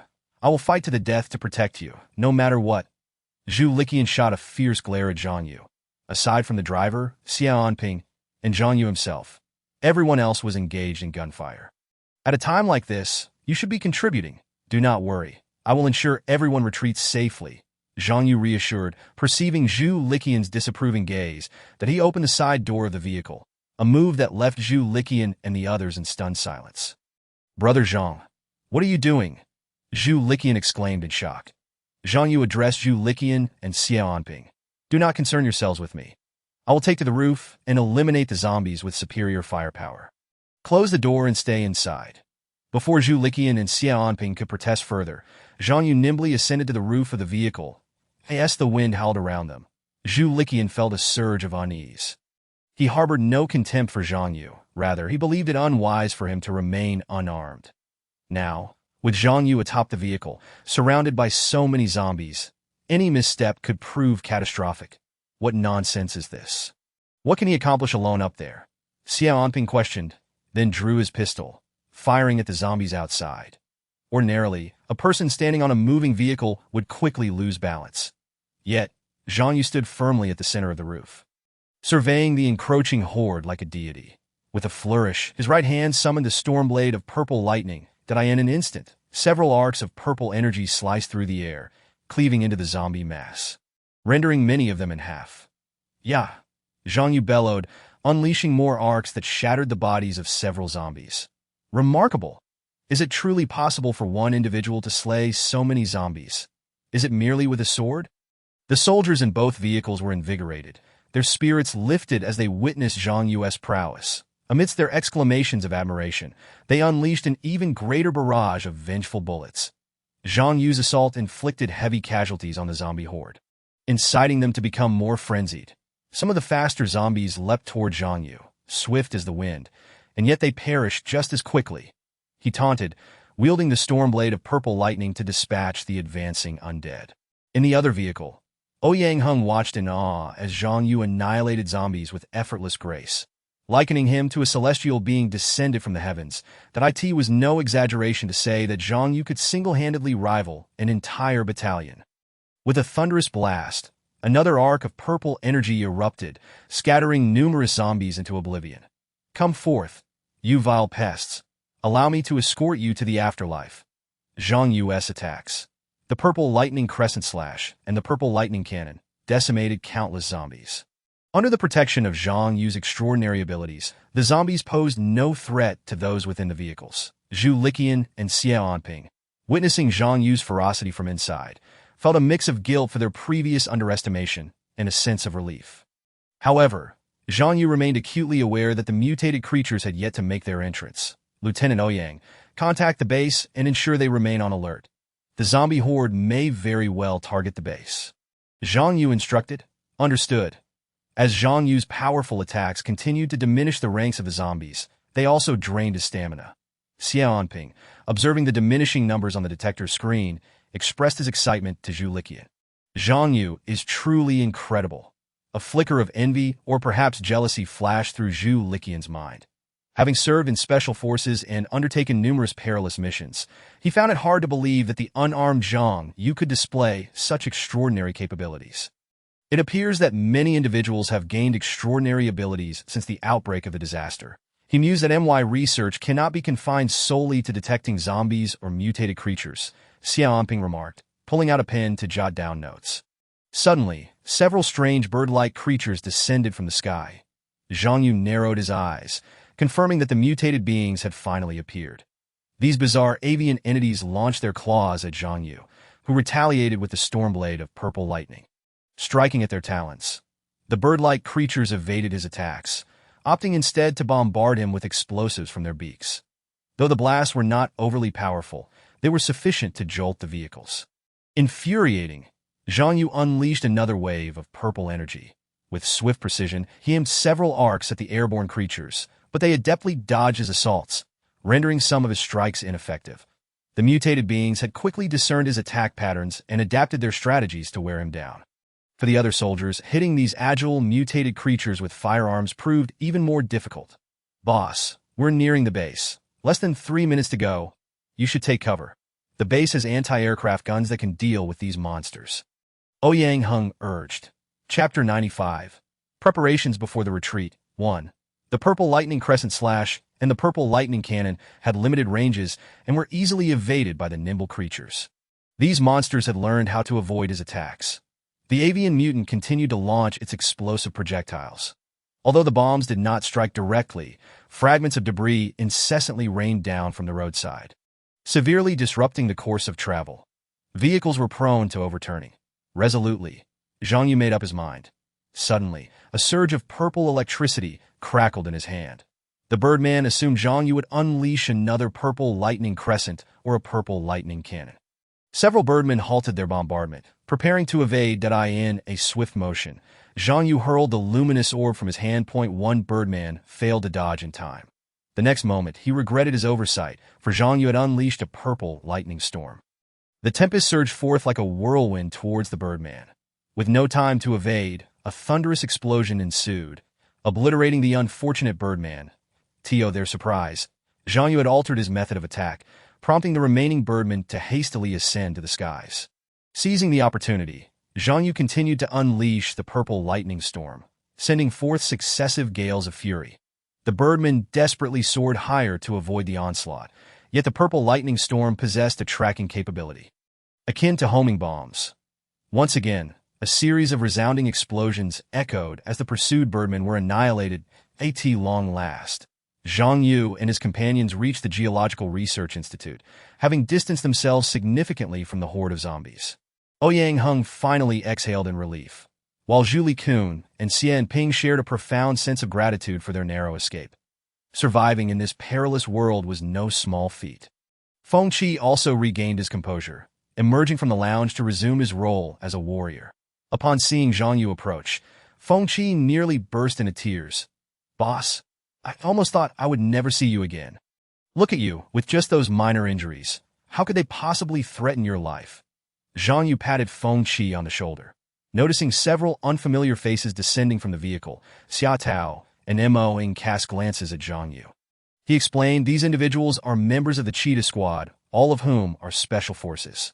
This gentleman is Captain Zhu Likun, and this one is Dr. Xian Ping from the Research Institute. Zhu Likun exchanged greetings with Xia Tao, Mo Ing, and Feng Qi. After disembarking, Dr. Xian Ping surveyed his surroundings for a moment before loudly declaring, "I demand to see the highest commander within the base." The others felt a twinge of annoyance at his impolite demeanor. Ouyang Hung led Zhu Likun and Xian Ping to meet Colonel Liu Yongin, and Zhang Yu was also requested to accompany them. Upon arriving at the entrance of the operations room, 2 guards began to search Xian Ping and Zhu Likun. "Please understand, this is for safety reasons," Ouyang Hung clarified. Zhu Likun's expression shifted momentarily, but soon returned to normal as he spread his hands in acceptance. Xian Ping, unburdened, willingly submitted to the search. However, when the guards attempted to inspect his briefcase, Xian Ping vehemently refused, appearing almost frantic. Zhang Yu and Ouyang Hung exchanged glances, with Ouyang Hung signaling the guards to forego the search of the briefcase. The guards confiscated the weapons of both Zhu Likun and Xian Ping. The group then entered the operations room, where Colonel Liu Yong and was diligently working, that he was engaged in conversation with several newly promoted staff, pointing out positions on the operational map while monitoring surveillance feeds. "Report." Ouyang Hung stood at attention and saluted. "Come in." Liu Yong gestured for the individuals outside to enter. Upon seeing Zhang Yu and Ouyang Hung accompanied by 2 unfamiliar faces, Liu Yong leaned in to listen as Ouyang Hung whispered a few words. Following this, Ouyang Hung introduced, "This is Lieutenant Colonel Zhu Likun, the captain of the Cheetah Squad, that it's an honor to meet you." Liu Yongin extended his hand to shake with Zhu Likun, saluting him. "And this is Dr. Xian Ping from the Research Institute." Ouyang Hung continued. "Greetings." Liu Yongin shook hands with Xian Ping. "I am Colonel Liu Yong and the commander of this base. It is a pleasure to welcome you both as a lieutenant colonel." Zhu Likun was accustomed to the hierarchy of the military. He stood tall and declared, "Commander Liu, I am here on orders from the military district to ensure Dr. Xie and Ping's safe evacuation to a secure area, that I would like to request the use of your communication equipment to inform my superiors of Dr. Xie's status. Please grant me this permission. Captain Zhu, I have long heard of the esteemed reputation of the Cheetah Squad. Unfortunately, our communication devices are currently inoperative, and we are unable to establish contact with headquarters. Lu Yong'an replied. Although Zhu Likun had anticipated this scenario, he could not help but feel a sense of disappointment. Let us fight side by side and break through to safety, Lu Yong'an suggested. Zhu Likun stood at attention, stating, in this perilous moment, my 8 subordinates and I are prepared to follow your orders and obey your commands. Zhang Yu examined the military map, which marked the route of advance with arrows pointing southeast. It appeared that this direction was where they would rendezvous with the main force. Tomorrow, we are to head southeast to meet with the rescue troops. Correct? Zhang Yu inquired. Lu Yong and beckoned everyone closer to the military map. Last night, I received a confidential message from my superiors indicating that the rescue troops would appear in the southeastern direction. They will attempt to advance into the urban area to facilitate the evacuation of more civilians, Lu Yong'an explained, pointing at the map regarding the rescue operations plan for the following day. Zhang Yu stated gravely, tomorrow we'll witness fiercely intense combat. The monsters will not allow us to escape so easily. The others regarded Zhang Yu with solemn agreement, but he continued his analysis. The mutated creatures and zombies seem to possess a degree of intelligence. Earlier today, when we went to procure ammunition, they attempted to capture us alive. Ouyang Hung and Lu Yong'an fell in a deep contemplation. Zhu Likun rubbed his nose thoughtfully and nodded. Indeed, Mr. Zhang speaks the truth. The intelligence of these mutated creatures and zombies is increasingly formidable, and they continue to evolve. Xie and Ping chimed in. The group turned their attention to him as he produced his detector, stating, I need a power outlet. The detector is running low on battery. Without waiting for consent, he sees an available outlet and connected the power cord to the detector. This base must have ample electricity. It must be utilizing energy stones, Xie and Ping mused aloud. Chapter 96, Preparations Before Retreat. 2. Both Lu Yong'an and Ouyang Hung were astonished, realizing that this doctor was also knowledgeable about energy stones. After connecting the detector to the power source, Xie and Ping began to calibrate it. The group peered at the detector screen, which displayed a gray-black hue, indicating nothing. What is this? Colonel Lu Yong'an inquired. This is a detector invented by Dr. Xie, capable of sensing the presence of zombies or mutated creatures in the vicinity, Zhu Likun explained. Xie and Ping scrutinized the detector's display for any anomalies. The screen indicated that there were no zombies or mutated creatures within a 500-meter radius. For reasons unknown, the zombies and mutated creatures had not attacked. Regardless, this was a piece of good news, allowing everyone to breathe a slight sigh of relief. That Lu Yong'an commanded, Lieutenant Ouyang, relay the order to ensure that the duty soldiers remain on high alert. Distribute 2 bottles of the body enhancement agent to each person. Along with rations, prepare for immediate deployment. Understood. Ouyang Hung acknowledged that Mr. Zhang, I must ask you and your comrades to assist in the defense of the base that if necessary, you must eliminate any mutated creatures that appear. Lu Yong'an continued issuing orders. Zhang Yu nodded, observing the monitor and the detector screen, hoping for a smooth operation and the safe evacuation of the residents of Jiang City, that Lu Yong'an added. Lieutenant Colonel Zhu and Dr. Xie, you may go rest. I will have someone prepare food for you. Lieutenant Colonel Zhu, your team is responsible for safeguarding Dr. Xie. Understood. Zhu Likun saluted in acceptance of the arrangement. Wait, are you saying that the body enhancement agents are derived from zombies or mutated creatures? Xie and Ping interjected, showing considerable interest in the enhancement serum. Zhang Yu nodded. Then you must have scientists here. I would like to meet this scientist, that I wonder if Mr. Zhang and Colonel Lu could facilitate this. Facing Xie and Ping's request, Lu Yong'an did not respond directly, but looked to Zhang Yu. Zhang Yu acquiesced to Xie and Ping's request, saying, Certainly, Dr. Xie, I will take you to meet the researcher. However, given the urgency of the situation, please leave your detector in the operations room. This will allow me to maintain proper alertness. Is that agreeable? Seemingly a reasonable and fair exchange. Xie and Ping consented. Everyone took their positions that I in the makeshift laboratory. Fuya was engrossed in her research. She held a test tube, meticulously observing the reaction of the liquid within while jotting down notes. Just give me 3 more days, and I will surely extract the mutated factors from the mutant crystal core. 3 days. Fuya's dark circles were pronounced, indicating she had not rested properly, having devoted herself tirelessly to her work in the laboratory. A series of knocks echoed at the door. "Come in," Fuya replied without lifting her gaze. Another figure entered, and Fuya's expression turned serious. "You, Dr. Xian Ping?" Fuya seemed to recognize him. "Wait, I've seen you before." "You are Fuya, right?" Xian Ping also recognized her. Zhang Yu thought to himself that this was convenient, as he would not need to introduce them to it. Turned out that Fuya had previously interned at the Jiang City Scientific Research Institute. And at that time, Dr. Xian Ping was the acting director. Their time together was brief, as Dr. Xie had gone to the United States for further studies, thus their acquaintance was not extensive. Who would have thought they would meet again here? "Dr. Xie, it's a pleasure to see you again," Fuya expressed, her tone tinged with happiness at encountering a familiar face that time. "I believe you to be a person of great potential. And indeed, I was not mistaken. You have ingeniously developed a body enhancement serum amidst the chaos of zombies and mutated creatures." Xiaoanping surveyed Fuya's laboratory, unable to suppress his admiration. Zhang Yu remarked, "Dr. Xie is truly remarkable. He has invented a detector capable of tracking the movements of zombies and mutated beasts, which proves invaluable in our battles against these monsters." For the first time, Xiaoanping displayed humility, saying, "There is no need for such exaggeration, that if I can reach a safe zone, I will continue my research for the survival of humanity." Shortly thereafter, Zhu Likun summoned Xiaoanping for a meal. Prompting his departure, Zhang Yu gathered Xiaotao, Mo Ying, and Feng Qi in Fuya's laboratory for a brief meeting. "Boss, are we really going to retreat tomorrow?" Fuya inquired, seemingly reluctant to leave, as she wished to continue her experiments here. Xiaotao responded, "I am ready and prepared to fight alongside you at any moment." Her words were refreshingly straightforward. Everyone understood that a fierce battle was inevitable during the retreat. Xiaotao would stand resolutely behind Zhang Yu, ready to face any peril. Mo Ying added, "We should establish a new city outside Jiang City. I once thought it would be splendid if the army could reclaim Jiang City as a base. However, reflecting on it now, the mutated beasts within Jiang City are indeed difficult to eradicate." The group nodded in agreement.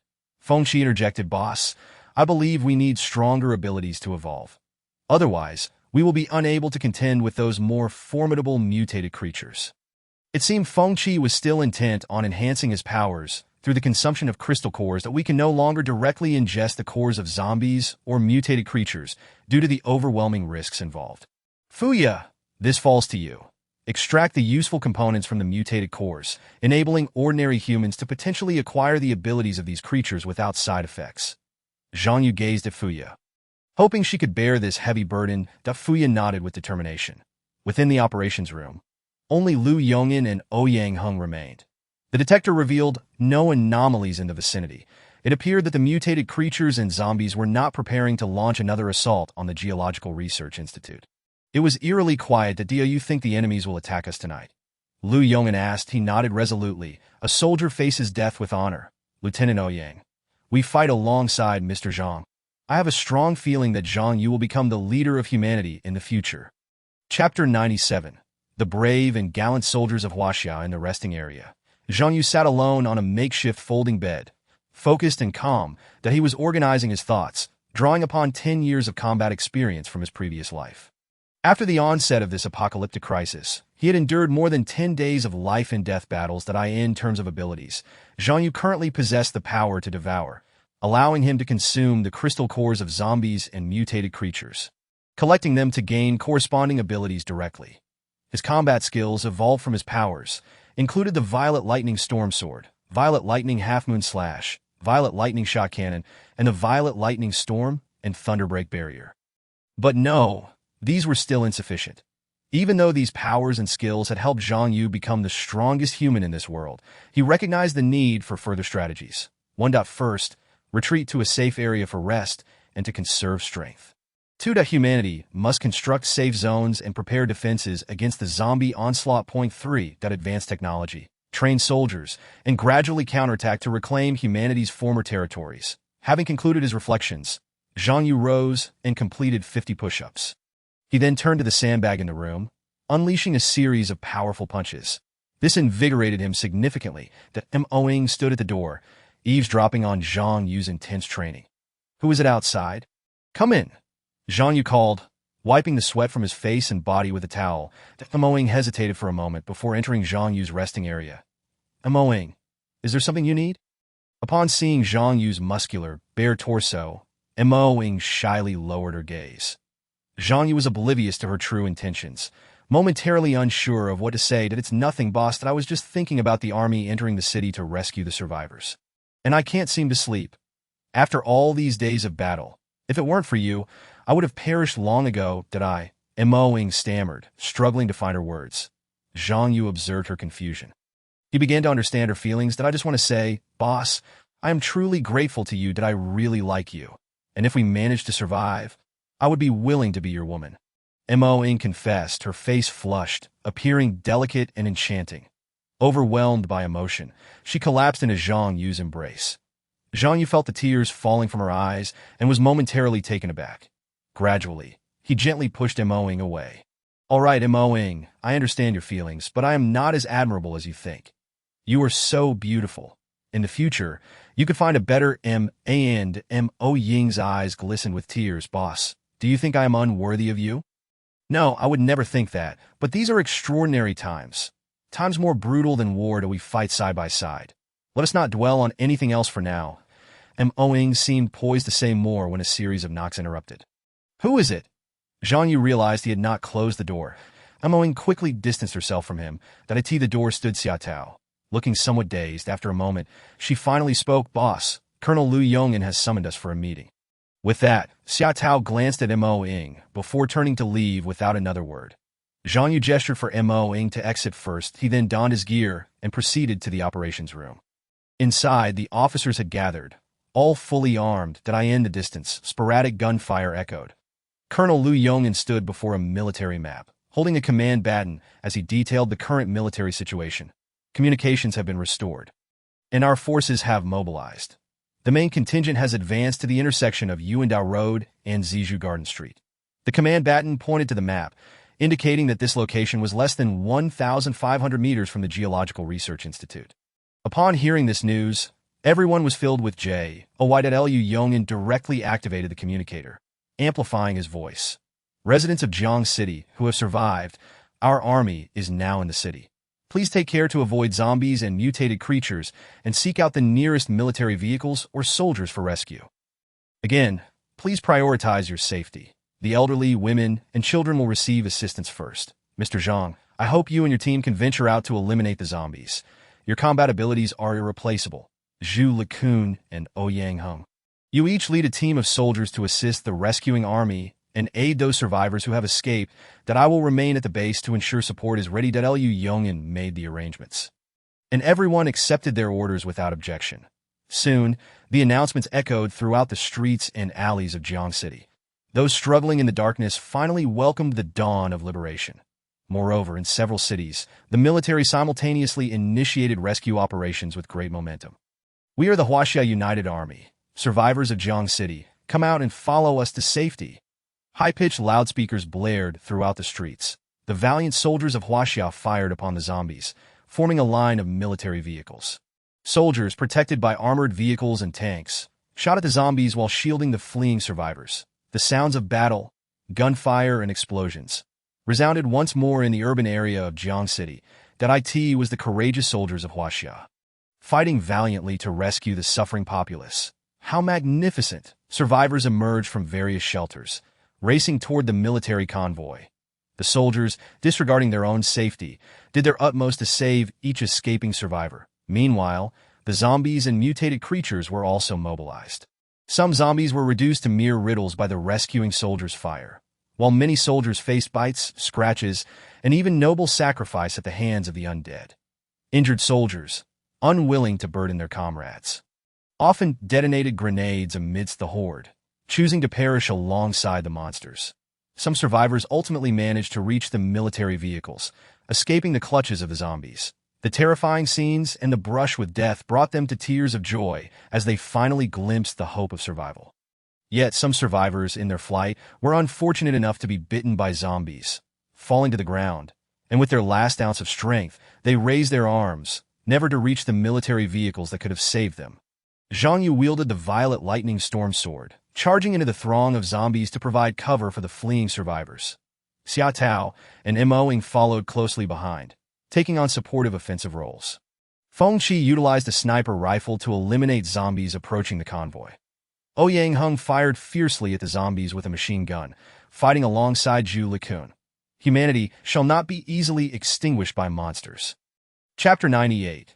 The Unyielding Lifeline. The mighty army of Huaxiao mobilized to rescue the survivors of Jiang City and multiple other cities. During a previous high-level military meeting, some expressed opposition to simultaneously launching rescue operations across various cities. They perceive the current strength of the military as limited, and the concentration of rescue efforts in multiple locations may prove insufficient. The abrupt onset of the disaster has rendered many local governments and military forces paralyzed. In the absence of communication, several military personnel and law enforcement officers have engaged in rescue efforts independently. Such outcomes are often tragic, with significant casualties in the face of assault from zombies and mutated creatures. The reason for the delayed, unified rescue operations, which only commenced many days later, lies in the military's endeavor to consolidate its strength, a process that consumed considerable time and involved overcoming numerous challenges. Now, with a full-scale offensive and simultaneous rescue missions underway, the risks are alarmingly high. Ultimately, a singular voice prevailed. Rescue operations should have commenced many days earlier.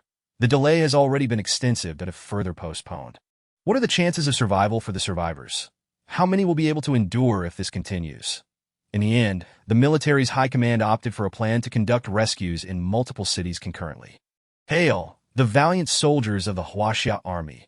Hail, a heroic anthem of blood and tears resounds. The rescue operations within the urban district of Jiang City are ongoing, marked by an unprecedented ferocity. The number of zombies far exceeds expectations. And although the participating soldiers are resolute in their commitment to sacrifice, the toll in terms of casualties is indeed harrowing. Nevertheless, the soldiers engaged in the operation maintain a high fighting spirit, with none exhibiting signs of cowardice. Zhang Yu and his companions are deeply inspired by the soldiers' spirit of sacrifice. Zhang Yu resolves to be the last person to evacuate from Jiang City. "Boss, a mutated creature has appeared over there," Xia Tao exclaimed. Pointing towards the northeast in that direction, a group of soldiers and some fleeing civilians are rushing towards the safe zone. 3 Upgraded blade demons suddenly emerge. Pursuing these unfortunate humans, the upgraded blade demons are swifter, with enhanced defenses and vitality. Neither grenades nor rocket launchers can harm them.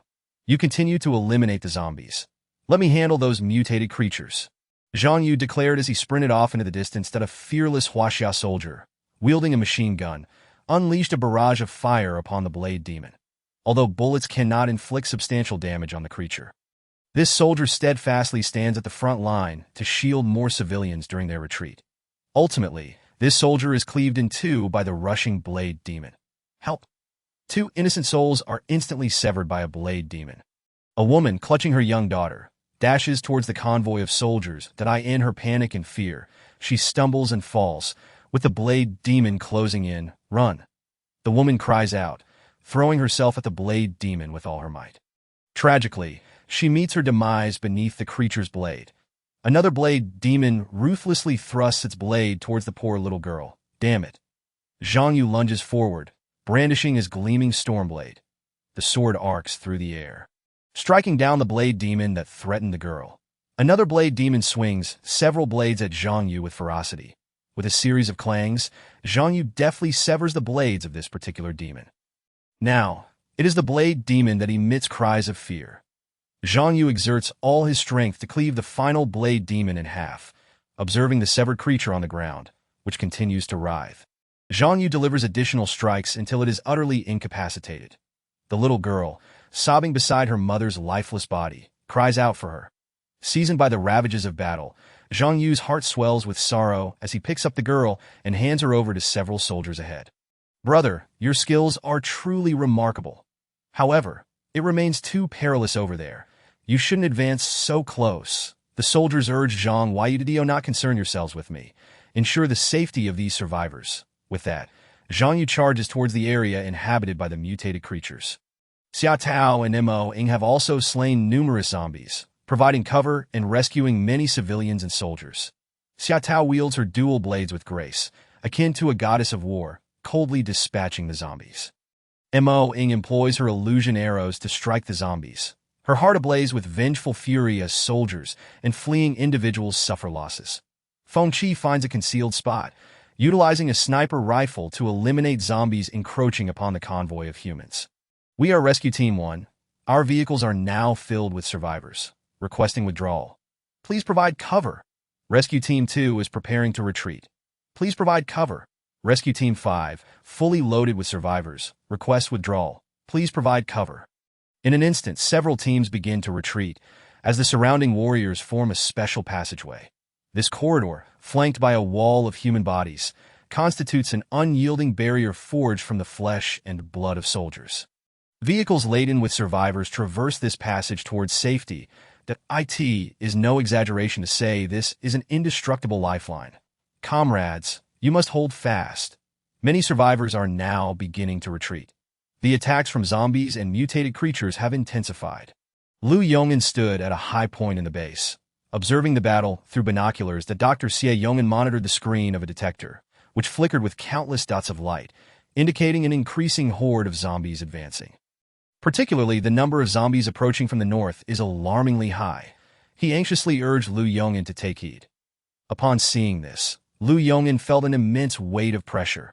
Although he was not the highest commander of the rescue operation, he would not betray his mission to protect the survivors and facilitate the evacuation of the rescue forces. That a large number of zombies have emerged from the north. That Mr. Zhang, Lieutenant Ouyang, please stay safe.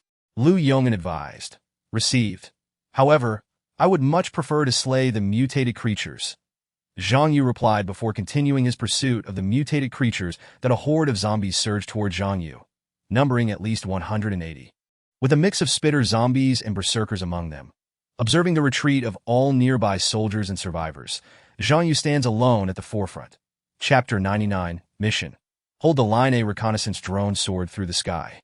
Conducting surveillance, senior military officials closely monitored and directed the rescue operation. Beside them stood a cadre of high-ranking officers and staff. The command center for the rescue operation is situated 60 kilometers from Jiang City. The sheer number of zombies is staggering. Did you see that? At the northernmost front, there is a person wielding a sword, slaying numerous zombies and mutated creatures. This is no joke. Can this brother truly defeat so many zombies? Li Kaijun remained silent, listening to the staff report the data. Report to the commander.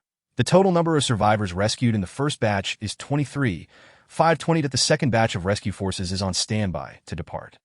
Based on the reports from various units, our casualties have exceeded 500. The image of the sword-wielding man, who has shielded many during their retreat and has single-handedly vanquished countless zombies and mutated creatures, is still being verified. A lieutenant colonel staff member, holding a notebook, reported to General Li Kaijun and the other senior officials. Upon hearing the casualty figures, the generals within the command center were visibly shocked. It is worth noting that less than 2 hours have elapsed, and the casualty rate of 8,500 equates to nearly 1/4. Not to mention the astonishing consumption of ammunition, the number of zombies and mutated creatures reported from the front lines continues to rise. If additional rescue forces are dispatched, can the losses in manpower be sustained? The subsequent defense and reconstruction will require even greater troop strength. General Li Kaijun fixed his gaze on the screen and spoke slowly. There were earlier reports that the Geological Research Institute has retained a military unit, correct? A nearby major nodded. Yes, Commander. The Geological Research Institute is led by a colonel named Lu Yong'an, who remains steadfast with his troops. The Cheetah Squad is also stationed there. They are still fighting at the front lines and have not retreated. Colonel Lu Yong'an's unit, stationed at the Geological Research Institute, currently represents our military's front line. They are persisting in combat. General Li Kaijun felt profound respect for these valiant soldiers, stating, quickly establish contact with Colonel Lu Yong'an at the front lines. I wish to speak with him personally. The technical team is working to repair communication lines, as the connection is currently unstable. Hurry and restore the communication lines. General Li Kaijun issued the order with urgency. Finally, communication with the Geological Research Institute's forces was established. After urgent repairs, the signal was restored, and Colonel Lu Yong'an's blurry figure appeared on the screen. The area where Lu Yongin is stationed remains embroiled in fierce combat, with the sounds of gunfire and electromagnetic cannons targeting zombies intermingling. This is the command center. I am General Li Kaijun. Colonel Lu, what is the situation on your end? Colonel Lu Yongin, seeing the equally blurry figures of General Li Kaijun and others, stood at attention and saluted. Commander, the battle here remains intense, and our forces are providing cover for the rescue teams. As far as I know, we are at the forefront of the rescue effort, and further north, the numbers of zombies and mutated creatures are even greater, making it temporarily impossible for the rescue teams to advance into those areas. Li Kaijun. Thank you for your hard work, Colonel Lu. You have completed your mission. It is time to prepare for withdrawal.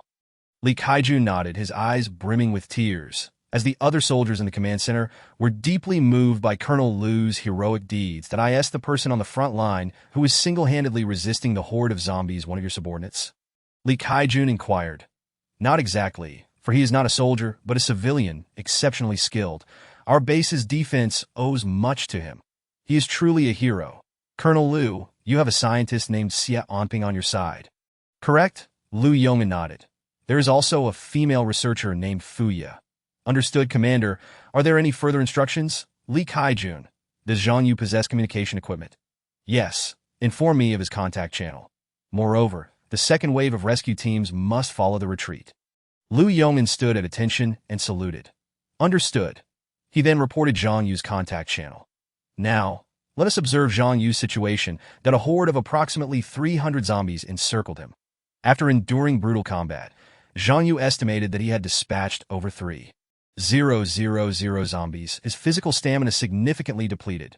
Breathing heavily, he raised his purple thunderstorm sword. Due to a prior powerful evolution of his abilities and the absorption of zombie cores, Zhang Yu could no longer undergo further mutations. Additionally, the continuous evolution of zombies and mutated creatures seemed to have developed some form of resistance to the cores he had consumed, which could no longer be fully utilized by him. It seems I must rely on my sheer physical prowess. Without further ado, Zhang Yu launched into the fray. The zombies at the forefront fell before his purple thunderstorm sword. More zombies surged forward. The spitters no longer unleashed corrosive liquid, but weapons akin to bombs. Boom! Explosions erupted around Zhang Yu. The raging zombies, specifically an enhanced version, appeared slightly smaller than their predecessors, yet their attack power and agility had significantly increased. With their defensive capabilities greatly enhanced, their bodies could now withstand direct hits from tank shells. Quite impressive. They think they can defeat me through attrition. Zhang Yu mused. One strike from the purple thunderstorm sword alone could not fell an enhanced raging zombie. At least 2 strikes were necessary. Zhang Yu concentrated, wielding his sword in his right hand while gathering energy in his left, unleashing a powerful purple beam. Executing the purple thunder impact cannon. 4 blasts from the cannon obliterated a substantial portion of the spitters and charging zombies. Subsequently, Zhang Yu swung his sword, decisively eliminating the remaining zombies. Chapter 100. Zhang Yu. Let me draw fire. Zhang Yu surveyed his surroundings, momentarily relieved to find no sign of zombies. At that moment, the communicator buzzed. Are you Comrade Zhang Yu? Urgent call. Is this Comrade Zhang Yu? The voice crackled through the communicator, the signal somewhat unclear. Received, I am Zhang Yu. This is the Jiangqing Rescue Command. I am General Li Kaijun. Greetings, Commander. We have observed your valiant efforts in dispatching the zombie horde. Comrade Zhang Yu, you are a hero of humanity. You flatter me, Commander. It was nothing, Zhang Yu replied, his tone unassuming. You have completed your task. You may retreat with the main force. The warriors from the Geological Institute will also withdraw shortly. Your presence will be essential in future battles. Retreat? Now? Zhang Yu inquired. Comrade Zhang Yu, are you listening? I am listening, but I believe I need to hold my ground a little longer. What? Li Kaijun and the other commanders looked perplexed. Commander, I propose we advance the front line northward to facilitate the evacuation of more survivors.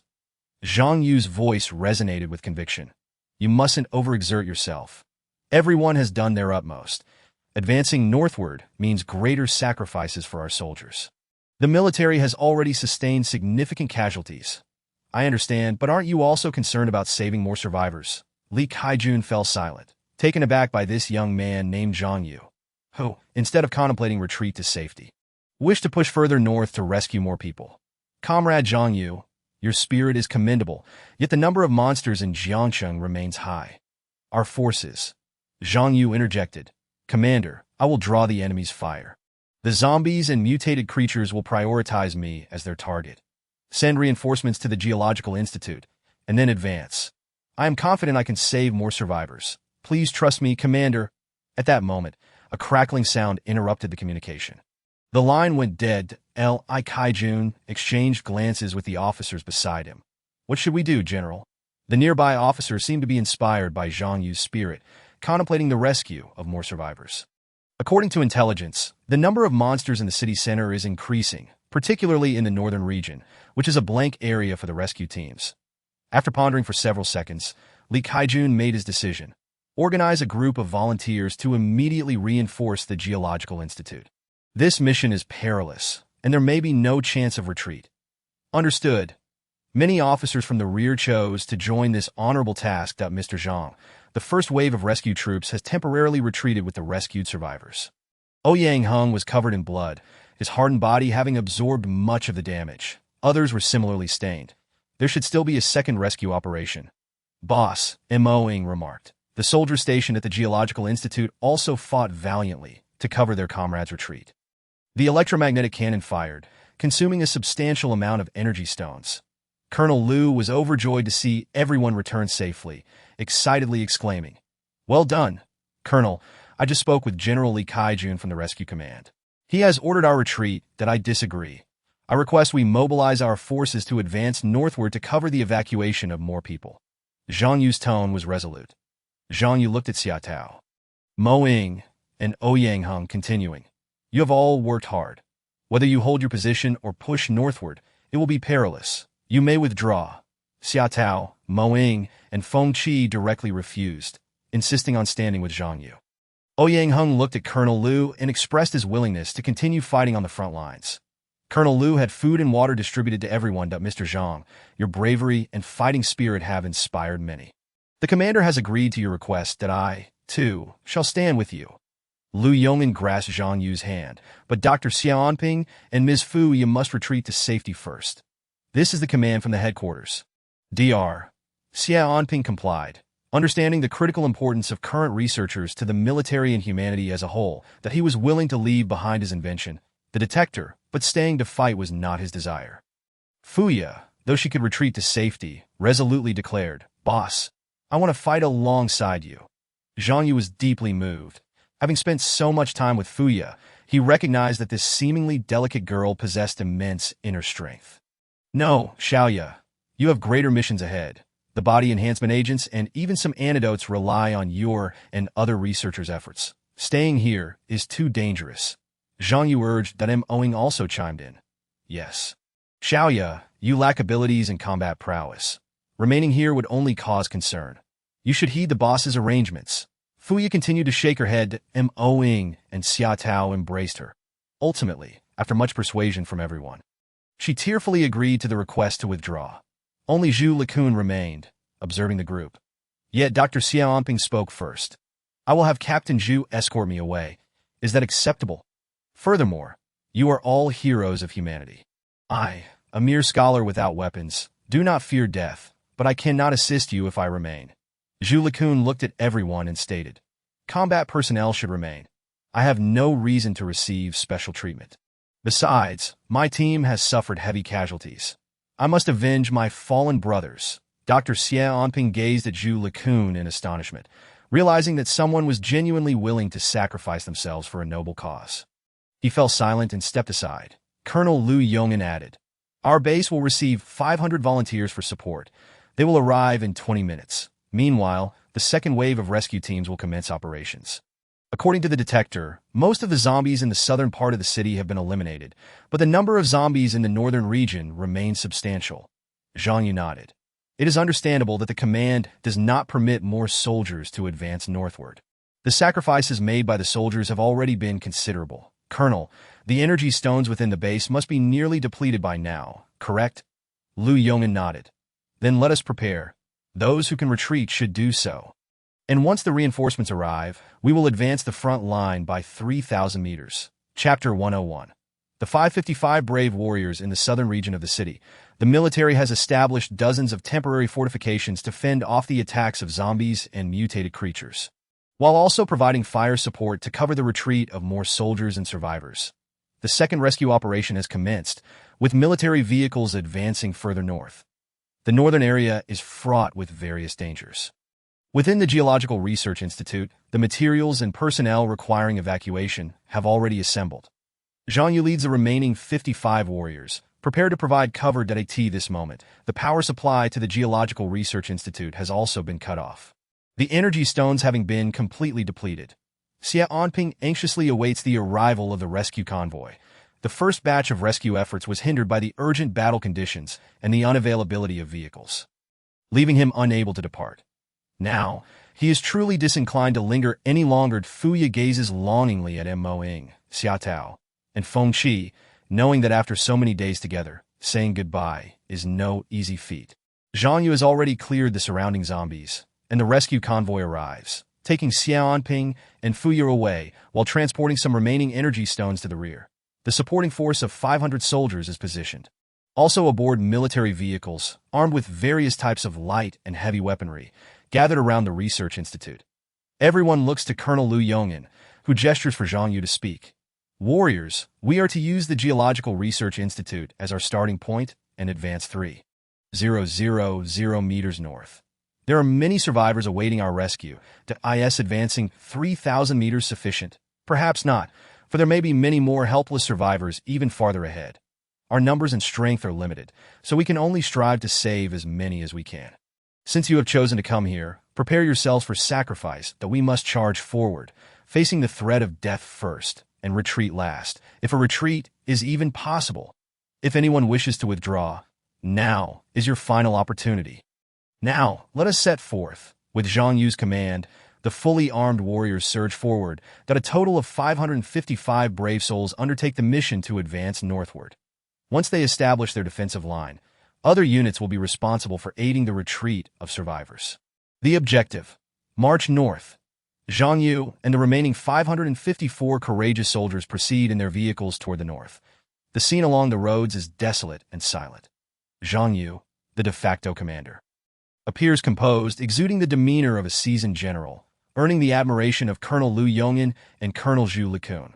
Beside them, Xia Tao and Mo Ying maintain a state of vigilance, ready to engage in battle at any moment. Feng Qi wipes down her sniper rifle, a military knife secured at her waist. Attention, all units, prepare for combat with utmost alertness. Colonel Liu Yongyan commands that we will arrive at the designated location in 5 minutes. Prepare to construct fortifications. Upon reaching the open ground ahead, the soldiers disembark. Zhang Yu, Mo Ying, and Xia Tao swiftly clear 2 buildings suitable for establishing a stronghold, utilizing armored vehicles and tanks as support to construct 2 defensive lines. Feng Qi and several snipers take up positions on high ground. Command post, this is the Northern Advancing Unit. Do you read? Colonel Liu Yongyan uses communication equipment to contact the command center. After a few seconds of silence, the line crackles with static. Command post, this is the Northern Advancing Unit. Do you read? Colonel Liu repeats. Silence lingers for several seconds. Northern Advancing Unit, this is the command post. We receive your call. The second batch of rescue troops has already departed. You are all glorious warriors. Received. We are prepared for battle. The brief silence is soon shattered. The sensors indicate that hordes of zombies are approaching from the north, east, and west, with preliminary estimates suggesting their numbers exceed 1,000. But the area chosen by Zhang Yu offers a wide line of sight and ample space, allowing the encroaching zombies to be easily observed. You hold the line here. I will circle around to their rear. Zhang Yu charges out from the position, darting through an alley and vanishing from view. Xia Tao and Mo Ying attempt to follow, but Zhang Yu gestures for them to stop. The 2 raise their weapons, assisting the soldiers in defense. Snipers, open fire. Tanks, fire at will. Others, wait until they are within 100 meters before firing. Colonel Liu commands, simultaneously disengaging the safety on his submachine gun. Feng Qi and several snipers are already prepared. Bang bang, several sniper rifles discharge, striking the heads of the frontline zombies, causing them to collapse. The remaining zombies, however, continue to surge forward with frenzied aggression. The tanks fire their shells, producing thunderous explosions that obliterate the zombies, scattering limbs into the air. 200 meters, 150 meters. We are within 100 meters range. Open fire, Colonel Liu commands. With that, the warriors unleash a barrage from their submachine guns and rifles, creating a powerful wall of fire that sweeps through the horde. Zombies fall one after another, yet more continue to surge forth. Piles of rotting corpses accumulate on the ground, and the air fills with a nauseating stink. Zhang Yu drew his sword with a swift motion, cleaving the two blade demons in an instant into 4 pieces. The remaining 6 blade demons surged forward, intent on attacking Zhang Yu. He leapt into the air, evading their assault and gracefully retreating to the side. If you wish to kill me, it won't be so simple. Zhang Yu unleashed the purple lightning crescent slash. 3 blade demons, unable to dodge, were severed in half by the strike. The last 3 hastily sought refuge.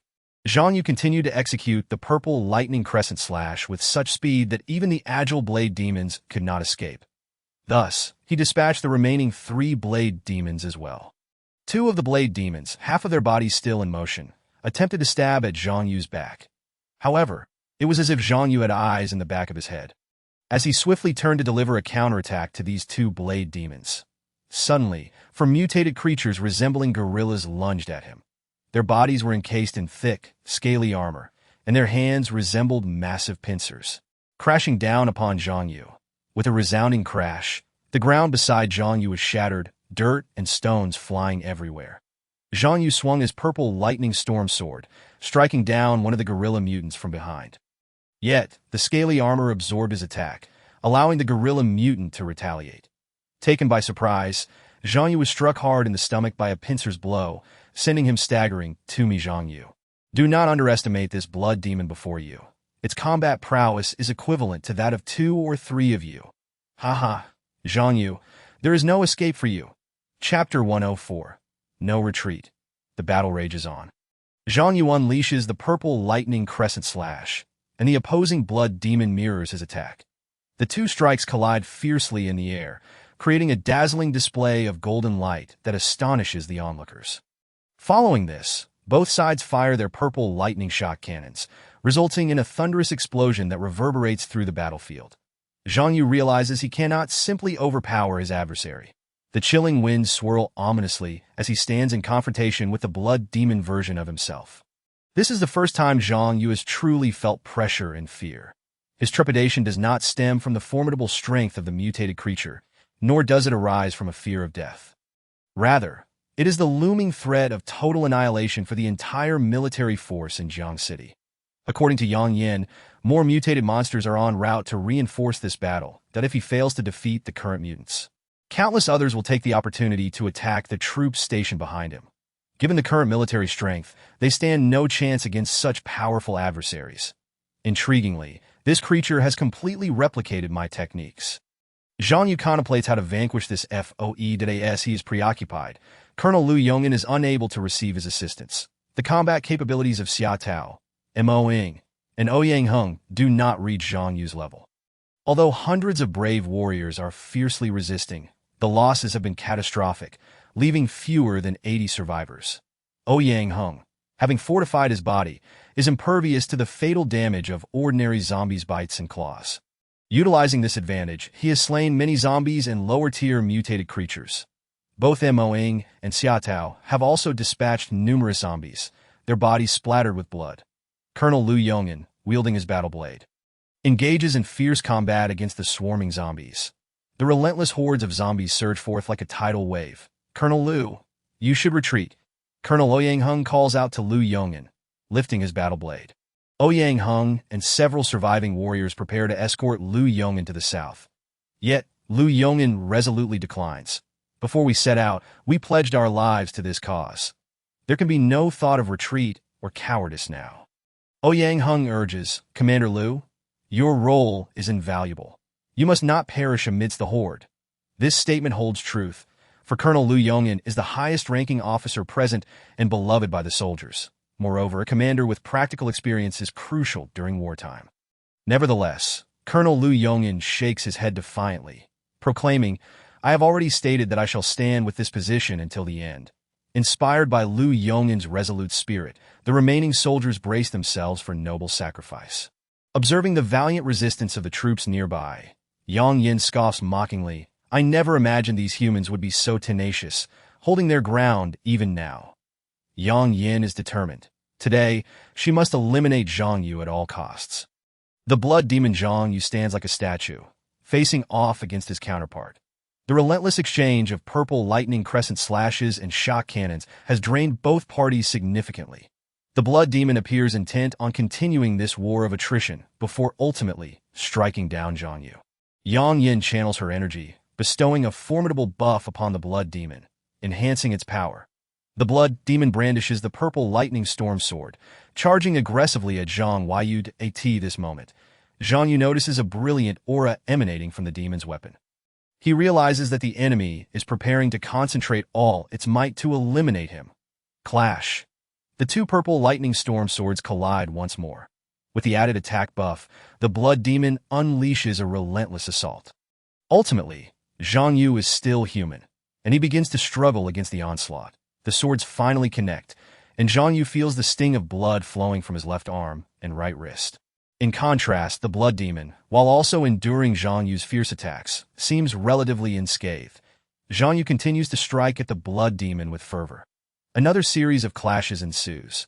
Purple lightning storm sword, purple lightning crescent slash, and shock cannons are exchanged in a cacophony of deafening explosions. Gradually, the blood demon begins to gain the upper hand, bolstered by Yang Yan's support, which significantly enhances its combat capabilities in a short span.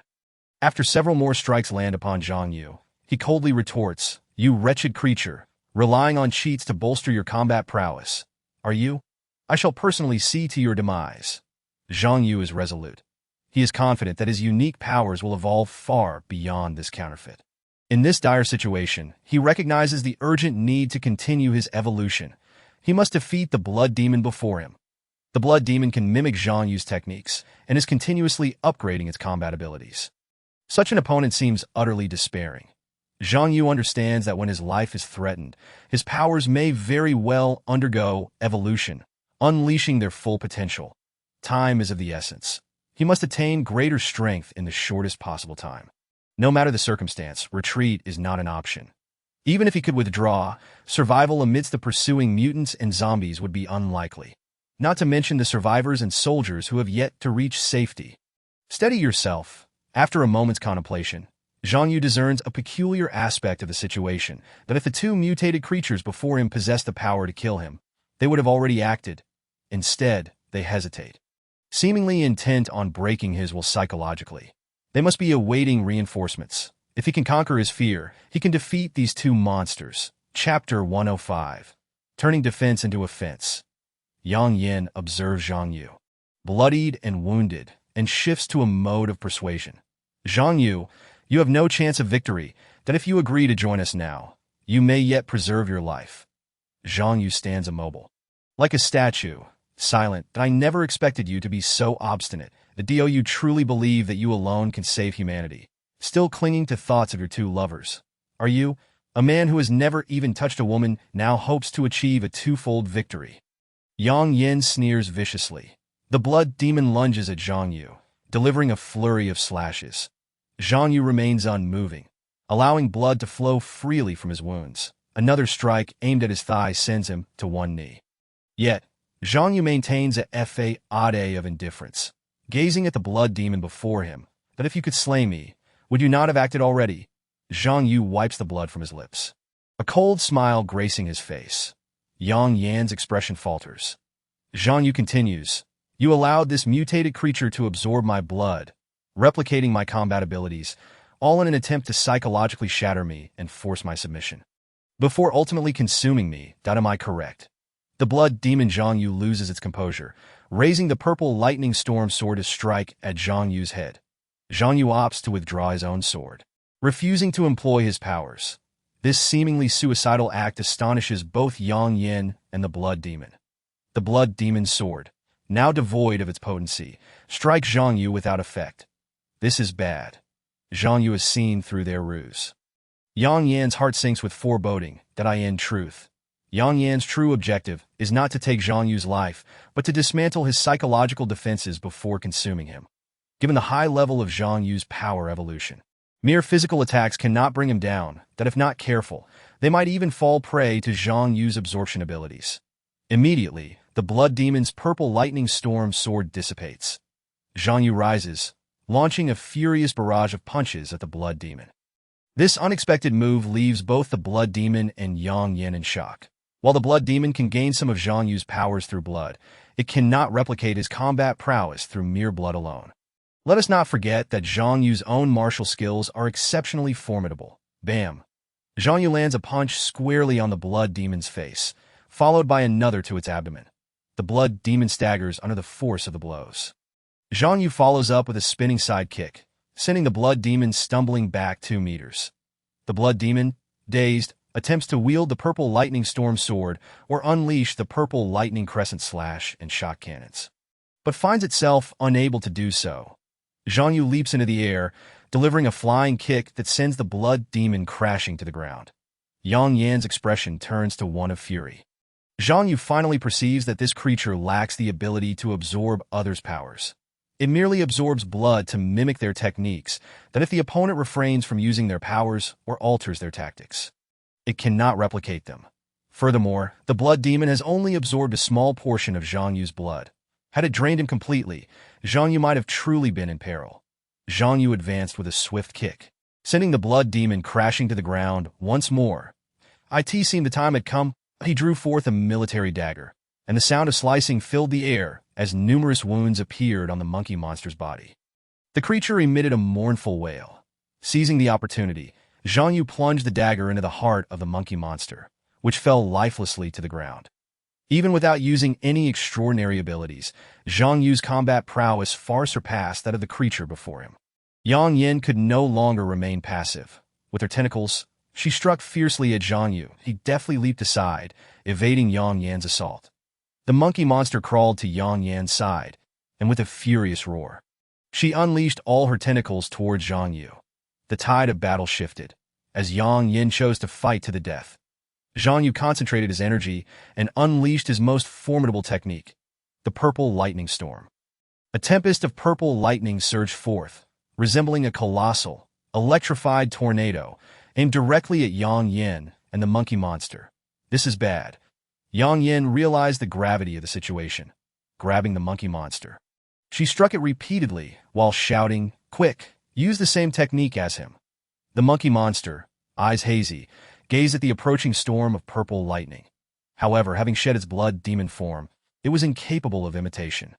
In their panic, both Yang Yan and the monkey monster were struck mercilessly by Zhang Yu's purple lightning storm that a thunderous explosion reverberated. Where they had stood moments ago, a crater with a radius of 10 meters now lay, as if scorched by fire. Yang Yan and the monkey monster vanished from this world, their remains obliterated. Zhang Yu finally exhaled in relief, glancing at his wounds, which had already healed. That it appeared his recovery abilities exceeded his expectations. On the other side of the battlefield, Missouri Ying, Xia Tao, and others continued their desperate struggle as Zhang Yu was detained by the mutated creatures. He couldn't provide direct support, leaving Mo Ying and Xia Tao to fend for themselves against overwhelming odds. Feng Qi, who had just rescued Zhang Yu, was besieged by several zombies and grievously injured. Lacking Zhang Yu's extraordinary recovery abilities, he was unable to withstand the assault. Ouyang Heng was still engaged in combat with the countless zombies, who left him no respite. Colonel Liu Yongyan and Lieutenant Colonel Zhu Likun fought valiantly with their blades, but were ultimately outnumbered and fell prey to the zombies. That a zombie lunged at Colonel Liu Yongyan, sinking its teeth into his neck, that he let out a heart-wrenching cry, having exhausted all his strength. Blood poured from his mouth, rendering him unable to express himself as he pointed desperately at the communicator. Chapter 106. Full retreat. Zhu Likun saw the communicator and attempted to retrieve it, but suddenly a zombie's massive foot crushed it. Looking up, Zhu Likun beheld a colossal zombie, gripping his blade tightly. Yet before he could strike, the zombie's claws pierced his chest. That a gasp escaped Zhu Likun's lips as he coughed up a torrent of blood. The giant zombie tossed him aside, roaring in triumph. Furious, Ouyang Heng dispatched the zombies surrounding him and charged at the colossal creature. Knocking it aside in a fit of rage, "Colonel, Lieutenant Colonel!" Ouyang Hung supported Liu Yong'an, glancing at the fallen Zhu Likund. Liu Yong'an raised his hand, his voice barely a whisper as he cried, "Retreat." Ouyang Hung broke into tears. The giant zombie rose, swinging its massive claws towards Ouyang Hung. "Watch out!" Xia Tao dashed forward, thrusting her weapon into the giant zombie's abdomen. Staggering, the creature clutched its wound. Xia Tao struck again, aiming for its chest. Ouyang Hung, face contorted with anger, stood and swung his blade mightily towards the giant zombie's head. The creature's head was severed, but in the process, Ouyang Hung was violently struck as well, despite his hardened skin. He was severely injured. Thousands of zombies continued to swarm. Danim Ouyang, Xia Tao, Ouyang Hung, and the few remaining soldiers fought on. After nearly an hour of intense battle, all survivors were utterly exhausted. The smoke obscured their vision. And Ouyang and Xia Tao were left wondering about Zhang Yu's fate as the zombies closed in. Ouyang looked at her comrades, and there was no fear or regret in their eyes. They silently. Ouyang Hung retrieved a pen and a map, meticulously marking the coordinates, and addressed Zhang Yu, saying, "Comrade Zhang Yu, the location remains somewhat distant from our current position." Subsequently, Ouyang Hung glanced at the vehicle's fuel gauge and added, "Perhaps we can traverse half the distance." Zhang Yu nodded in acknowledgement. Danim Ouyang gazed out the window, observing the remnants of a once thriving Jiang city, now utterly transformed into a desolate wasteland that a number of zombies roamed outside the vehicle, drawn by its presence and converging upon it. Among them were some clad in military uniforms, still wielding weapons, yet these former soldiers had entirely forgotten how to utilize their arms. Witnessing this scene, Ouyang lowered her head, softly weeping. Xia Tao gently stroked Ouyang's back, memories of Feng Qi's visage flooding his mind, and an overwhelming sorrow surged anew. "Perhaps we can search the abandoned gas stations along the way for fuel," Ouyang Hung suggested, studying the military map. Zhang Yu remained silent, his mind already crafting the next course of action. The retreat to Lizhou City would not guarantee safety. The horde of zombies and mutated creatures would continue to encroach upon the areas where survivors gathered. Fierce battles would still erupt, necessitating that he grow stronger. Furthermore, would the path of retreat be devoid of obstacles? Contemplating this, Zhang Yu glanced out the window. The sky had darkened, and although there was still ample time before nightfall, the atmosphere felt tense and eerie. The journey to Lizhou City would likely not be tranquil. As the vehicle passed several gas stations, Ouyang Hung dispatched soldiers to investigate. Each of these stations had suffered significant destruction, rendering them devoid of fuel. Just as the vehicle was on the brink of running out of gas, they arrived at the last accessible gas station. Zhang Yu and Ouyang Hung disembarked, only to be confronted by a dozen zombies charging toward them. Zhang Yu effortlessly dispatched them with a standard combat knife. With hopeful hearts, the group commenced their search and eventually located gasoline. The soldiers hurriedly devised a means to refuel the vehicle, while Zhang Yu and Ouyang Hung stood vigilant nearby. "If we fill up, we can reach the rendezvous point in another 10 minutes, Ouyang Hung calculated. Zhang Yu surveyed the surroundings in silence, his years of combat experience instilling an exceptional caution within him. The closer they approached safety, the more susceptible they were to relaxation, which could yield catastrophic consequences. The vehicle roared back to life, finally arriving at the rendezvous point. The group beheld a temporary military stronghold ahead, surrounded by barricades and fortifications, with armored vehicles patrolling the perimeter. Zhang Yu commanded the activation of the communicator to contact headquarters, but the signal was unobtainable. The military outpost loomed ahead, shrouded in an eerie silence, devoid of any signs of life. That a chill swept through the group. Ouyang Hung shouted, "We are the retreating forces from the north. Is anyone there?" No response came, only a profound stillness. "Something seems amiss. Should we disembark and investigate?" Ouyang proposed. Zhang Yu pondered briefly before leading Ouyang and Ouyang Hung out of the vehicle for a closer inspection. Xia Tao remained with the others, maintaining vigilance and readiness for any eventuality.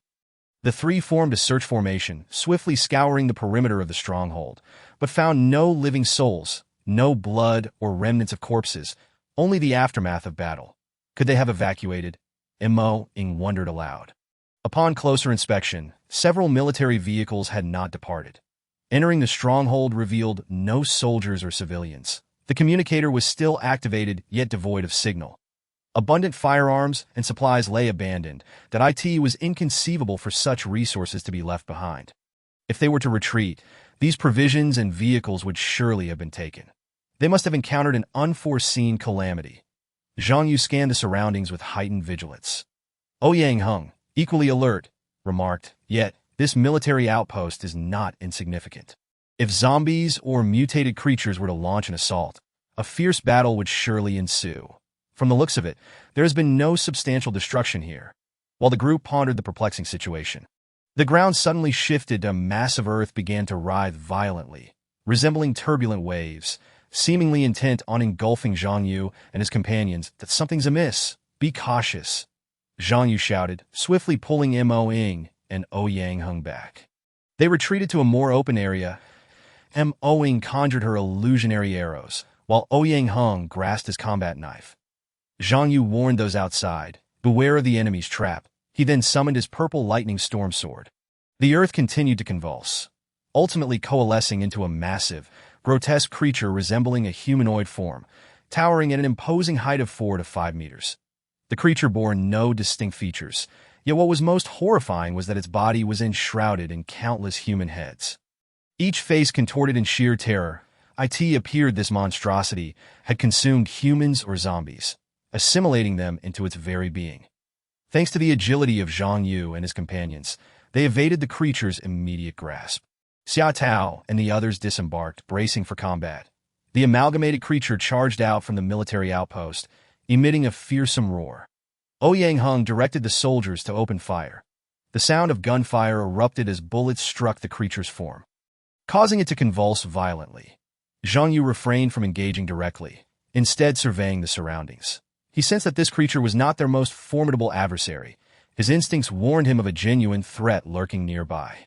Scanning the vicinity, he soon spotted a tall, slender figure approximately 200 meters away, its face resembling that of a bull, its body cloaked in a deep black hue, adorned with spikes that shimmered ominously. This mutated creature stood motionless atop a 3-story structure, its icy gaze fixed upon Zhang Yu and his companions. This mutated being exuded an aura entirely distinct from the others. Was this the king of mutated creatures? Zhang Yu's eyes widened in astonishment. In his previous life, the king of mutated creatures was a legendary entity he had never encountered. To his surprise, in this new world, where the apocalypse had only just begun, the king of mutated creatures had already made its appearance. That a battle for survival was now inevitable. Chapter 108. Zhang Yu, I desire your body. The king of mutated creatures observed the unfolding drama from a distance. The others remained oblivious to its presence. Zhang Yu focused on the amalgamated creature, uncertain whether there was any inherent connection between the two. Regardless, he could not allow these two monsters to unite. Bullets continued to pummel the amalgamated creature, causing it to bleed profusely and descend into a frenzy. It charged toward the soldiers who had fired upon it, scattering their formation. That Mo-ing unleashed her illusionary arrows, which detonated upon contact. Yet these attacks failed to inflict fatal harm on the creature. Zhang Yu bellowed, "Get back." With that, he unleashed his purple lightning crescent slash. Several crescent-shaped waves of purple energy surged forth, cleaving into the amalgamated creature's body, severing it into multiple sections. Just as everyone believed they had vanquished this foe, it emitted a horrific wail, and the faces adorning its form twisted into even more grotesque expressions. The soldiers steadied themselves, continuing to fire at the creature's dismembered parts. The amalgamated creature's fragmented body morphed into several distinct monstrosities, launching a fierce assault on the unsuspecting soldiers.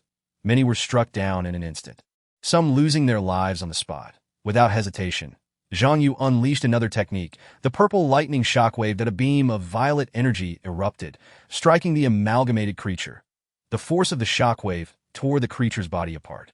The amalgamated creature let out an unbearable howl of agony. Zhang Yu persisted, firing multiple rounds of the purple lightning shockwave, denying the creature any respite. Meanwhile, the king of mutated creatures chose to remain a passive observer, seemingly indifferent to the chaos unfolding before it. Soon, the amalgamated creature was reduced to a pool of blood. Zhang Yu, fatigued, gazed at the sanguine puddle, then turned his attention toward the direction of the king of mutated creatures, only to find it had vanished. Just as Zhang Yu was taken aback, the blood on the ground began to churn once more. He swung around to face the blood, which morphed into a humanoid figure, a blood-soaked entity. Ouyang Hung, Mo Ying, and Xia Tao were taken aback, gripped by fear. It was unfathomable that another creature could survive Zhang Yu's purple lightning shockwave. The blood entity roared loudly, charging toward the remaining soldiers. Quick to react, Zhang Yu unleashed another purple lightning shockwave. The blood entity, however, had become significantly more agile, easily evading the attack. Zhang Yu's assault missed its target. Seizing the moment, Mo Ying launched her illusionary arrows in a surprise attack. Yet the blood entity dodged effortlessly. The blood entity glared furiously at Zhang Yu and Mo Ying, retaliating by firing several blood-colored bombs in all directions. This caught Zhang Yu completely off guard. He hastily sought cover as the blood bombs detonated in succession around him, their power rivaling that of his purple lightning shockwave. Xia Tao, Mo Ying, and Ouyang Hung found shelter, temporarily evading the onslaught. Unfortunately, their fellow soldiers were not as fortunate, suffering gruesome deaths as the blood bombs struck them, leaving their bodies mangled and lifeless. Zhang Yu was taken aback, realizing that he had underestimated his opponent. The creature before him had transformed into its second form, its combat prowess markedly enhanced. "Damn it!" Zhang Yu shouted, wielding the storm of purple lightning sword as he struck at the creature with fervor. In close combat, he held a distinct advantage. The storm of purple lightning sword severed the blood creature into countless pieces. Gradually, the blood creature found itself unable to withstand the onslaught, and, seizing an opportunity while Zhang Yu was distracted, it unleashed a barrage of crimson bombs at close range. However, Zhang Yu had anticipated this, dodging deftly while continuing his assault on the blood creature. Its body sustained severe damage, taking advantage of the situation. Zhang Yu unleashed a close-range blast of the purple lightning cannon, obliterating the blood creature into a scattered mess that transformed into a pool of blood, flowing swiftly towards the bodies of fallen warriors. The speed was astonishing, catching everyone off guard. The bodies of these warriors aided the blood creature in restoring itself. "Boss, be cautious. As long as its body isn't completely destroyed, it can regenerate," Mo Ying warned. Understanding the gravity of the situation, Zhang Yu realized that merely using techniques like the storm of purple lightning and the purple lightning cannon would not suffice to annihilate this creature. The blood creature, having regained its form, continued to launch crimson bombs at Zhang Yu, that he evaded them skillfully as the explosive sounds echoed all around. Zhang Yu was gathering his ultimate technique, the storm of purple lightning. Yet, instead of unleashing it immediately, he opted to engage the blood creature in close combat once more, his sword strikes proving overwhelming. The blood creature was visibly frustrated. It could not directly defeat Zhang Yu, and its comrades were nowhere to be seen. It looked around anxiously, emitting a shrill howl. Realizing victory was out of reach, the blood creature prepared to flee. Zhang Yu seized it, hurling it into the air before unleashing the storm of purple lightning. The blood creature initially thought Zhang Yu was firing a standard purple lightning cannon and felt no fear. It was only when it realized Zhang Yu was summoning a massive, electrified vortex that panic set in. A wail of despair echoed as the blood creature was ultimately obliterated under the ferocity of the storm of purple lightning, its body suffering fatal blows and swiftly turning to ashes. "We did it!" Mo Ying and Xia Tao cheered. This mutated monster had been vanquished by Zhang Yu. Breathing heavily, Zhang Yu felt the toll of the battle weigh on him. His astonishment. Not only had he eliminated the creature, but he had also absorbed its unique abilities. This meant that now, by defeating zombies or mutated monsters, he could acquire their powers without needing to consume their cores, thereby enhancing his combat attributes. Zhang Yu sensed a significant boost in his recovery abilities and the attack values of his skills. Suddenly, he recalled the formidable mutated king. Had it left the battlefield? Zhang Yu thought, glancing around. There was no sign of anything unusual. "We should hurry," he began, moving towards Mo Ying and Xia Tao, when a crackling sound interrupted him, that a terrifying figure materialized beside him. It was the towering mutated king, its bovine visage and deep black body adorned with spines. Radiating an ominous glow, the mutated king seized Zhang Yu by the throat, sneering, "Long time no see. Zhang Yu, did I want your body?" Chapter 109. Engulfed in bitter battle, did you say? Zhang Yu stammered in confusion. "I want your body." The mutated king cackled ominously. Towering over Zhang Yu, the creature lifted him off the ground, leaving his feet dangling. Zhang Yu gazed at the king's grotesque face, gripped by intense agony. The mutated king tightened its grip, as if a little more pressure would snap Zhang Yu's neck. The creature exhibited incredible speed and strength, along with the ability to conceal its form atop. Zhang Yu summoned his storm of purple lightning sword. Having previously absorbed the abilities of a fused monster, his current sword bore significantly greater power. The enhanced sword sliced toward the mutated king. Instead of evading, the king's expression darkened with a chilling smile. Its blue glowing eyes sent shivers down Zhang Yu's spine. Not dodging? Zhang Yu pondered, but before his strike could connect, the mutated king vanished from sight. Zhang Yu's sword swung through empty air, and he landed heavily on the ground. "Boss, are you all right?" Mo Ying and Xia Tao asked anxiously, rushing toward him. "Don't act recklessly. The creature is still nearby," Zhang Yu cautioned, halting their advance. The group surveyed their surroundings warily, the atmosphere thick with tension and imminent danger. A faint crackling of electricity filled the air, and the mutated king reappeared before them. Taking advantage of their distraction, it swiftly struck, knocking several of them to the ground. This marked the first time since the apocalypse that Zhang Yu had been so easily subdued, leaving him feeling humiliated. "Ha ha!" Another low, sinister laugh echoed as the mutated king shifted from invisibility back to its true form. It seemed the king was merely toying with Zhang Yu. Xia Tao, suppressing her pain, was the first to rise, brandishing her sharp claws and lunging at the mutated king. Yet, her attack was effortlessly evaded by the creature. Seizing the moment, the mutated king grasped Xia Tao's right arm and flung her 10 meters away. With a resounding crash, she collided with a wall, creating a substantial hole. "Xiao Xia," Zhang Yu shouted in concern. From a distance, he saw Xia Tao leaning against the wall, seated on the ground, her head bowed, barely moving. Witnessing Xia Tao's grievous injury ignited a fierce fury within Zhang Yu that he rose to avenge her, swinging his enhanced storm of purple lightning sword at the mutated king. The king did not retaliate, instead opting to sidestep Zhang Yu's assault. Shocked, Zhang Yu watched as Ouyang Heng, driven by rage, charged recklessly at the mutated king. Perhaps fueled by his anger, Ouyang Heng moved with incredible speed, but just as he was about to collide with the king, the creature pressed a hand against his head. Ouyang Heng had no time to react. The king then delivered a powerful kick, sending Ouyang Heng sprawling 8 meters away. "What other tricks do you have? Feel free to unleash them," the mutated king taunted, its voice deep and imposing. "Did not push your luck." Zhang Yu retaliated with a purple lightning crescent/.3 crescent-shaped purple wave shot towards the mutated king. The purple lightning crescent slash had also been enhanced, now larger by 2/3 and faster than before. "The child's play," the mutated king scoffed, raising its right hand to reveal several blue beams of light. These beams nullified Zhang Yu's attack entirely. Indeed, the mutated king was a formidable opponent, its combat capabilities astonishing. Zhang Yu felt a wave of pressure unlike anything he had faced before, initially unaware of the enemy's strength. He had been caught off guard. The mutated king loomed before him like a harbinger of death, its bull-like head evoking a sense of dread. "Game over. Zhang Yu, I will kill you and seize your body." Zhang Yu gritted his teeth, declaring, "Monster, I will fight to the bitter end to slay you. I will not allow you to assimilate my abilities." "Your abilities are of no interest to me. However, your physique is quite robust. Perfect for the nutrients I require." Now it was the mutated king's turn to attack. Several whip-like tails emerged from its body, each possessing immense power capable of splitting anything upon contact.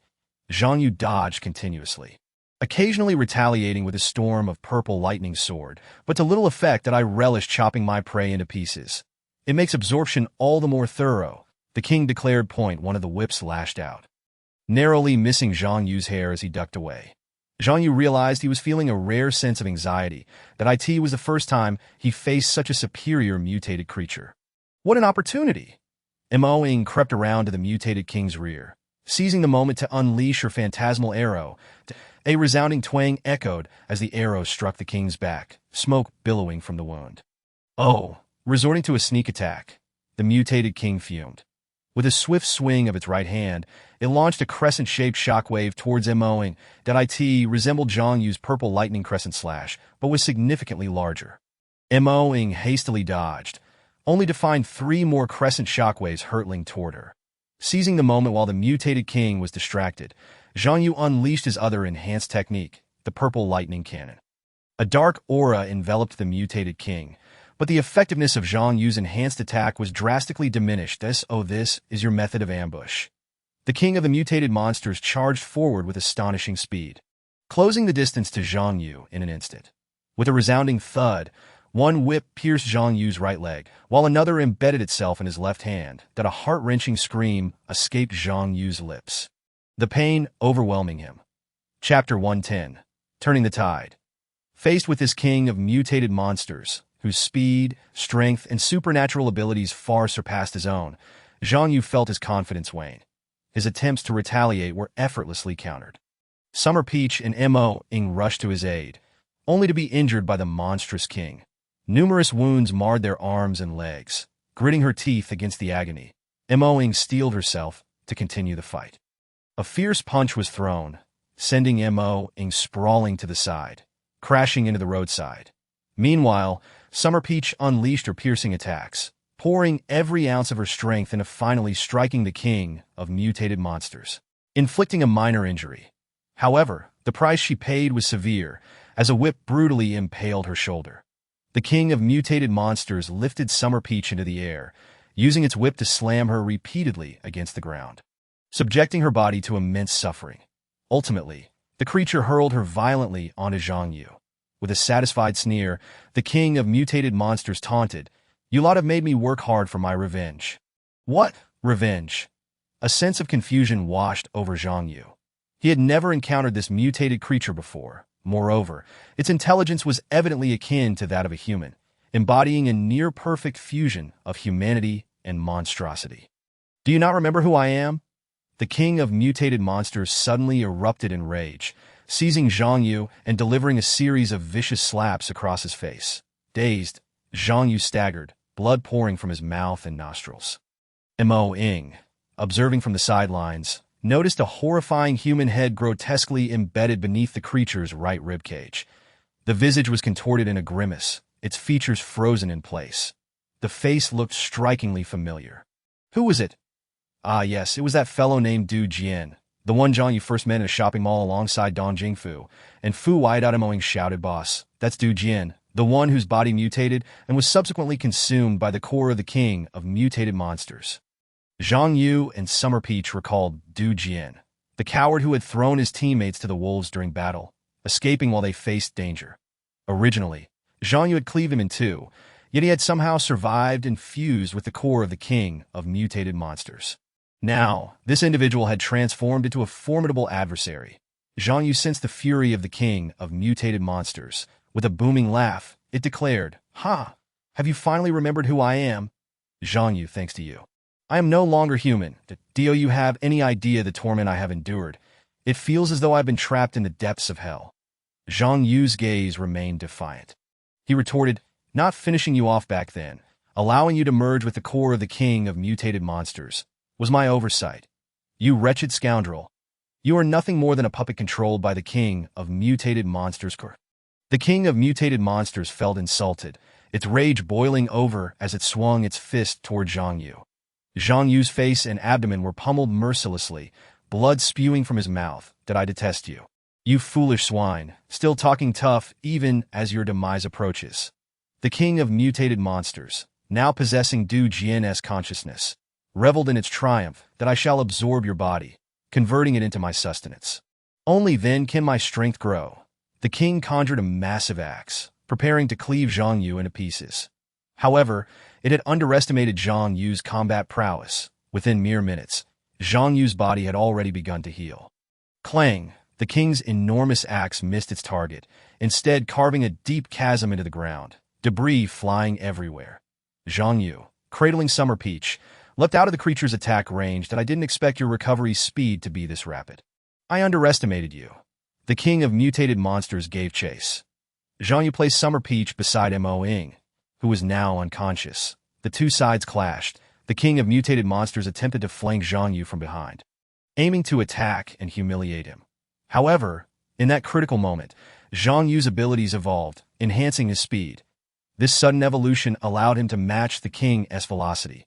Just as the king was about to land a blow, Zhang Yu always managed to evade. The rate of his evolution was impressively swift. For a human, he was indeed remarkable.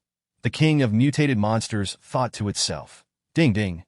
Zhang Yu's purple lightning storm sword clashed against the whips attached to the king of mutated monsters. It must be said that the whips were extraordinarily resilient. Even Zhang Yu's razor-sharp sword could not sever them. Although his speed had increased in close combat, the king of mutated monsters still held the upper hand. Zhang Yu opted for a strategy of evasion and indirect attacks, engaging in guerrilla warfare, but he darted into an alley, using the terrain to shield himself. Coward, is running away your only option when you cannot win? The king of mutated monsters jeered, the ATA corner. Zhang Yu took advantage of his angle of vision, catching the king off guard with his purple lightning cannon roar. The king howled, narrowly dodging the attack with remarkable speed. It immediately countered, unleashing its own shockwave. Boom! A violent explosion erupted near Zhang Yu, shrapnel flying everywhere. Zhang Yu evaded the onslaught and leapt onto the roof of a 3-story building. The king of mutated monsters was relentless in pursuit. Zhang Yu unleashed his purple lightning crescent slash, sending several crescent-shaped purple waves toward the king. The creature dodged deftly, retaliating with its own crescent shockwave, significantly more powerful than Zhang Yu's. That do you not understand? Your techniques are futile against me, the king of mutated monsters declared, attempting to shatter Zhang Yu's resolve. Yet, Zhang Yu remained unflustered, maintaining his composure, but he had unwavering confidence in his evolving abilities, knowing that in a short span of time, both his speed and offensive capabilities had seen considerable enhancement. The two combatants engaged in a fierce exchange of blows. Watching from a distance, Emoing lamented her own ineffectiveness. Her abilities had seen little change from the start. Both she and Summer Peach had secretly consumed zombie cores or mutated monster cores, yet the evolution they induced had proven to be exceedingly limited.